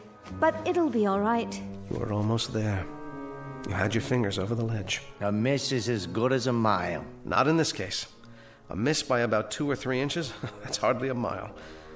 This is what we do next. Oh, share your plan, pray tell. The same thing, without the dancer. Then we'll be several feet short. No, we won't. Hear me out. The clown, the tramp, the bagpipe player, and then I'll climb to the top. I'll tie a rope to the haft of this sword, fling it over the edge. Let it catch there like a grappling hook. Now that's thinking. Ingenious. But first, hadn't one of us better run over to the hardware store and pick up the rope? He's right. There's no rope around here. Strips of cloth. Torn from what we're wearing. You mean tear our clothing? It's a chance, and a good one. Yours has the most material. You said yourself you don't feel the cold. So give me those balloon sleeves. The things we do for a man in uniform. 6 feet of excellent material, courtesy of Pagliacci, or whoever I am. Good, but I need more. Twist it and start tying it together. Big knots. That's it. Takes me back to my Boy Scout days. Were you a Boy Scout? Who knows? I might have been. I got one question for you. Aye? What the heck is a Boy Scout? Anybody remember? We're almost ready. Now this time, we make it. The rope tied to the sword and over the top of the ledge. It catches, and I'm up and out. And then what? We'll worry about that when it happens. Somehow, I will get you out of here. All of you. But nobody gets out until one of us does. Now that's logic you can live with, right? If we live. You, tramp. It's time. Indeed. Leave us get on with it. I can't take this much longer. Good luck, Major. Thanks. I'll need it. All right. Now swing that rope, man. You can do it. Ride him, cowboy. You got it. Almost. Watch out below. One more time, Major. I believe in you. Second time's the charm. Good show. I believe he's done it. How does it feel? Tight. I think it'll hold. Then go! Major, you don't know how spectacular you look. At least the weight's off. Quick, everybody down before we fall down. Got the ledge. There. Yes. If I can pull one leg up. No. Well, what's there? What do you see?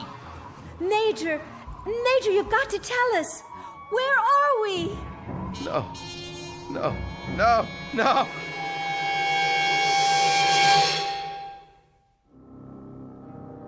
And I knew then what I had known all along but didn't want to face. Some things, I guess, are too fierce to handle in one bite. I heard the wind and I finally saw where I was, where we all are. I wished the four of them well. If you see my friends, will you tell them I love them? Because the truth is this. There are only 3 questions worth asking. 1, where did we come from? 2, what are we supposed to do while we're here? And 3, what happens next? All the rest aren't important. I didn't get it at first, but then, who does? Maybe it's better that way. No!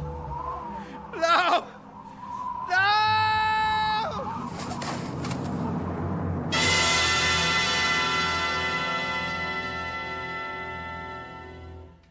He made it. I don't believe it.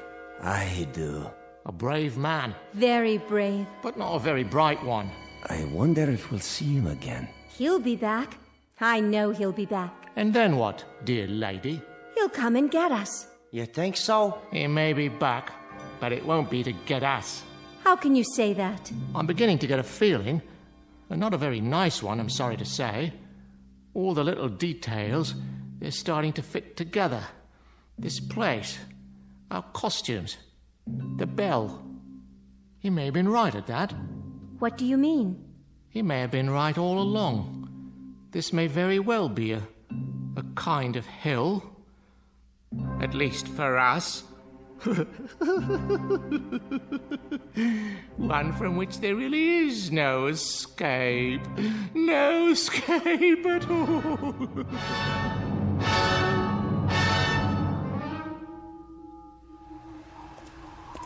Look! What do you have there? I found it in the snow. Someone must have dropped it. Oh, thank you, dear. Just drop it in the barrel there, would you? He looks like a soldier, but his coat's all torn. That's all right. Someone will sew him a new one. I'm sure he'll make some little boy very happy. Wow, you got lots of dolls in there. Not as many as we'd like. They're for the orphans, you know. But it's early and we've just started. Can I have one? Are you an orphan? Well, no. But I like the ballerina. She's so pretty. Oh, yes, she is, isn't she? What's that on her face? See? On her eye. It looks like a real tear. Is she crying? Now, why would she be crying? It's just a snowflake that started to melt. I suppose you could have her, if you promised to give her a good home. No. I think I better leave her here. Are you sure? She doesn't want to go. See? She's holding hands with that soldier doll. Why, aren't you the nicest little girl? Toys for Christmas! Toys for Christmas! Open your hearts, friends, and bring in your old dolls so the underprivileged little ones can have a happy Christmas, too. Help the Salvation Army. Dolls for Christmas! Dolls for Christmas! Dolls for Christmas!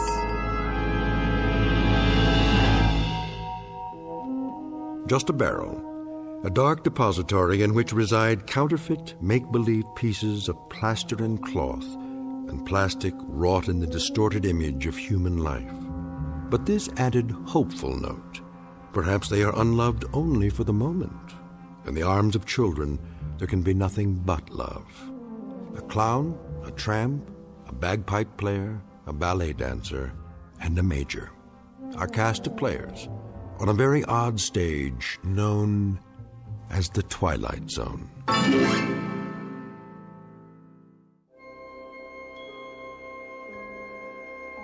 Hi, this is Carl Amari, producer of the Twilight Zone Radio Dramas. I'd like to take a moment to tell you about our official website at twilightzoneradio.com. where you'll get the latest news and information on these Twilight Zone radio dramas. Plus, at twilightzoneradio.com, you can digitally download 3 free episodes or any of our episodes for only $1.95 each. In this age of ever-changing technology, we've decided to make these episodes instantly available to you by making the Twilight Zone radio dramas a digital download-only series. This means that this series will no longer be offered on CD. The CD collections at our website are now being offered while supplies last at buy one, get one free. So be sure to get your favorites before they're sold out. Be sure to visit us often, and I'll see you in the zone.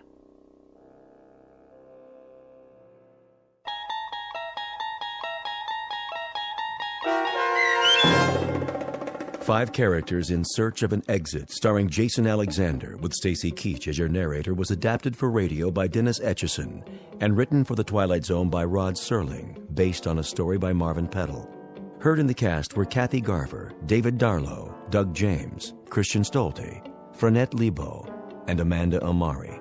To learn more about the Twilight Zone radio dramas and to obtain audio cassettes and CDs of these programs, visit our website at twilightzoneradio.com. This copyrighted radio series is produced and directed by Carl Amari and Roger Wolski for Falcon Picture Group. Doug James speaking.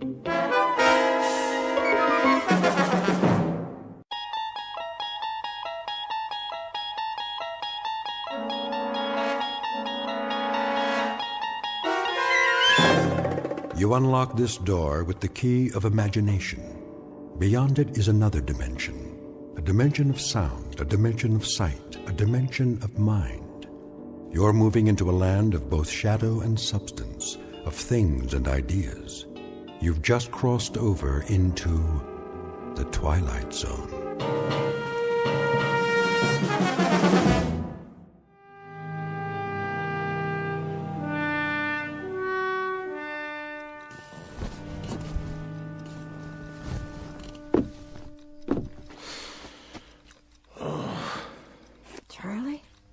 Go back to sleep. It's early. What time is it? I don't know. My watch stopped. Oh, look at the clock. It says 7, but it's wrong. Oh, it can't be wrong. You wound it, didn't you? It has to be wrong. Look out the window. It's still dark. Must be 3 or 4 in the morning. When did you turn the light on? I don't need it. Leave it off. So, this is the day, huh? This is the day. Well, if you got 3 or 4 hours yet, what do you have to get up now for? Can't sleep. So, I thought I might as well go over to the jail. You know what I think? What? I think you're crazy. If it really is the middle of the night, you're crazy to get up now. What's so special about today? Ella. Just about hanging a little? I said, why don't you go back to sleep? Why don't you? There's going to be all kinds of excitement today, reporters and everything else. You're the one that could use some sleep. Bring breakfast over about 8:30. You want some coffee now? Pierce will have some at the jail. Just bring Jagger's breakfast at 8:30. What about you? I can't eat. What time do you string him up? Ella. Well, you know what I mean. What time does he get hung? Hanged. That's what I said. What time? When you're talking about an execution, Ella, the word's hanged. It's at 9:30. And you know something? I hope they stay away. I hope everybody stays away, not just the reporters, the whole town. Because when I think of a bunch of cold-blooded gawkers who get their jollies from watching a boy die, I want to... Well, why shouldn't they? Why shouldn't the whole town turn out to watch it? Including you? I haven't decided yet. Why would you want to see a thing like that? Why would you even think about it? Because if anybody deserves it, he does. Dirty little animal. I'm leaving now. I understand that after the neck breaks, they only feel it for a couple of seconds. Well, it ought to take more time than that, Charlie. For what he done, this is a mighty easy way to pay it off, don't you think? Easy? To get strung up by the neck? All I can say is you have a funny view of what's easy and what's hard. Just remember to bring his breakfast over. Hey, Charlie. How does he want his eggs? Edible. They're the last ones he's gonna eat, so do one thing for me, will you, Ella? Make them edible.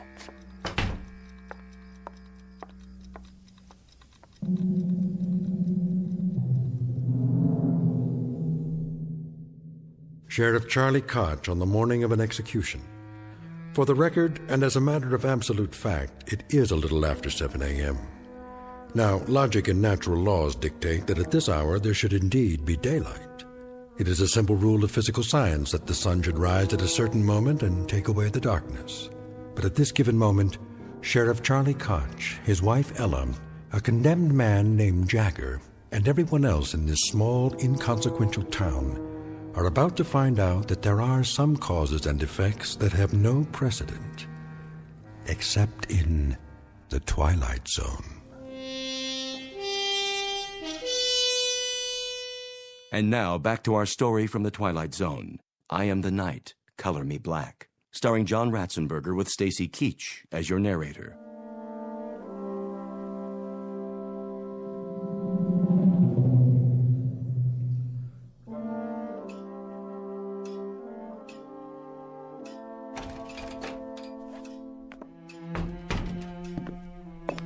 Morning, Sheriff. Pierce, anything doing?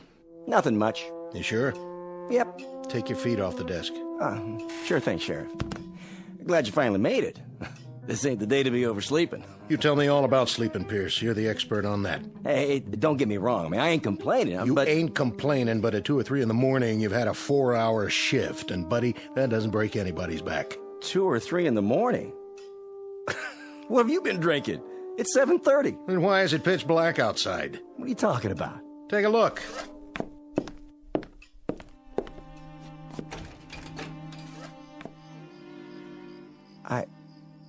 I don't get it.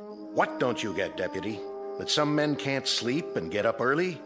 I suppose that doesn't make much sense to a guy who could put in 12 solid hours on a mattress and then wake up and complain about... Sheriff. You got a problem, Pierce? Sheriff, it is 7:30 in the morning. Take a look at the clock. And you're right, it's black as a coal mine outside. I never seen it blacker. What's going on? You're right. It's 7:30, and the sun's not up yet. And to tell you the truth, Deputy, I don't know why. I don't know why at all. Who's coming? I can't see yet. Everything out there looks the same. Black as the ace of spades. Morning, Colby. Sheriff? How about that? You see it out there? Of course I saw it. Any sign of the sun? Not a speck. You gonna run an extra in that paper of yours? If I get the time. I've been answering the phone since 6 in the morning. One fella says that the electricity's gone off in the whole town. Well, I can see that's not true. Another one says it's already tomorrow night. I like that. Well, what do you think? Oh, hold on, there's more. The president of the January graduating class of our local school, who majors in physics, tells me it's a phenomenon caused by sunspots. Now, you're well versed in law and order, Sheriff Koch, keeping the peace, in other words. So I'm here to ask you, what's your theory? I wish I had one. It's almost 7:45 in the morning. Daylight should have come 2 hours ago. Maybe a storm's on the way. Big whopping storm, the kind that covers up the whole sky. Possible, I suppose. Storms don't bring this kind of darkness. Anybody call the state capitol? Oh, yeah. In between reassuring people that this is neither an interplanetary invasion nor the end of the world, I placed said call myself. And? Oh, things are normal there. It's daylight, just as it should be. But if you'll forgive the pun, they're as much in the dark as we are. You mean it ain't black up there? It appears that all up and down the state, and across the face of the earth for that matter, we are the only ones who are groping around in total darkness. So, the phenomenon is quite localized, which means we'll have to seek elsewhere for company to share our misery. How's Jagger doing this morning? I seen him. Brought him in a cup of coffee to make sure he was awake. Thoughtful of you. To remind him about what day it is. I'll bet you did. I wonder, how did you occupy yourself as a lad there, Deputy? Torture small animals or Just pull the wings off flies. Say, what do you mean by that? Oh, nothing. I don't mean anything by it. So, Koch, can I talk to him? Go right on in. I'm not saying he'll talk to you, but that's the privilege of the press, to try. So he's got an hour and 45 minutes left. What about a priest or a minister? He doesn't want either. As a point of interest, Sheriff, entirely off the record, do you believe Jagger's guilty? Mr. Colby, I arrest people on the basis of evidence. I jail them on that evidence, and I'm responsible for their meals and their health until they get sentenced, executed, or let loose. As to guilt or innocence, it's a matter for the jury, public opinion, and God to decide. And that part of it, thank the Lord, has nothing to do with me. Uh-huh. So, let us all praise God for the morning's impartiality. You just keep them alive until their moment of death. I see. And as for my part, I follow fate around with a small pencil and a notebook and make a record for posterity of how he died and why he died. But neither one of us has any guilt to share for the fact that he does die. How perfectly convenient for us. He's guilty as hell. He fired buckshot into a man's head, a real decent, upstanding man, and today he's going to pay the price. He's going to hang for it. And man, oh man, is justice going to be served up deluxe style this time. Pierce, why don't you shut your mouth? I got a right to an opinion. Oh, you do, Deputy. Indeed you do. There are just a couple of disturbing facets to this particular case. Like what? First, that the murder victim was not a decent man by any stretch of the imagination. Hey, you're talking about the dead. He was a cross-burner and a psychopathic bully who attacked the man you've got locked up in there. Well, that don't matter. Go on, Colby. I want to hear this. Second, Deputy Pierce here saw it happen and then perjured himself. Now, wait a minute. Let him finish. That's the word, all right, Deputy. Perjured. You said that Jagger shot him from across the room. Well, no such thing could have happened according to the records I saw. The murdered man had powder burns all over him. So what? Oh, you tell me how a man can get shot from 10 feet away and still have powder burns on his skin. By itself, that might not have proved self-defense, but it would have supported Jagger's story. It would have at least raised some doubts in the jury room, if they had heard it. I wondered about that myself. Did you, Sheriff Koch? Well, you saw the body, didn't you? I saw it. But I didn't hear any comment on those powder burns when you gave your testimony, or did I miss that? I answered the questions they asked me. Oh, don't feel singled out now, because your courageous editor who covered the trial from start to finish, he just didn't see fit to include that insignificant little detail in any of his news stories either, now did he? Even though for some reason he knew at the time that he was being very, very selective about what he wrote and what he didn't write, about the truth, in other words. Which is what a trial is supposed to be, a search for the truth. So, when you get right down to it, you're quite right, Deputy. Justice is being served on a platter with its tongue cut out, just like the carcass of any dead animal.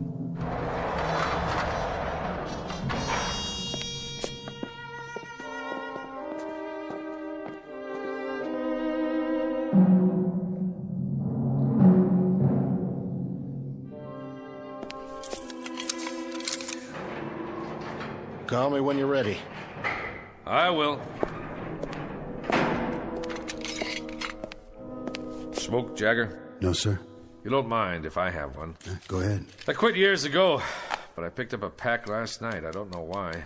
And this morning, I looked at it like I've never seen a pack of cigarettes before. It didn't even feel right in my hand. I know it's bad for me, but I put it in my pocket just the same.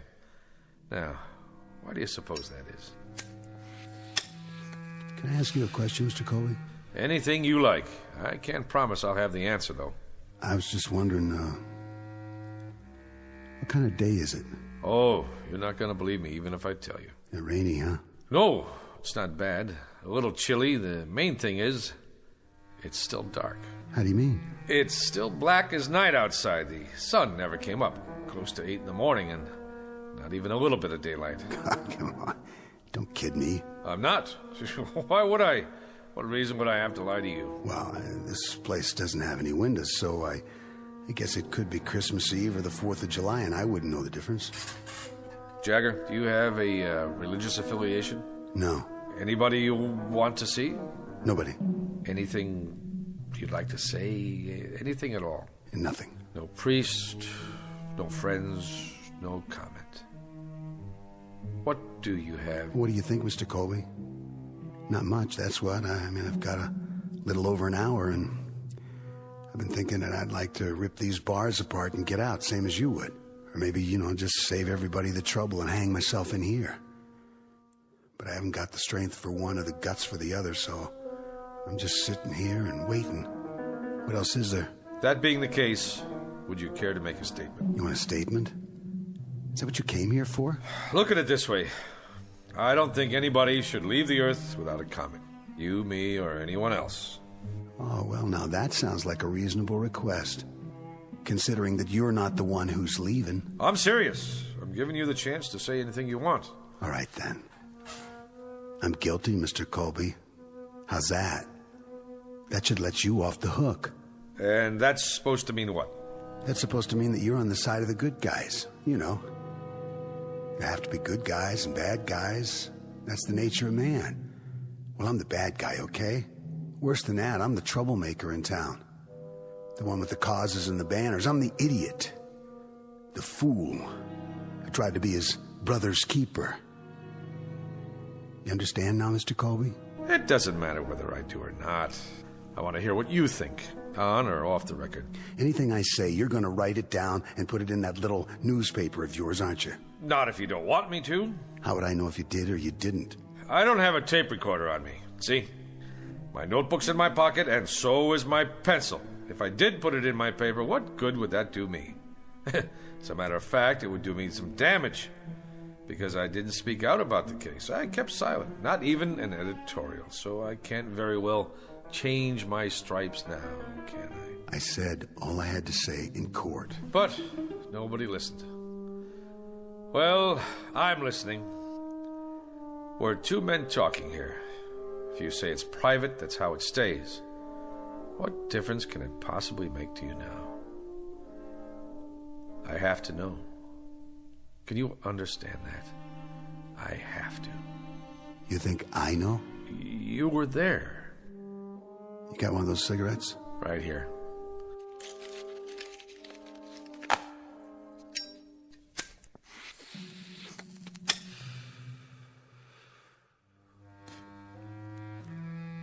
There was a shotgun. It wasn't mine, it was his.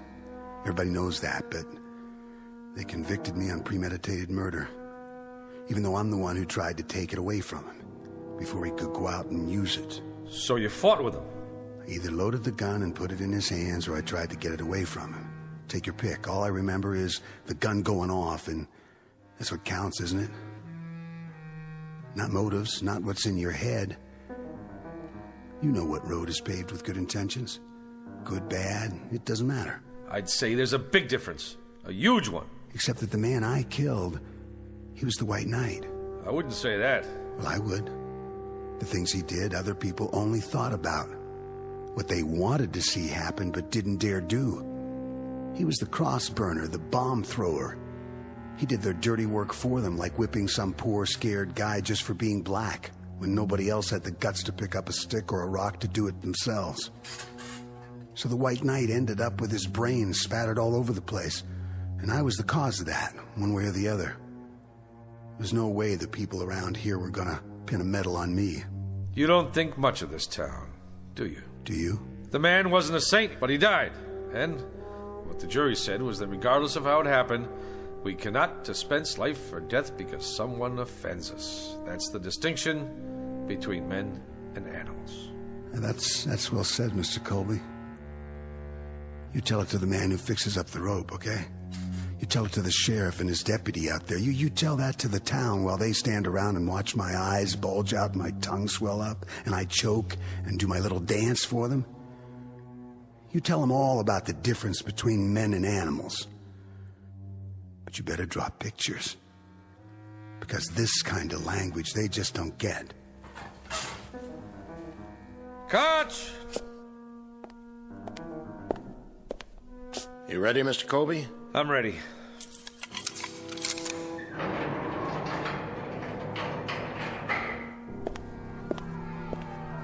A lot of commotion out there. I guess they just can't wait. That's not it. It's because nobody can see where they're going. Why's that? I told you, it's dark out. For real? The darkest I've ever seen it.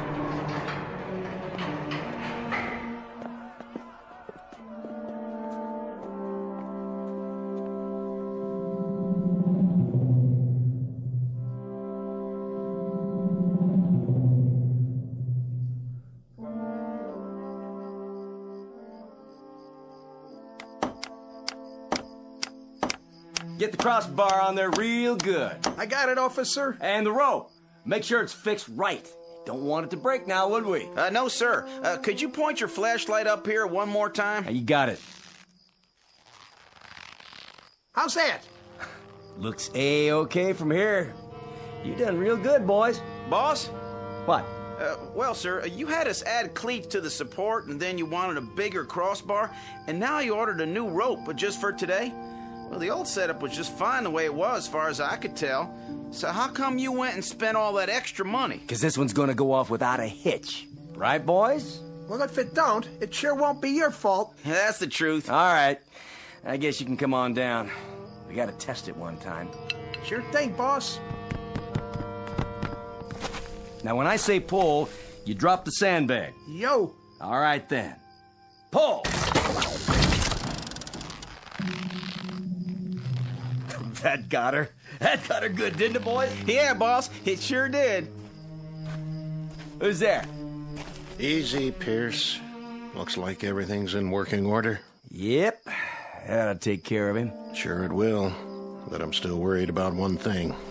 And what's that? Exactly who or what is going to take care of us. There it goes, 9 bells. Why is it so dark then? Is it an eclipse? Can't be. I've been listening on the radio. This ain't no eclipse. It's weird. It's just plain weird.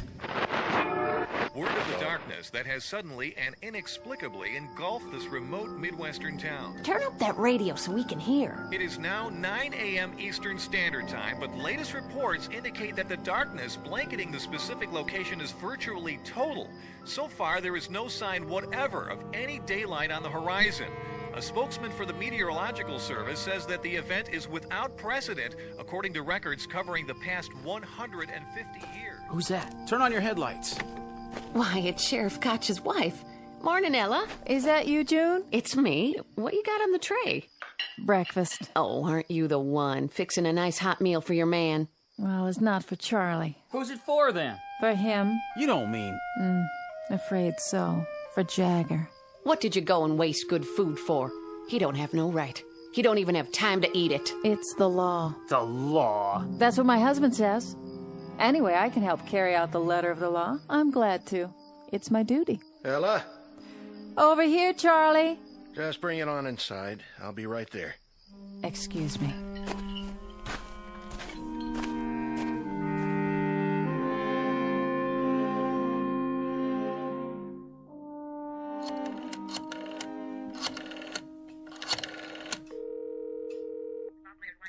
The governor, please. Yes, I'll wait, but please tell him it's urgent. Mr. Colby? Hi, Ella. Where should I put this? What? No, this is the editor of the Sun-Times. That's right. I'm calling to see if there's been a stay in the... Yes, I'll hold. What do you have there? Charlie said to bring it. Breakfast? For the condemned man. I guess you can just take it on in. To the cell? The hall door is open. It's right down there. I know where it is. Charlie said to fix a plate of eggs. He didn't say I had to spoon feed it. Yes, well, of course, if he's on the phone. He's not? What do you mean nobody called? No, listen. After the automatic appeals, there's always a request to the governor's office for a stay while they argue it before the circuit court. Morning, Mrs. Koch. I thought that was you. Yes, I'll hold. Thanks for bringing the tray. Just in time, too. I wouldn't want it to go to waste. When did you make these eggs? When? They're cold. Well, that's not my fault. You could at least have brought them on time. Charlie, you listen here. I couldn't drive because there's no street lights, so I walked over. I couldn't even see where I was going. That's just how long it took me. All right. I'll take it into him. If he doesn't like it, he can throw it in the trash for all I care. Well, now, don't do that. I mean, I haven't had nothing to eat this morning. I said I'll take it to him. Yes, I'm here. I see. You sure? That's it, then. All right, yes. Who was that? The governor's secretary. And? No dice. I see. Well, there you go. Sure is a big, fat surprise. No, but I'll tell you what is. It's a surprise that someone can go to trial for his life with a third-rate public defender who's afraid to stand up to the local DA. It's a surprise that no private lawyer somewhere heard about the case and went to bat pro bono. It's a surprise that the public defender didn't even try to call the governor a half hour before the sentence is carried out. And it's a surprise that I didn't give up the ghost on this place a long time ago. But it's not a surprise that you, Pierce, and this whole town are out of your minds with glee over the cold-blooded taking of a life that's about to occur.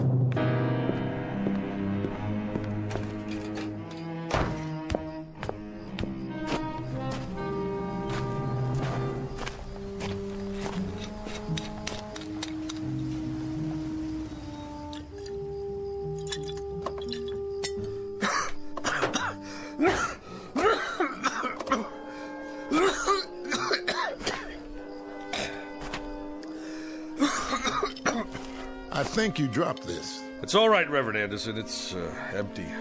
Whiskey helps, does it, Mr. Colby? It doesn't hurt. Helps you see things more clearly? Or does it keep you from seeing? You suppose, Reverend, that there's some theological explanation for this morning? Theology? That's for divinity schools. This is a time for faith. Faith in death or in darkness? Maybe if we thought there was a divine act going on here, we could find a way to live with it. God is always with us, whether we know it or not. Is he? Even now. This isn't the first gallows ever built, Reverend, or the last. Won't be the first man to lose his life at an untimely age, and we won't be the last mourners on this earth either. Did you see him? Did you talk to him? Briefly. He wouldn't see me. Wouldn't even let me in his cell. That's a pity. He's a lonely boy. But at least he won't be lonely for much longer. That's the truth. He's going to glory. I'm glad you think so. And you don't, Mr. Colby? It would be easier if I did. But I gave up my faith years ago. Now I'm not sure I ever had it. We all stumble in life, lose our way for a time. But the shepherd doesn't give up. He keeps on looking for us. What happens if the shepherd loses his way too? It must be time. Listen to them. Oh, they want blood. Reminds me of sports fans in an arena somewhere. Yes, a Roman one. How's it look out there? Hard to tell. When they light their torches and storm the jail, I'll let you know. Well, I'd better get the prisoner ready. You're going through with it? Unless something happens in the next 10 minutes, I have no choice. Then I suggest we use this time wisely. And how do we do that, Reverend? There's only one thing left to do. We pray.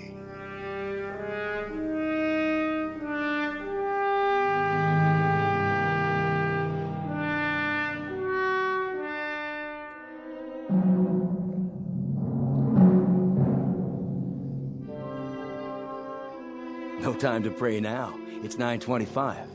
That's right, ain't it? 9:25? 5 more minutes. I can't believe Koch's doing this. The sun's not up yet. Law says May 25th at 9:30 in the morning.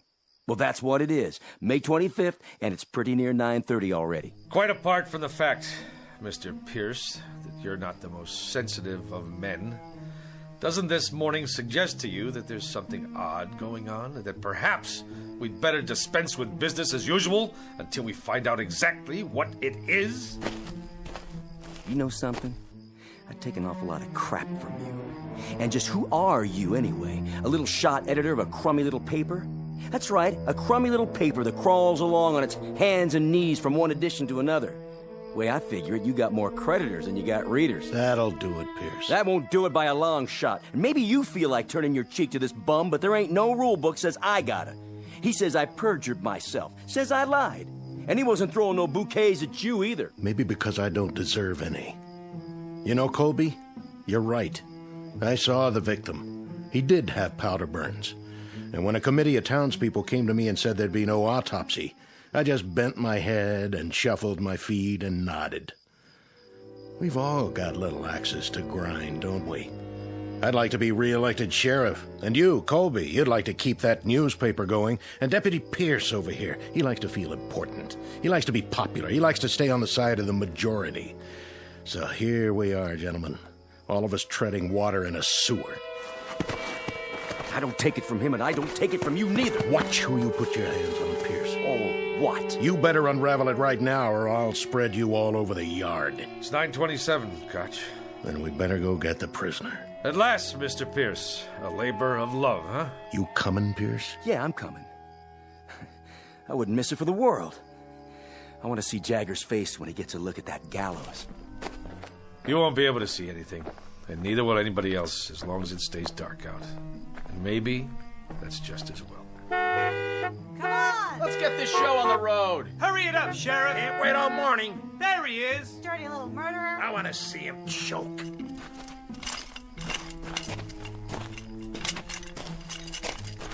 You don't need the chains. I'm not going anywhere. He has some minutes, doesn't he? He's used them already. We're behind schedule. You can talk to him now, Reverend. Take your time. It's my time. And I got nothing to talk about. Then let's go. Let's get on with it. Don't waste your last minutes, Jagger.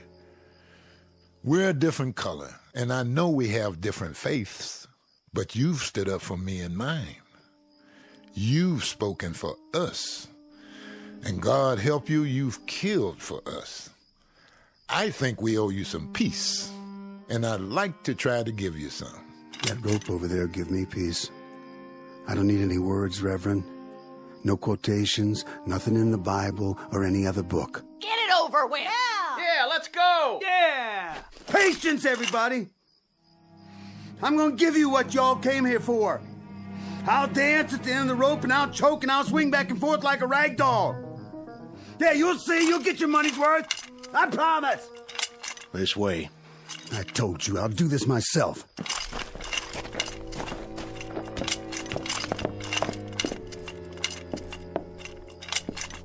Any last words? Not on your life. That's one thing I won't give you people. I won't give you the satisfaction of saying, I'm sorry. Yeah! Yeah! Yeah! Yeah! Yeah! Don't return their hate. Don't dishonor yourself. Why don't you go home? Go on. Get out of here. Just tell me one thing. When he came at you, Jagger, did it feel good then? What's the difference? And when you aimed that gun at his head, that wasn't such a bad moment, was it? Good or bad, who cares? If I wanted him dead or not, it ended the same.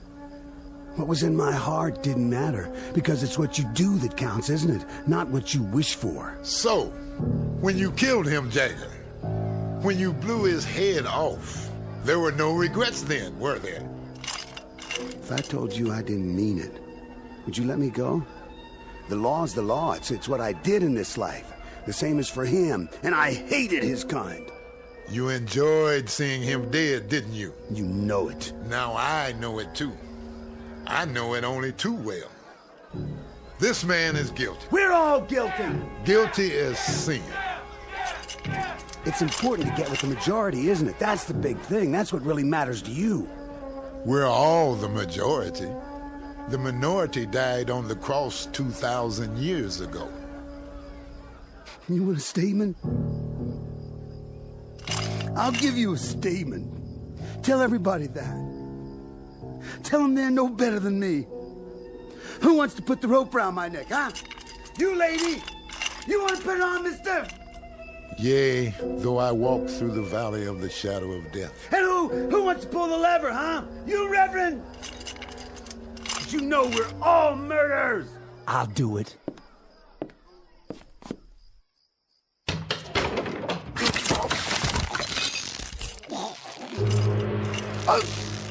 Hey!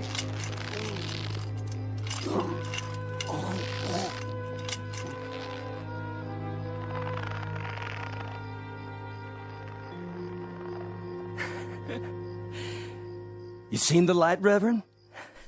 You finally seen the light? Have you? Have any of you? In all this darkness, can anyone make out the truth? Look at what's hanging from that gallows. He hated. He killed. Now he dies. You hated. You killed. And not one of you isn't doomed.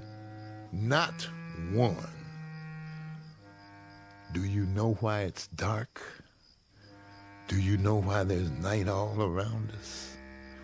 Do you know now what the blackness really is? It's the hate he felt. The hate you've felt. The hate all of us felt. There was too much. There was way too much, and we had to vomit it up, and now it's surrounding us and choking us. So much hate. So much miserable hate.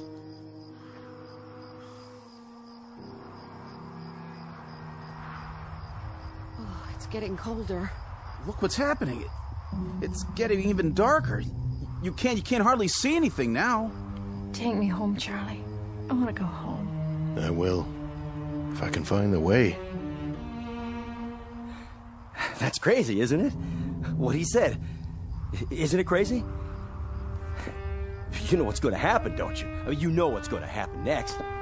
Believe me, this here stuff is going to lift.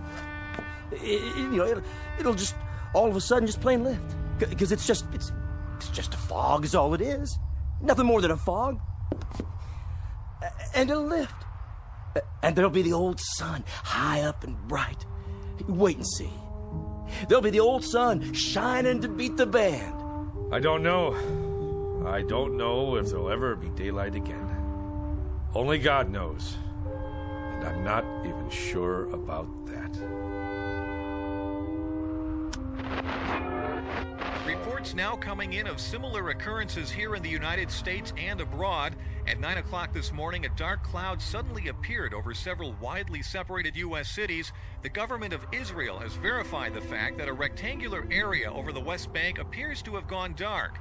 In China, correspondents just filed a news item about several square blocks, including a political prison, thrown into darkness early this morning. In Iran, an area in Southeast Asia, in Central and South America, the African continent, the darkness continues to spread.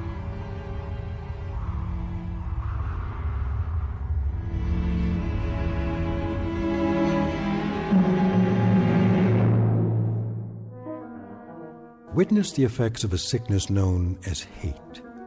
Not a virus, not a microbe, not a germ, but a very real sickness just the same.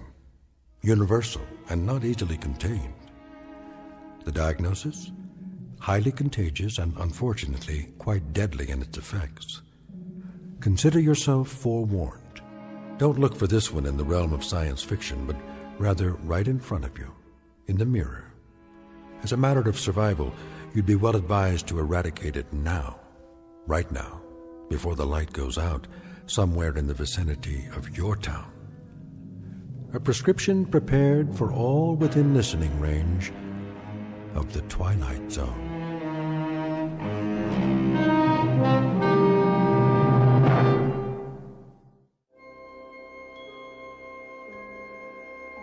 Hi, this is Carl Amari, producer of the Twilight Zone Radio Dramas. I'd like to take a moment to tell you about our official website at twilightzoneradio.com. where you'll get the latest news and information on these Twilight Zone radio dramas. Plus, at twilightzoneradio.com, you can digitally download 3 free episodes or any of our episodes for only $1.95 each. In this age of ever-changing technology, we've decided to make these episodes instantly available to you by making the Twilight Zone radio dramas a digital download-only series. This means that this series will no longer be offered on CD. The CD collections at our website are now being offered while supplies last at buy one, get one free. So be sure to get your favorites before they're sold out. Be sure to visit us often, and I'll see you in the zone.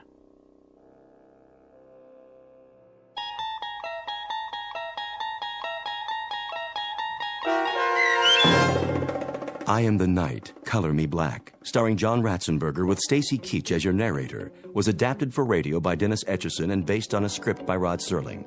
Heard in the cast were Taylor Miller, Rick Peoples, Doug James, Norm Woodell, John Watson Sr., Turk Muller, Jeff Lupetin, Paul Patch, Maggie Carney, Lynn Foley, Carl Amari, and Irene Olson. To learn more about the Twilight Zone radio dramas and to obtain audio cassettes and CDs of these programs, visit our website at twilightzoneradio.com. This copyrighted radio series is produced and directed by Carl Amari and Roger Wolski for Falcon Picture Group. Doug James speaking.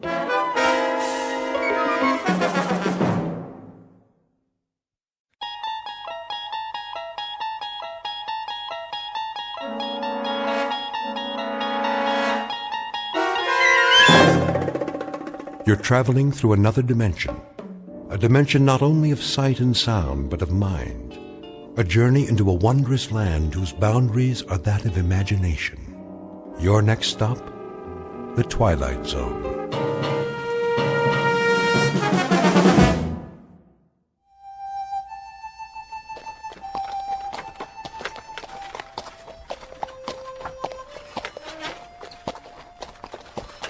How much longer, Chris? Not long.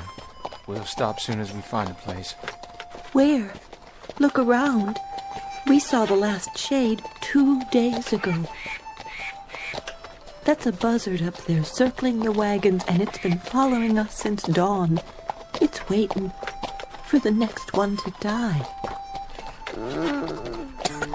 How's the boy? Still burning up with fever. He can't take any more. All right, honey. Hold up! Whoa! Oh! Hold! We'll stop here for a few minutes.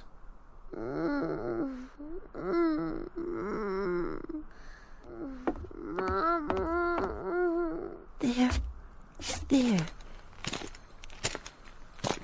Still the fever? Poor little thing is burning up. If I could just use a damp cloth. Try my handkerchief.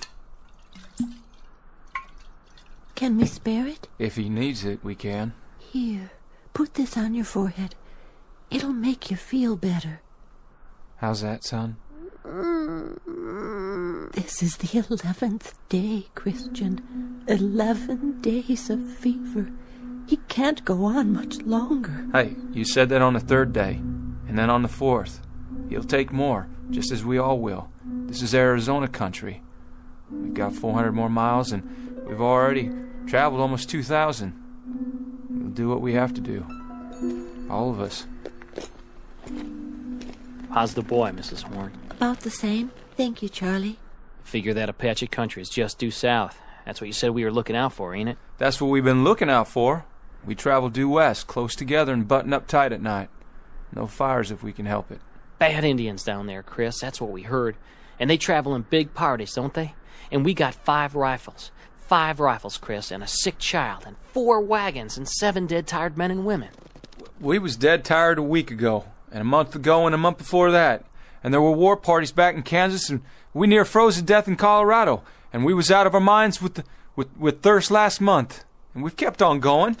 We've always kept on going. We always... It's this way, Chris. We've been doing a lot of talking and a lot of thinking. And? We figure we ought to turn back. Turn back? That what you all want? Turn back? Chris, we're about at the end of our rope. We're hungry and we're sick. We figure we better do it now. or we're gonna die out here. You turn back and I guarantee it. You turn back and try to go over 1,500 miles of St. Louis again, and you'll leave your bones bleached in one of those deserts between here and there, or have your scalps taken off, or you'll freeze to death in a mountain pass. And if you go on, what's going to happen to that beautiful child of yours? Listen, those 1,500 miles are behind us. They're all gone. The heat and the cold and the misery. You can look back at them as things that have happened, not agonies you're going to have to live with. How do you know there's not going to be more days and weeks and months like it? How can you be so blamed sure? I figure there's only about 400 to 600 miles more to go. 400 to 600 more miles, friends. And then we made it. We can't stop now. Listen, if we stop, we're dead. That's gospel.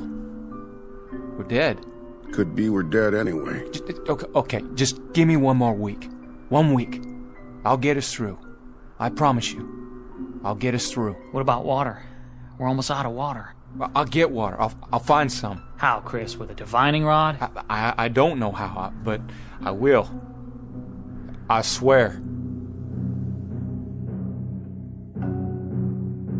The year is 1847. The place is the territory of New Mexico.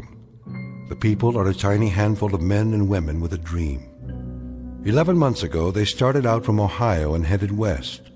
Someone told them about a place called California, about a warm sun and a blue sky, about rich land and fresh air. And at this moment, almost a year later, they have seen nothing but cold, heat exhaustion, hunger, and sickness. The men and their families are now one with the animals and the wagons and the landscape, and they stare straight ahead, numb and glassy-eyed. They are dust blobs whose lives have been reduced to a single function, forward motion. The man in the lead wagon is named Christian Horn. He has a dying 8-year-old son and a heartsick wife, once beautiful but now gaunt and drawn in the merciless desert air. Her husband is the only one who has even a fragment of the dream left, Mr. Chris Horn, who's about to go over the rim of a sand dune in search of water, sustenance, and survival, and who, in just a moment, will find himself heading into an uncharted territory known as the Twilight Zone.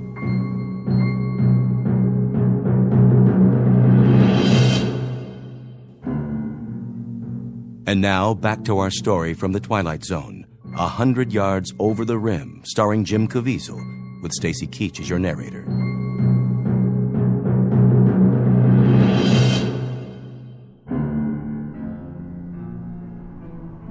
A man had best not make promises he can't keep. I give you my word. And food and medicine for your child? We'll have those things. We'll have food and medicine and everything else. If you can just keep going. Just keep going and don't look back. Look out there instead. Look west. We don't even know where that is anymore. Don't make any decisions yet. We can't stay here anyway. Once we're past the trail, we'll be able to rest a couple of days. I'm almost out of water, Chris, and food. I'll go up ahead, over that sand hill. I'll do some checking around. Stay here now, all of you. Martha, give me my rifle. Chris, you might look for a shady spot, a pretty spot where we can. I won't talk about burying our son. Not now. Not while there's life in him. How far you plan on going? Just over the rim there, 100 yards or so. Might find a stream or something, maybe some game, a rabbit or two. Never can tell. I guess that's true enough, friend. You never can tell. Stay close to wagons and keep them bunched up. Hold on, Charlie, all of you. Just hold on. I'll be right back.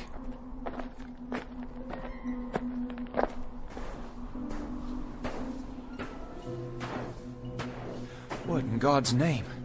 Hey, everybody, look what's over here! There's a road! Down on the other side, a road! Look! Martha?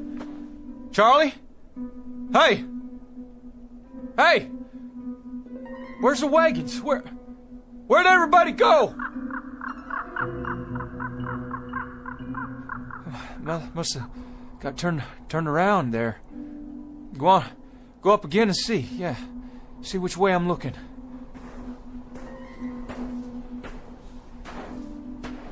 What's going on? What in the devil's name is going on here? The road's hard. And black. What the... What these poles doing here? All these wires?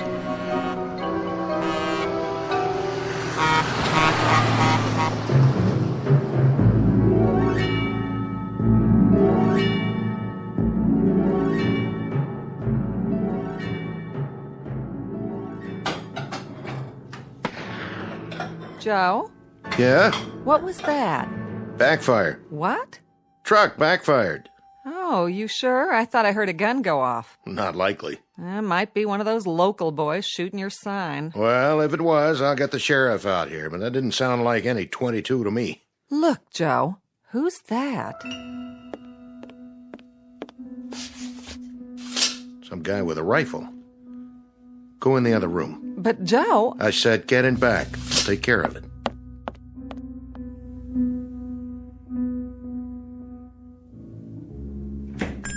Howdy. Did you see it? Did you see that thing? What thing? That monster. That big animal or monster, whatever it was. It almost hit me. Monster? No, I didn't see anything like that. If there was anything, it never got to here. It must have. It went by me just a mile or so back. You mean... You don't mean the truck? What's a truck? Hey, are you all right? You wouldn't have any water to spare, would you, mister? Any extra, I mean. Water? Sure. Come over here and sit down before you fall down.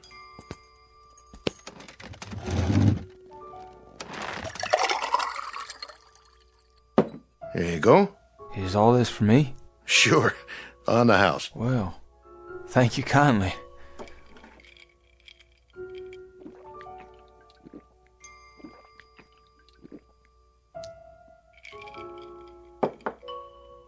You want some more? You got more? Sure do.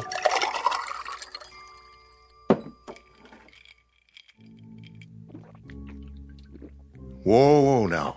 You don't want to drink it too fast. Just how long you been out on the desert, anyway?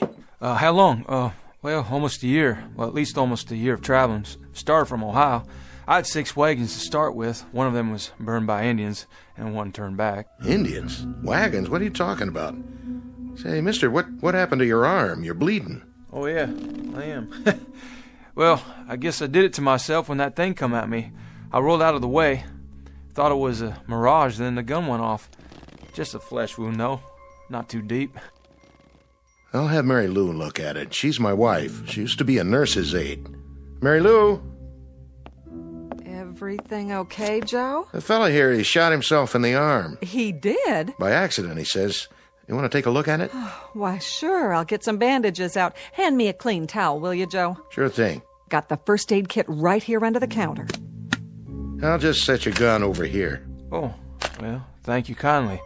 Well, careful with it now. That's a real old-timer.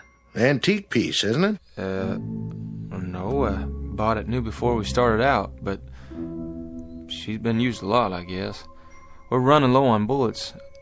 I don't suppose you've got any ammunition around here? Oh, no. We don't carry anything like that. This isn't a hunting area. What about Indians? The south of here's Apache country, isn't it? Why, sure. Well, sure, but there aren't any Indians nowadays. Well, I mean, not hostile Indians. No? Well, not as long as we've been here. Well, how long you been out here? How long? Oh, a couple of years now. Where do you hail from? Well, we used to live in Phoenix. Phoenix? Yeah, Phoenix. Mary Lou's folks are from there. I worked for her old man when we were first married, and then I bought this place here. Restaurant isn't doing so well, but the truckers are starting to come in now with the interstate. Restaurant? You have food? Sure do. Just like the sign says.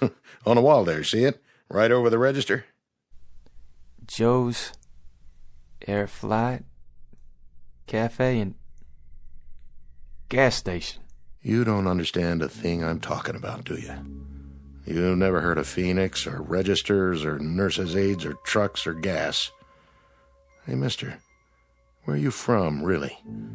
Where'd you come from? Tell me straight out, why don't you? From Ohio. I left the wagons back there, and I walked up the rim to the hill, and I thought I might find some water or something, or some game, and then I saw that stretch of road out there, that black road, and those things, running on it. What things? He means trucks. Hold on. You hear that? There's another one. It's all right. It won't stop. Take my word for it. Well, we heard tell it was a dangerous route, but the most direct one. To where? California. They say... No, take it easy, friend. We can talk about all this later. No, I don't have much time.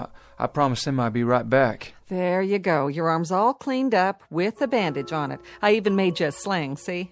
Oh, much obliged. Just try to keep it clean now. I'll give you a roll of gauze and some tape. You're a nurse? Are you the doctor? Me?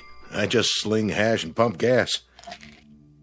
Take 2 of these. Drink a little water to get them down. What are they? They're antibiotic tablets. They ought to keep away any infection. Where do you get this? Well, at the drugstore. Of course, you're supposed to have a prescription, but these won't do you any harm. How do you feel? Could I? Do you think I could buy some more of those pills off you? Oh, I don't sell them. But you see, I got a real sick boy back there. Back where? In the wagon, if I can ever find the wagons again, but you say that this will help a sickness. Sometimes, depending on what it is. How about a fever and a bad cough? It's worth a try. You've got a family? There was 3 wagons of us, but when I turned around to look back down, they'd gone. Well, maybe you better rest a while, friend. Lie down. Get washed up. There's a bed in back. Look at this place. The tables like wood, but they're not. They can't be.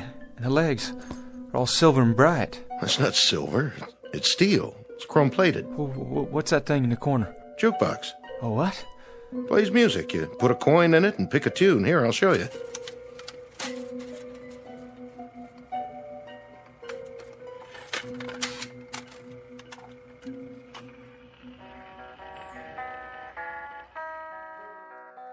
Hey, where's that coming from? From inside. Didn't you ever see one of these before? You got a man inside? Playing his guitar on my account? Let him out of there right now. Turn it off, Joe. There, that's better. It was a bad idea. All these things. Where am I? What is this place? Come with me. I'll show you where to wash up. Wait a minute. That picture. Where'd you get it? The calendar? Pioneer West Insurance Company. That's a picture of my covered wagon. Look just like my wagon. Oh, well, that's just an old lithograph. The date. That can't be right. It says April. But the year's all wrong. This is the year of our Lord, 1847. But this calendar says it's not even the same century. Oh, my dear God. How could that be? Easy now. What's going on here? Who are you people?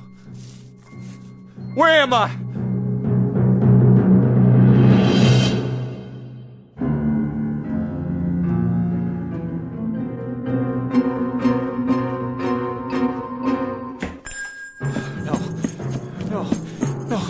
No! You better stop him, Joe. He'll get himself killed.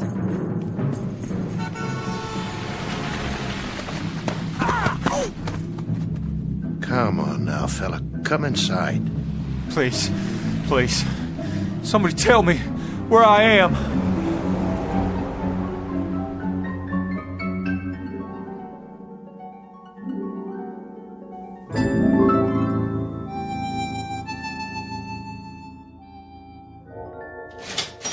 $1.84 your change. You keep it, dollface. I thank you.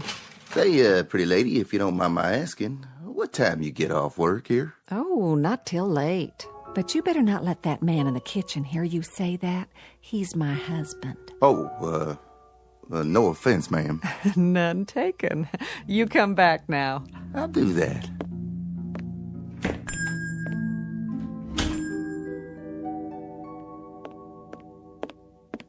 Doctor still in back? He is. Been a while now. I made a club sandwich for the fella. You think you want some soup, too? Well, you better ask Doc first.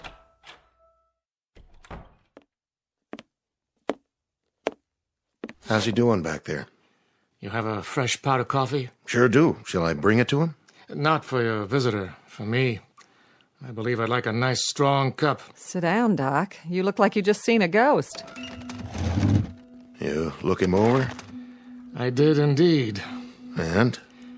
Malnutrition, that's his major problem, along with dehydration. Though he's a strong specimen of a man, I'll say that. Tough stock. What else did you find out? You were right. He's an interesting customer, all right. Quite the character. The heat did it, or something, didn't it? I mean, he's not in his right mind. I figure that has to be it. I'm not a psychiatrist, Joe.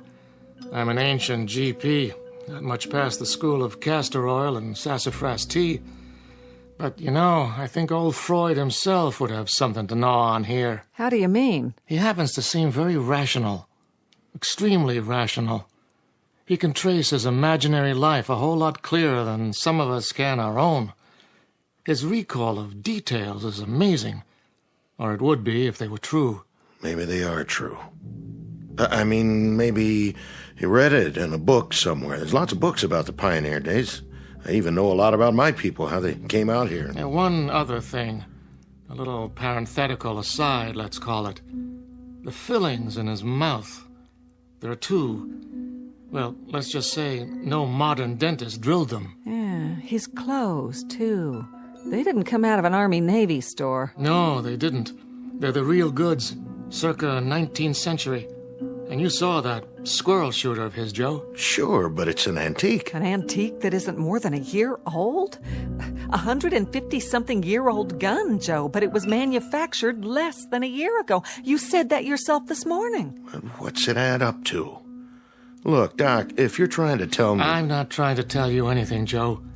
That is to say, I'm not trying to make any point of my own. All I'm giving you is the benefit of some observations from an old hand. He says he's a pioneer, and when he climbed up to the top of that hill out there, he was living in 1847. That's what he said, all right. He seemed so sure. Well, we're three normal, rational human beings here, and we know that sort of thing doesn't happen. So he's suffering from some kind of delusion. But it's a delusion of the purest form. Frankly, I've never heard anything like it. Not with this degree of detail. The way he describes his wife, his son, the wagons, the other people, it's with genuine emotion. He's lying in there right now with tears rolling down his cheeks, worried about them. He said his boy was sick. He told me his boy was dying. And from the way he described the symptoms, I'd call it pneumonia. That's why he wanted the pills. Which pills? I gave him some antibiotics for the wound in his arm, and he wanted the whole bottle so he could give some to the boy. I don't get it. How someone could be so sincere. I just don't understand it. I don't either. Which leads me to the next question. Yes? What do we do with him, Doc? Precisely what I'm going to deal with right now. Where's your phone? Behind the counter. But wait, who are you calling? The authorities, so they can get him help. Oh, that won't do him any good, will it? They'll lock him up in a rubber room and throw away the key. Once he's turned over to the state, he'll get a thorough examination. They'll know what kind of help he really needs. Yeah, the funny farm. Oh, Doc, I've heard about those places. They're bad news. Nobody even knows you're in there. They can do anything they want. What are you suggesting? That we pack him a box lunch and send him on his way? You think he'll survive out there? He doesn't know where he is.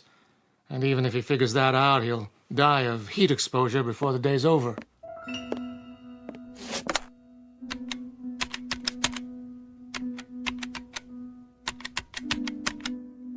I want the sheriff's office, please. Oh, it just doesn't seem right. Yes, is the sheriff there?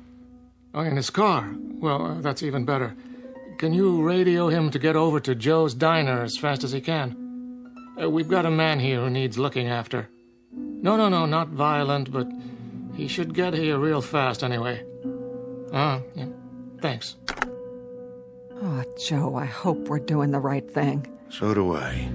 Well, at least he's calm now. As calm as any man would be if he suddenly woke up and thought he was past his time. That's enough, Doc. Well, hello, Mr. Horn. This book, it was in my bedroom. Well, that's the encyclopedia. I was looking through it. I found something. What? Well, this here. Horn Christian Jr., M.D., famous for his early work in childhood diseases, pioneer in vaccine research, born 1839, died 1914. That was my son. That's Chris Jr. So I guess I'm either crazy or the world is turned upside down. But I think I got put here for a reason. Oh, you did. I just know it. For an important reason. What are you doing? You've been gracious and kind, and I appreciate it. But I gotta get back. I'll just get my gun now. Horn, we want to help you. But help means rest and medical attention. I can't let you leave like this. Come on, son.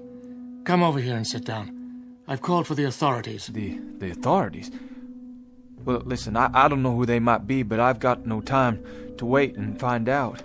Horn, please. Hey, don't go trying to stop me now. I know my purpose. I'm going to finish it. Or my life don't add up to much. Listen to us. Please, Mr. Horn. You take your hands off my gun, mister. You okay, Mary Lou? Oh, I'm fine. The gun just went off when he took it. And blew out my plate glass window. Horn! Horn, come back!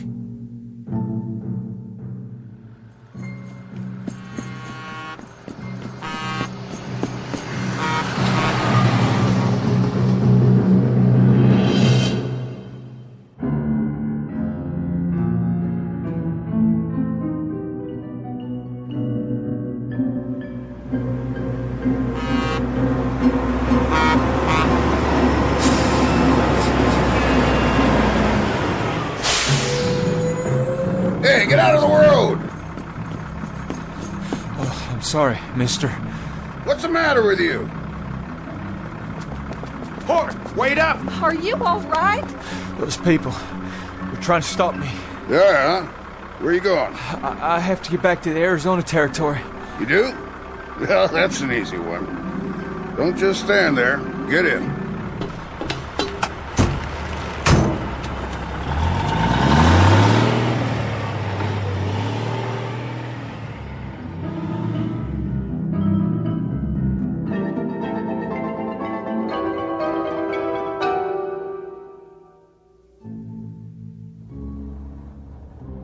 In the belly of a beast. How's that? What is this contraption? Peterbilt 18-wheeler. Best long-haul rig ever made. Where's your team? I ain't a teamster. Strictly independent. But your horses? All the horses you want right under the hood. Sweet, huh? Where you say you're headed? California. We were headed for California. Well, that's where I'm going. Good country out there, is it? Easy living, if you ask me. Everything a man could want. And land of work? Any seed you plant, it grows tall. That's what I heard tell. Suppose I could give you a ride all the way in, so I'd have somebody to talk to. I'm going to California, but I can't get there this way. What are you talking about? It has to be the same ridge, right around here. It was. Mister, you have to let me out. Say, look at that. Sheriff's car, moving like a bat out of hell. Please, I made a mistake. You've got to stop this machine.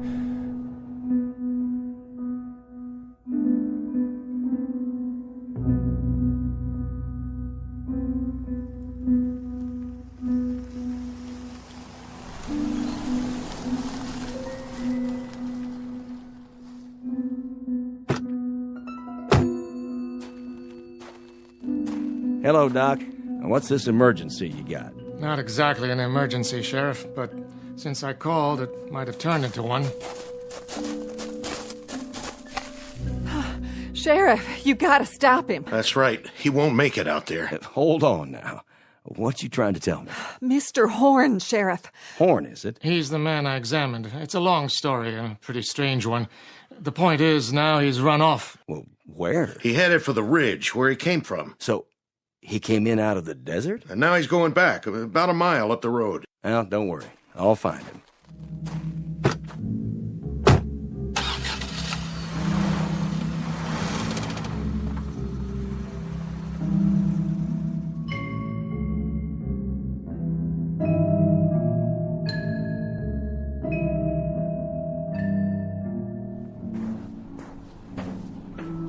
Gotta make it. Just a little ways more.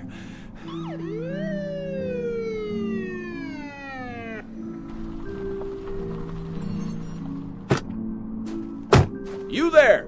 Hold it! No, you don't. Not now. Drop the gun, son. I said, drop the gun. All right, now come on down real slow. The pills. I dropped the pills. That's it. Now put your hands in the air. Got it! I said halt! Halt, son, or I'll shoot.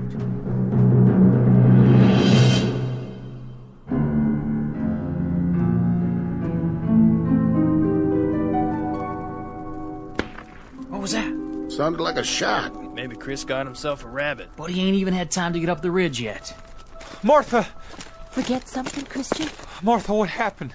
Where'd you go? Where did we go? What do you mean, Chris? Where could we have gone? Well, when I looked down, I couldn't see you. Or the wagons. When? You haven't had time to go anywhere. Martha, I don't understand what you're saying, but I'm truly glad to see you. All this time. All what time? So much happened. First I fell and, well, somehow I shot myself and... It doesn't matter. I have so much to tell you. But how could you? Chris, honey, you just left a second ago. What did you forget? Forget? And what's that in your hand? Oh, that's a medicine. Medicine? Where did you get it? Never mind. Oh, Lord. Give him some water. Give him 2 of these. I think it may save his life, Martha. I see. As you say, then. Chris? Charlie. Short trip. Was it? Nothing much on the other side, I guess. You'd be surprised, Charlie. You'd be mighty surprised.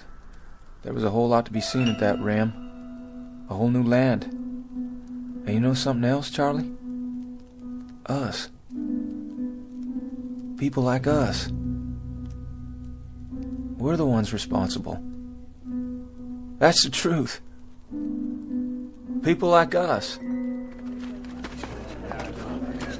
What's Horn talking about?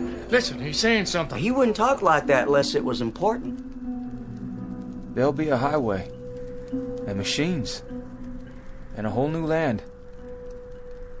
And we're the ones who began it. What are you saying, Chris? Where'd you see all that? Up on the rim. It was all laid out before me like the New Jerusalem. Wide, hard roads, all black, with no holes in them. And machines and... I gotta see for myself. Me too. Let's go. Up the ridge, he says.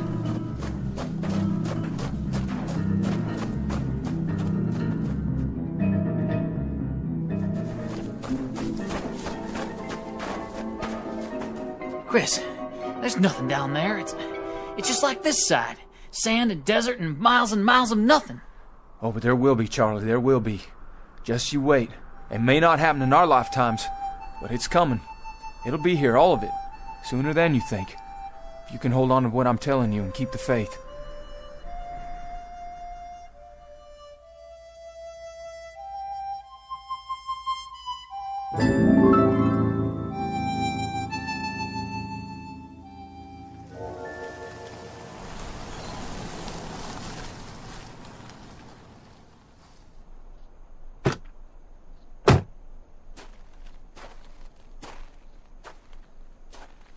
You didn't get him, Sheriff. I saw him all right, but I couldn't get him to stop.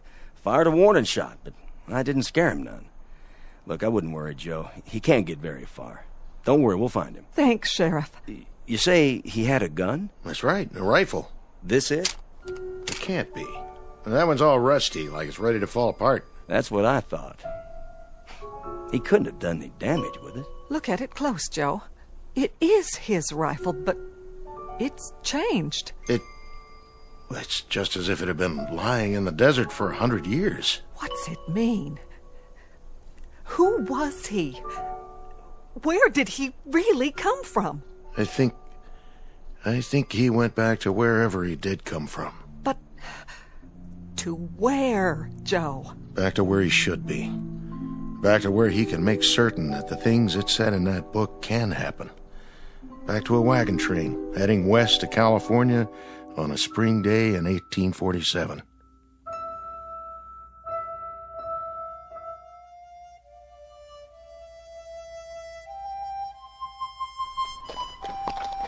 Giddy up, boys.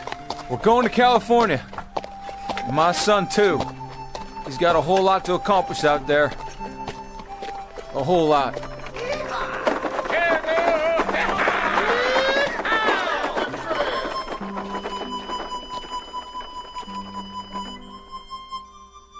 Mr. Christian Horn, a farmer from the state of Ohio, one of the hearty breed who headed west when there were no blacktop highways or telephone poles or the solace of civilization. Mr. Christian Horn and family and their traveling companions, heading west after a brief detour through the Twilight Zone.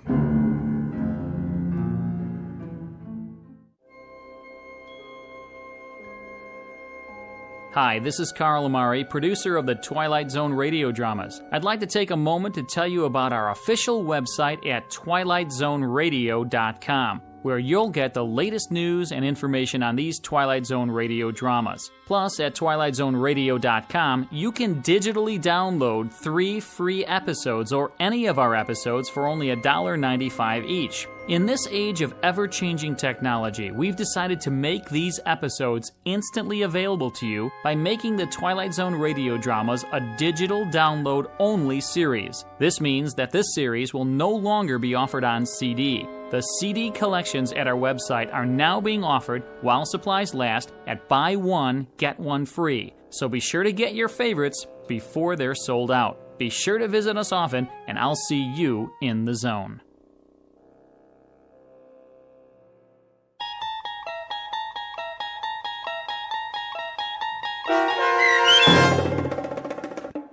A 100 Yards Over the Rim, starring Jim Caviezel, with Stacy Keach as your narrator, was adapted for radio by Dennis Etchison and based on a script by Rod Serling. Heard in the cast were Peggy Roeder, Rick Peoples, David Darlow, Doug James, Peter DeFaria, Rich Kominick, Meg Thalken, Zach Gray, Carl Amari, Roger Wolski, Diane Trice, and Irene Olson.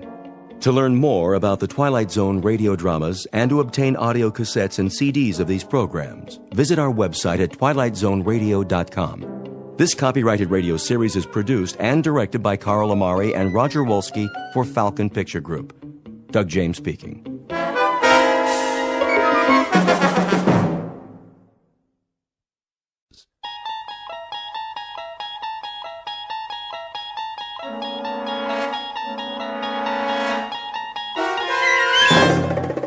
You unlock this door with the key of imagination. Beyond it is another dimension, a dimension of sound, a dimension of sight, a dimension of mind. You're moving into a land of both shadow and substance, of things and ideas. You've just crossed over into the Twilight Zone.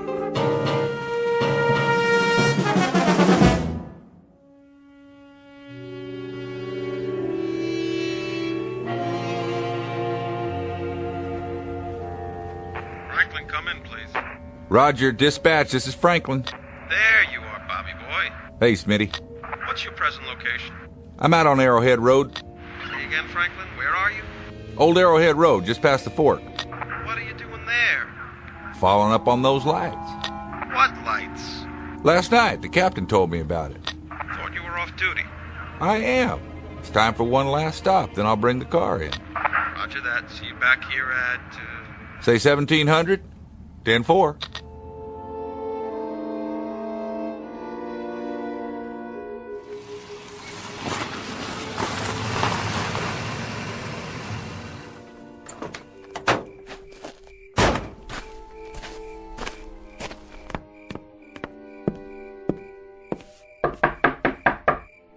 Yes? Miss Scott? That's right. I'm Trooper Franklin, Miss Scott. May I come in? Okay.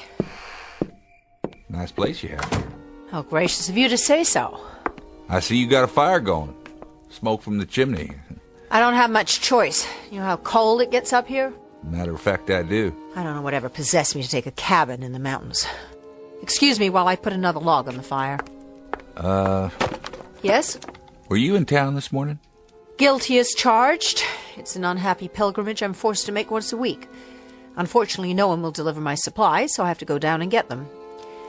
Set for a few more days. Was there something else, Trooper Franklin? Mr. Barth, the general store said something about... Did I forget to pay him?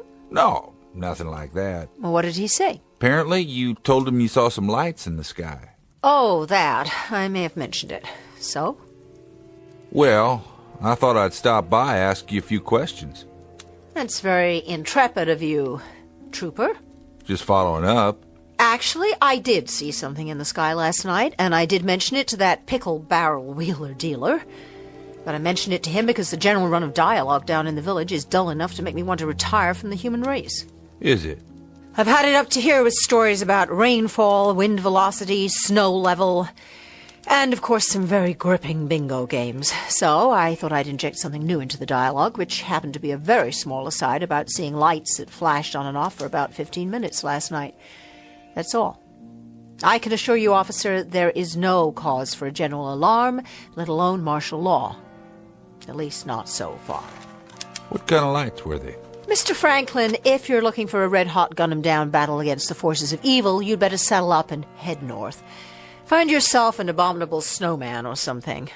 There's nothing here for you. You're from New York, aren't you, Miss Scott? The way you say it, it sounds like a misdemeanor. Not at all. I was just interested. We heard tell about your taking a cabin here, living alone.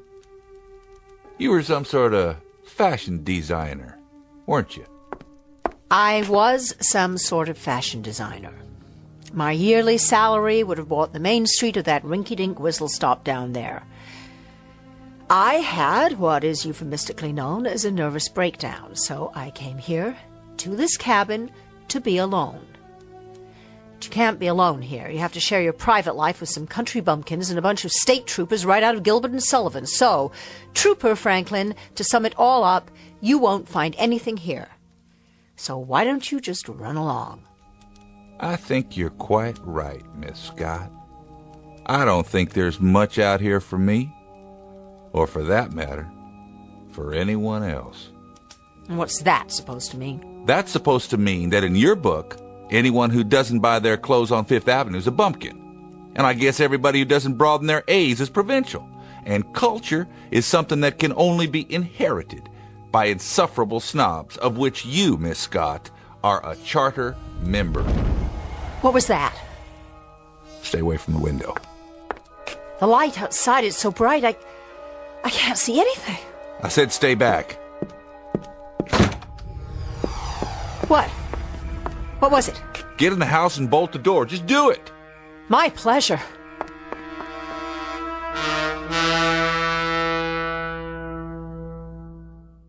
The major ingredient of any recipe for fear is the unknown.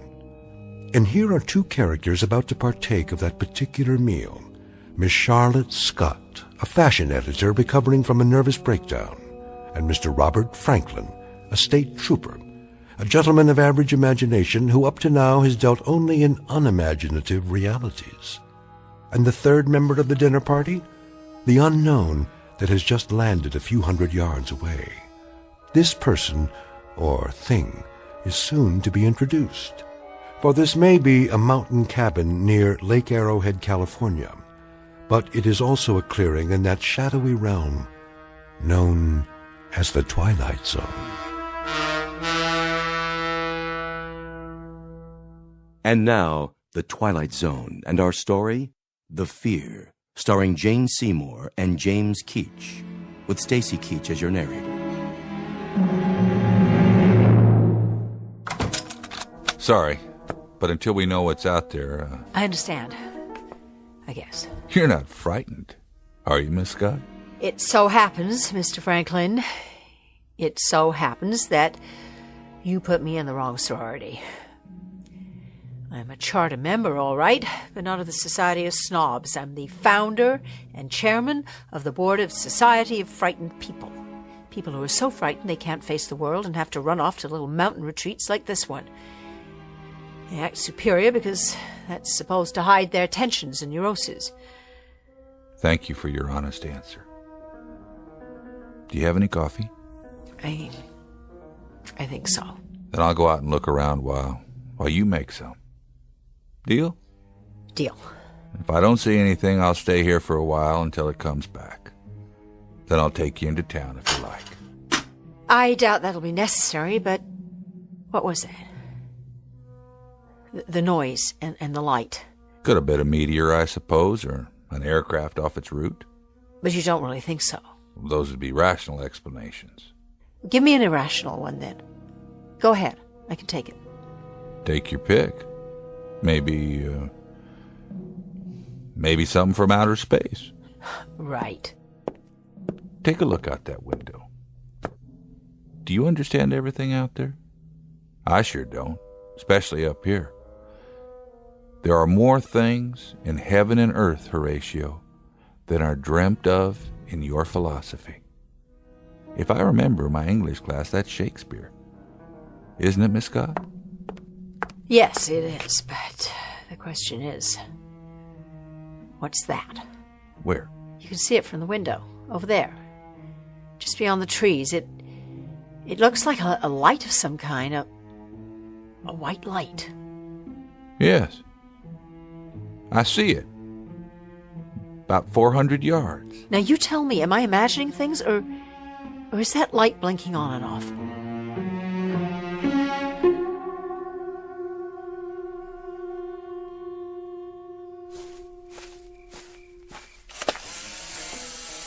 Mr. Franklin? I saw another flash. That was my camera.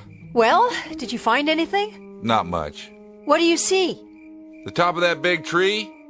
It's been sheared off. Shine your flashlight up. The top of the branches are all cut through or burned. They're still smoking. They're what? Stay there on the porch. I want to take a couple more pictures. What in the... Hey, that's my car! What happened? It just started moving and hit the trees. Did you ever hear of an emergency brake? Heard and used. The emergency brake was on, I swear. There are only two of us here, and neither of us was near that car. So, who pushed it? Maybe nobody. Maybe the brake just gave out. You believe that? For the moment, that's the only explanation I can come up with. What are you going to do? I'm going to try and push it down on all four wheels again. Oh, it's wedged in there between these two trees. I can't move it. But if I can get the door open, I can call for backup. Be careful. There. Radio should be okay. Come on. Does it work? Dead. No power at all. You have a phone inside? Thank God, that's one sacrifice to privacy I didn't make. I've got a telephone and a pot of coffee. And at this moment, both are luxury items in my book. Sounds good to me. You didn't find anything, did you? I mean, the cause for that sound and the light? There was a light. It sure was. I saw it, too. I didn't find the cause, but I found some of the effects. The tops of the trees were all sheared off, cut right through, and they were... What? Still smoking, burned. Just as if some oversized acetylene torch had plowed right across them in a straight line. Well, what could have done that? Lightning? Except the sky is clear. Not a cloud. And no thunder. Go ahead. Phone's on the wall in the kitchen. After you. Better lock it. You just applied for membership, huh? In what? My club, for frightened people. Lady, I fought in the war, and I've been a cop for a while now. I'm not ashamed to say that I've racked up more scared hours than a rabbit. Thank you. For what? For an honest answer. It's just that I know a few things about fear. So do I. But this is a new one on me. It's all the same. I wouldn't say that. I don't know exactly how to explain this, but I finally figured it out, and it helped me get through a lot. If you can learn it, maybe it'll help you too. I'm all ears. Look, fear is fear. No matter when it happens, an instinct, a natural human function, like breathing. It's a warning, one of the signals we get from our nervous system in order to survive. But how we react to the fear when it comes, that's what counts. What are you saying? That there's a choice? Maybe there is for you. There's always a choice, no matter what. You can get the shakes and crawl under a bed if you want, or you can clench your fists and get on with your business, because staying scared, being so sick with worry you can't move isn't going to change anything. It's how you handle the feeling, what you do with it. That's what makes the difference. That decides whether you survive or not. You see what I mean? You've thought a lot about this, I take it. I've had to. It's part of my job. Well, you handle it whatever way you want. Me? I think I feel more comfortable hiding under a bed. So you have a sense of humor after all? You thought I didn't? I wasn't sure. Maybe that's my defense. You got 2 beds? What? I might want to crawl under one myself. Your phone's dead. No, it's not. You don't trust anybody, do you? Once upon a time. Look where it got me. Coffee ready? Here. Thanks. This is getting to be like a bad movie. Is it? I don't see many movies. Now, I suppose that in the next scene somebody knocks on the door. Somebody or something. I like comedies myself. I'm not much for science fiction and horror. Neither am I. You don't make bad coffee for a fashion designer. And you're pretty astute for a state trooper. What are you looking at that door for? Waiting for the knock, I guess. If we could predict it, we wouldn't have anything to worry about. Well, what do we do till then? Wait a while. I'll hang around, just in case. In case what? Just in case whatever's out there decide they've scared us enough and crawls in out of the dark. Crawls? Or hops, or skips, or jumps. I like that better than crawl. I'm not too big on the word dark, either. What are we really talking about? Something that makes loud noises, flashes light, and burns the tops off of trees. Whatever it is, I'd like to nail it, though. Pay back the taxpayers for my wrecked car. That, I'm afraid, falls under the heading of duty. I call it an admirable attitude, especially under the circumstances. I'll tell you something, Miss Scott. Despite all that you may have heard about officers of the law, we react like normal human beings. Roaring fire, mountain cabin, hot coffee. Not a bad life. If I live long enough to retire. What is it? Didn't you hear that? Where? Up there. It sounded like it was on the roof. Do you have an attic in this house? I don't think so. Is there a way I can get up on the roof? Not from inside. What are you doing? If we've got an intruder, it's time to put a stop to this. Please, please don't. I'm taking the flashlight. Leave the lights on and lock the door after me, and don't open it unless you hear my voice. No matter what. Do me a favor. Be careful. I'll do my best, miss. Just come back.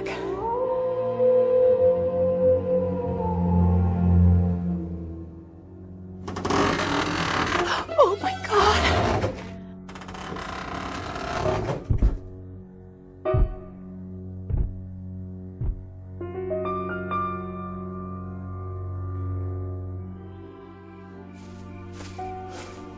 This doesn't make sense. No sense at all.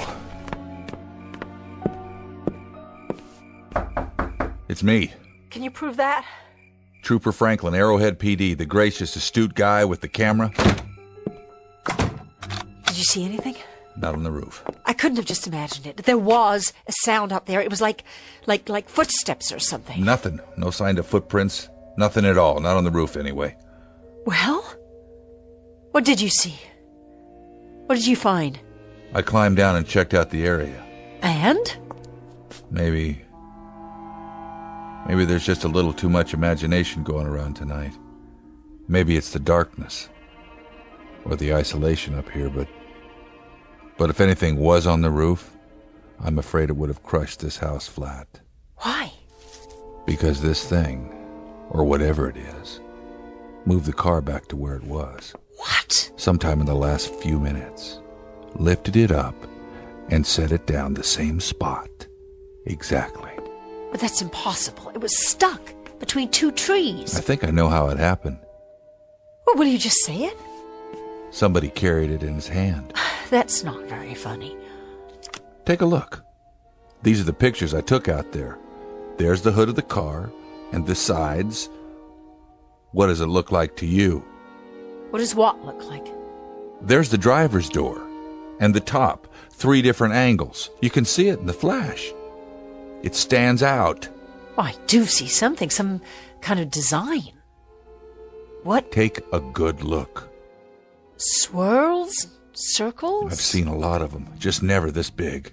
What is it? A fingerprint. Oh, you're joking. One big fingerprint about 2 feet wide. The car was lifted up and carried in somebody's hand. If you're trying to scare me, you've made your point. You can stop now. And if it is a fingerprint, then we shouldn't have any trouble finding our invader because he must stand better than 100 feet tall.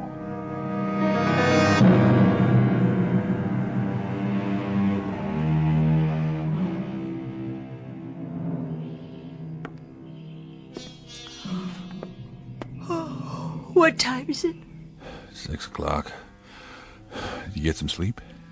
An hour or two, on and off. How about you? About the same, I guess.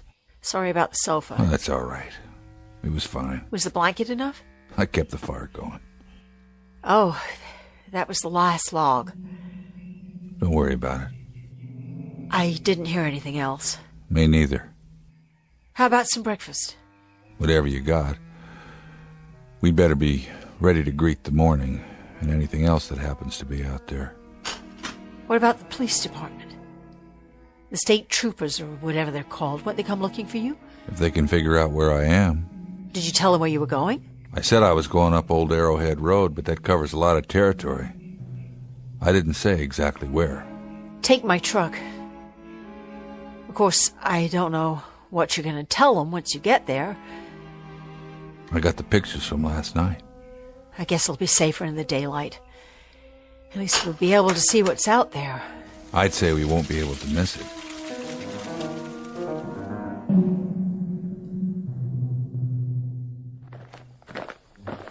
There's the car.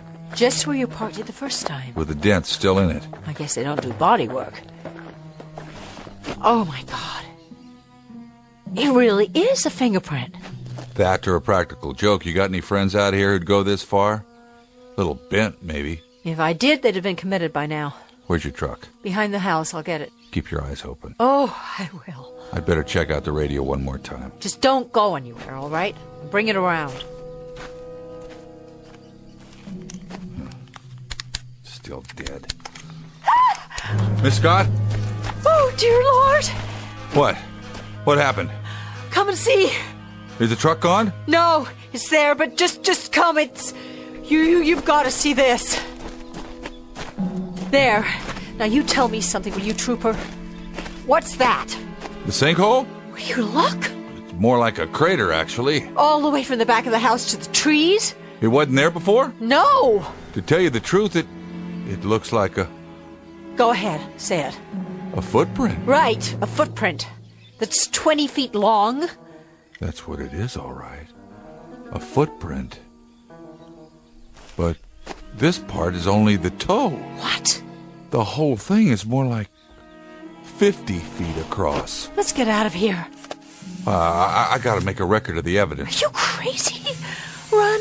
Run where? The village, down the road. Who cares? Someplace, any place, as long as it's away from here. Use your head. It's 30 miles to the village, and no matter what direction we go, something that tall could just block the way or reach down and crush us. Besides, whatever it is, it's as big as the mountain. Then what can we do? Try and fix the car radio so we can phone for help. And then pray that whoever's walking around out there has a name like Gulliver. Just an overgrown, nice guy who doesn't mean any harm. You do anything you want, but I'm not staying here. I'm getting right out now, and I'm not coming back, and I don't care if I ever see this place again. Miss Scott? Miss Scott!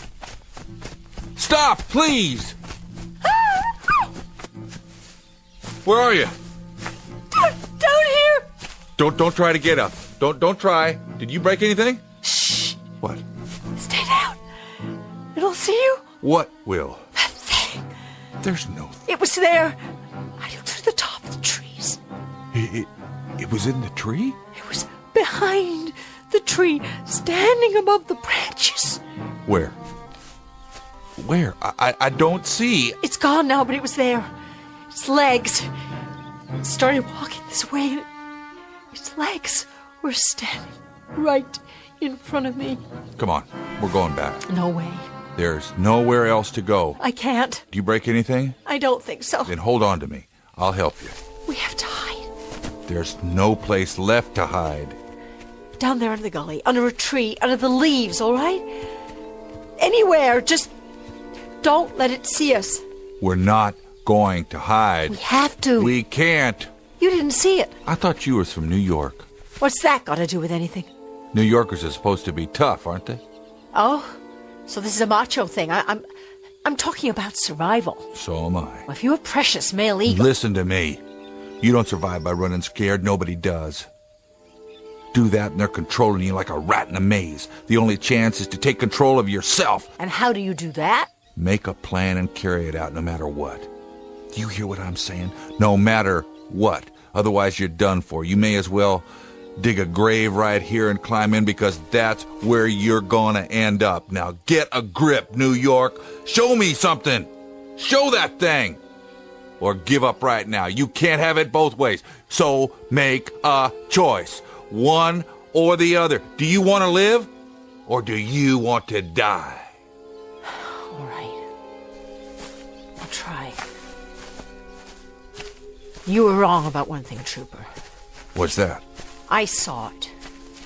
And it had a big, round head with one eye right in the middle. But what?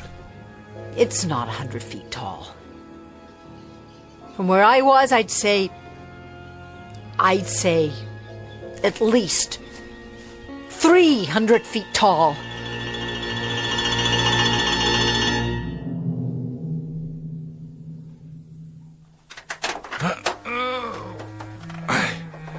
I can't quite get this door open. If I'm gonna fix the police radio, I need to get under the dashboard. I'll need the tools. I don't have much. Like what? Basics, hammers, some wrenches, screwdrivers, a pair of pliers, knives, and an axe for chopping wood. That'll do for starters. Bring me the axe. What for? I have to climb all the way in. The only way I can do that is to break the windshield. I'll bring you what I've got.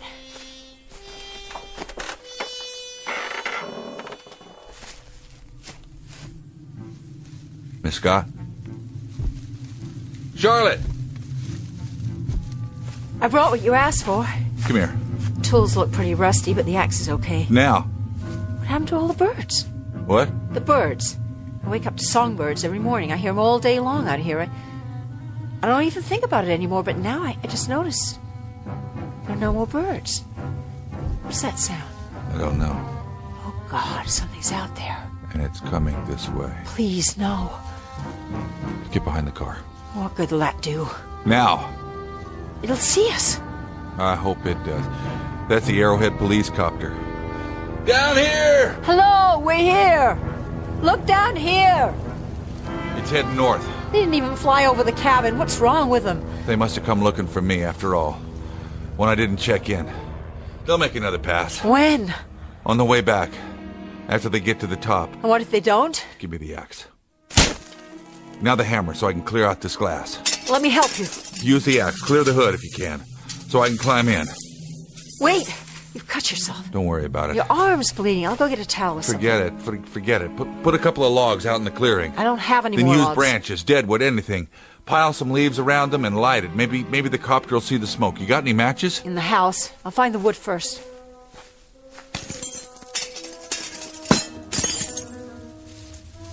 Miss Scott?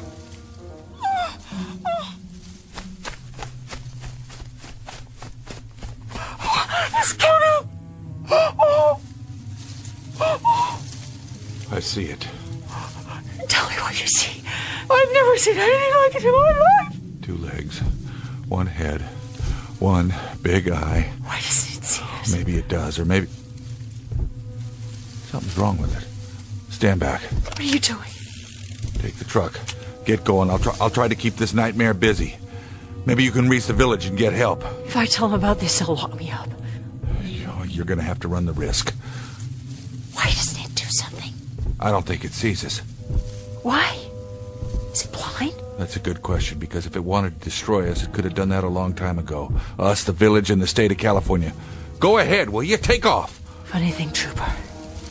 Scared as I am right now, I've got a kind of thing about futile gestures, so if it's all the same with you, I think I'll just stick around. You're learning, Miss Scott. You really are. But I don't think you grasp the situation. I've got to fight that with this 38 police special, like trying to bring down a bomber with a pea shooter. But right at the moment, I'm afraid it's all we got. Look out! It's falling! I don't think so. Then what? It's getting smaller, collapsing, like some kind of balloon. Run! Not anymore.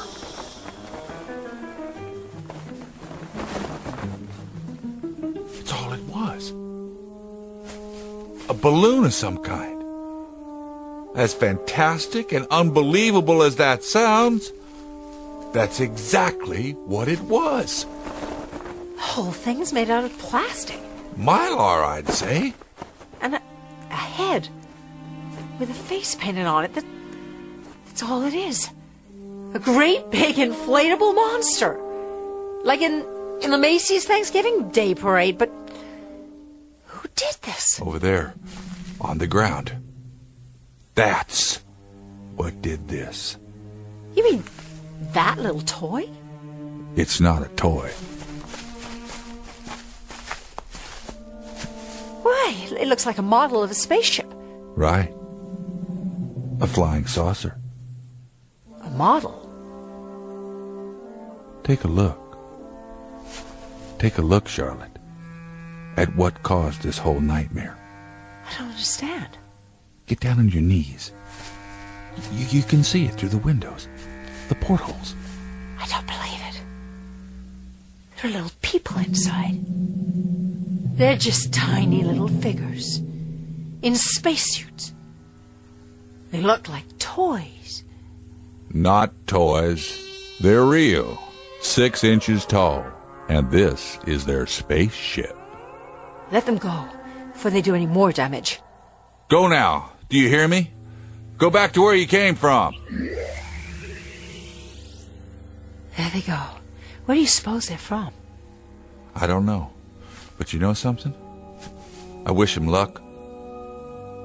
They were more frightened than we were.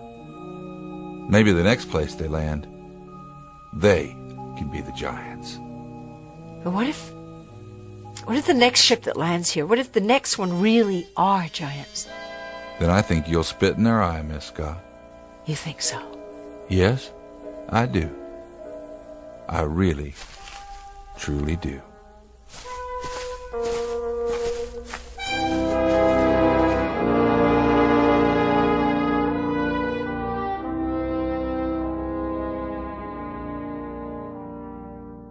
An experiment in fear, conducted by beings bent on exploring a planet called Earth. A simple laboratory exercise with 2 isolated humans as the subjects. The purpose? To determine whether this planet is suitable for a race of creatures only 6 inches tall. Too small to frighten anyone without the help of some rather basic special effects. Because fear, like size, is extremely relative. It depends on who's looking down and who must look up. It also depends on other variables, like the time of day, the mood, the atmosphere, and the sound of things that can't be seen in the dark. But it's been said before, and with great validity, that the very worst thing to fear is fear itself. So the next time you hear something go bump in the night, take a deep breath and count to 10 before you give in to panic. The truth is, what's out there may be even more frightened of you. A tale of irrational terror and tiny visitors from the Twilight Zone.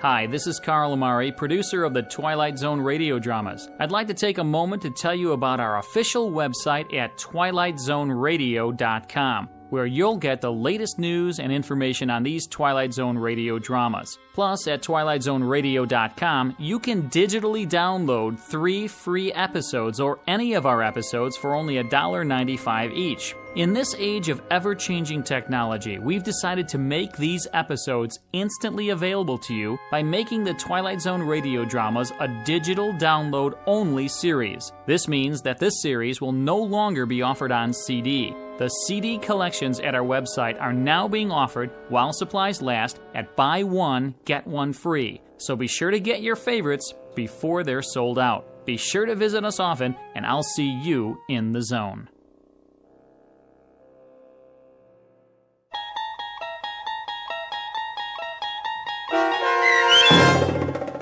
The Fear, starring Jane Seymour and James Keach, with Stacy Keach as your narrator, was adapted for radio by Dennis Etchison and based on a script by Rod Serling. Heard in the cast was Bruce Grossman.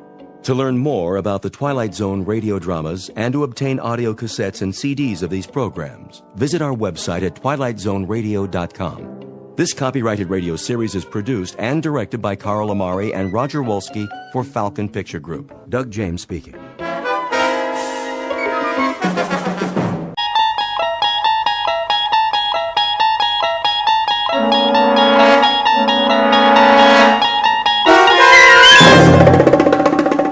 There is a fifth dimension beyond that which is known to man. It is a dimension as vast as space and as timeless as infinity. It is the middle ground between light and shadow, and it lies between the pit of man's fears and the summit of his knowledge. This is the dimension of imagination. It is an area which we call the Twilight Zone.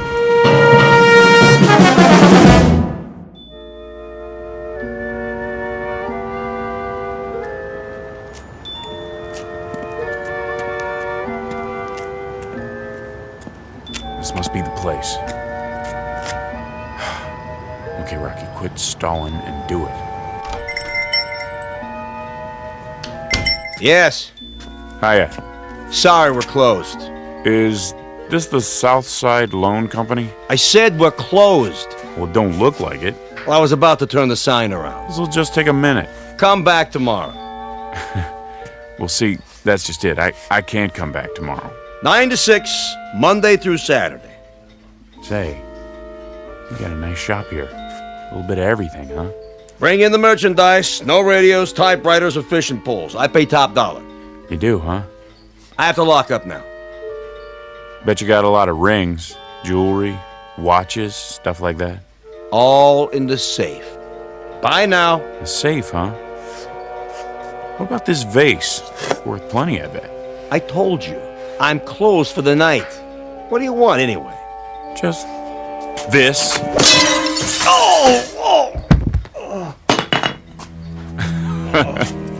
Don't worry about it. I'll close up for you. Now just point me at the safe and I'm out of here. Probably in the back room. Didn't even lock it yet. What a loser. Now you're talking. Diamonds, gold, this is worth a fortune.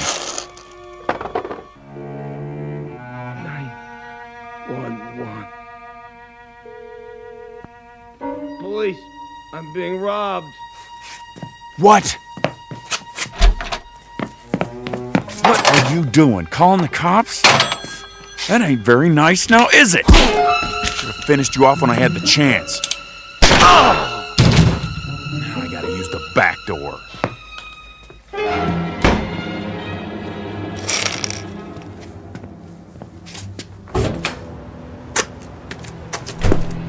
Hold it right there. Put your gun down and throw your hands over your head. Not this time, screw. I ain't going back in the joint. Stop! Stop or I'll shoot! Missed me! Eat lead, copper! The alley's a dead end. You ain't going anywhere. We'll see about that. Oh!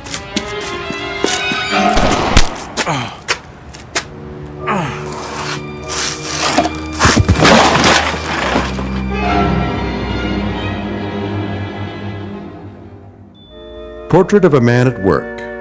The only work he's ever done. The only work he knows. His name is Henry Francis Valentine, but he calls himself Rocky because that's the way his life has been.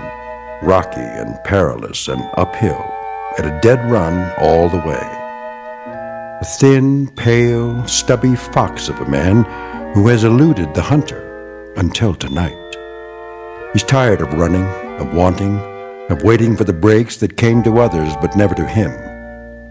Now he thinks it's all over, but he's wrong.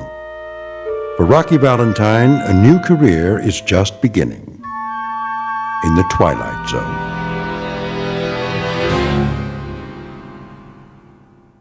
And now, The Twilight Zone and our story, A Nice Place to Visit, starring Hal Sparks with Stacy Keach as your narrator. Mr. Valentine? What? Mr. Valentine. Who are you? I'm known as Mr. Pip. Can I help you?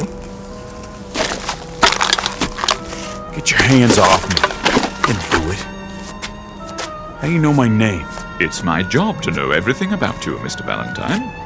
I hope you don't consider me presumptuous, but I see that you're in need of... You a cop? Oh, no. I guess not. White shoes, white suit, white hair, some outfit. Never saw a cop dressed like that. I'm your guide, as it were. Guide? What? Whatever you may desire. I'm at your service. That I need like a hole in my head. I'm dizzy. What happened? You had an accident. Lost your step, so to speak. Some accident? Must have fell flat on my face. Don't worry. Soon you'll be as fit as a fiddle. Come along now. I'm sure you'll want to get out of those rumpled clothes. Clean up a bit. I told you, keep your hands off the merchandise. If I've said anything to offend you... Answer the question. Question? I want to know how come you know my name.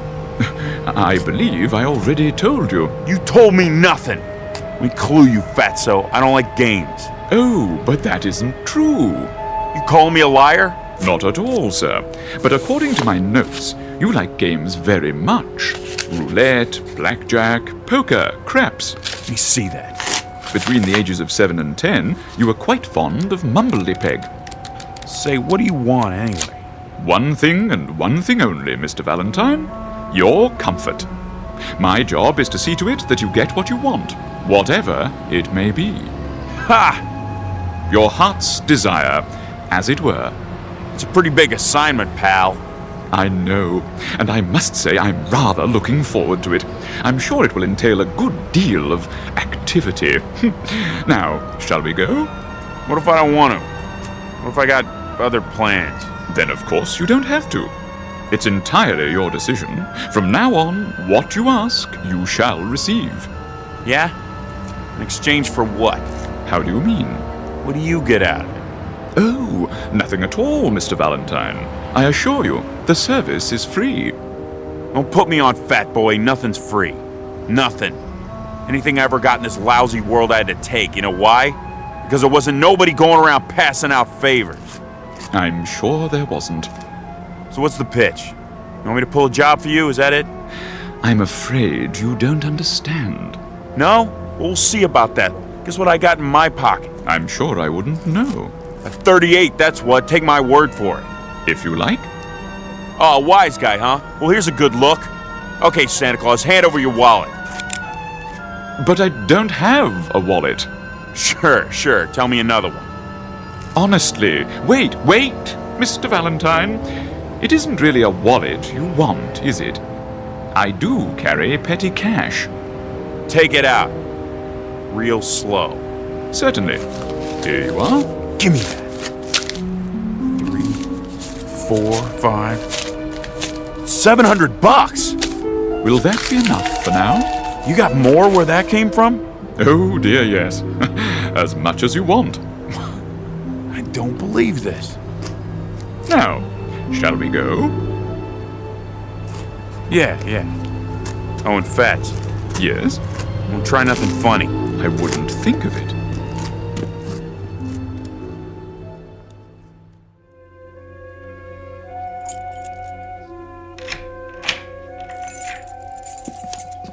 Here we are. The penthouse. Hey now. You like it? Sure I do. Oh, I'm relieved.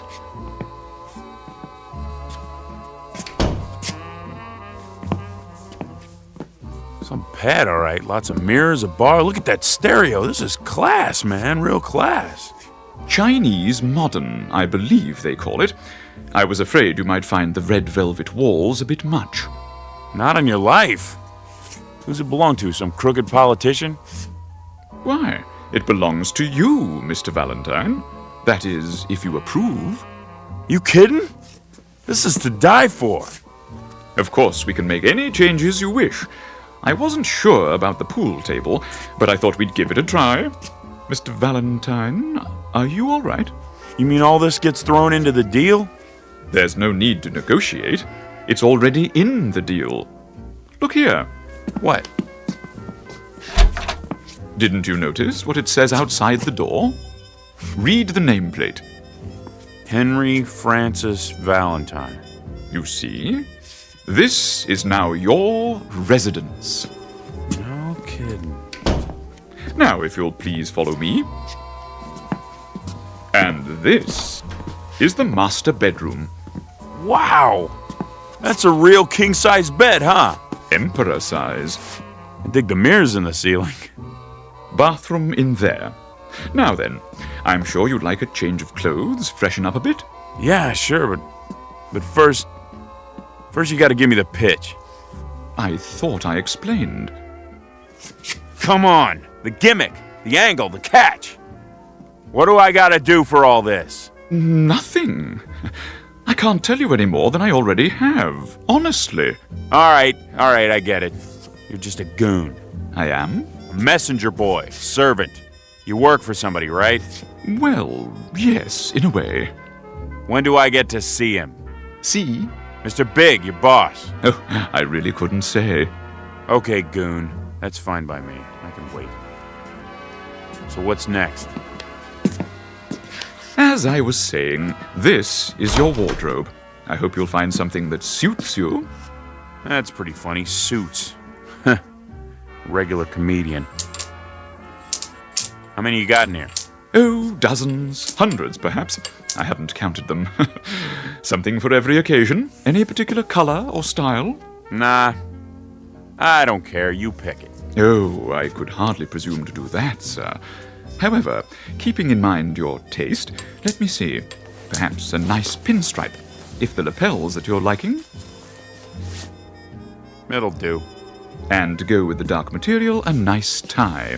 I believe your favorite color is yellow. Mm-hmm. Splendid. It should go well with, let me see, a new pair of brown shoes, like the ones you have on. Well, sir? Make up your mind. What's the matter? You got no taste? My taste doesn't matter. Perhaps these, a smart black and white pair with tassels and pointed toes. Fine. I'll just lay your selections on the bed.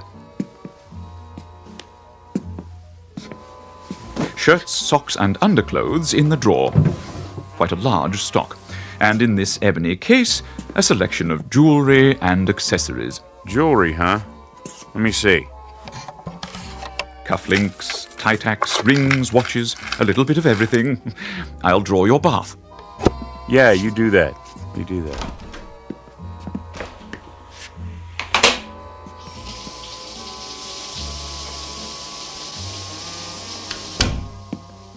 All ready, Mr. Valentine. I've adjusted the water to medium hot. Hey, between you and me, Fats, who do they want me to bump off, huh? Must be somebody important, you know? A real VIP. Oh, Oh, no, sir.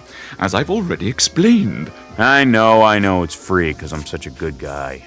I'll leave the room while you bathe. Sit right there and wait. Yes, sir. I'll be out in a couple of minutes. Take your time. Please. Hey, Fats? Yes, sir? Don't try anything while I'm in here. I got my gun with me. One wrong move and you're Swiss cheese, you understand? Perfectly. When I tell you, pass in my new clothes one at a time. Absolutely. And no funny business.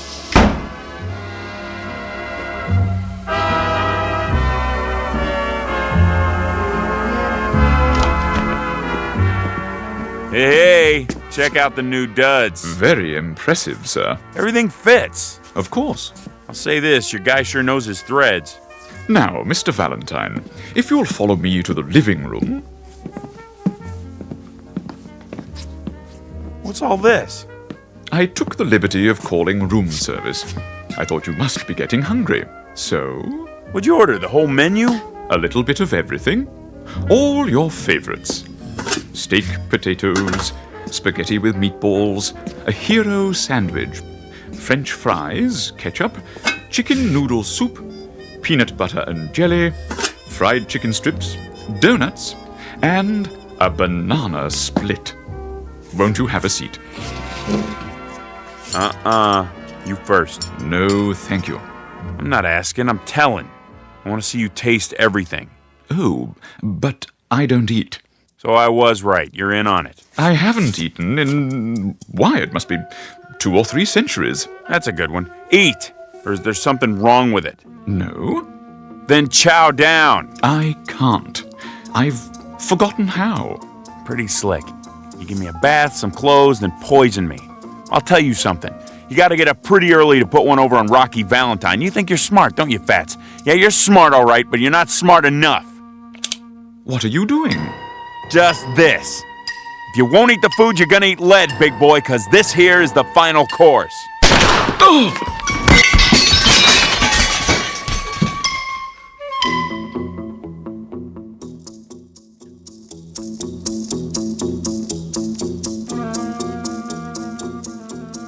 You have me at a disadvantage, sir.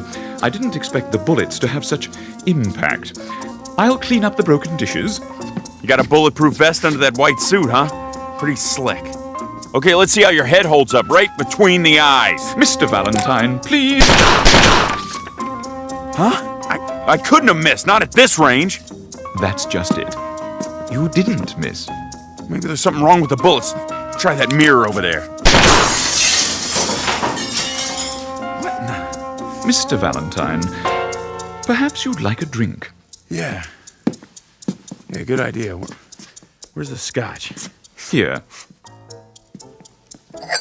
Hold on.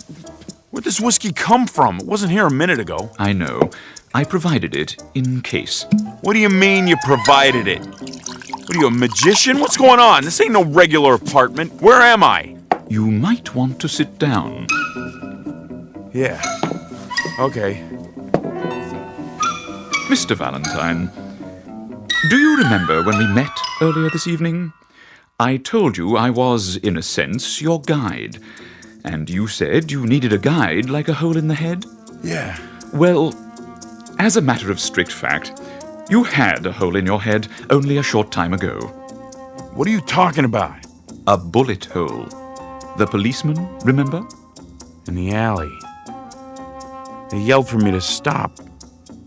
And I didn't, but they... You mean I'm dead? Why, yes! By Jove, you've got it! Then if I'm dead, all this stuff, the penthouse, the booze, the free clothes... I must be in heaven. You're my guardian angel, right? Something like that? Yes, Mr. Valentine, something like that. But And I can have anything I want. Anything. Big talk, Fatso. Let's see some proof. Proof? Real proof. Right now. I want money, moolah, simoleons, cold hard cash. I gave you what I had in my pocket. Chump change. I'm talking about real money. Make it $1 million. $1 million? And 5G bills. As you wish. Okay, where is it? Look in that drawer, under the desk.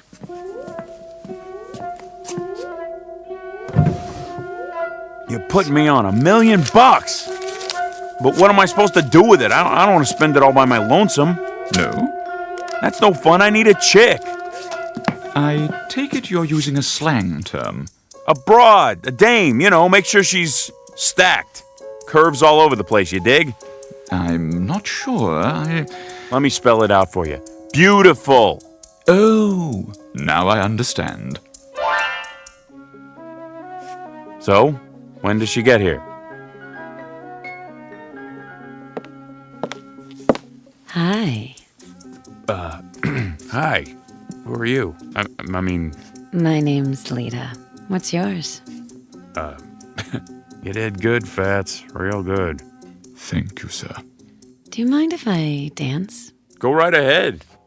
When I hear music like this, I don't know. I get this feeling and I have to move my body. Me too. May I have this dance? I thought you'd never ask. Hiya, doll. Hi yourself. Call me Rocky. Now I know I'm in heaven. Will there be anything else? Not right now, Jeeves. Very good, sir. But hang around. I might need you later in case I want more. Of course, Mr. Valentine.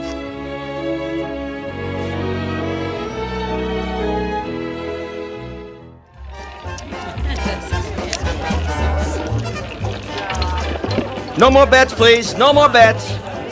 Hurry up, Rocky. Yeah, what are you gonna do? Are you all finished?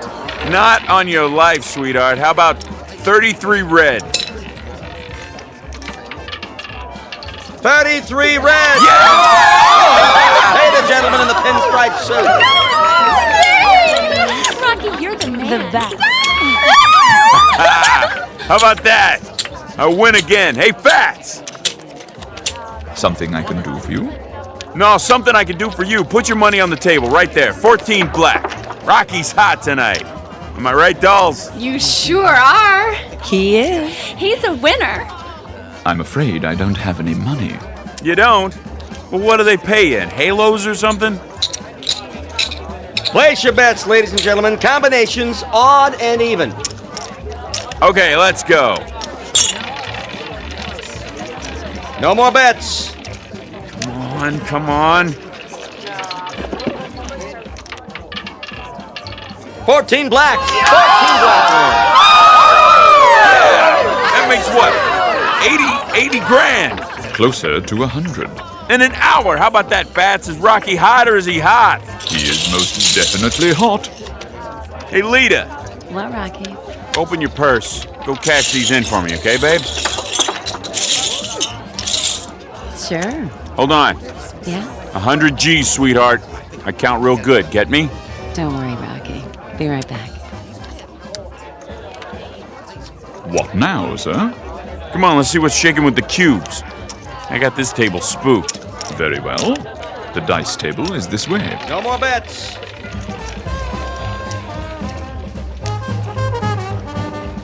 Oh, there's a slot machine. You want to play, doll? Can I? Sure. Here's a silver dollar. Wait a minute. I'll put it in for you. I got the magic.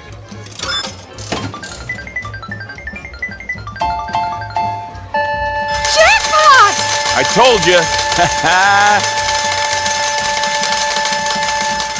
Would you like me to carry them for you? Yeah, sure. And give the ladies a tip. Very good, sir. 7 out. Line away. Step aside. Let me show you how it's done. That, sir? Here's your money, Rocky. Put it on the line. All of it, sir? Why not?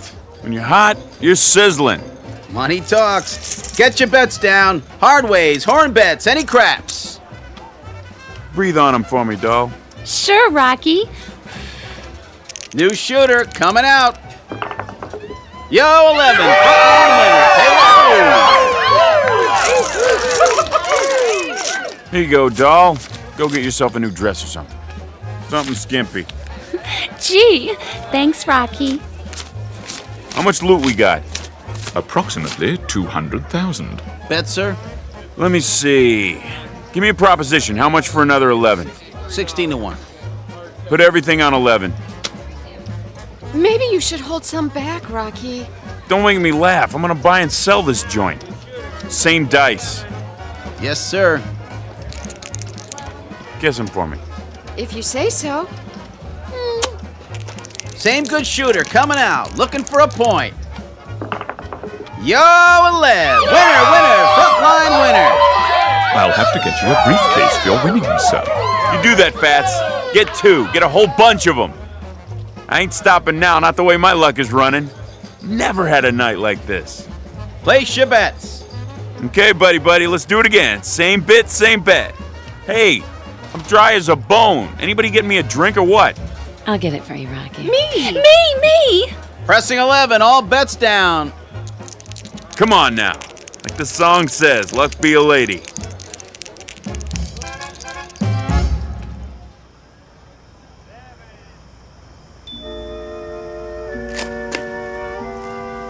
Move your car, please. This is a no parking zone. Whew! Making money really takes it out of you. Where's the loot? I have 2 briefcases, sir, and the ladies each have 1. Good, my arm's sore. They're heavy. I don't mind. Where are we going now? Get your car, sir? Yeah, big convertible, pink and white. And be careful with it, you hear me? Yes, sir. Loading and unloading only. No parking. Huh. Something bothering you, Mr. Valentine? Yeah, him. The policeman? He's only doing his job, maintaining order. Lousy screws. Think they're the king of the hill just because they got a badge and a few lousy inches? How do you mean? Every cop I ever see is about 6.5 feet tall. Look at him. Lording it over everybody. Oh dear, that was indiscreet of me. I should have realized. Not your fault. Oh, but it is. I'll fix it for you. Officer? Yeah. Come over here for a moment.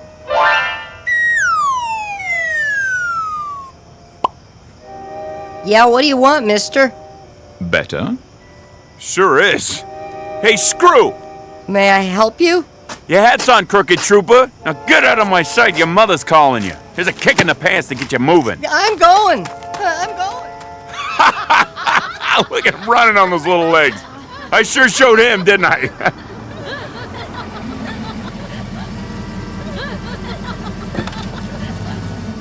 Your car, sir. Okay, kid. Here, you keep the change. Oh, that's $100 bill. Knock yourself out. Come on, let's blow this joint. I'll drive if you like, sir. I like. Okay, Fats, put the pedal to the metal. Whatever you wish, Mr. Valentine. You broads in the back seat, hang on. Should we fasten our seatbelts? Maybe we better. It wrinkles my dress. Hey, what do you say we open her up and see what this baby will really do? Very well. We're gonna crash. Not on your life. I got all the luck tonight. Punch it, Pip. Man, this is really living, huh? In a manner of speaking, Mr. Valentine. In a manner of speaking.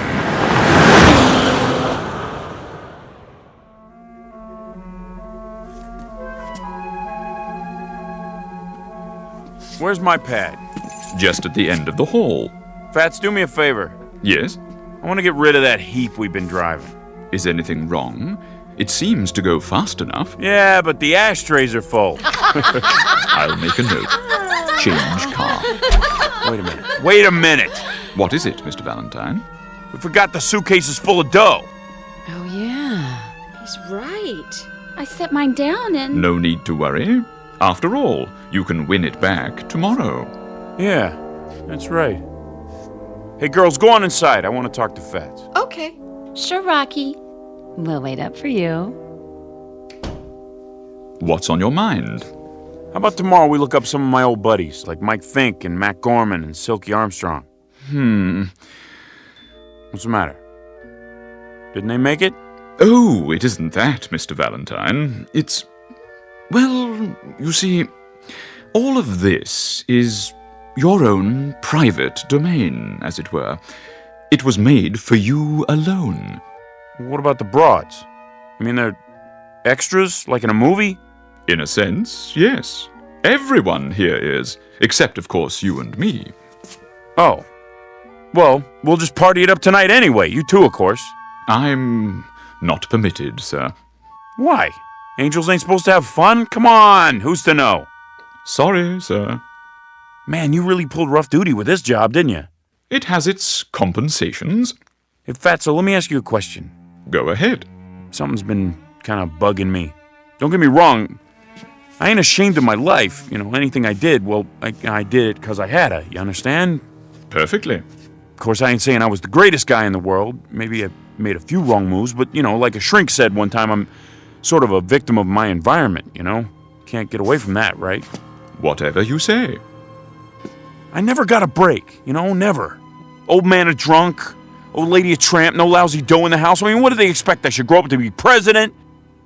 The thing I want to know is, how come they let me in here? I thought this place was for school teachers and like that. Oh, we have some school teachers here, Mr. Valentine. Well, must have been something real good I did once, something that made up for everything else, huh? Yeah, maybe that's it, but what was it? What'd I ever do that was good? So, how do I find out? We have a hall of records. It isn't far. Perhaps you would like me to take you there. They open now? They're always open. Let's go. Wait, what about the dolls? Don't worry, sir. Something tells me they'll fend for themselves till you get back. Right this way. I'll ring for the elevator. Will you look at this? The files are over here, sir. It's the biggest room I've ever been in. You can't even see the ceiling. Strictly speaking, there isn't one. Valentine. The V's should be in one of these cabinets. How'd they get all the fog on the floor, like some kind of movie? I'm afraid the movies are only a pale imitation. Here, this should be the one. V. Ah, here it is. Henry Francis Valentine. That's me. Born Brooklyn, New York, cried a lot as a baby. I did? At age 6, tortured small dog. Well, why not? It bit me. At age 7, began stealing toys from dime store. Age 8, organized street gang known as the Angels. How about that? Great bunch of kids. That's what we called ourselves, the Angels. Can you believe it? Age 9, broke into bicycle store. Age 10, beat up smaller child, hospitalized with injuries. Hey, what is this anyway? Your permanent record, sir. But it goes on for pages and pages. Nothing but all the bad things I ever did. It's thick as a book. I don't get it. Get what? You don't think there was a mistake, do you? Not likely. Then don't figure. Where's the good stuff? I wouldn't worry, sir. I'm sure the record is quite complete. Well, hey, if it don't bother him, then I guess I ain't gonna let it bother me. You know what I mean? I believe I do. Seen enough? Yeah, plenty.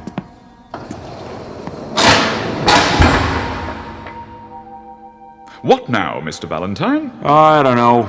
Maybe fool around with the dolls, maybe go and shoot some craps first. I'll bring the car around. Nah, I can catch a cab. I got some thinking to do anyway. Very good. If you need me, just pick up any phone. Dial 1-800-PIP. Sure thing. I'll see you, Fats.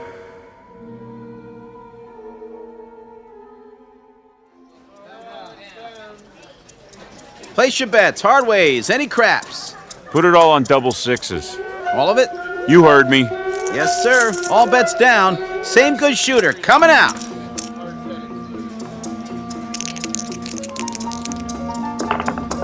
$12, midnight, winner 12. Say, you want to stay up all night? What? Double sixes, midnight. Let it ride, sir? No, forget it. Your chips. Yeah, sure.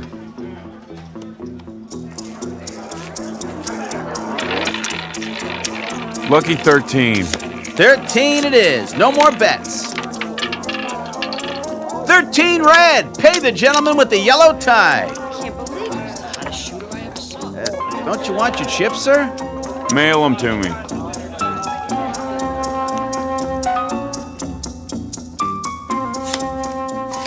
Okay, pick up your hand. That's it. How many cards you want?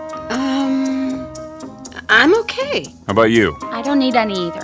Lita, how many? I think I'll play these. Dealer stance, Pat. What do you got? Huh? Now's the time when you lay them down. Oh.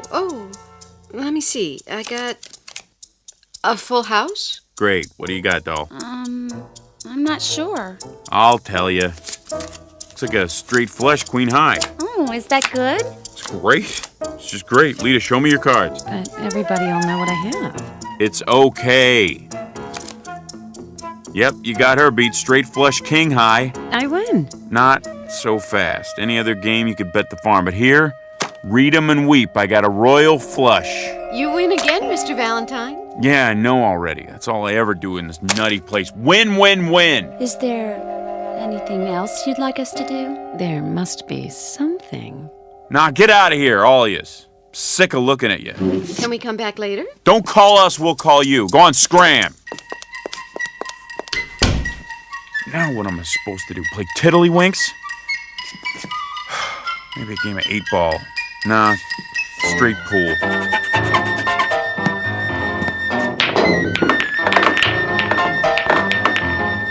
What's the good of that? One shot and I run the whole table. Where's the phone? 1-800-PIP. Yes, Mr. Valentine. What can I do for you? You can get yourself over here right away. I got a bone to pick with you. Really? Stop all that creeping around. Why don't you use the front door like regular people? Anything you say, Mr. Valentine. Anything I say. Anything I say. Will you knock it off?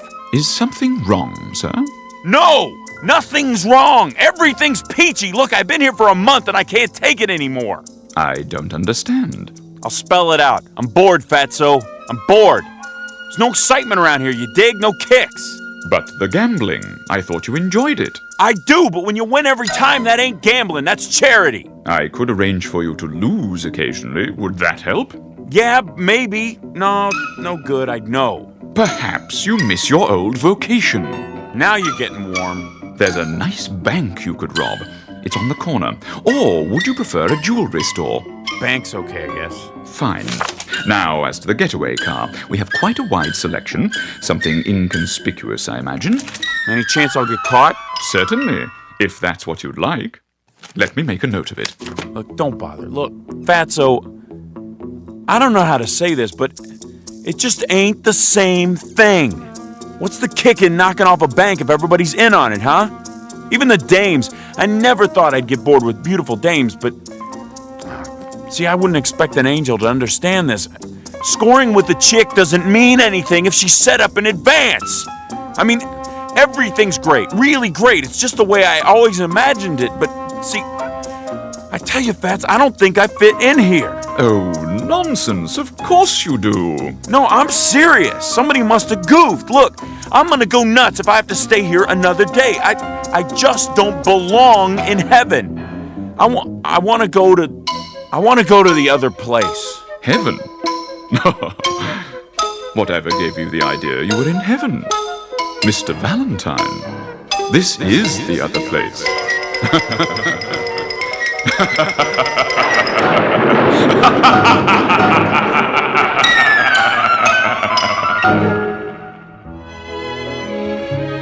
Portrait of Henry Francis Valentine. Small-time crook, grifter, thief, and worse. A scared, angry little man who never got the breaks he thought he deserved. Now he has everything he ever wanted. And he's going to have to live with it for all eternity in a place called the Twilight Zone.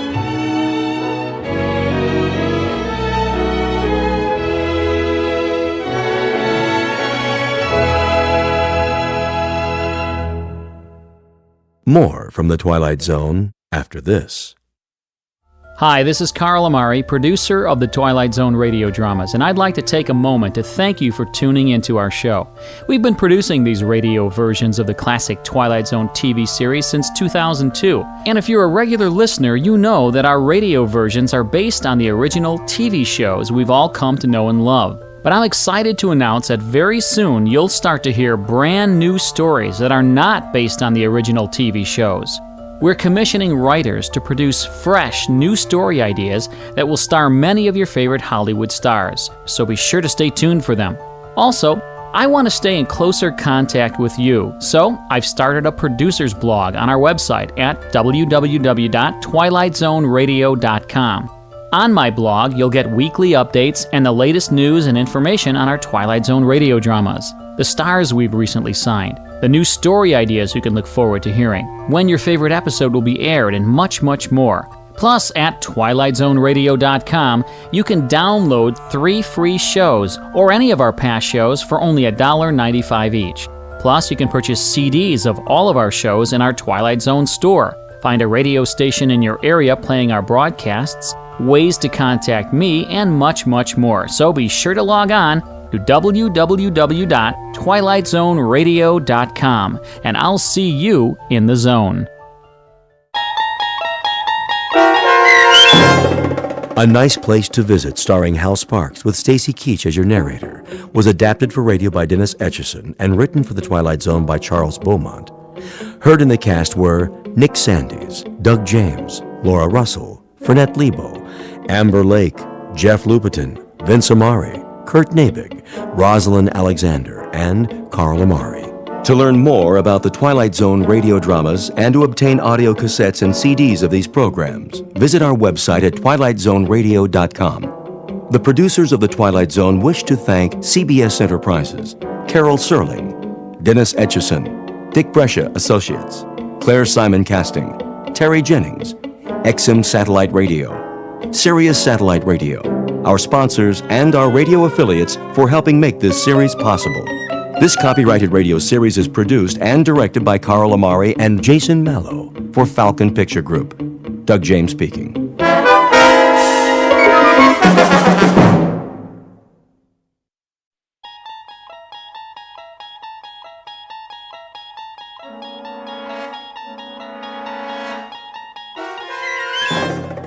You unlock this door with the key of imagination. Beyond it is another dimension. A dimension of sound, a dimension of sight, a dimension of mind. You're moving into a land of both shadow and substance, of things and ideas. You've just crossed over into the Twilight Zone.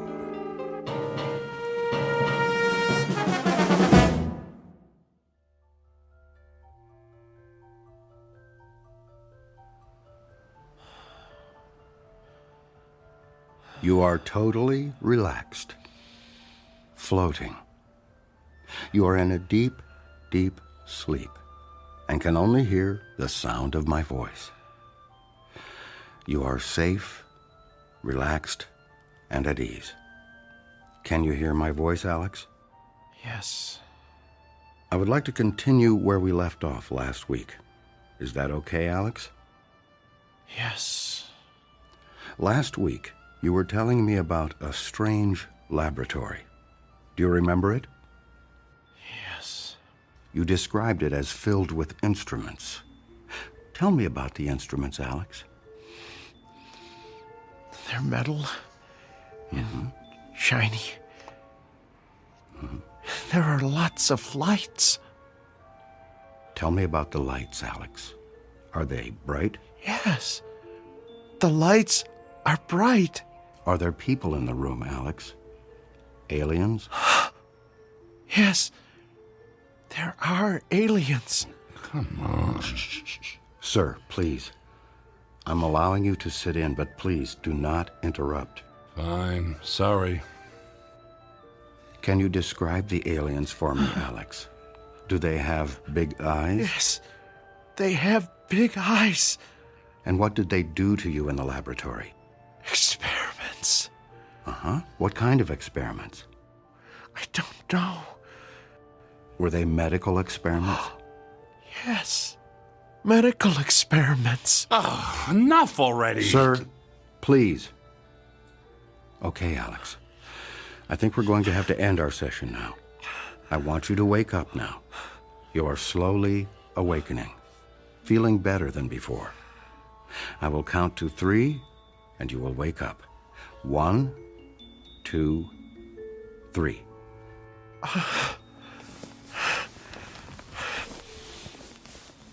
Did I talk about the aliens again? Yes, Alex, but I must say I think we are making progress. Yeah, right. Alex, let me introduce Tom. Tom is an author researching a book on alien abductions, and he is very interested in your case. Have you ever been abducted? Can't say that I have. You should have Dr. Heisenberg hypnotize you. You never know. I think I'll take a pass on that one. Okay, then. Alex, I think we still have much work to do. Can I count on seeing you next week for our next session? Yeah, sure. I really appreciate all your help. That's fine, Alex. That's really fine. Now, remember to give a check to the receptionist on your way out and schedule your next week's appointment. Sure. Okay, I'll see you next week, Dr. Heisenberg. Yes, next week, same time. Make an appointment with the receptionist and give her your check. Bye. Oh, it was nice to meet you, Tom. Yeah, good luck out there and in here. Sir, I must ask you to never disturb a session like that again. Session? You call that a session? You essentially told him what to think and say. This is not the first time I've met with Alex. He and all of my other patients have been seeing me for years, and I have their experiences with abduction memories well documented. You can't expect me to start over with a patient just because you are here. Look, I appreciate the time, but I need hard evidence. All you seem to have are stories from people extracted with a methodology that looks to be anything but scientific. If you have nothing better to do than question my integrity, you do not need to return to this office. I don't even know you, and I thought you had a serious interest in this subject. Dr. Heisenberg, I'm sorry. Thank you for letting me sit in the comfortable chair and study your methods. And yes, I can guarantee you that I will never return to this office. I just hope that someday you tell that poor sap he's cured. Goodbye, Dr. Heisenberg. Hello, friend. Here is your invoice for today's session. And should I schedule you for the same time next week? Whoa, slow down. I'm not a patient. I'm researching a book. There's no reason for a bill here. You can pay with a credit card or debit card if you wish. $500? Is that what he charges for that scam he's got going in there? This is a racket. We could send the bill to your home if you prefer. With the proper diagnosis, your insurance may cover part of the treatment. I'm not a patient. I'm not paying $500. I'm not coming back. Goodbye. Goodbye, friend. We'll see you next week, and I'll mail your invoice.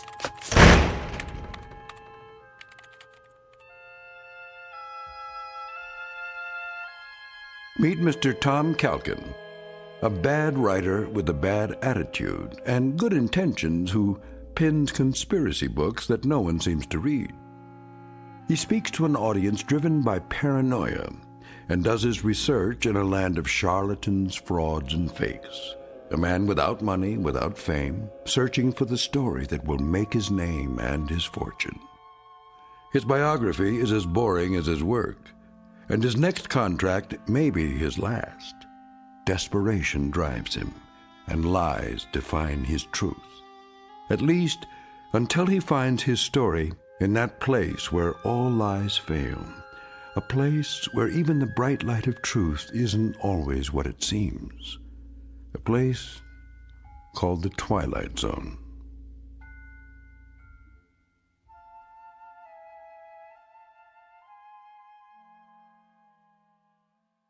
And now, The Twilight Zone and our story, The Walkabouts, starring Mike Starr with Stacy Keach as your narrator.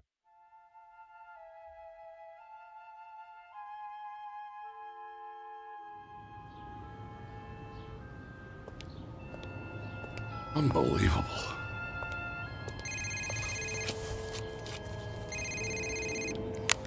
Hello. Tom, it's Maria. Oh, hi. Where are you? I'm sitting in your restaurant. We were supposed to meet today for lunch. Oh, sorry.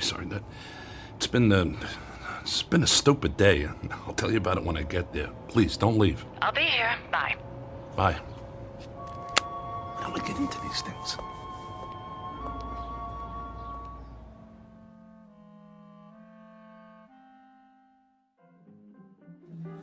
Sorry I'm late. I was meeting with the psychiatrist who specializes in alien abductions. Sounds fascinating. How did it go? It's all crap, Maria. The guy is an absolute charlatan. He's probably had more to do with creating the idea of alien abductions than helping the people who think they've been abducted. Okay, look. We've got a problem. I've edited many books in my time, but I have never worked with an author who made such big promises and delivered so little. Wait a minute. Are you talking about me? Yes. Look, you pitched us an idea for a book about UFOs, and you said you had some evidence that was going to blow the lid off of Roswell, UFOs, and everything people have wondered about and feared on this whole subject of flying saucers. And all I ever hear from you are stories about charlatans, frauds, and fakes. I mean, what is this hard evidence you supposedly have? I mean, you have researched a book before, I assume. Maria, I really do have something, but it has to stay secret. If anyone but you and I even know I have something in my possession, I'll have the government, the military, the CIA, and God knows who else after me. That's a great story, Tom, but my publisher is starting to give me a hard time. We've given you a significant advance. We've covered lots of expenses and heard nothing but promises. I don't care if you're an established author. It is time to deliver a manuscript. Speaking of expenses, I think I owe that psychiatrist $500. What? His receptionist said they were going to mail me a bill for $500. Okay, this is what I mean. All I ever get from you are excuses, apologies, and bills. Where's the manuscript and where's the evidence? Look, you're the one pushing me for this whole alien abduction angle. What do we need it for? That's the hot topic right now. I have to have that component. You're the one making this difficult, not me. I knew you'd say that. It's always about someone else with you, so I'm going to help you out. I found a guy you need to meet. I mean, if you can't find good sources, I'll find them for you. Who? He's a UFO researcher. Great. Just what the world needs, another UFO researcher. I'm only going to say this once. You are going to meet with this guy, and you will present your manuscript and evidence to me in 1 month. Fine. I'll meet with him. What's he do? He's a hypnotist. Oh, you gotta be kidding me. Have you listened to anything I've said? This guy is different. He goes out with small groups of UFO abductees, and they revisit the site of the abduction. He engages in hypnosis on site, in the field, and he has supposedly uncovered some hard evidence. He calls them walkabouts. Huh. Is he Australian? No. Oh, and let me guess. You're going to publish his book instead of mine. He's not writing a book, but if you don't come up with something soon, I might ask him. That's good. That's a good one, because the last thing anyone wants to see is another boilerplate book about UFOs and alien abductions from your publisher. I'm getting a little cocky, and quite frankly, I don't appreciate it. Besides, my publisher sells what people want to read, and people read what we sell. Why do you think we're having this conversation? Look, you told me you had it all the evidence the world would ever need to know the truth about UFOs. Of course, you can't show it to anybody because it's so secret. But Tom, I'm telling you, if you didn't have so many books under your belt, I never would have bought into this. Is this how you've done all your books? Fine.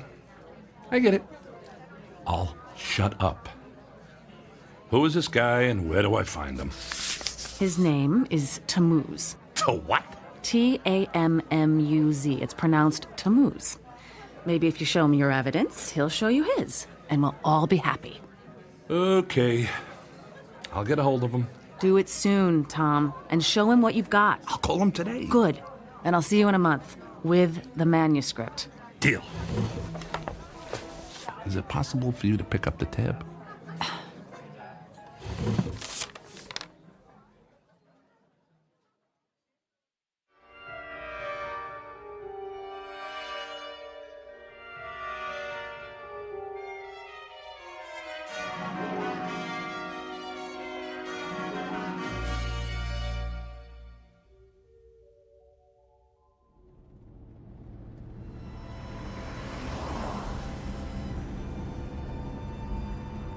So, how do you know Maria?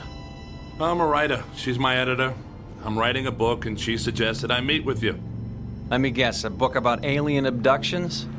Actually, it's about UFOs in general, but this alien abduction thing is a hot button with her, so here we are. How did you get interested in UFOs?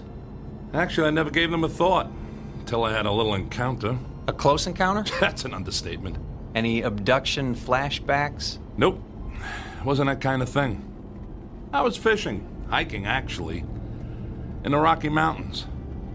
That's when a meteorite flashed across the tops of the trees and hit the side of a mountain. Let me guess, it wasn't a meteorite. It sure wasn't. I climbed up there to get a look at it and could see it was metal and aerodynamic. I thought it was a jet. Figured I'd climb down and tell the police about a plane crash until I started to look closer at the thing. And that's when you saw a flying saucer? Didn't look anything like a saucer, flying or otherwise. Just a tangle of mangled metal. But it sure wasn't a plane. That's when I heard a sound inside. I thought it was a survivor of the crash. It turned out it was. A little gray man with a big head and large eyes? Didn't look anything like what you hear about. It was kind of mangled, actually. It stopped moving as I looked inside, and I could see pools of blood. Clear, blue blood. Sounds like alien royalty. Look, this may sound funny to you, but I know what I saw. Sorry, it's just that I've heard so many stories it starts to get old. Although yours has some new characteristics. It's actually a good story. Doesn't sound like much of a book, though. That's because it's more than just a story. Like what? I got pictures. That helps. And video. And parts of the wreckage, and I even wiped up a sample of the blood and put it in a plastic bag. In my freezer at home is a sample of alien DNA. In a box under the bed are parts and instruments from the craft. And on my computer are pictures and videos of the inside and outside of the craft. You're not making this up, are you? Nope. It's all real, and I got it all. Now, what do you got? What do you mean? That was a deal I made with Maria. I would tell you all about my evidence, and you would tell me all about yours. My friend, I don't think anyone on the planet has evidence like yours. Well, maybe at Area 51, but not in a box under a bed or next to the frozen pizzas in the freezer. Damn it, Maria! What? She told me you would help.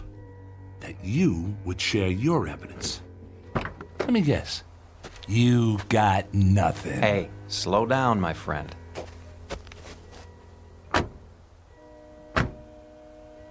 I'll show you what I got, but when it comes to pictures, videos, wreckage, instruments, and alien DNA, well, I gotta tell you, that's tough to beat. But give me a chance. We're almost there. Where exactly are we going? We're meeting with my group. We work together on various UFO projects. On this trip, we've brought along 12 people who claim to have been abducted by aliens. The site we're going to is where 3 of them say they were abducted. What's the point of that? Evidence. The evidence that both you and I are looking for. We've found that if we return to the site of the reported abduction, some people can actually recall where UFOs supposedly landed, hovered, or demonstrated some phenomena or activity. We then go to that particular spot and look for evidence. Now we're talking. What kind of evidence? Pretty boring stuff compared to what you got. Usually we do soil samples, take readings for radioactivity, magnetic fields, pass metal detectors over the ground. We've managed to find some interesting stuff, assuming you're a soil chemist. That's it? You got dirt? I didn't say that. It's just a question of how you look at it. A UFO site can tell you a lot if you know what to look for. Speaking of that, is your crashed vehicle still sitting up there on that mountain? Nah, it's gone. I went back a week later and there was no sign of it. I hate when that happens. Are you sure you saw something up there? I saw it, I have pictures, and there is still some evidence up there. The kind of evidence you look for. The rocks on the side of the mountain. You can still see where they're scratched and gouged by the crash. But that's all you can see. I looked everywhere and there's no sign of anything else. I'd like to go there with you someday. The craft, or whatever it was, may have left some metallic particles on the rocks as a result of the collision. Do you remember where it is? I have it marked on a map. Back at home. In the box under the bed, no doubt. Where else would I keep it? You're a funny guy, and obviously a man with a lot on his mind. I think you'll like this group of people we're about to meet. They've got a lot on their minds, too.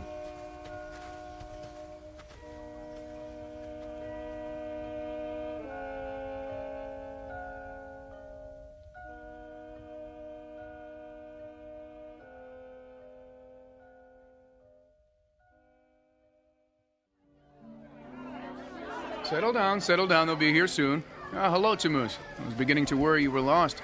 It's going to be dark soon. I wouldn't have gotten lost, not with all the racket this bunch is making. Enki, this is Tom. He's a friend of a mutual friend. Tom is writing a book about UFOs, and he's interested in our work. Ah, it's nice to meet you, Tom. We have extra tents for unexpected guests, and I trust you'll be comfortable. We're about to eat. Please, both of you, join us. Quite a setup you got here. You planning to stay a while? Some of us, although I'm sorry to say the abductees only last a day or two on site. It can be a bit overwhelming for them, especially for the 3 who feel they were abducted at this place. You know, I don't know how to tell you this, but I had no idea this trip would involve camping. Sorry about that. We'll take care of you. I think we might even have some extra clothes for you, although it's more of a jumpsuit. That's okay. I'm not planning to stay that long. Just long enough to see what you got. Fair enough. Let's have something to eat, and then we'll figure out how we're all going to proceed.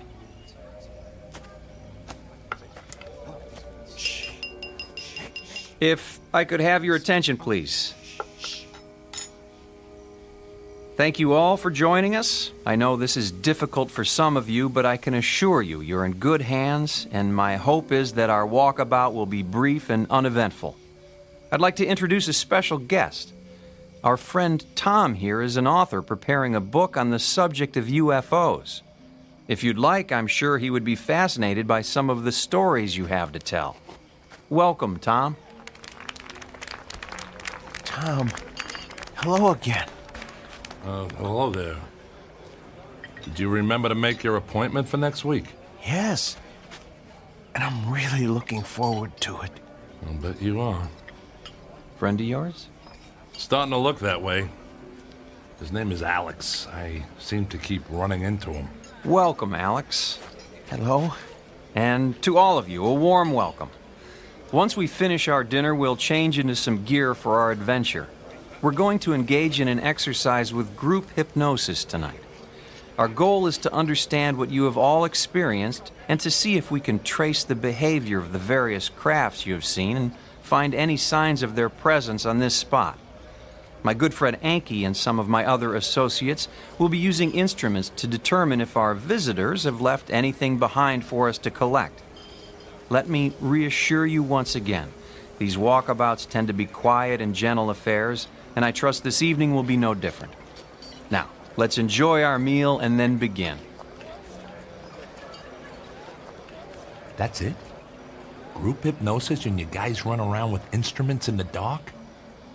Is this gonna be another waste of time? My friend, it is not a waste of time. I'm sorry you're in such a hurry and I can't help you with your deadline or your editor. Let's just hope we find some good evidence for you tonight, and then you can get to work. Tom, I've laid out some clothing on a cot in your tent. You can change when it's convenient for you. Right now sounds like a good time.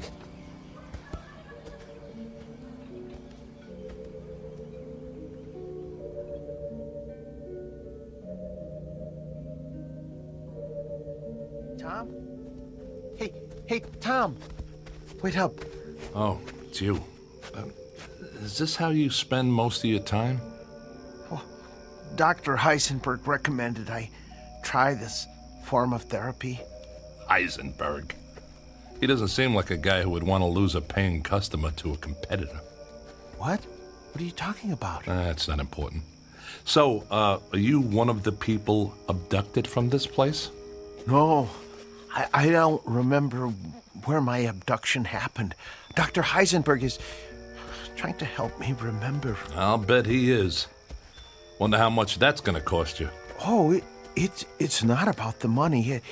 It's about finding the answer. Well, that's one thing we both agree on. Well, this looks like my tent. You doing the camping thing too? Oh, we all are. I don't think we have a choice. We walked here and I have no idea how to walk out. Yeah, I know what you mean. Some reason, I don't like the way this is set up. Do you know anything about these people? No, Dr. Heisenberg set it all up. He's a really good person, you know. He's always looking out for me. Whatever you say, Alex. Oh, man. He said jumpsuit. He meant it.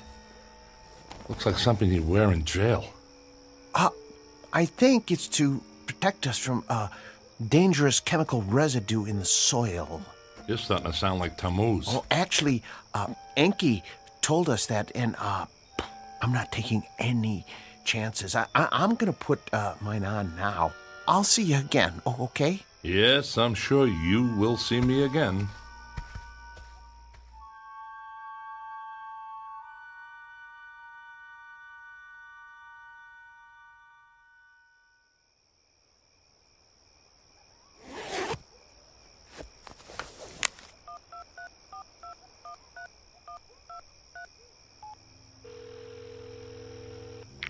Hi, Tom. Were you expecting me to call? No, I saw your name on the caller ID. Did you show Tammuz your evidence? No, but I told him about it. That's why I'm calling. Maria, this guy's got nothing. He's as big a fraud as that quack psychiatrist I saw yesterday. And hey, you know what? These two are connected somehow. Heisenberg has lots of connections. He's actually somewhat famous, but obviously he didn't impress you. Yeah, obviously not. Look, Maria, I'm going to give this my best, and then I'll get right to work on that manuscript, okay? Are you all right, Tom? I mean, is everything okay? Yeah, everything's fine. I'll see you in a month, okay? Tom? Okay, that's our deal. Tom! Oh, sorry, Tom. I didn't know you were on the phone. Yeah, I'll talk to you later, Maria. Goodbye, Tom. I'm very sorry. Was that your wife? No, I'm not married. Someone I'm working with. Maybe you've seen her. Her name is Maria. Maria? Oh, sorry. I don't know anyone named Maria. Yeah, but somehow she knows Heisenberg. Lots of people see psychiatrists. Yeah, the only thing is, I never told her the name of the psychiatrist I was meeting with, yet she knows his name. You sure you never saw a woman named Maria around the office? I don't know. You sure you don't know some way out of here? Oh, gosh, no, especially now. I mean, it's pitch dark out here. Yeah, it sure is. I feel like an idiot in this jumpsuit. Alex, I'll tell you what. What? I like you. You're a nice guy. It's a relief to hear someone say, I don't know, every now and then. Well, thank you. I don't have many friends. Yeah, sorry about that. It must be tough. Look, tomorrow morning, you and I are walking out of here. What? Going to be able to do that? Shouldn't we tell someone? I don't think so. Now, let's go get this over with. Who knows, maybe you'll figure out where your abduction took place. Oh, that would be great.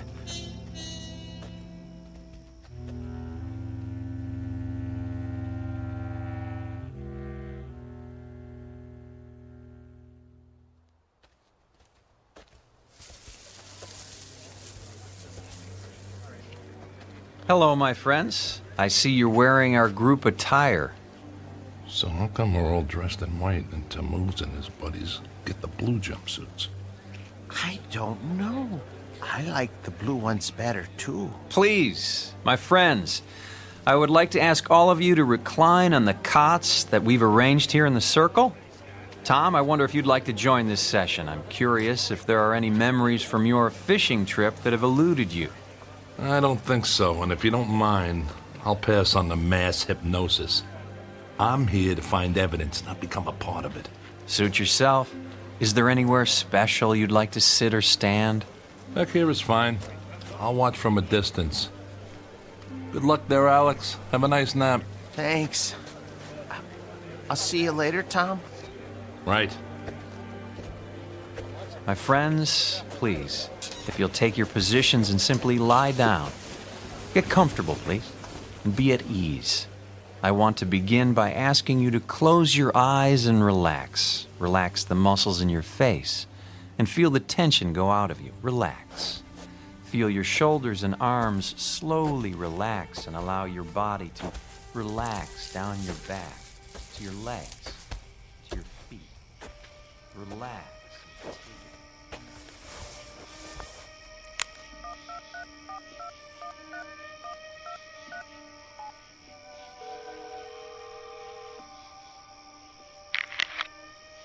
Hello? Maria, it's Tom. I know. Maria, I don't like this. What did you get me into? And by the way, how do you know Heisenberg? What exactly am I doing here, Maria? What are you talking about? This outfit is like a cult. There's no science here, and there sure isn't any evidence. And how do you know Heisenberg? Maria, I never told you his name, but you knew that's who I was talking about. And he's connected to this Tammuz guy somehow. Tom, you're starting to sound like a conspiracy nut. Maria, I am a conspiracy nut. I'm writing a book about UFOs, remember? You publish books about UFOs. Your business is built on paranoia. So spare me the lecture and tell me how you know Heisenberg. So maybe I need counseling from time to time. Tom, get over it. You're looking for monsters in the closet, and I'm not one of those. I'm starting to wonder if any money is worth all this. Hey, if you want to bail on the contract, be my guest. We'll total all the money from your advance and all of your expenses and subtract it from the royalties of your other books. But get this in your head right now. This is the last book you will never write. Hey, I'm sorry. I don't know why I called. I guess I just don't know what to believe anymore or who to believe. Look, when I get out of here, I'll finish the book. If I learn anything tonight, I'll add that as well. Tom, do me a favor. Don't call me again until you have the evidence and the manuscript in hand. I don't need the aggravation. I need the story you've threatened to tell and the evidence you've found to support it. Got it? Got it. Bye. Come on, babe. It was just a book proposal.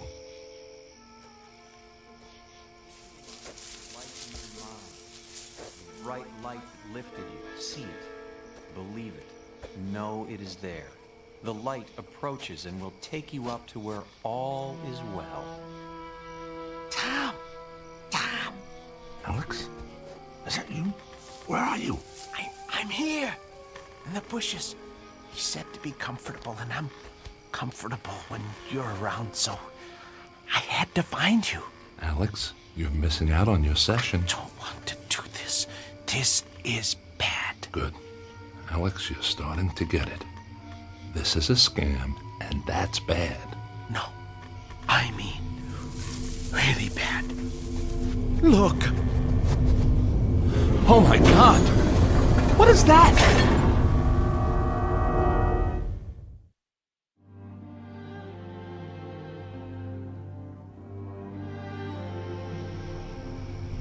As the chariot descends to receive you, you will allow yourself to be lifted up. Feel yourself rising into the light. This is the place. This is where I was abducted. This is where it happened to me. I was lifted up into that circle of light. Alex, they're faking this. No. It's a spotlight and a hot air balloon and a lot of reverb through a speaker. What? It's all cheap theater and just another way to get money out of people. How much did they charge you for this camping trip? They didn't charge us anything. Oh, I was afraid you'd say that. So why are they doing this? Maybe it helps to sell books. Good God, that's it. That explains it. Alex, these people are just perpetuating the myth of UFOs to make money on fear. We have got to get out of here. Did anyone see you come over here? I don't know. It's dark. That's why I couldn't find you. That's good. That gives us a chance. They're not gonna want to write us saying all this. Come on. Go slow, go quiet, and follow me. I'm afraid. Don't worry about the light. It's just a spotlight. What we have to worry about is what your friends will do to us. They're not gonna want people to know about their little ruse. It would put them out of business, including you, Dr. Heisenberg. I don't think they're ready to go out of business yet. Not because of us, at least. Oh. You okay? I fell. It's okay. Go slow.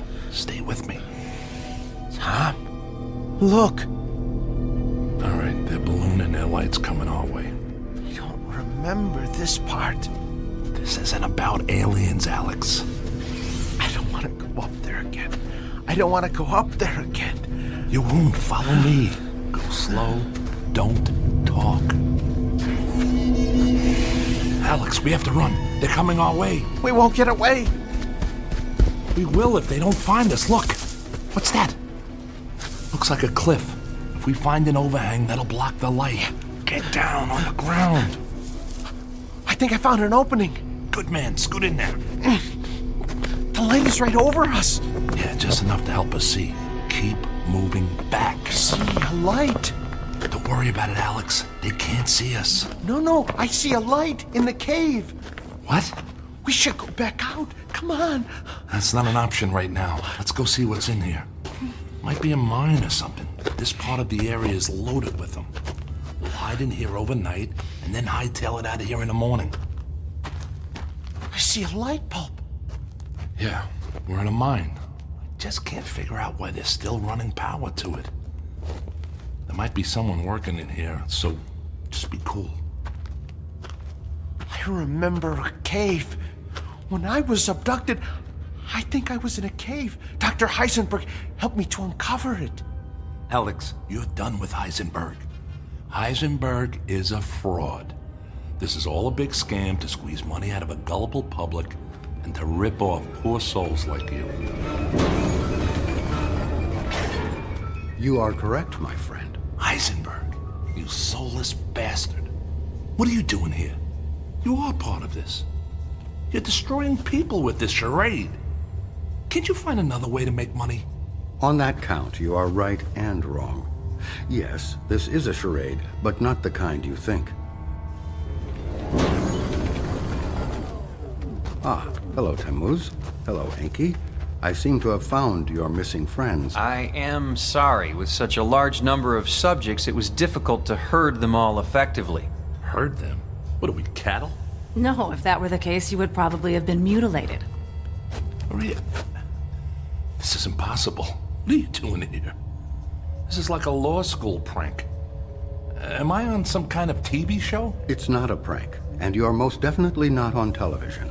For that matter, you will never be on television, especially your videotape. It looks like a treasure chest. That's the box I had under my bed. You've been to my home. Yes, and thank you for making it so easy for us to find what we needed. Unfortunately, we found nothing of the evidence you described to Tammuz. Is it possible you have it hidden somewhere else? Sorry, pal, but there's nothing to hide. I made it all up.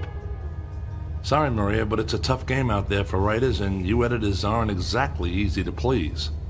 By the way, Maria, how did you get hooked up with these crooks anyway?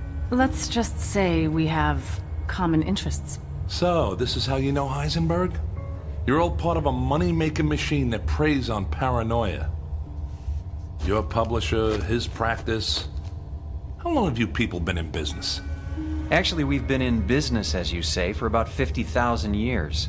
I must say it used to be much easier, but as your species and technology has improved, we've had to improvise some interesting new solutions to cover our tracks. You people are crazier than Alex. I'm not crazy. This is all real. Alex, you're going to be fine. I'm sorry that we had to use you in this way, but you have done a very good job. I don't know what I did. That's because you were under the influence of a very powerful hypnotic suggestion. Sleep now, Alex. Sleep. Alex! It's okay, Tom. Just relax. Tammuz, Enki, please carry Alex outside and send him aboard. It is his time. Who are you people? Well, for one, we are not people. We are, in fact, those aliens that you're so skeptical about. We are the Anunnaki. Many of us have been genetically modified to fulfill our mission on your planet. Now this is the book I should write. What do you say, Maria? This would be a hell of a story. I'm afraid this is a story that can never be told, my friend. Friend. I've been hearing that a lot. What's the story with this friend thing, and what are you going to do? Kill me? You kill your friends? That's a little serious for scam artists, don't you think? Ow, who are you, really?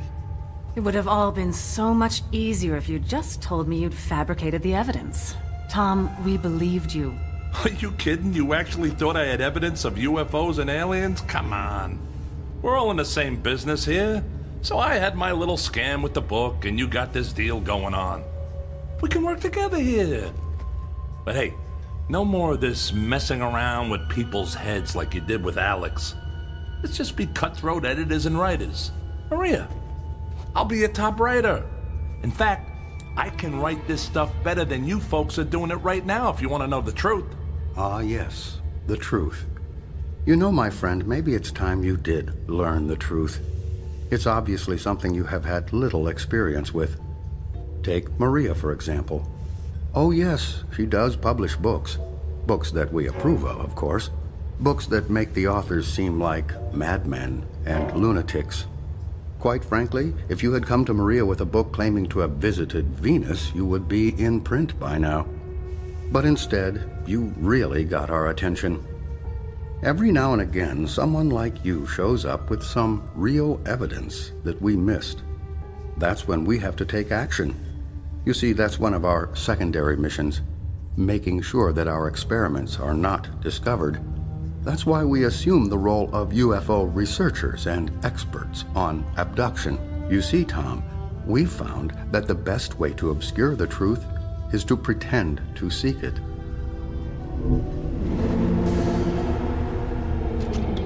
Well, it sounds like our friend Alex has made his final journey. That is actually our primary mission. We are harvesters, in a way. You're going to kill him, aren't you?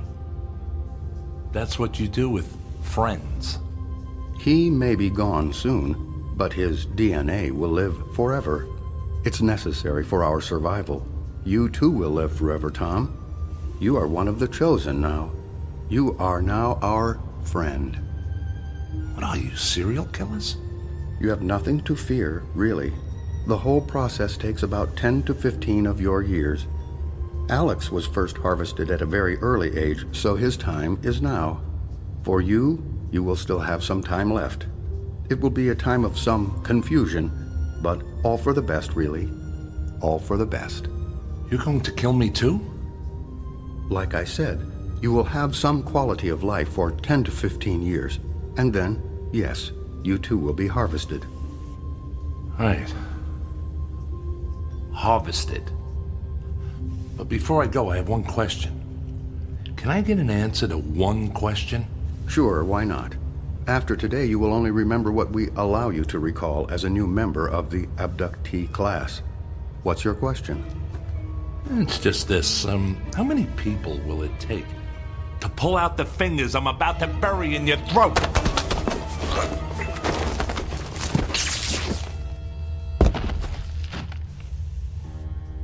It's all clear. He is unconscious. This was a difficult one. They are proving to be a greater and greater challenge. The growing sophistication of their technology, their increased awareness of our presence. We may need to initiate another world war or create a new pandemic. We can't allow them to have too much time to think. Does that mean we should terminate the terrorism initiative? It's quite possible. In the meantime, let's increase the number of stories about supervolcanoes, asteroids striking the Earth, and global warming. Keep the fear alive. And Maria, you seem to have developed some affection for this one. That can't be allowed. I know, I will do better. Sometimes they're like pets to me, and I just seem to become attached. Ha. Spoken like a true editor. But you may have to have additional contact with this one, so keep your perspective. Okay. Now, back to work. We are staging a UFO convention in Mexico City, and I am recommending additional investment in the Alien Museum in Roswell. Enki, we will need your banking network to provide some additional funding for a documentary on a coming ice age. Let's really mix it up out there and keep these animals off balance. Tammuz, if you could clean up the campsite and sanitize any evidence, we can all get back to work. Do we have a site for the next harvest? Chicago, Illinois. Make the necessary arrangements.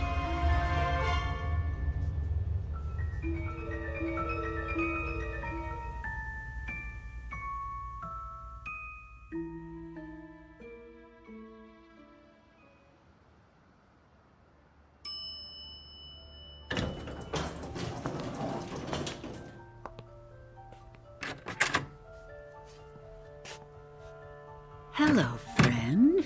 So nice to see you again.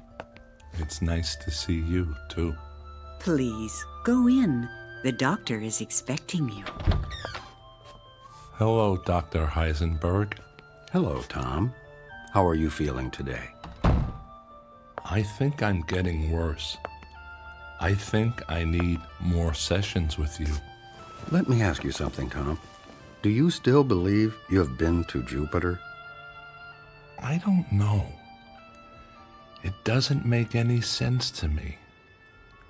It's a gas giant. You can't breathe there. Well, if the alien technology you have described in our sessions is as advanced as you believe, anything would be possible, wouldn't it? I think you're right, Dr. Heisenberg. Tom, I must tell you, you have a way with words. Have you ever thought about writing a book about your adventures? No one would believe me. People want to believe, Tom. That's all that matters. I know an editor who I think would be very interested in your story about Jupiter. Why don't you meet with her? I could set it up for you. Okay. Then it's settled. Now, let's begin our session. Close your eyes, and you will go into a deep sleep. Deep. Deep. Deeper. Deep.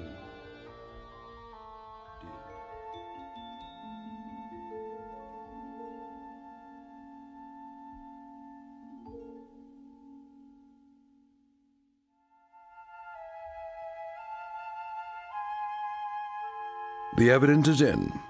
The facts are fiction, and the truth has become a footnote to a lie. Is it possible that we are in fact alone in the universe? There may be a time when we wish we were, especially after a brief walkabout to that place known as the Twilight Zone.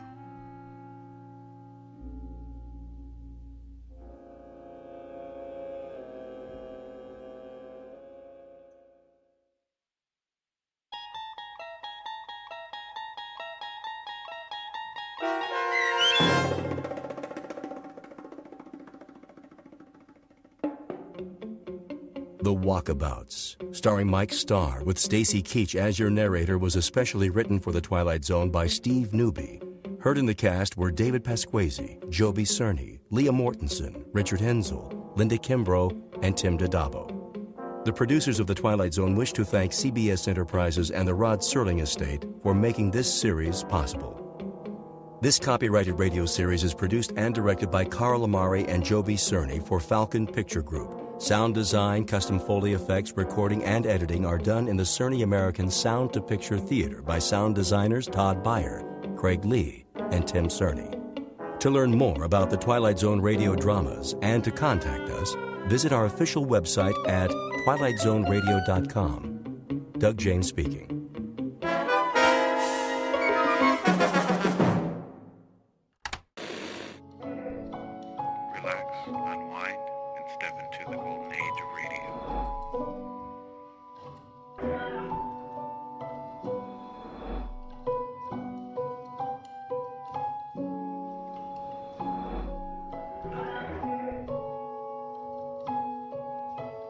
You're now listening to Golden Radio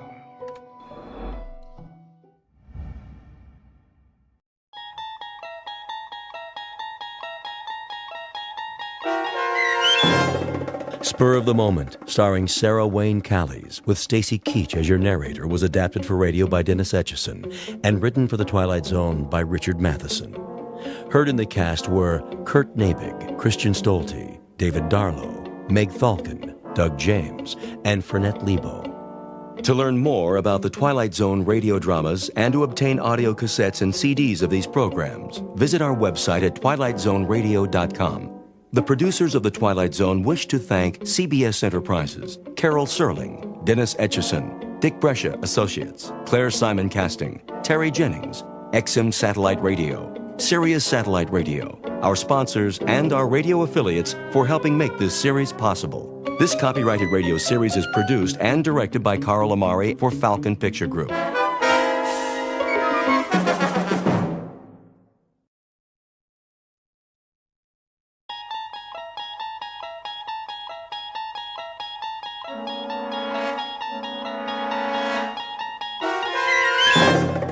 You unlock this door with the key of imagination. Beyond it is another dimension, a dimension of sound, a dimension of sight, a dimension of mind. You're moving into a land of both shadow and substance, of things and ideas. You've just crossed over into the Twilight Zone.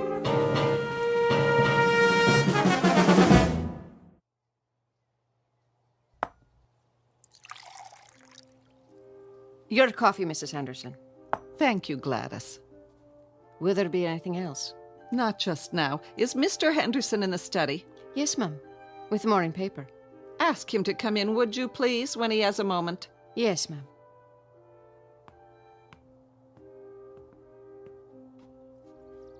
Anne, is that you? Yes, Mother. Are you going somewhere? I'm taking Kahlua out. Not now, surely. She needs exercise. Oh, I know, but... Just for a while. I won't go far, I promise.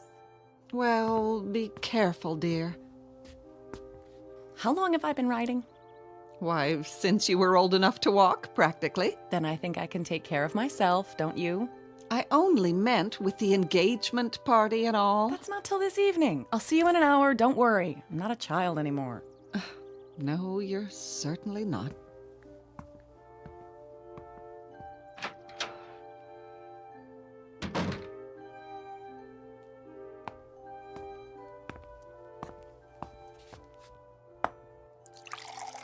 Where's she off to?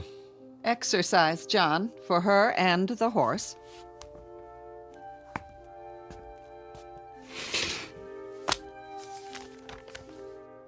Now? But a young man is driving out from the city. We're to have lunch. She'll be back in time. That girl, always keeping him waiting. Oh, she's doing better lately, you must admit. Yes, but she's still so restless. All that energy.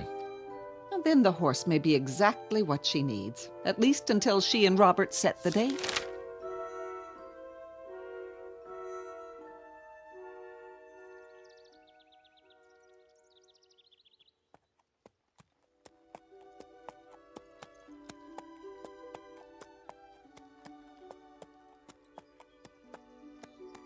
Good girl.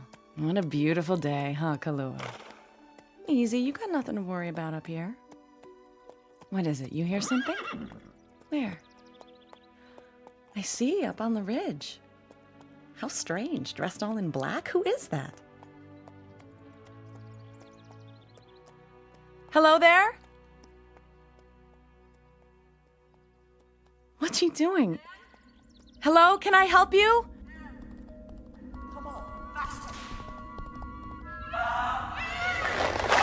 Slow down, please. You're spooking my horse. Come on, Kahlua. She's not gonna stop. She's crazy. We've got to get away. We've got to.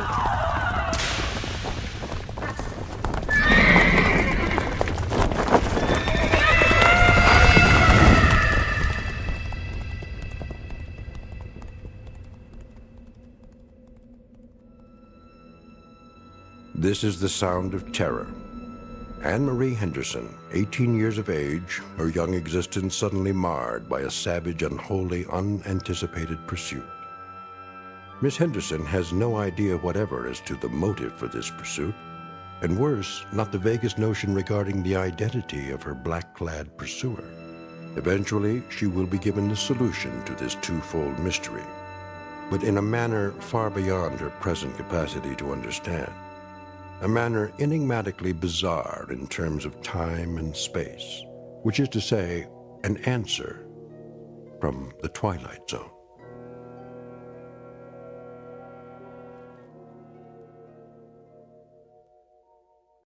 And now, The Twilight Zone, and our story, Spur of the Moment, starring Sarah Wayne Callies, with Stacy Keach as your narrator.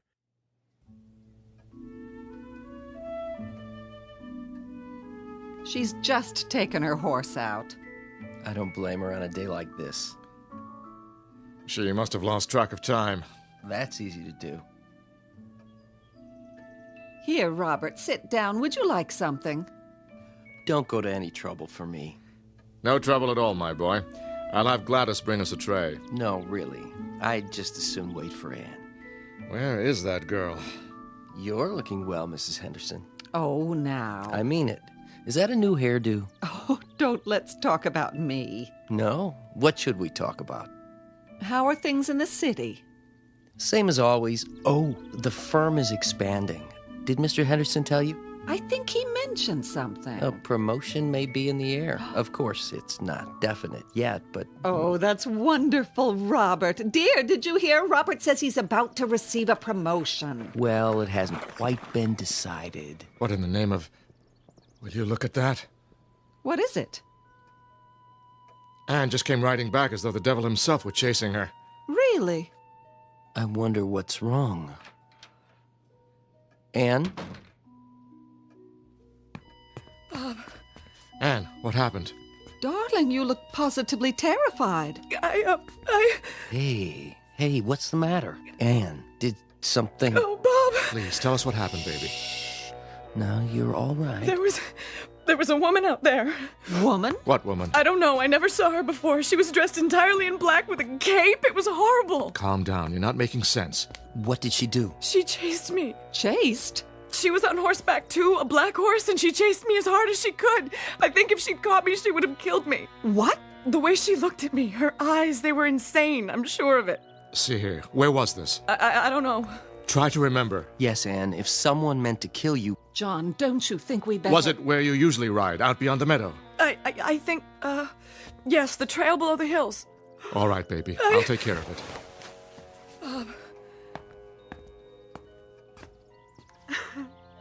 Shh. It's all over now, honey. Everything's going to be all right. Poor darling, what a fright you must have had.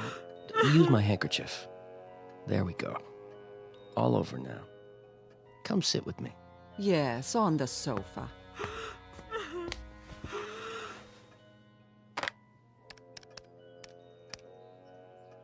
This is Mr. Henderson in the main house. We have a problem with an intruder. Yes. It was so frightening, I can't tell you. She just rode at me, whipping her horse with such a look of hatred. I don't understand. If you'd been there. At once. Take the gardener with you. It's possible that the woman is insane. And she's not one of the locals? You've never seen her before? No. Here, lean back. When you find her, bring her to the house immediately. Yes, immediately. An outside line, please. Get me the police. Better now. I'm all right. Will someone see to Kahlua for me? The groom's already taken her to the stables. It was just so unexpected. 1 second, I'm alone, and the next, there she was at the top of the hill, glaring at me with her long hair blowing and those eyes. And then she started down the hill. There was no trail, but that didn't stop her, whipping her horse all the way. It was so terrifying. Quiet now, darling. You don't have to tell us any more. Just try to forget it. I can't forget it. I don't understand. Who is she? Why did she chase me like that? I've never done anything to her. We'll find out. Your father's talking to the police right now. If she doesn't live around here, I can't imagine where she came from. It was like she was waiting for me, but why? Why me? Hey, I know. Maybe she had a message to deliver. Message? A warning. Mm-hmm. Sure you're telling us everything? What? You're sure she wasn't carrying a sign in her hand that read, "Cancel that engagement party. Don't marry that investment banker from New York. Signed, yours truly, Fate." Please don't joke about it, Bob. It wasn't funny. Sorry, I was only trying to cheer you up. This is John Henderson up at the Spires. My daughter Anne was just attacked by a woman on horseback. Yes, on our property. She was out riding when she came across this woman. No, on the meadow. It runs roughly parallel to the old granite road. There's a gate just past the crossroad that you can... Yes, that's right. No, my daughter was able to outride her, which is, of course, beside the point. I've sent 2 of my staff out to find the intruder, but I will naturally want her arrested when and if she's... Thank you. As soon as possible, if you will. Feeling better? Yes, Daddy. Good. Wouldn't do to have a red-eyed fiancé at the party, would it? Certainly wouldn't. Where's my pipe? Why, in your jacket pocket, I imagine, dear. Tell us about this woman now. I've told you everything. And you have no idea at all who she might be? No, Daddy. She must have ridden onto our property by mistake. Mistake? That's a point, Mr. Henderson. If she were on the property by mistake, why should she attack Anne? Yes. Did she shout at you? Yes, but she was too far away. I didn't hear what she was saying. I think she wanted to kill me, though. You're just assuming that, honey.